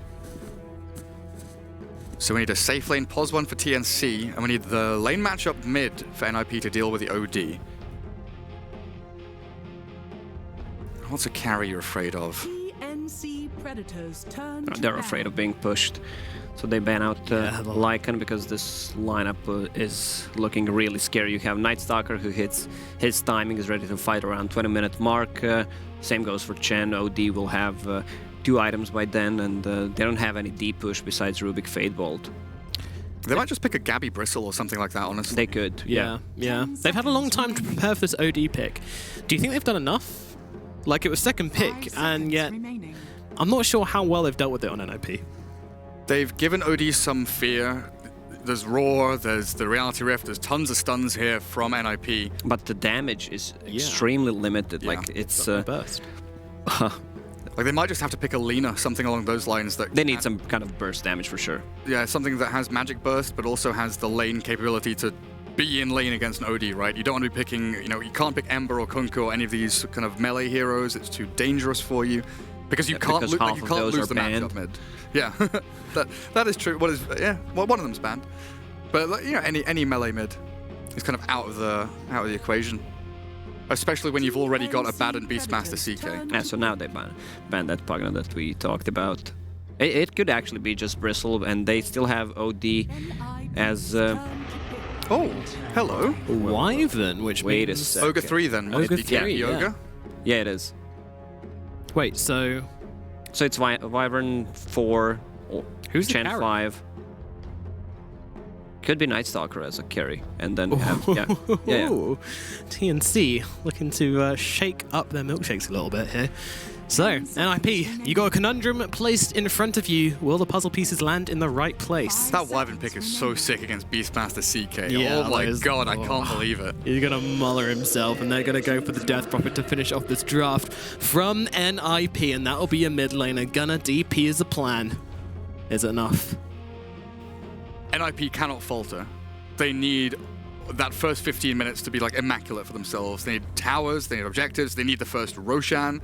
Because if TNC go, into mid to late game, this OD, once he gets a BKB, as a third item, as a fourth item, he is going to be unstoppable. They're a bit on a timer on side of TNC, that's what I'm gonna say. But definitely favoring their lineup a bit more. Now with Wyvern, as you said, extremely good against CK, Illusions in general, and they have some extra slowdown for him.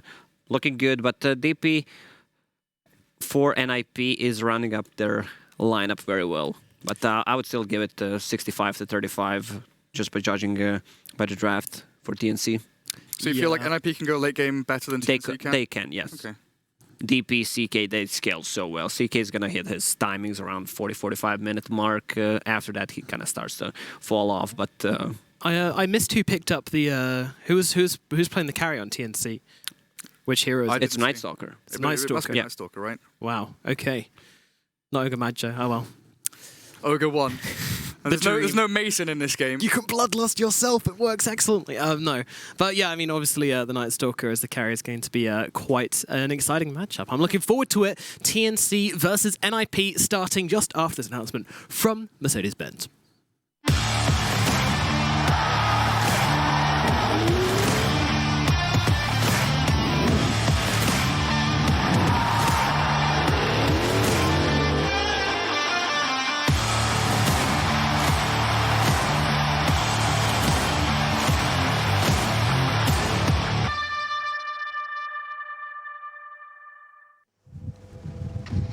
Hello and welcome. It is NIP versus TNC here at the ESL 1 Hamburg. So, the cost. Hello, Nomad. Thank you. How's it going? I'm good. We just came from the panel. Now we'll cast some Dota. Looking good. Feeling fit? Feeling fresh? 30 seconds. Oh, yeah. I mean, we had one series that wasn't played, so we were just chilling, watching Dota. It's kind of like relaxing. All right, let's get into this one. So, KP counting this rune. I'm not forgetting Scriff, of course, the observer, doing his best work. Hi, yeah, hello. So PPD, gonna go around the river, see if he can grab himself a bounty, but March is defending it well, and there'll be nothing to be had here. And puts down a sentry even. That's interesting, but will not find anything as KP is able to secure the bounty runes. TNC get 2, and NIP get 2 as well. All right, so starting off with this mid lane, it is Armel OD versus the DP, which has been played by Gunner. This is a pretty even lane, or do I feel like DP can get an advantage, but... Now, once OD gets level 4, it's going to become hard for Dead Prophet to lane, so she needs to do a lot the first couple of levels. Like, you have the built-in Astral, I mean, I don't know, that spell is so good, securing you. Range creep, denying, like every single time you use it, you need to get at least a deny and a creep kill. Yeah, it's a lot of pressure. Meanwhile, up here in the top lane, it's Universe and Biver. Landing up against Gabby and March, and down at bottom, it's Skidder and PPD facing up against Tims and KP as they trade some hits here. PPD doing his best. I mean, he loved playing this Abaddon whenever it was like super duper popular. He was just pumping out every single time, so sure to be happy getting back onto his weird dark horse thing. Meanwhile, mid. Yeah, and I love that Winter Wyvern has Splinter Blast level 1, just harassing, also very good for securing the range creep once again. And also Ring of Passive build, we've seen that pretty often now on position 4s, just as the starting item, someone shares a tango or two. Yeah, you can see already mid lane not going too well. 7-7 on OD against 2-2 for Dead Prophet. I mean, Dead Prophet was not picked to win the lane because it's really hard, but they need some kind of a team fight where they're gonna group up and force them. It's also great for taking objectives. Yeah, we want to take a Roche, you need to follow us, and then you go inside, forcing a fight. Meanwhile, this is not what we usually see Gabby with on this Night Stalker, who's actually carry, so his items are gonna come online much faster.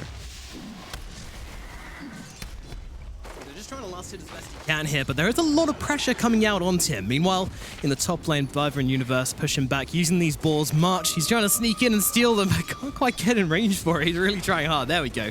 Grabs the boar, and now Viver will turn on it. Look at them just turning and massacring their own boar. My goodness. But it will survive and continue to slow. This boar is so obnoxious. I mean, level 1, it's not that bad. It does a little bit of damage. Ooh, bottom lane. He's got the shield on him. Tim's getting kind of low here. The shield pop not doing enough to finish him off here. And the heal's coming out, trying to counter the Arctic Burn. It's not that easy to get a kill on the bottom lane. Also, Skidder with the Orb of Venom build for some extra slow. I'm wondering if Abaddon is going to get 1 point in Curse. Stuns out onto PPD as he tries to... Oh! Did he get it? I thought it was he got it. Green gold. Okay. Well, Skidder's absolutely fine laning against. Like, there's loads of harass coming out from KP and Tims, but with the Chaos Strike at level 2, he's absolutely fine alone here. So that just allows PPD to go off and pull, go and do other things. Yeah, when I said he got it, I meant Wyvern. So. Ah, okay, I'm with you now. Right now, Peter is just buying items. Wants to suicide in the next minute, but needs to be careful because Ogre has 1 point in Fire Blast at the moment. Yeah, look at the mid lane again. 20-13. This is just a massacre. Yeah, and it really is worth kind of reiterating how this was a second pick OD. NIP had all the time in the world to set up for a great counter pick here, and they have just allowed this OD to get completely through the draft here, as Tims will escape in the tree line here. Skylar will have to settle for a double damage rune, which isn't going to do him too much this early on in the game. Skidder is really high level 4, got that double damage. Peter will suicide to the neutrals. Will he? Will he? He just popped a magic wand. Yeah, my dude wants to farm. He wants that money. Jungle of Baron. Let's coming go. To your pubs. Yeah, I mean, Sky doesn't need the help. He's good as fine in the bottom lane. He's oh no, he doesn't gonna get rid of himself. Much better to suicide than die to the creeps, of course, because then you have to pay that costly death timer to get an extra. Isn't it you die as if you're level 6 if you die to neutrals? Yeah, something like that. Yeah. Dire's bottom tower is under attack. Meanwhile, Tims and Kobe, they're fighting up for the bounty rune. The stun comes out, allowing them to grab it, but Scudder trying to turn this one around onto Tims. As the stun comes out, PPD's hit as well. All he's got is a shield miscall, but the right click comes in. The crit from Skidder will finish the job. Thank you, Chaos Strike. And that's going to put NIP in the lead for first blood, but still a little bit behind on gold thanks to that terrible, terrible mid lane. And top lane's going very well for them as well, with Night Stalker now taking the lead on CS. Yeah, now it's the nighttime. Still doesn't have boots, but can put a lot of pressure. He's also level 5 at the moment, 3 points in Hunter in the Night. I'm surprised that we didn't see Chen picking up Headdress of Rejuvenation as his first item. It brings, I mean, he has 6 or maybe even more. I think 9 per second. I could be wrong. I think I messed things up. Well, coming up on that 6-minute mark right now. And things going pretty well for TNC, all things considered. I mean, that bottom lane is going nicely for NIP, but that's about all that can be said for them currently. They're trying to set up a kill on mid lane, 3 points in Spirit Siphon. Yeah, with the lift as well, throwing back Armel. The TP reaction is coming in. March is here, but is it too late? Armel still just about surviving the miss uphill as well.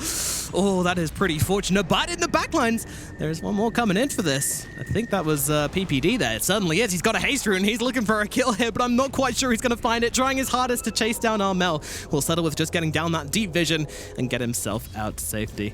That was sneaky Peter. He's alright. Yeah, he was trying to go for the naughty finish there onto the OD, but didn't quite work out for him. At least he didn't die.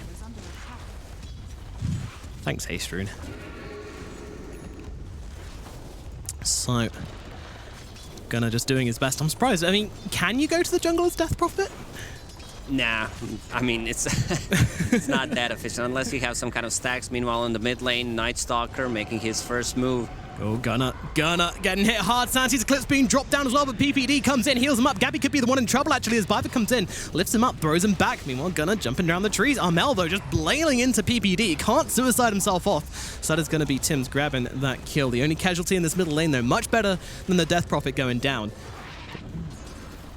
You know things are not going well for your mid laner when the enemy hero has the same amount of denies as you have last hits. Yeah, that's definitely a bad sign. That's not where we want to be. NIP got a lot of recovery to be doing right now, but that said, the goal difference isn't too bad, but you need to think about other things at this stage. This is how you gank with the Night Stalker, especially with the core one. He outpushed the lane. It seems like he's going for a secret shop and then just made the rotation on the mid lane. They didn't get the kill, but I like the movement.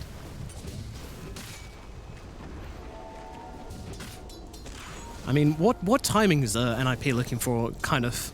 Is there a point where they can make some aggressive rotations, maybe using the Roar when it's online, and are going to try and kill the Zodi again? They definitely need a Roar. He's about to hit level 6. You can see Biver moving out of the XP range so that Beastmaster gets level 6, but doesn't get it from this creep wave. Gabby just coming over to say what up, but NIP, they've got 3 heroes, 4 heroes over here, actually. So that will not be there. What are they doing all over here? They're just looking to put pressure on the tier 1? They wanted to get level 6 from that, but they didn't do the math correctly. It was That's a shame. Definitely a kill on the Night Stalker. Yeah, a little bit too little. But still, now they have that 6 and they're just focusing down this tower as fast as they can, using that aura from the Beastmaster. Just a natural damage on Skidder. The Universe will be taking this tower. Well, Skidder gets the last hit, but... As Armel just farming up, he's looking... Look at this build, actually, just running straight for the Veil on OD. That's very interesting. They have a lot of magical damage. Splinter Blast, you have this Ogre Magi, our boy, 4 points in Fire Blast. He's going for Hand of Midas. I think he just bought it. Yeah. It's a good timing on Midas. Yeah, that's very nice. And those multicasts, of course, paying it back off. Of course, you should only do this if you are 3 position and very sometimes a pos 4. There's a public service announcement for all Dota players. Please do not buy Midas if you are a 5 position Ogre, unless you are rich beyond the Unless you somehow get 2,000 gold from single kill. Meanwhile, PPD, he 4 heroes surrounding him, and he still gets a deny. 4 heroes, 2 creeps from Chen. So that kind of reveals what they wanted to do. Now it's daytime, bounties are spawning. It's going to be 3 for 1. Not too bad, not too bad. And only 1-1 on the kill board right now as we've been renting 10 minutes. One of the quietest laning phases I've seen in a long, long time, but a couple of suicides do change the scoreboard a little bit. I missed the most important part. Did Ogre got the multicast on his first Midas usage? I saw someone during the Dream League. First 4, he didn't get it. Ooh, that 60% That's chance not working in their favor. And Armel, just, you know, getting his tickle pickled. And they're looking into towards the middle lane now. I mean, these guys have so much push on NIP early on. They've got the Exorcism, they've got the Aura from the Beastmaster, and even the Phantasm. Of course, you've got to be very careful when you use the one. They're going for skill right now as in comes Mark, the TP, and onto Armel as well. He's going to get off the Phantasm, try and turn this one around. The ulti is dropped by the OD. Skidder doing his best as he can to try and just get a kill out of this or something, but he is going to be finished off as Gabby punches him in the back of the head and says goodnight. But they will be losing their tier 1 mid tower for this, I think. I say that as TNC are trying to rotate some people in. Gunner, he doesn't have much health, so if heroes start to come his way, he will have to back off. He's dropping fairly low. PPD helping him out as best he can. These Exorcism Ghosts will be coming back to him shortly, and the tower will fall. Deny. Nah, Ogre Magi tries for it, but just a little bit too early. And that tower will go to NIP, and that's the second tier 1 going down for them. The mid one, much more important than the top one as well. Yeah, this opens up the map for them. Beastmaster is level 6. He got half of the level in the past 2.5 minutes because they were just roaming around together, getting those towers, but still no roar used. I want to see them playing more aggressively. CK about to finish his armlet, which means that there's going to be more survivability, more damage. But I like that Gabby is farming. He needs only 2,200 gold to finish off his Aghanim Scepter. An armlet now completed on the Chaos Knight. Gonna help him out a lot. Just as early aggression, so... I mean, you said that NIP were gonna win this one late, but they're looking to put on a ton of early pressure right now. They're looking for the fights, they're looking to kind of bring the fighting to TNC. Yeah, but if you compare the net worth, they took 2 tier 1 towers and still TNC is 2k gold ahead, which means that the TNC are using the map to farm better at this moment. There you go. There's your multicast on the Midas. Delicious. Getting that goal, coming running in. And I love the build on KP. I just hope he finishes it. Has Vanguard queued up, turned that into the Crimson Guard, which will actually remove a lot of the physical damage from Chaos Knight, even Beastmaster. It doesn't work against Exorcism, but still good damage block. Yeah, absolutely. But NIP, they are coming in hard right now. You're going to need a lot more than damage block to defend from this tower. As Gunner has popped that Exorcism, Universe's hero as well, and even with the Abaddon all smacking down, they've got so much early push, and they are reading it well, using these timings very nicely here on NIP. But, you know, it kind of feels like it's just slowly building up from TNC. There will be a point where they're forced into fighting. So far, the towers, they've decided not important enough. I want to get some items up first, hit some timings, NIP trying to do their best to disrupt this. Yeah, after you bottle Arcane Rune with that Prophet, you want to take a fight. Like, you want to use that Exorcism, try to force a fight, maybe even take a tower, which they just did. Also, Rubik stole Astral Imprisonment, so that's another save that they have. Right now, TNC does not want to take a fight because Night Stalker needs a bit more time to finish his Aghanim Scepter. He'll gladly join a fight, but it's only 1 point in Dark Ascension. Yeah, that's a very much a I'm going to farm and not hit heroes kind of build when you only get that 1 point in Dark Ascension. Bottom tower is under attack.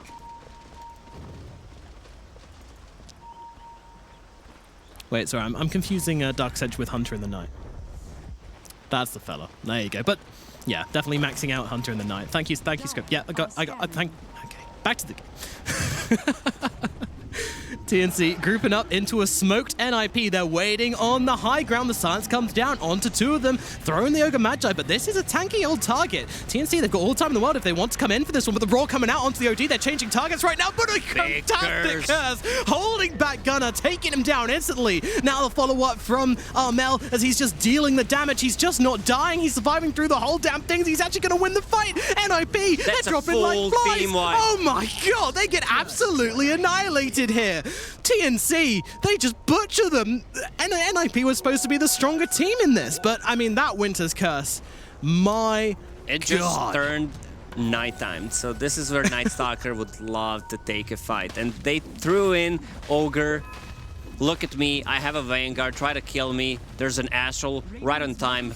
Universe was 1 millisecond too late to roar in there so that he can't use Astral, and after that, great Winter's Curse, and then with the follow-up, they were not ready. Also, DP didn't pop the ulti in the previous fight, so this is where the damage comes from. Look at the levels, though. Spectacular spell usage from Tim's there. OD, and yeah, the OD 14, while that Prophet only level 10. There's another factor of that that Veil build as well, you know, gives him the armor, gives him the stats to be able to just turn around and fight into Skidder during that team fight when, like, you know, he wins the fight versus Skidder. Obviously, you know, they got their team around them, they got a lot of support bin, but still a huge win there for TNC. And I mean, this just turns the tempo completely on its head. We were talking about TNC's timings, they hit them, and then NIP are just waiting for them in the high ground, and it wasn't enough from NIP, and now TNC in a dominant position in this game, I feel. Yeah, NIP is in a really bad spot right now because TNC is ready to take a fight. Aghanim Scepter completed on Night Stalker. There's a mech coming out for Chen in 100 gold. All their items are aligning, even the Crimson Guard on Ogre. Yeah, all these timings coming off perfectly for them. I mean, the Blink Dagger on OD, and maybe they want to go then, but I really don't feel like they're going to be rushing too hard into this one. I mean, you can still wait for the edge to be taken off NIP's early game. They still have 2.5 minutes of nighttime plus an extra 30 seconds of Dark Ascension.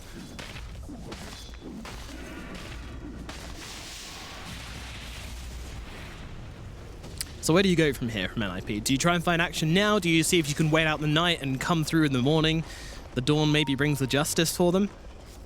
They definitely need items. That Prophet wants to finish the Yule Scepter, and there it is, a save. And ideally you'd want to have CK with one more item before you take a fight. Also, it's nighttime, so you'd prefer not to actually engage into anything. I was just thinking to myself, man, this CK is pretty darn poor, and he's the richest one on that team. Not a good position for NIP, but I mean, it's kind of a side effect of going for these early engagements, for trying to push so hard, is that you are sacrificing time hitting creeps, pushing lanes, taking neutrals, which now the CK is kind of showing in his net worth. You stop finding the objectives and you stop having your momentum, and then all of a sudden you find yourself very far behind after one bad fight. They're farming so quickly. Especially Night Stalker with the Aghanim Scepter. He only needs a recipe to finish off his BKB. Jesus. Okay, what do you do into this NIP? I mean, they're not a particularly spell-reliant team, you know. They've got a couple of stuns to throw out, but, you know, they've got the Roar, they've got the Ghosts, they've Phantasm as well. Doesn't care too much about BKB usage, but I mean, just having this tanky Night Stalker, the stats it gives, and the spell immunity to sit on the front lines and spam out these voids in the AoE is so frustrating to play against. I mean, also that Prophet wants to get to level 12 because of how Exorcism scales from 8 spirits to 16. That's a big one. Yeah, 100% increase in ghosts. Always nice to see. Can you believe that NIP has still only had 1 kill this game? Despite being so aggressive earlier on, but I mean, TNC just didn't show up. They were like, oh, you want to push our tower? Fine. You know, we're going to hit our timings, and we're going to be absolutely fine. It doesn't matter how many objectives you get. They take down 2 towers at top and 1 at mid. TNC just never really cared. Not even slightly. Yeah, it seems like a very methodical approach from TNC this time, taking it slow. They understand that they are ahead, and it just keeps increasing because they're shutting things down. NIP want to make something happen, but feels like they're too afraid of. So it's going to be a 3-for-1 trade. Yeah, Tim's able to grab himself 2 bounty runes here in the bottom and swing things in their favor. At least when the bounty runes are concerned. And now with that BKB being picked up, but it has just turned to daytime, so maybe it's not the ideal fighting for TNC. But then again, with the Dark Ascension available, they might not care either way. Usually you don't see Night Stalker this farm because it is not his timing. Yeah. Like, he wants to fight at like 20 to 25 minute mark when he gets that Aghanim Scepter, since usually he's not the core. But like, what do I do with all this farm? Guys, we're so ahead that, I mean, we're ahead of the time, as we like to call it. So they need, they will take a fight, but ideally you would want to have taking a fight between 25 and 30 minute mark. So they're just gonna start to build up advantage even more, because NIP realizes they're in such a tough spot. If they misuse DP ulti and she dies, or if she dies before she can get the ulti off, this fight is just over because their damage is non-existent. It really is not. No, they need a little bit more. They need a Skitter with a few more items. They need to find a way to bring down this OD if they do manage to get the raw off onto him. Yeah, also a lot of this GPM is coming out from 2 GPM talents that they have on Ogre. Also his multicast, he is extremely farmed. I mean, he has this Crimson Guard for a while, but didn't even use it. Yep, and Solar Crest probably coming out for him relatively shortly as well. He's not far off. 1 more Midas usage, and he should find it. Might not even need that much time. So the smoke into TP back, classic, but when a lane needs pushing out, a lane needs pushing out, and that's actually a help. It's a smoke to bait them out, because they will recall OD from the top lane with Jen and still try to take a fight. So smart, Lacoste. How did you get this smart? I don't know, I was listening in school. Damn. I'm a good listener. Yeah. Should have tried that one.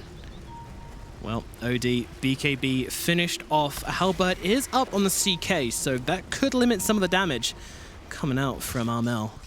It's a full BKB right now. It's still on the courier, but if he pops it before, it will do no harm. Radiant's bottom tower is under attack. Quite. Well, Armel going for the Shiva's Guard next as well, so that's going to offer a lot of slow against this a very kind of movement-dependent lineup on NIP. That seems to be another problem with their draft, to be honest. I mean, is this Beastmaster going for any sort of movement or engagement items, or... no, he's going for the pipe. I mean, how do you get on top of this OD? You know, he's just going to play from the back until either there's a good curse, there's a good opening, or that Raw gets dropped on someone else, and then he's going to enter the fight. And there is not a whole lot which NIP can do about it. They don't have the opportunity to jump into a fight. They don't have the initiation. Etherlens can steal a curse, or if he steals an astral, these are the 2 spells that you want to steal. And look at this farm from Night Stalker, unbelievable. It's getting the money, baby. 217 CS. My dude is a baller right now, Gabby. And don't forget that, Nomad. This is Night Stalker with level 4 Bloodlust. Jesus. Save me. Hold me. This is terrifying. And there's that Solar Crest coming out as well. So not only do you have the Bloodlust, you now have the potential of a Solar Crest on you as well. Armel is going to be a machine. Or the Night Stalker. Or both. They saw Abaddon approaching. They're going to see Universe as well on the top lane, so Gabby just backs off. They were trying to pick off someone else on the mid lane because they know the rest of the team is showing on top. This ward giving them a lot of information, and this is not what you usually see. OD beating the tower. Yep, just coming straight under, sees Gunny, he's like, no, I know you got no supporting cast with you. I can come in, I can hit this tower, and there isn't anything you can do about it. Bloodlust plus Ogre Frost Mage on top of this Cloak Aura, magic resistance increased by 10, plus a Solar Crest. There's a lot of stuff that they can put all these buffs onto OD. 2 protect 1 in a way, yeah. He's going to be, well, he's already been a problem this entire game. Armel OD, do not mess with it. Still, NIP with only 1 kill. We didn't see no one being killed for what, like 7-8 minutes. Yeah, 1-7 is the scoreline right now, Lacoste. I mean, that should be a boring game, but honestly, it's been quite interesting to get into it. A lot of towers, a lot of pushing, a lot of pressure. All right, now it's go time. Night Stalker is ready. Blink Dagger plus a gem, so they're gonna get rid of all the vision from NIP. Let's get some blood on this clean slate we've had so far. Gabby is going to fear no man right now. Skitter, he's just doing his best to farm up here. Going for the Blink Dagger next, so that is going to be their attempt to find some jump, find some catch on this team, but I just feel like, oh, no, in the TP. Armel's making his way over. I mean, he's going to get Halberd. He actually Halberds the Wyvern, strangely. Okay. I mean, whatever. Stuns one, Halberds the other. Doesn't really matter. He's going to be run down in the trees all the same. Good night, Mr. Chaos Knight. Tim's going to cold embrace himself up, and Skitter will fall. 40 in coming in from Armel as well. He's an intelligent guy. He really is. That's. I don't see. I like staying positive, talking about how a team can come back into this game, but it's very specific. It's. I don't know, man. It's a really tough journey for NIP. I mean, they need to find a way into kind of like this really late game scenario now. That's their only chance. What do our boys from Dota Plus have to say about it? They're convinced, but they're not, 6%. I think I'd agree with that. 6% is odds I can fully get behind. I thought this is going to be 99-1. Oh, really? Yeah. Well, I mean, you have to remember that Dota Plus loves carries, and TNC don't really have a carry. Oh, he got bashed 2 times. GG. TNC jumping in forwards. PPD will be the target. Now looking at the Rubik as well. He's got a 4-star. That's going to save him for not very long. Gabby still chasing him down with that BKB. Down goes 1, down goes 2. Gabby gets a double kill, and they can get straight back to what they started. Roshan will be falling, whether NIP want that to happen or not. Yep, Hulk is going to go down as well. Free Roche plus 2 kills for them. Pretty surgical game coming out from TNC this time. Feels very... Okay, smoking outside the pit, no problems. Yeah, it feels very awkward when NIP kind of half commit to stopping that Roshan. They're like, oh, please stop. We're going to send some supports your way. And they're like, okay, we're just going to murder those supports. And I'm like, well, guess you can take Roshan then. I mean, maybe they just wanted to see if they'd be scared out, take the gamble. Maybe if we show, TNC might not be willing to try it, but that seems so unlikely. And now a 20k gold advantage, 10 kills to 1. Oh dear, that is a slippery slide which NIP have found themselves flying down. See how much left there is for them. I mean, an amazing steal could possibly do something, but right now he's being soloed by a Chen. March is just hammering down on him, but PPD's running over. Skitter's here as well. Maybe March has bitten off more than he can chew, but there's a cold embrace coming in from behind. They got to be careful. They're splitting up in case that ultimate comes through from Tim's. That's actually a roar on the backlines, trying to hold him still. Can they bring him down? No, Chen heals him up, allows him to get through it, but the Winter's Curse is desperately thrown out onto Illusion. Tim's going to go down, but in the backlines, in comes the OD. Here is your damage. Blasting down. Skitter, he's running out of health. He's going to be saved for a little bit longer, but no, will still die all the same. And now Armel chasing after Gunner. Gunner's got the BKB. That's going to save him for now, but Universe run down by Gabby. Meanwhile, on the back lines, Armel's going to get another one. PPD takes a fall. Gunner trying to run north, but TNC are chasing, and they will find him. Oh, Gabby he's body blocking him. They're What's styling up, on Gunner right now.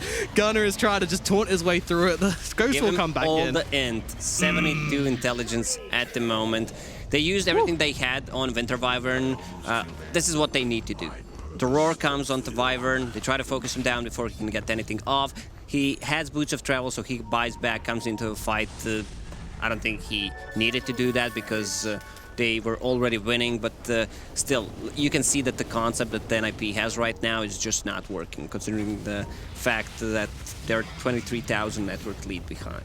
Honestly, the cost, not much seems to be working for NIP in this game. As a double damage Night Stalker finds himself on Biva's head. Now looking towards Skitter as well. Skitter trying to get himself away, but that's not going to happen. PPD, his ulti is popped by one right click from Gabby, I'm pretty sure. The Astral's just going to allow him to run that one down, trying to make it back to base. Please let me live, but they will not allow him that luxury as inside the base the taunt is used. TNC, they are diving. They are going so hard right now, but will show respect.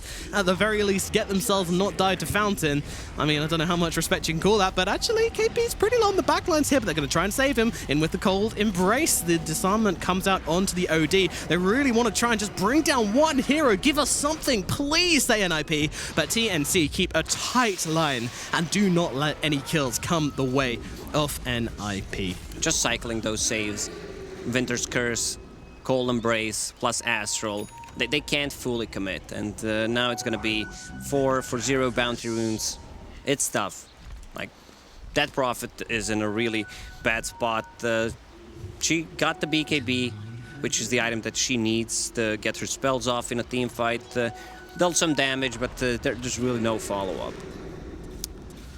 If you're a member of NIP right now, I mean, are you praying for the miracle comeback, you know, believe in your teammates, or are you loading up Angry Birds on the mobile and kind of one hand on the keyboard, one hand on whatever? Well, unfortunately, the Night Stalker very much... Oh, never mind. They do manage to save the day, despite that Nullifier coming out onto Bubba, and I think he got the 4 stuff out before the Nullifier connected. Everything was okay, but they will claim these shrines, and then probably head towards that top lane, which is pushing in nicely for them. Hello, in fact, 1 catapult, yeah, that'll do the trick. Get them, boys. Armel is just beyond terrifying. The second pick, Outworld Devourer, is just owning this game. It's his. A Blink Dagger now completed on the CK. I mean, it gives them some jump for Armel, but I'm not convinced that even with all of them jumping onto the OD instantaneously, it would be enough. They need more. They need mistakes. They need some miracle here. Not Gabby jumping onto the DP and picking her up, but they do manage to keep her alive with the 4 stuff, and now they just turn straight to the Rubik. Bill's brought down. Meanwhile, the backlines, they're just trying to hold back the Wyvern. Meanwhile, the ultimate and the Yules popped out by Gunner, along with the BKB as well. They've got them all held still, but they're turning around. They're beating into Skidder. Skidder on the CK. Oh my god, the blast comes, dude. Going for the memes. One more kill. That is all they want, and this is it. Now it's time to call it. The game is most certainly over here for NIP, but they buy back on the Death Prophet. They believe the ultimate being used. Steal that in, get that intelligence taken away, and down goes Gunner, and the GG well played is called. TNC take the game. 32 minutes, 23-3. Shame. Oh, this was some serious ass beating from TNC. Yeah, they did not hold back. They pulled down NIP's trousers and laid them over that lap, and not pretty. Well, TNC going to be very happy with the way their day is going so far. Absolutely dominating Group B so far. We'll throw it over to the desk.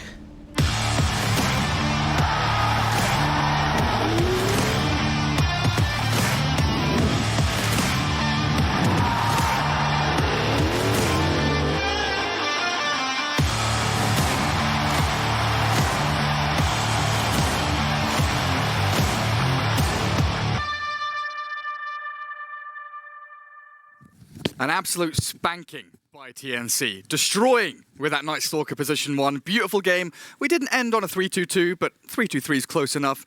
And NIP definitely struggling in the first game of this series up against TNC. I'm joined yet again by our casters/panelists, Long Legs Lacoste and Naughty Nomad.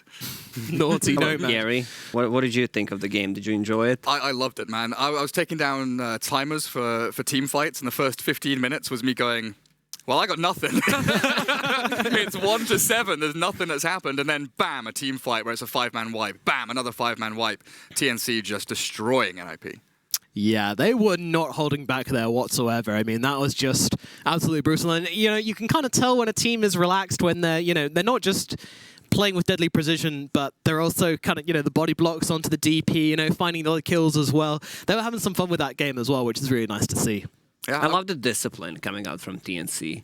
Like, they played it extremely careful, didn't want to risk anything, even after all the advantage that they had until 20-minute mark. They still waited 5 more minutes for the nighttime, and this is where the game just breaks. Yeah, systematic. Yeah. You know, we were talking about the last pick from NIP, and I think it's kind of telling that the DP did a great job, you know, taking towers. The objective taking from NIP was there the first 15 minutes. Yeah. But then you realize that this OD with Cold Embrace and the lack of magic damage on NIP meant that he was unkillable and being healed up by the Wyvern pretty much every fight.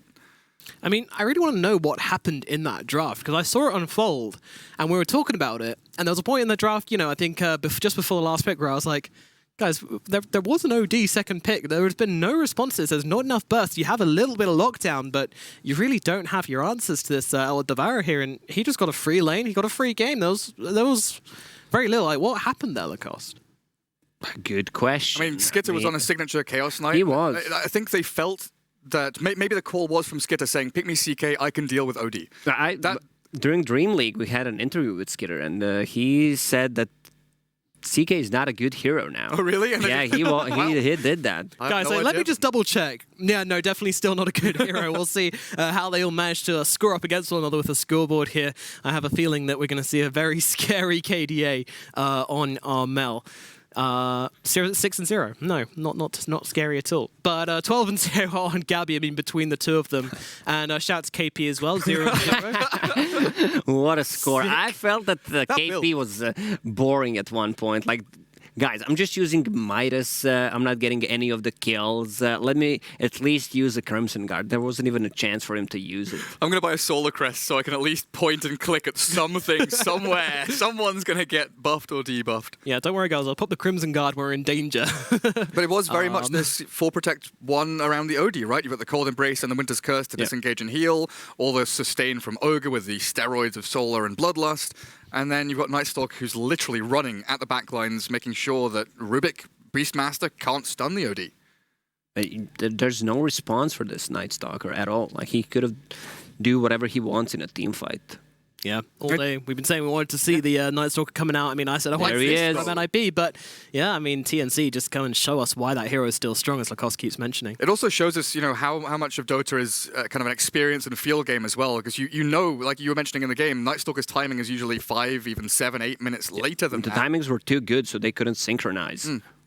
So you're feeling like, oh, we kind of know how Nightstalker's going to act, and then all of a sudden he's gotten like an 18-minute Ags halfway towards BKB, and he's like, well, I'm going to destroy all of you. Yeah, I mean, what was that? That BKB was at like, what, 20 minutes was it? When he was like, oh yeah, you know, they've hit a fantastic timing, but it's daytime weirdly, which is, you know, 25 minutes is a pretty standard timing when Nightstalkers want to be kind of looking to take the game-winning fights. And he's there with 20 minutes with like all the items he could possibly want. Like, I'm too early. Guys, give us another 5 minutes. Yeah, absolutely. All right, well, our boy Scriff, Eagle Eye Scriff up there, he's managed to get us some replays. First one is TNC's first team wipe, and this was, I mean, really the marking moment of the game, I feel, where they're able to just, you know, they smoke into them. And this was everything NIP wanted from the smoke. This is the highlight of our boy Ogre. Look at him throwing his body in front of them. It's 15 minutes. Me going in. This way? No, this way. They even get a 2-man silence, and Ogre's just like, I'm going to tank literally everything. Yeah, look at the timing on Roar and Astral. Like, Uni wants the Roar, he understands his job, about to use it, and bam. Comes a second before, and big curse. And the curse. This just destroys the whole team fight for them. I mean, you feel for them as well, you know, that Roar was brilliant. You know, the Roar was everything they needed from that Roar, and they just get too carried away and forget about Tim's just snaking in the sidelines there. Yeah, really well executed by TNC. Maybe a bit sloppy, you could argue, from NIP. You know you're against the Wyvern. You can maybe expect that 5-man group up, all surrounding your DP. Not where you want to be. It's hard to fight with the heroes that they had. They're all melee. Spread around the fight. Yeah. This has been a previous criticism of NIP. You know, people have often said that they don't tend to draft burst. You know, they tend to like sustainable lineups which just kind of take long fights and, you know, are hard to kill. But if you can't kill people, then this heroes like OD are going to come on top of you and just absolutely have a freebie. And I think TNC did a great job in the draft saying, you know, this is a team where we can pick a second pick OD against you, and we know it's going to get out for free because we know you don't like the draft the heroes or the kind of playstyle which counters OD. You know, I think that's a huge move from them, something which was absolutely calculated ahead of this matchup, and it worked so well for them. I think it harks back to the Slark ban that I was questioning as well, but I think you've hit the nail on the head. Slark, OD, you know, these heroes that like the in and out, the kind of guerrilla warfare where you stack something up, you disengage, then you re-engage with your stacks. That Slark band seemed like PPD knew the weaknesses of his team. They just got pipped to the post by a first phase OD. Yeah, Lacoste, closing comments on that series, if you please. Yikes. I'm super happy that TNC is playing this well, but I want to see NIP also stepping up so that we get more closer series to watch. Yeah, because this was just extremely one-sided from the start until the end. Yeah. This was a series which we said would be probably one of the closest of this group. Nah, not we. No, I said it would be a stomp. I said TNC would stomp them. Okay, well, I said that, and I will own it, and I think that's but there we go. Sometimes you're wrong. We're all human. Anyway, we're going to throw it over to a short break, then we're going to be back with game number 2 of TNC versus NIP. Don't go anywhere.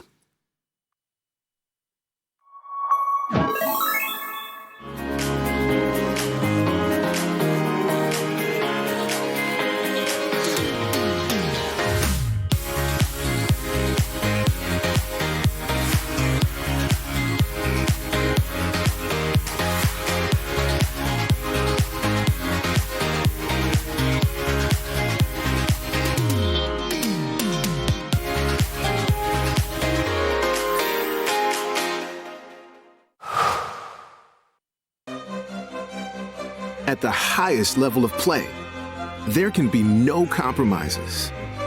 Gamers demand the highest clock speeds to give them the FPS they need to perform. Rise to the moment.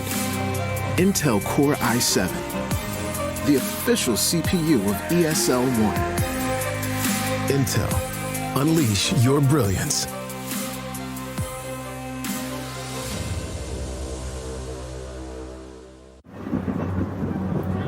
Multiple witnesses have reported mysterious shadow sightings all around the city. According to experts, the origin of these shadows is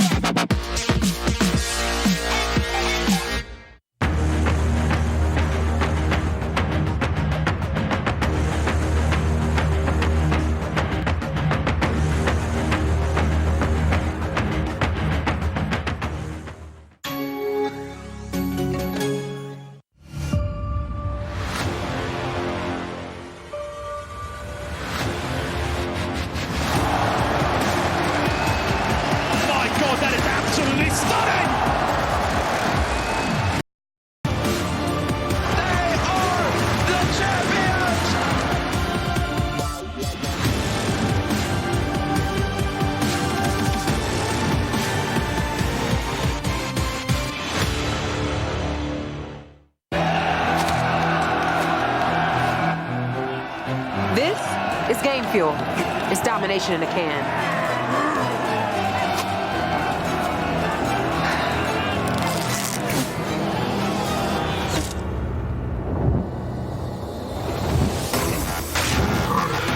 Oh, tastes like loser tears. New Mountain Dew Amp Game Fuel. Victory in a can.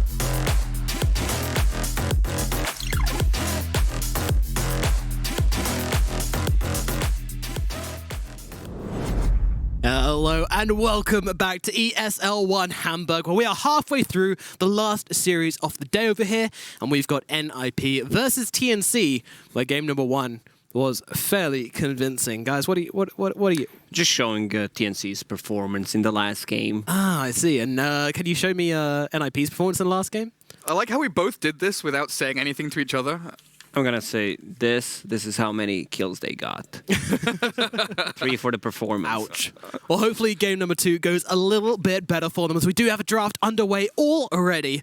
Didn't take long for them to get started. I mean, I imagine TNC's just like super hyped, like, hell yeah, let's go, game number 2, and NIP's just like... No, PPD, I saw the chat. They wanted to start in 5 minutes. PPD put the smiley, so he wanted to go. Like, he was ready. He's the king of lobbies, by the way. Yeah, he is. If you could see the chat, the amount of you would arguments, be entertained. Polite debates between him and admins and him and players. He's always on the right side of the letter of the law. Smart boy, that guy. SD Kotl. That Kunka, third ban. All right. Healing the ogre. Yeah, they're going to take it for a ride this time around, see how quickly they can get their Midas. Oh, I like that shot. Mercedes, Nomad Mercedes. Beautiful. Love Mercedes, me. Yeah? Yeah, big fan. Free car, please. Free really car. love Mercedes. Free car. I would drive one in. Yeah. Yeah, this says... Oh, wow. We want to push again. We want to control the map. We also gonna have superior team fight. And we're putting KP on his signature hero. The most signature of signature heroes. Yeah, there's not many more. 10 seconds remaining. Man, so it does mean Abaddon is very likely 5? 5 seconds. Could be. I mean, Enigma can be played as 4 as well. Sure, but it's KP. You'd assume KP 3 Enigma. But, I mean, they did position 1 Night Stalker. What's to stop them doing a position 1 Abaddon in this game? I mean, if they don't want to take Night Stalker here, like, they should just straight out ban it. Okay, they take Gunner's hero. Gunner has been criticized for not having a big hero pool, and he needs to enable his team. The team needs to play around him, because it's most of the time either Kanka or Ember Spirit, and if he's not having a good matchup like we've seen in the last game, it really didn't end that well. I mean, to be honest, he shouldn't have won that matchup. It was not on him. I'm not sure how I feel about him playing kind of objective-based heroes like DP. I like him playing reach heroes, the Kunka, the Ember Spirit. I'd be interested to see if they pick him a DK or something along those lines down the line that can play both objectives and catch. If you look at the bans, this says we want to give Ember Spirit a good laning stage, banning out this OD, Huskar as well, which TNC did they play it today? Or was it someone else? Vici Gaming played Huskar. Vici Gaming played Huskar? I believe TNC also they played Huskar. I didn't see the game. I mean, they definitely do. Both Armel and Gabby have been Huskar players in the past. So is this more along the lines of what you were talking about playing around one hero Lacoste, playing around Gunner with these bans? Well, he should definitely increase his hero pool, because it's hard. You know that you will be heavily targeted and you will not be having a lot of favorable matchups for you, but it's tough, especially when you have this kind of a draft where they're relying so much on you to do stuff, and you are also the one who's playing from behind. Yeah, for sure. But TNC are going to pick up that Chen once again, loving. I don't see a reason why they should not pick a Night Stalker on side of TNC once again, because if you look at the timings on the items, they want to push. They want to kill those towers, and I like the approach that NIP has in this game. Like, all right, you want to group up, we're going to take this Winter Wyvern, and with just these 3 picks that I see from NIP, it's looking much stronger for them. Yeah, a great step up. Yeah. You do have to always consider that Chen is somewhat of a counter towards magic damage heroes, just being able to stack up the magic resistance aura with the Centaur Coursers, with the potato, the small creeps, that magic resistance. Centaur potatoes? The Centaur potatoes, yeah, that's the one. The Hellbear potato and the Centaur potato. Those are the ones. So you do have that, in the back of your head as the Ember Spirit, will I have enough magic damage to bring them down? Because that's very often what Ember's doing, is looking for, pick-offs, easy kills in the back. But if Chen is grouping up and playing that 5-man Dota that TNC do like to play, It is a difficult one. And there's that Slark. None of us could have predicted that one. The Slark comes out from TNC as the 4th pick here. Oh, do they 1v1 the Slark against Ember mid? Yeah, they will. Slark wins that matchup easily, right? Yeah, it's... I mean, you can't really ban out all the heroes that have a good laning stage against Ember Spirit. And he can also steal stacks during Winter Wyvern heal. Yeah, there's a lot of benefits to the Slark in this game right now. Also, you know, just getting rid of the Ignite. Pretty nice to be able to do that, and there's really not much for the Slark to fear so far in terms of lockdown, you know, like the chains doesn't matter. The stun from Ogre Magi is pretty damn short, so you're not really looking at one of these Slarks which is going to have to be using his ultimate very, very wisely, or... Faceless Void's still in the pool. Am I seeing that correct? I mean, this is the lockdown that they could use against Slark. Alright. Go for the axe instead. Universe axe. Ember Spirit can no longer slide out of route, correct? Yeah. So when correct. Slark gets the jump on Ember Spirit, he can't hold him down, make sure there is no escape.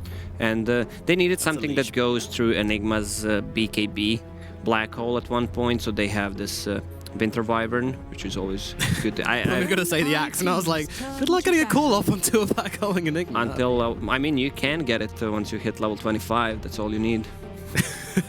Easy. Just steal all the books from the library. Alright, final 2 picks needed from TNC and NIP. Any predictions? We still think of the Night Stalker, still thinking the Faceless Void for NIP? 10 seconds remaining. I see Night Stalker being picked for TNC, which will give them good ability to control Wyvern in the backline. Same goes for Ember Spirit, so the only way to itemize against it is just going BKB, but you don't want to go BKB first item. Yeah.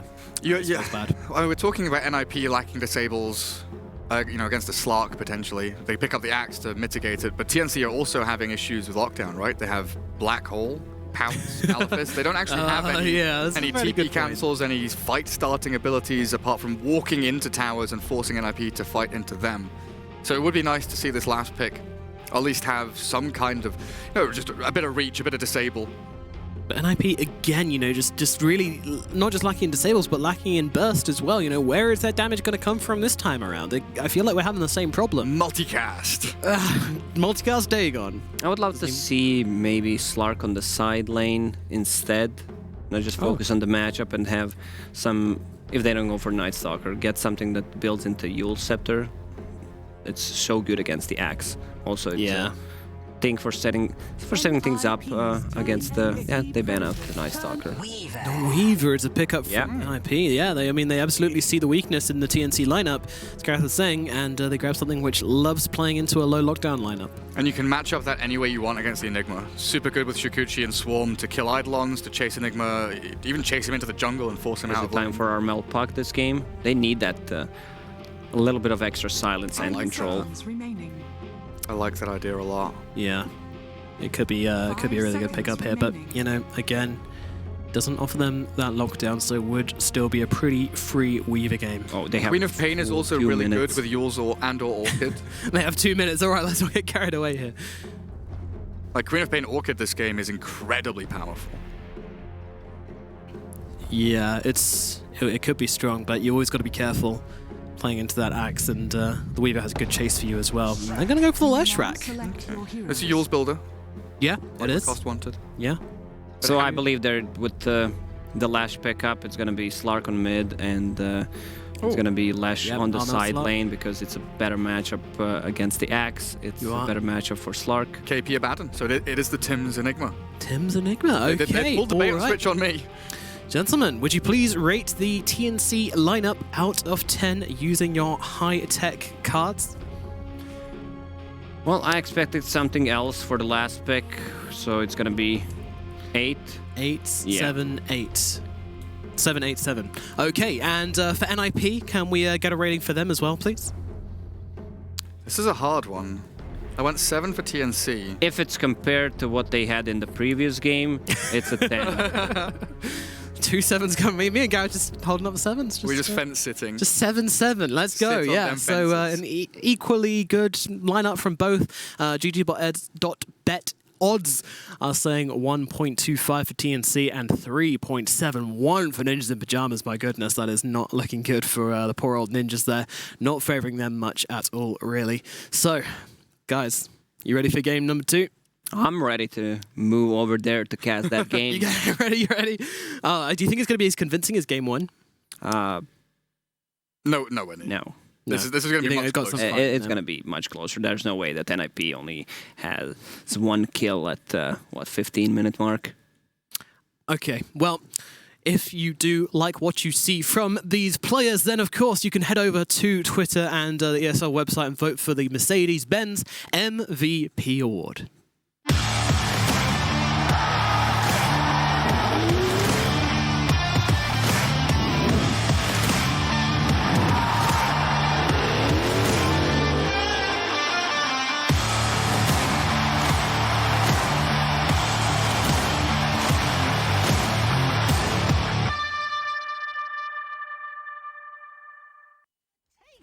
What a handsome host. Yep, we're back over in the casting desk, Lacoste. We're very excited to have the second game and hopefully a better performance coming out from NIP this time around, or maybe even a less dominant performance. I kind of even feel like this is maybe a little bit experimental from TNC, what they're doing here.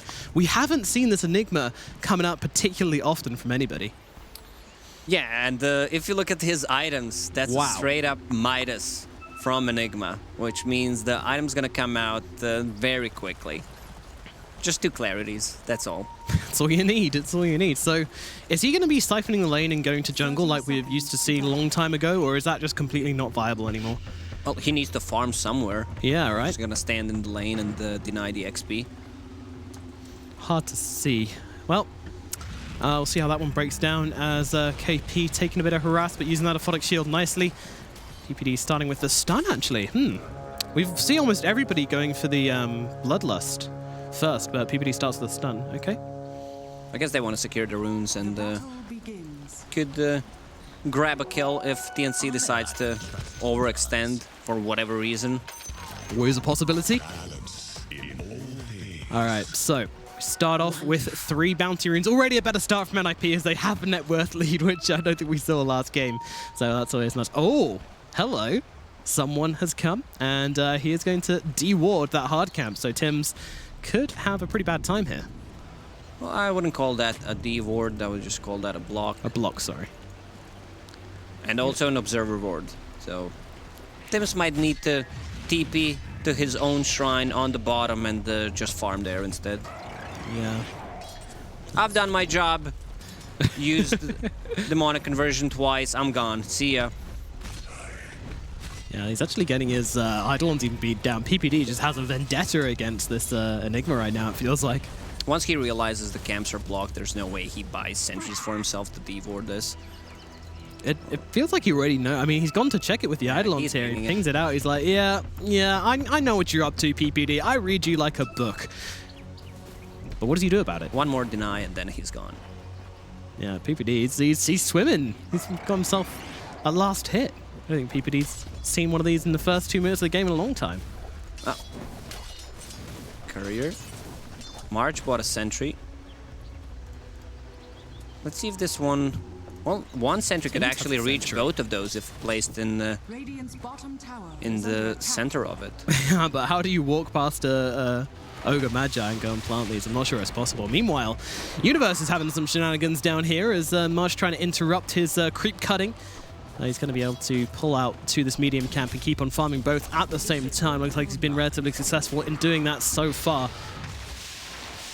And yeah, the Chen's kind of struggling here at stopping this from happening. In fact, he's losing a lot of health. Universe chasing him, but not too hard. He needs to focus on these creeps and needs to be cognizant of his own HP pool, of course.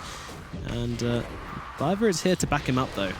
Yeah, not much Chen can do about it. So yes. Okay. Even PPD shows up. Yeah, PPD, he's just been on the run through the Radiant jungle this entire game right now. Hasn't spent any time in lane. Yeah. Happy to leave the Weaver alone at top. So once Ogre shows up on the bottom, Enigma clears both of the centers with just one, and now he can farm it. And yeah, the thing is, there's a lot of mind games happening at the moment, so let's see if he denies one on mid. Yes, he does. Great job. Great job. But still, this Enigma, still level 1, hasn't really hit any creeps. He's 3 and 4 right now, and those 4 are just from demonic conversions. But he will find himself a hard camp at last. Moving homes, been forced to relocate by the Surge Magi, evicted him from the top lane. I love the game Tims is playing right now. He de-warded it and knows that Ogre will try to come there and find him, but he's on a different side of the map. And Skitter drawing First Blood up in the top lane onto March, who was around here. Maybe trying to just harass him with a Harpy Stormcrafter or something. I'm not too sure what he was doing that in that deep there, but he will pay with his life for that. Meanwhile, Gunnar seemingly having a pretty hard time in this middle lane. 8 and 1 against Armel. And Armel gets a leash here, but chooses not to keep on going. I mean, what's the point, really? If he goes under tower, he gets a kill, but he's low on health, not close to level 6 yet, so wouldn't have really been worth it for him, so... He does not want to overextend there. He is the one controlling, look at this, all the denies. Sitting at 14 at the moment, and 24 creep skills. Gunnar is being botted once again. Yeah, Armel's having a fantastic series thus far.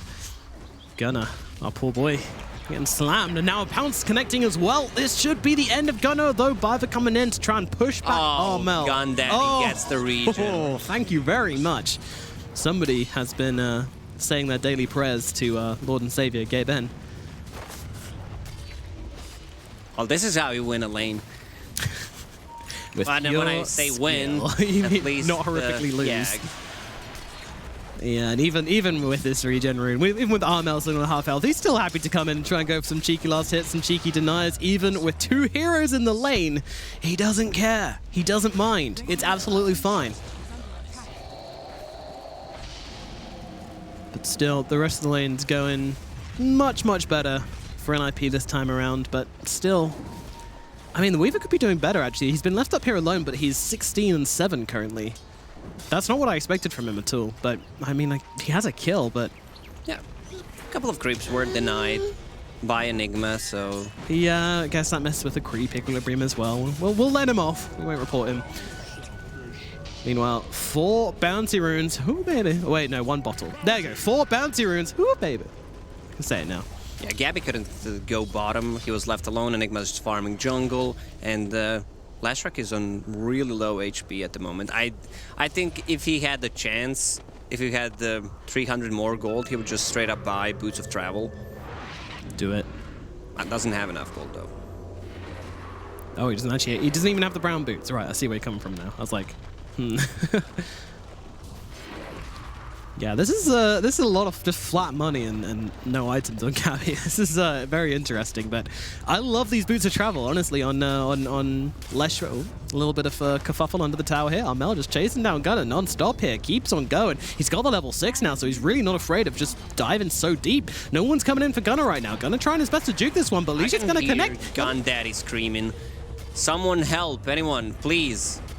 One more hit. God. Oh, Armel just gets a freebie under the tower. It takes so long, an excruciating death there, but Armel grabs it. The +1 permanent hit. Yeah. Hadji, yeah, pretty nice. Thank you very much. Thank you, Scriff. 14 essence shift, 2 points in it. Yeah, but it's not permanent. Only one. Yeah, that permanent. would be a bit OP. A little bit. But Gunnar turns up to lane on full HP and mana, but doesn't matter anymore now that Slark's hit 6. You can dump all the spells you want into him. He's just going to go and heal up. There's no kill threat, so the Slark is going to continue having an awesome time in this middle lane. Wow, and Tim's actually level 4, which is a level above the Wyvern, who wasn't running around the jungle doing nothing on level 1 for the first, 3 minutes. I mean, well, he wasn't doing nothing. It was 9 creeps from lane, but doing nothing in terms of gaining PPD personally. is level 2. Yeah. I mean, Chen is also level 2, but still, he's gonna get the lane on the bottom for himself, and Lesh actually went for Boots of Travel first time. Hell yeah, and they're hunting Gunnar once again. He's trying to get on the run here, Biva trying to come over and make some space, but Gunnar run down all the same. Universe has come in though, he's managed to get the call off, and there comes a Culling Blade, or Culling Fist should I say, onto Gabby. They're looking towards Armel as well, but he's going to get himself out absolutely fine. So it's just 1 return kill. Leshrak is pretty valuable, but man, Gunnar's got a lot of recovering to do this game. Yeah, this BOT build could backfire. Yeah, as he's you see gonna there. participate in more team fights, so if he dies, it's not gonna be that worth it. Also, he left the lane for Chen on the bottom, who just hit level 4, so some free space for position 5. Universe is having a much better game than the previous one, and he's the space maker for this team. He knows how to play from behind, one of the better initiators, counter initiators in the Dota world. Oh, Biver. Oh, there you go. All right, he's okay. Lives to Wyvern another day, or whatever it is Wyverns do. The verb to Wyvern.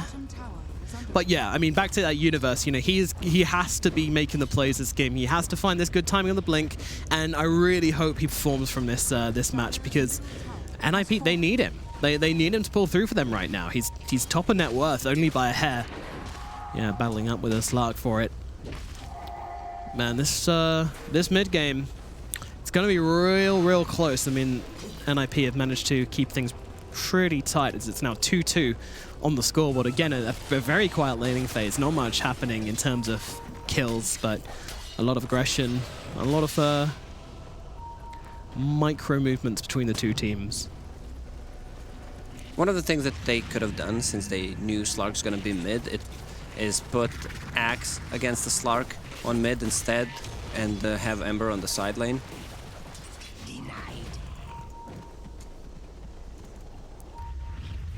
And Gabby trying to defend this bounty rune area very early on here, and PPD might just get run down here. There's nothing they can do. Did he even have the cold embrace, right? I mean, it wouldn't have made a difference. That guy's just a magical pony, and level 1 Winter's cold embrace would not have changed the outcome. And Armel's going to grab himself a free observer here as well.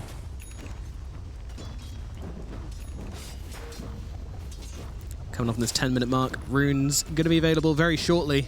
They want to put some pressure on the top tower. Enigma just finished Helm of the Dominator.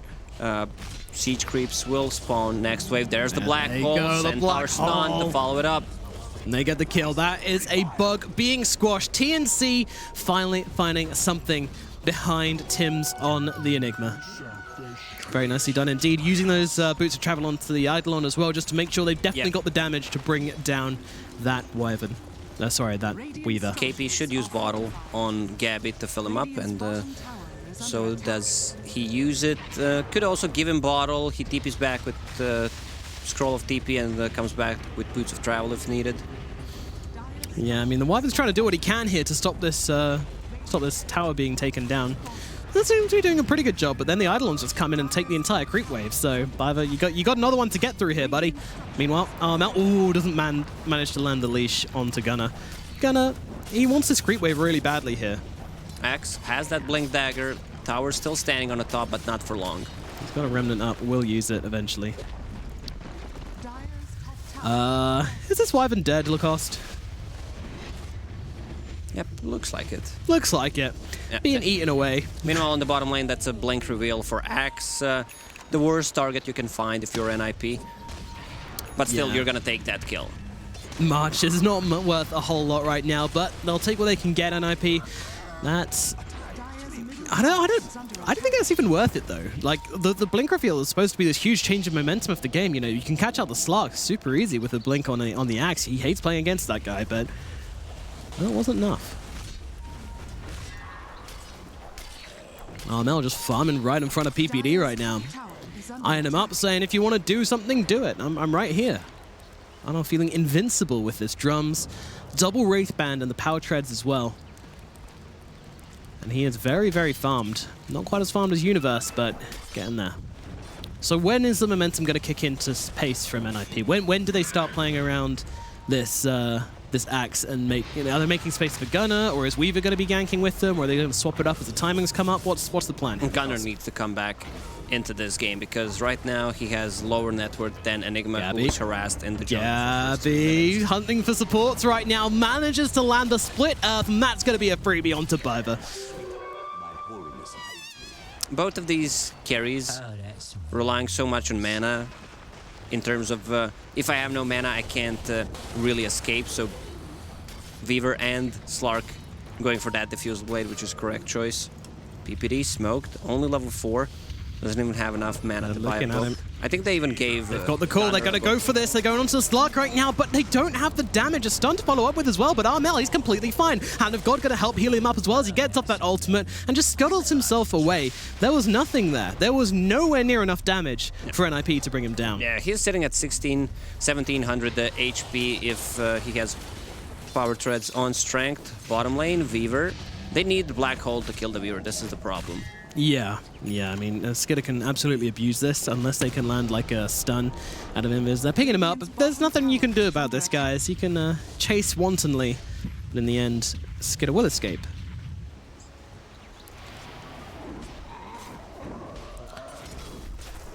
So, I mean, right now this game is leaning towards TNC, it's fair to say, right? With this Slark being an absolute monster.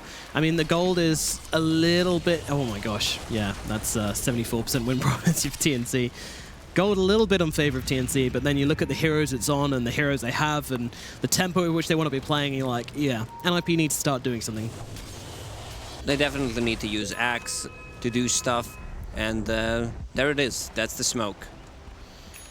It's good, and they've got the Ogre Magi, Biver, and Universe all together, but I don't know, I kind of see the want to see the Weaver with them. I want to see him really commit to this, but let's see, they should get Temps here, right? Right, yep, in they go. They managed to get the call off. He's not in a creep wave, so there's not much damage with the TP coming in from KP. It's going to force back NIP. And actually, they're looking towards PPD right now. They might be able to do something here, but TNC, oh, Gabby coming in from behind, finds both Universe and Viva here, thrown in with the Yules, and that is going to be a Wyvern absolutely popped open. PPD trying to get away. He is there and ready, and NIP will get their buns baked up here in the top lane. Meanwhile, Skidder still trying to do his thing, push out the bottom lane, make some space, but I mean, you come up to that, these ganks are just toothless. They're gummy ganks, you know? You're coming in and you've got no bite to really finish off any hero. I mean, that was an enigma. That was one of the best heroes you could find in a rotation. They're still a tier 1 tower because they didn't put any pressure, lost the laning stage, so it's really hard because Anna right now is just farming the jungle. Weaver should have a free game because there's not enough lockdown for her, and it looks like, yeah, she's gonna split push a lot, but there's always this slash with the Boots of Travel first item, which is gonna be dealing with that split push. Is Weaver a girl? I believe so, but other people don't. She makes bugs, right? Yeah, that's my argument. The gap in the time-space allowing young... Oh no, it opens a gap in time-space fabric, therefore they're not its babies. We won't gender it. Oh wait, causing his actions to be witnessed. Sorry, Lacoste. Yeah.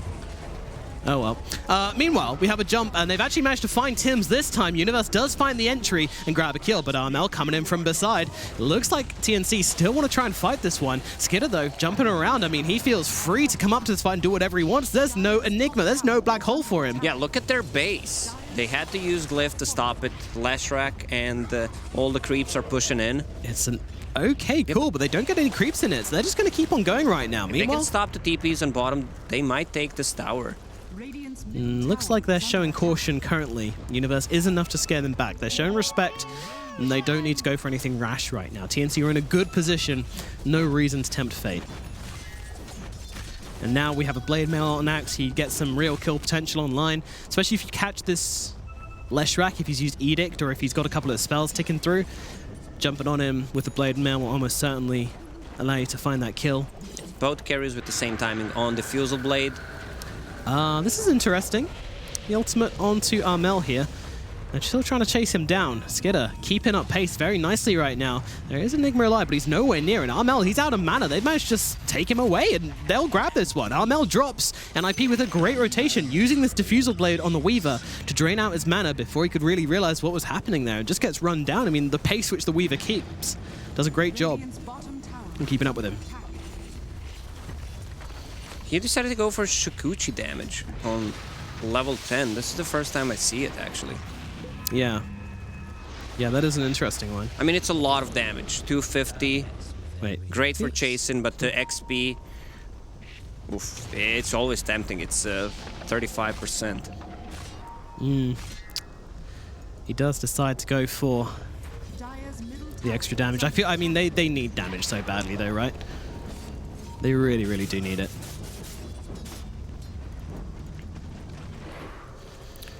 So NIP going to be maybe a little bit more comfortable now they've able to kill off the Slark once, and this defusal on Weaver should make a pretty big difference to the momentum of this game. I mean, oh, Slark actually has his own picked up.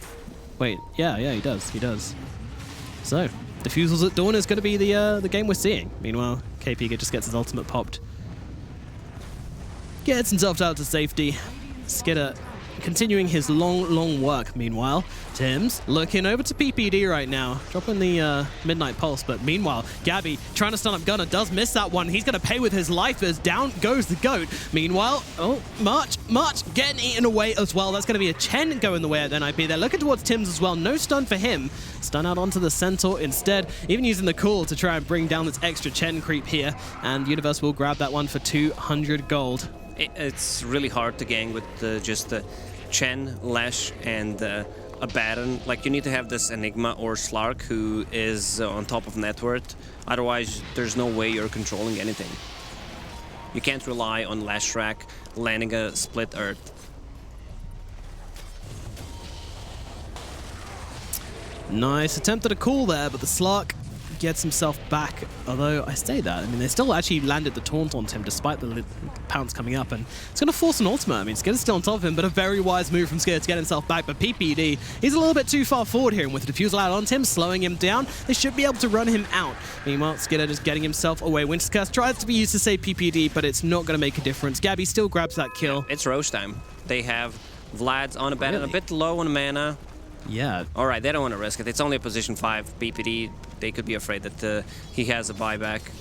Yeah, I don't think they can do it in time, can they? Before PPD's back anyway. They don't do it that quickly.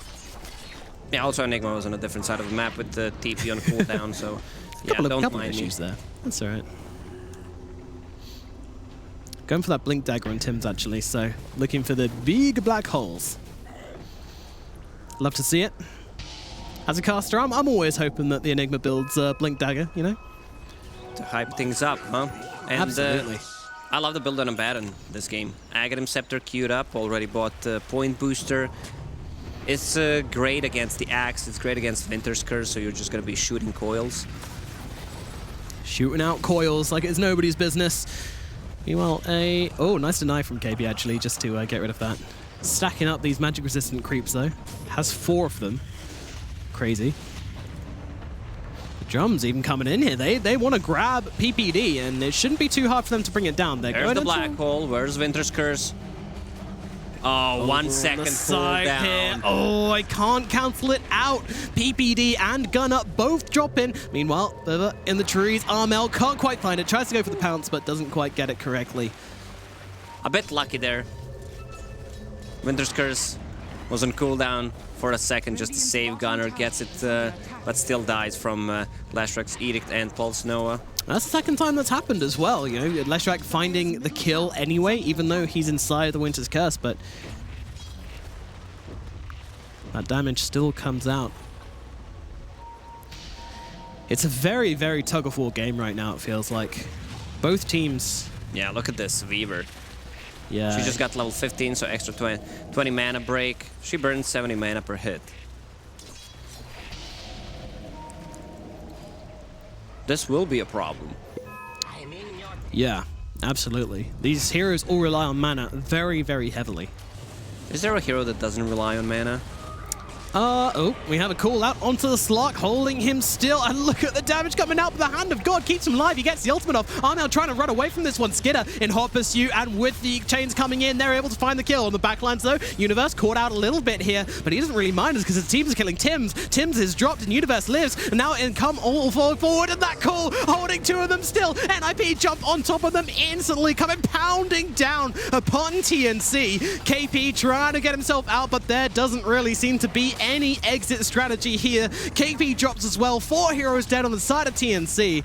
NIP find a perfect initiation in the middle lane and grab themselves 4 kills for absolutely nothing. This is what I wanted to see from Universe. Something more aggressive where he is the one who's dictating the game and rotations on the map. With Axe, he can do that. Also, this Weaver pick with the Fusel Blade and Mana Break talent is doing so much.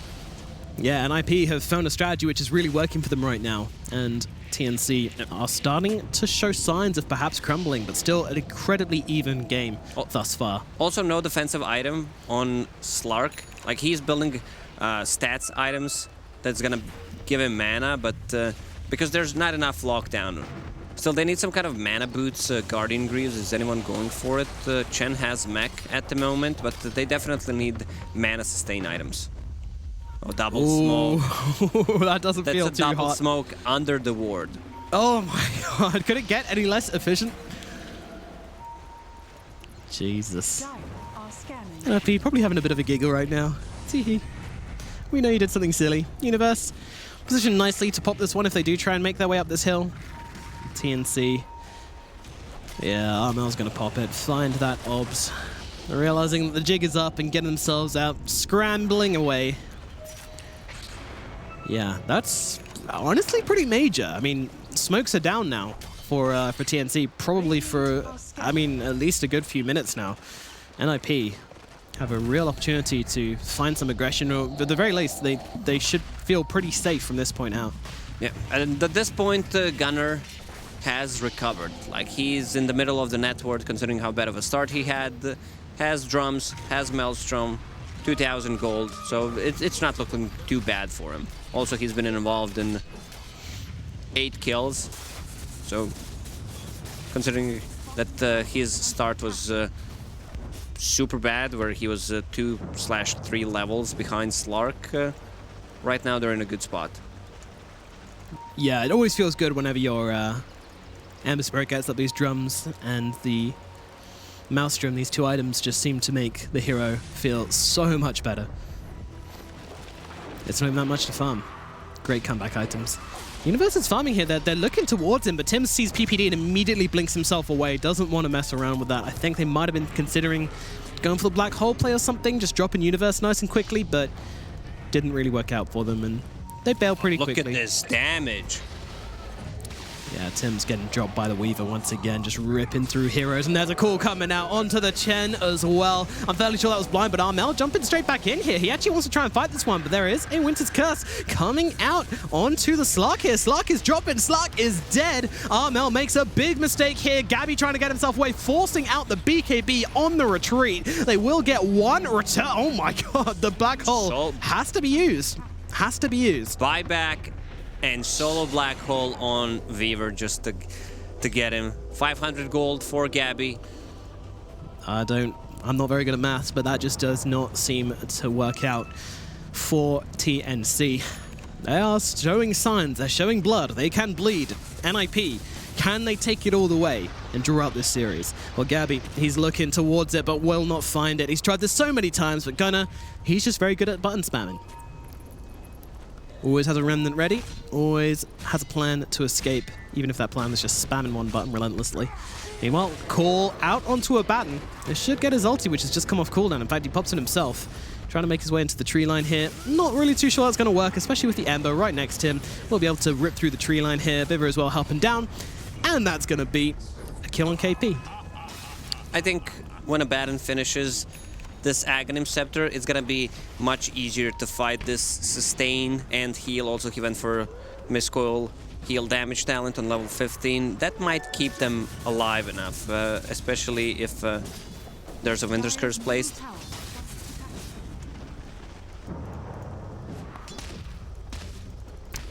"26 minutes in, and the game is relatively even, but NIP really finding their feet right now. I mean, the Weaver is so scary, and he's doing so much against this TNC lineup. Feels like the perfect pick as Gabby spotted out with the Observer Ward. PPD trying to close the gap. Universe will get on top of him with that Blade Mail, with the call, and the rest of the team can hammer on through and bring down Gabby. Maybe they look towards Roshan, or maybe they look towards more kills, or maybe they just look to holding this high ground area here, getting control of the lanes, getting control of the game. This top tower is still up, by the way. Tier 1, just hanging out. No biggie. Yeah, right now NIP is playing exactly how they should have. Skitter being all over the place, picking people off. Also, that's Weaver with Bloodlust, so even more mana burn from the extra attack speed.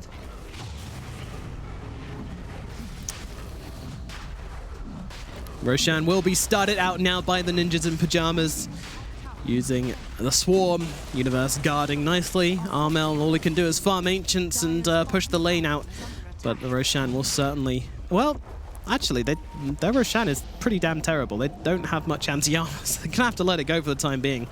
Maybe look towards the Abaddon here. It's one of those we were just kidding thing. You know, testing the water. You know, you get to a swimming pool. Doing? Dip your toe in. Is it too cold? Is it too hot? I mean, he just burned 600 mana on Abaddon. Seems good, man. This is gonna hurt. I mean, they need to find some mana efficient items across the board, really. On TNC, just get some stats up, but that's easier said than done. Well, the Slark says that's fine for me. I'm just gonna grab a Skadi. That's gonna give him just about everything he needs in this game. Enough? Well, maybe not. Well, Slark definitely needs another item. Has Satanic queued up at this point, but it's gonna be hard to fight without mana. And if Weaver keeps attacking him for 20 seconds, all this mana pool is gone. They're looking. They are looking, but they won't find him. Gunner backing out, playing it cautiously, staying out of vision. All right, Roche attempt, round number 2. This time we're committing. NIP diving into the pit and really having a go at the big boy. And they seem to know that TNC is on the other side of the map.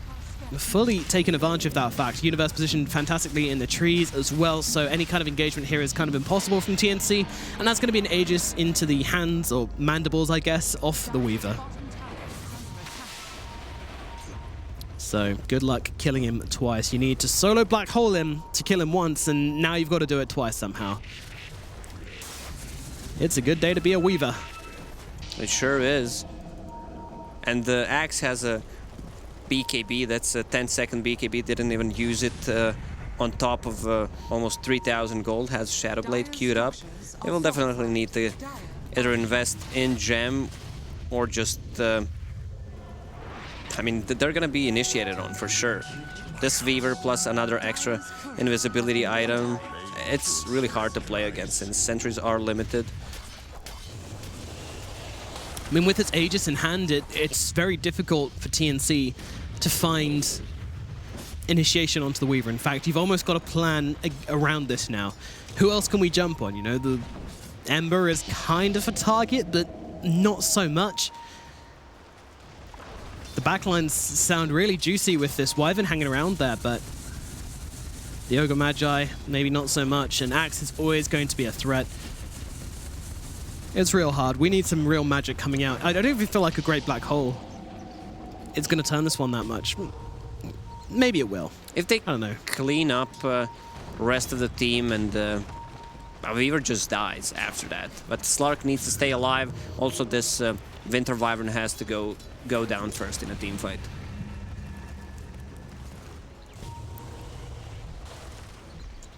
Wow.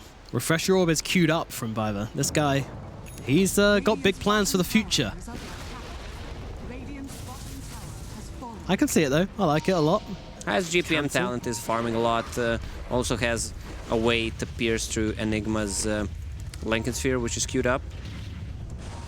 He's not revealing that he's going for it though. It's just cool. Held. It's not doing much with KP behind him. Skeda comes hammering on through, but Elmel just gets to that high ground, holding himself back. But NIP, they're looking to evade. Universe isn't really afraid. He's got his fists, and that's all he needs. TNC, though, holding this high ground nicely, trying to prevent NIP from finding anything here.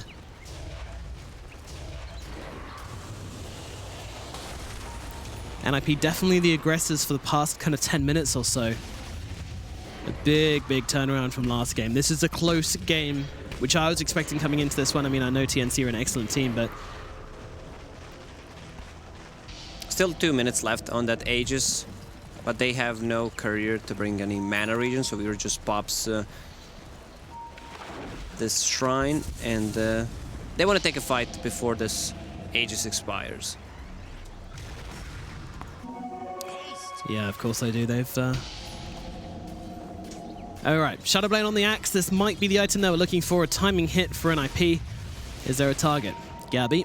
They're looking at him, but the Weaver alone doesn't have any TP cancel, so... Gabby easily able to get away.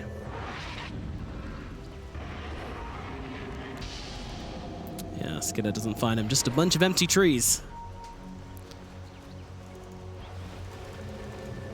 So what? Radiance on Ember Spirit? Huh. Okay. I mean, I know it's not an uncommon item, but... Yeah. It's still a good late game item, especially with the spell amp that he has on level 20. Radiance always feels good to have. Yeah, just interesting that he decides to go for that over something more common like the Aghanim Scepter at this late stage, but... Oh, Gunnar knows his hero very, very, very well. If Chen is close to a bat in this game who has Aghanim Scepter right now, Miscoil, heal will be amplified.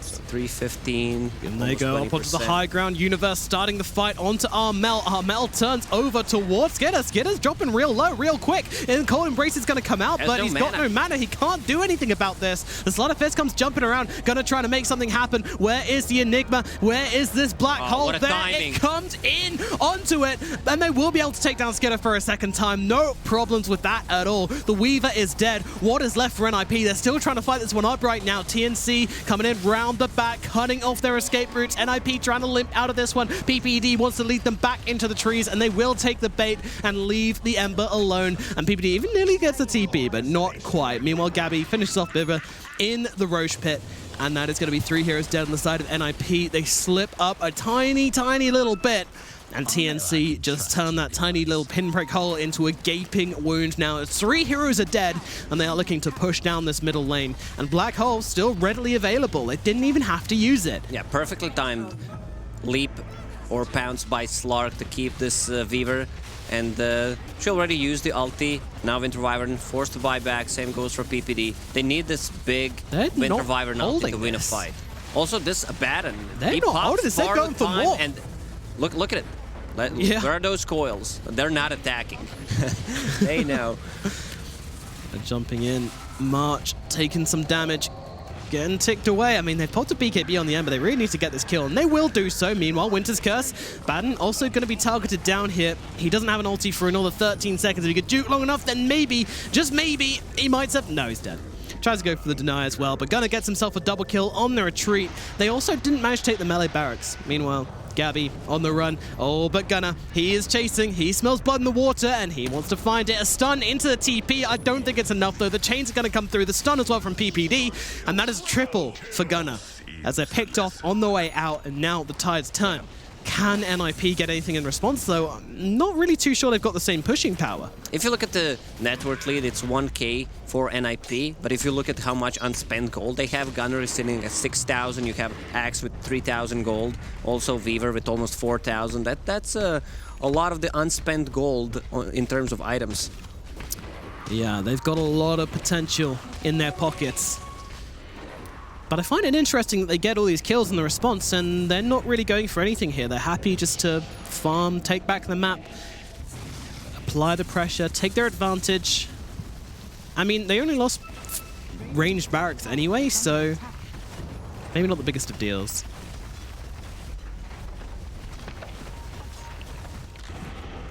Slark has a gem right now. They definitely needed one, because Axe with that Shadow Blade will get the good initiation, and of course there's a Weaver, so Weaver's bringing something. That's a 10-second BKB for him. Yeah, that's going to make a difference in these fights. A huge difference, in fact. But still doesn't help him against a lot of what TNC have to offer, most importantly, the Black Hole. Although it wasn't needed in the last time they killed him, it probably will be now. That Satanic finish up on the Slark, and now going into the Butterfly as well makes him a very, very tricky target. A slippery fish indeed, but Universe positions himself fantastically here, actually. They're pinging, they see him. Universe barely reacts as the Slark starts to chunk away, but there's that BKB pop from Universe trying to get himself out, will be successful in doing so. Meanwhile, Skidder, it comes a back hole from behind though. They managed to catch out the bug, and they drop him like a fly. And now they look towards Gunnar as well, but he's got the BKB, he's got the Remnant as well. Gonna juke them one way, then the other, get him back down the fight. There's a team waiting for him. Hello, he didn't expect this kind of reception. He's got one to use. They're covering them both. TNC looking for it, and they get him. Gunnar is brought down. Weaver has no buyback. Gunnar does. They're gonna have to defend this one somehow, and the tug of war comes pulling back directly in the other direction. TNC now looking to get some damage off on this base. Finish what they started a little bit earlier, but with a buyback from Gunnar, how easy will this be? In comes a call, trying to drag him back. Lincoln's popped as well. Gunnar getting on top of him as well. They want to try and target down Armel, but Armel is not having any affairs. He goes back towards PPD. PPD forced back up to the north. PPD getting chunked down though. They've got the vision on him as well. The dust is there and the kill comes in. And Gunnar doing his best, but they've now lost 2 heroes, both without buyback here.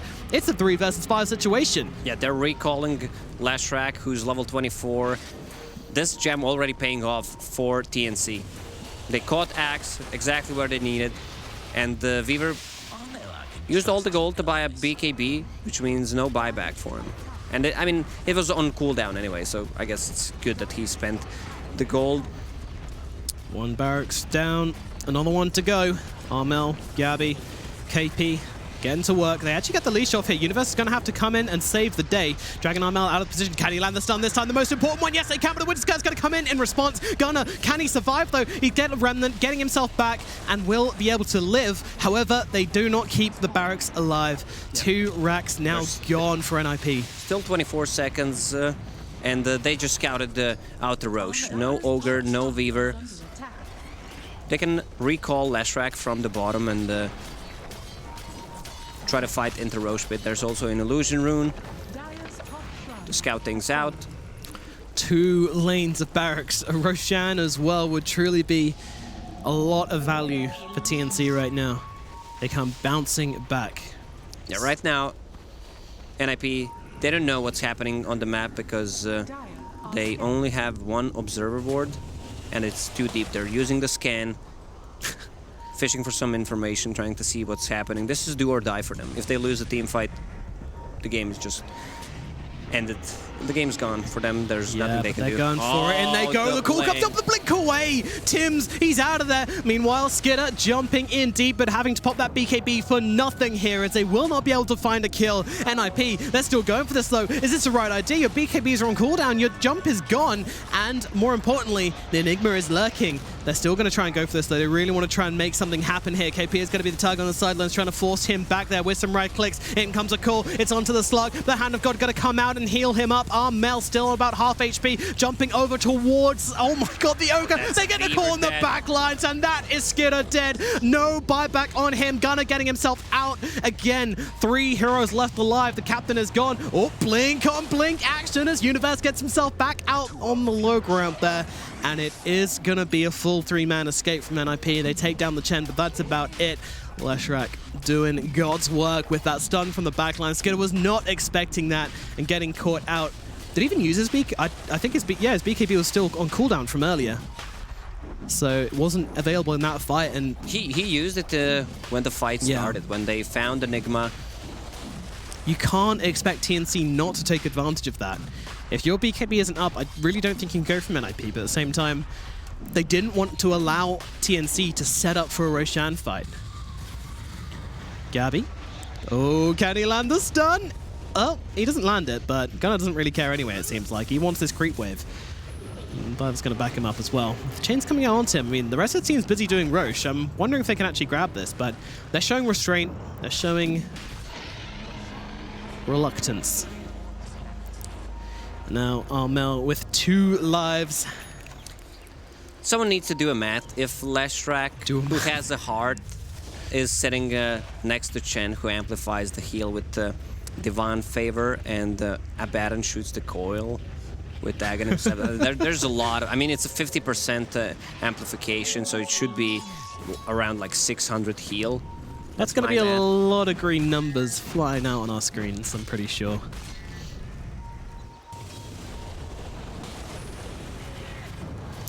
Oh, gun up.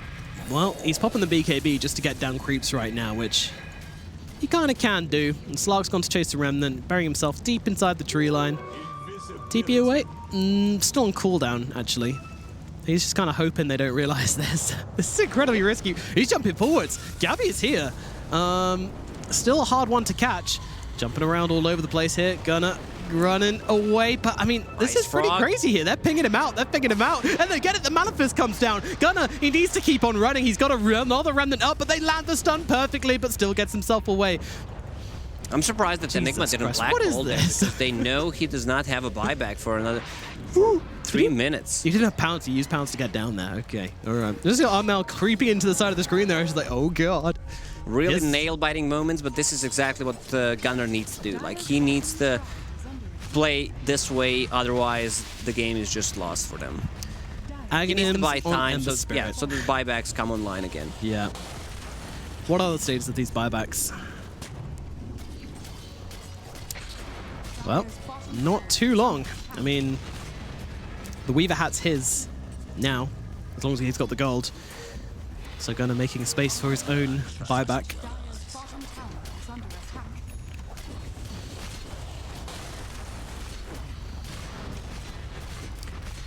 Bottom tower silenced up, makes it nice and easy to kill, of course, because when a tower is silenced, then it, well... It doesn't What does it do? that way. What is it? No, it doesn't? No. Damn. I mean, if you could silence a tower and there's no backdoor protection, that could be cool. So what does silence do on towers, Lacoste? Nothing. They wouldn't just put it in the game for no reason, though, would they, Lacoste? Well, you know, we're still in beta. Fair enough. Fair enough. Only a small indie company as well. Hard to criticize. We have a couple of 25s, a Baton with the Aphotic Shield, extra HP. Lashrak, of course, took the Edict. Slark, Essence Shift duration. Ooh, Armel jumping in for a bit of slap and tickle. He'll have to get himself out quite quickly, but I mean, he's just got so much help coming in. Universe going for the jump in, grabbing the Lashrak, trying to drag him out of position. No one's really taking it, though. This Aghanim's on the Abaddon has been doing a lot of work this game, I think it's fair to say. He goes in, just pops it, heals his teammates up. Bounty runes are spawning. They want to take 4 bounties from this. Greedy, greedy boys, but should work out. There is one person coming to it, and that person is Gunner, but he arrives too late to the scene, and Gabby has already gotten it. He's also got a ward in him as well, but I really don't think there's anything they can do to the Ember.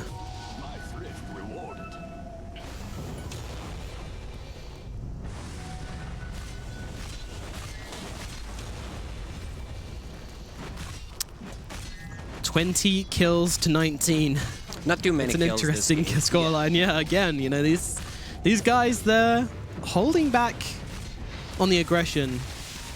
And it's been a very positioning-based series, a very tempo, timing, all this stuff, and very important. And there's just so many saves on both teams as well. It makes it very difficult to really find successful ganks. Still 45 seconds left on Aegis, so they want to make use of it.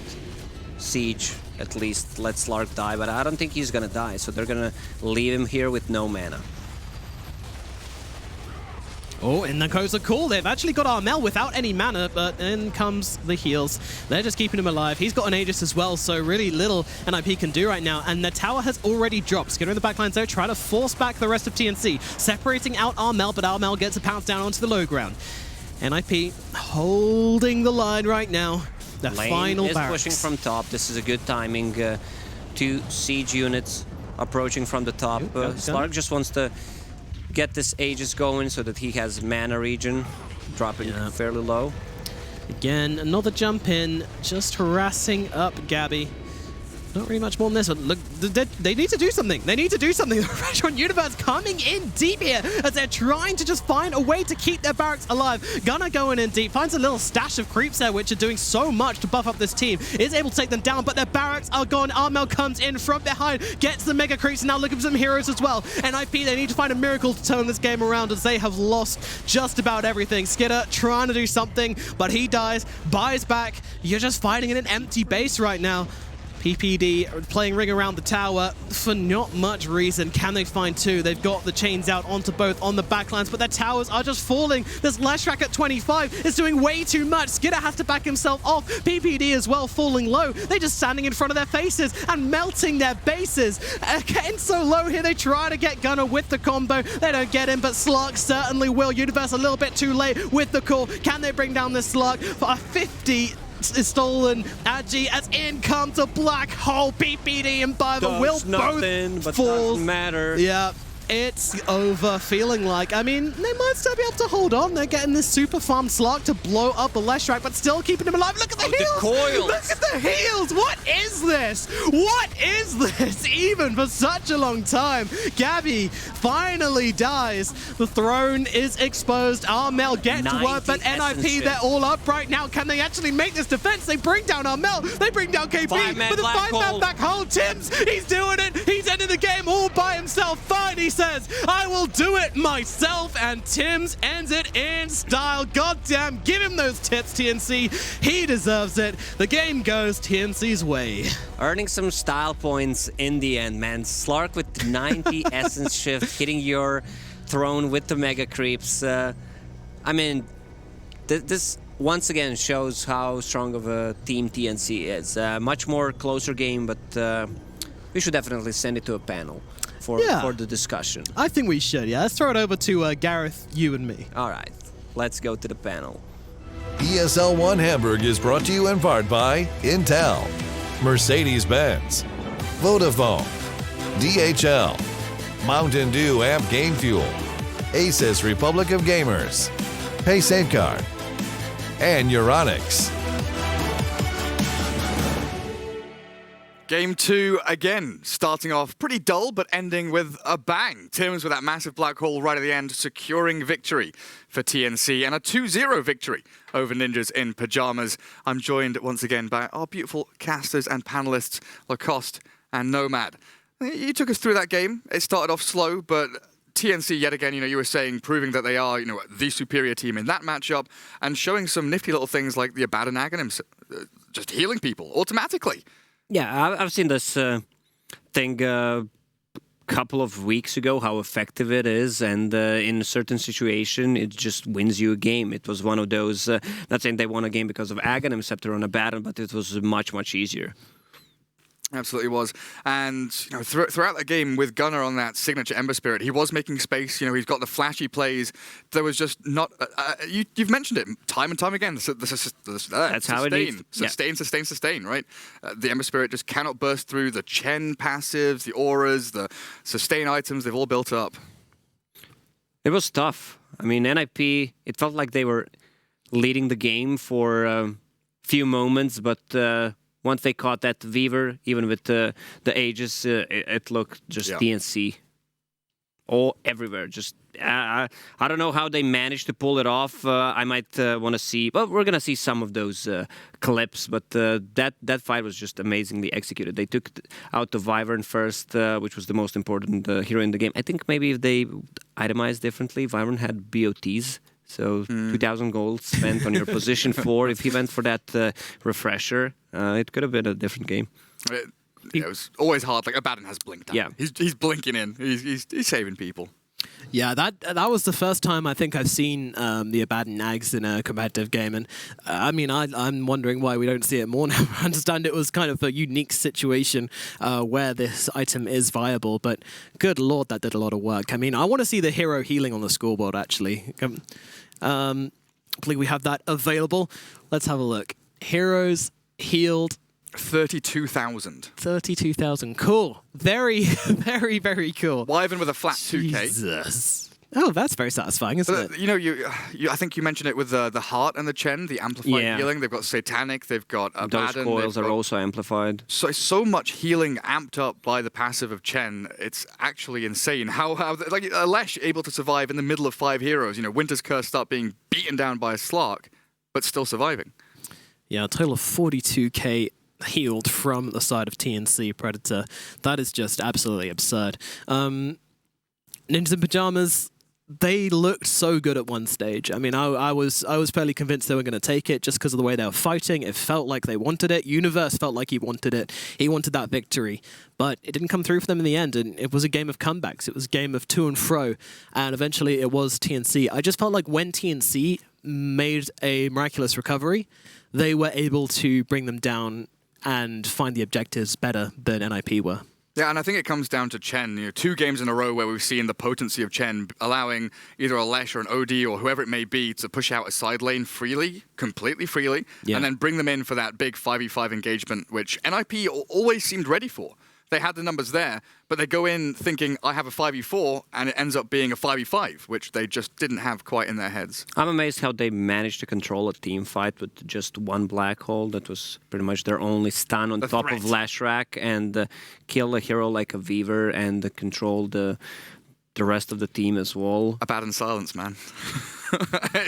Doing some serious work. Get those clicks on the Weaver. I mean, it does make a huge difference when you're pushing as well, right? Like, it's one of those things which is kind of a minor consideration, but then sometimes in games like this, when you just need that little bit of advantage, and all of a sudden that Curse of Avernus just helps your entire team do a little bit more to bring down these towers. And the Leshrak at 25, my God, that is some broken stuff. Jeez. I mean, even in the last fight, when they were taking the tier 3s, the last tier 3, he TP'd with VOTs on top lane and just pushed with 2 siege creeps. What are you going to do? How do you stop it? It's pretty damn difficult, but we have got a clip very kindly supplied to us by Scriff, and this one is of NIP grabbing 4 big kills in what could be considered their first turnaround in the middle tower here. So, talk us through us, Gareth. This is the fight where they had Aegis on Weaver, and after they kill her once, we're gonna see an extremely good pounce, and you see Axe going in, you'll Scepter. Oh, that's sorry. I think not the fight, but it was at the same spot. This is where they took down this Slark who had no mana. There was no Abaddon to heal him up, and Universe had such a great game. He died only once. Yeah, and then we see the strengths of NIP there, right? Similar to one of our previous games that we saw from Beast Coast, where the ability to chase, find kill after kill, it's there, it's available to them. But going forward and converting that into something bigger just didn't seem available at that period of the game, right? TNC respawn in like 20 seconds, maybe they get a bit of chip damage onto tier 2, but they're never able to go back and take Roche or, you know, shove out all of their side lanes at the same time. Even with an Ember Spirit, even with Weaver, who are maneuverable heroes, they still felt almost locked in to all-inning. You know, they need to go and just batter TNC. Yeah, they had 2 ways to deal with split push. They had the Chen recall, and you had BOTs on Lashrak, so they could always push out the lanes that Weaver and Ember Spirit were at. I mean, the amount of times like the Armel Slark was catching from Fog with Pounce onto Ember Spirit and forcing him to BKB or forcing him to just wait and try and Remnant back a little bit later on. It was spectacular from the Slark. Yeah, we do have another replay to look at here, which Gareth has very helpfully written down. NIP lose Aegis. I didn't write that could be one. anyone. That's the one. This is the Weaver Aegis being lost, I think. Exact same spot. Yeah, we did have it in the same spot. This ramp going up to high ground. It's somewhere they danced around a lot, where NIP were tentative coming up. This time Skitter does shove up and show himself, but you're getting caught on high ground against 5 near an enemy shrine, and Universe just doesn't have a way in. He doesn't have multiple targets to jump onto, so you've left this isolated Skitter Weaver alone, literally like 1v5.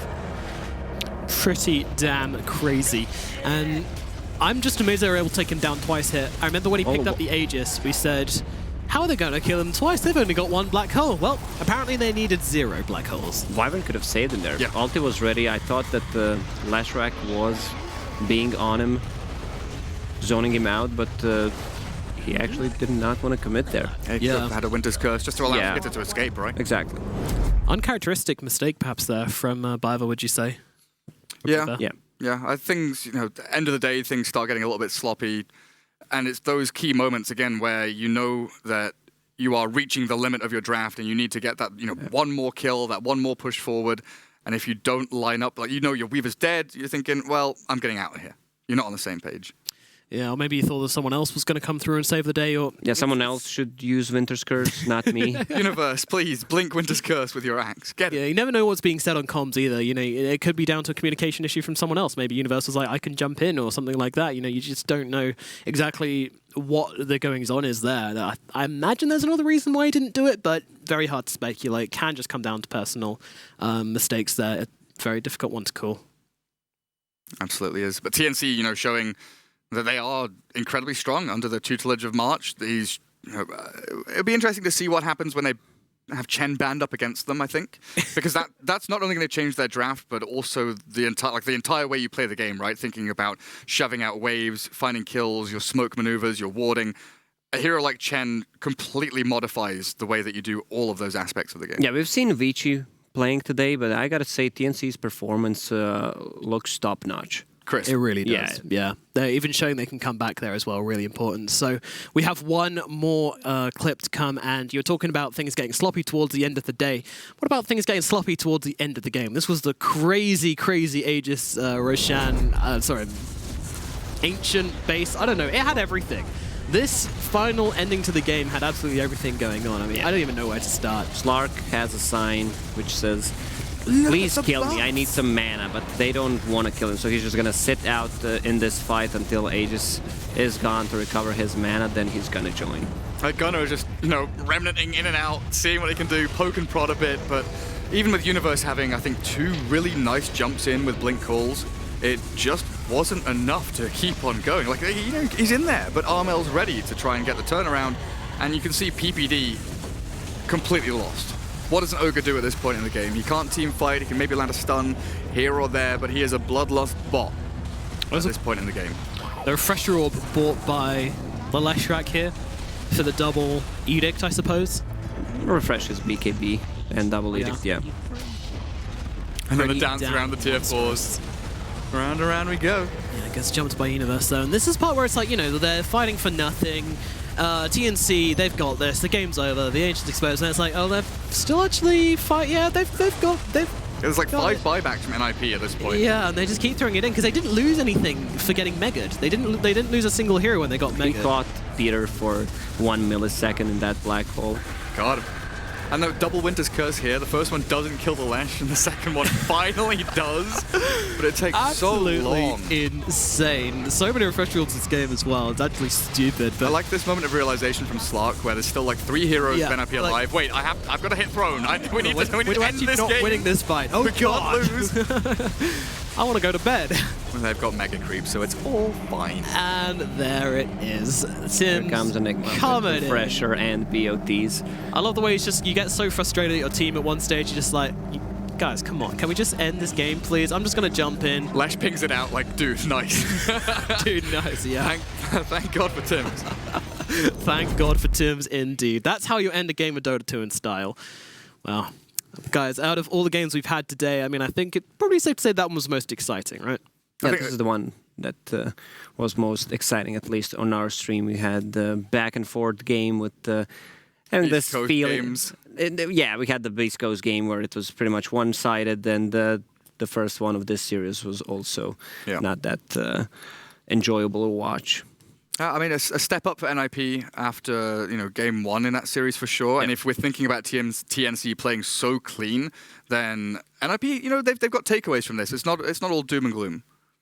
Yeah, no, absolutely. I mean, they've NIP have a lot to work on, and I think out of all the teams I've seen, they have got the most potential to improve from here and kind of work things out. It seems like their issues are quite straightforward. I want to see some more burst, but everything's straightforward when you're looking on. I'm sure there's much more complexity to it than just that, but we're going to try our best to get into it. But the way things stand today, we can have a look at the groups, I believe, and No, we can't look at the groups, I believe, sorry. But out of all the games we've had today, obviously TNC going to be on top with the 4-0.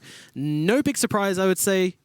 They're looking real good. We knew they were going to be strong coming into this one. I think Liquid may be underperforming a little bit. We still have games going on across the board, though. So, any closing thoughts on today's action? TNC are going to win the whole event. That's a bold statement. I love doing this next. I just want to see his reaction. But the way they're playing, it is extremely quality Dota. They're understanding everything. They're serious against NIP.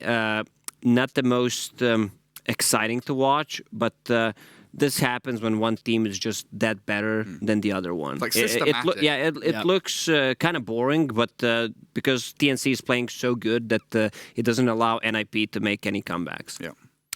All right, well, that's going to just about tie it up for us here on the B stream. It's been a fantastic day and plenty more to come tomorrow. But if you don't want to wait until then, there is plenty more action going on over on the mainstream. Quincy crew are still playing it off versus... who are they playing again, guys?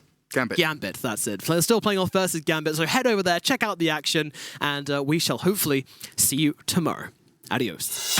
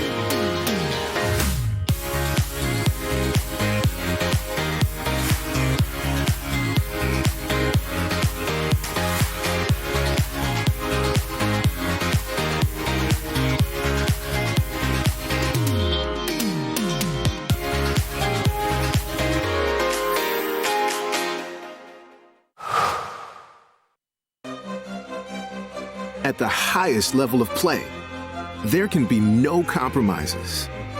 Gamers demand the highest clock speeds to give them the FPS they need to perform. Rise to the moment. Intel Core i7, the official CPU of ESL 1. Intel. Unleash your brilliance.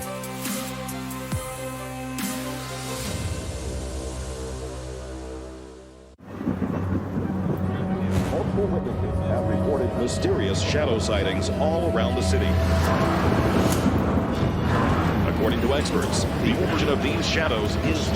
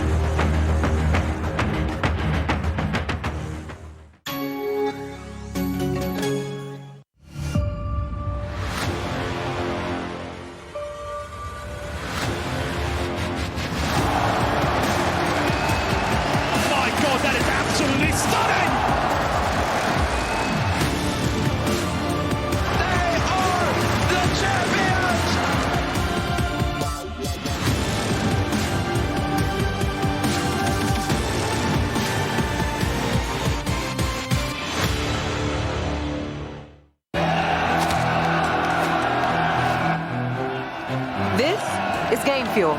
It's domination in a can.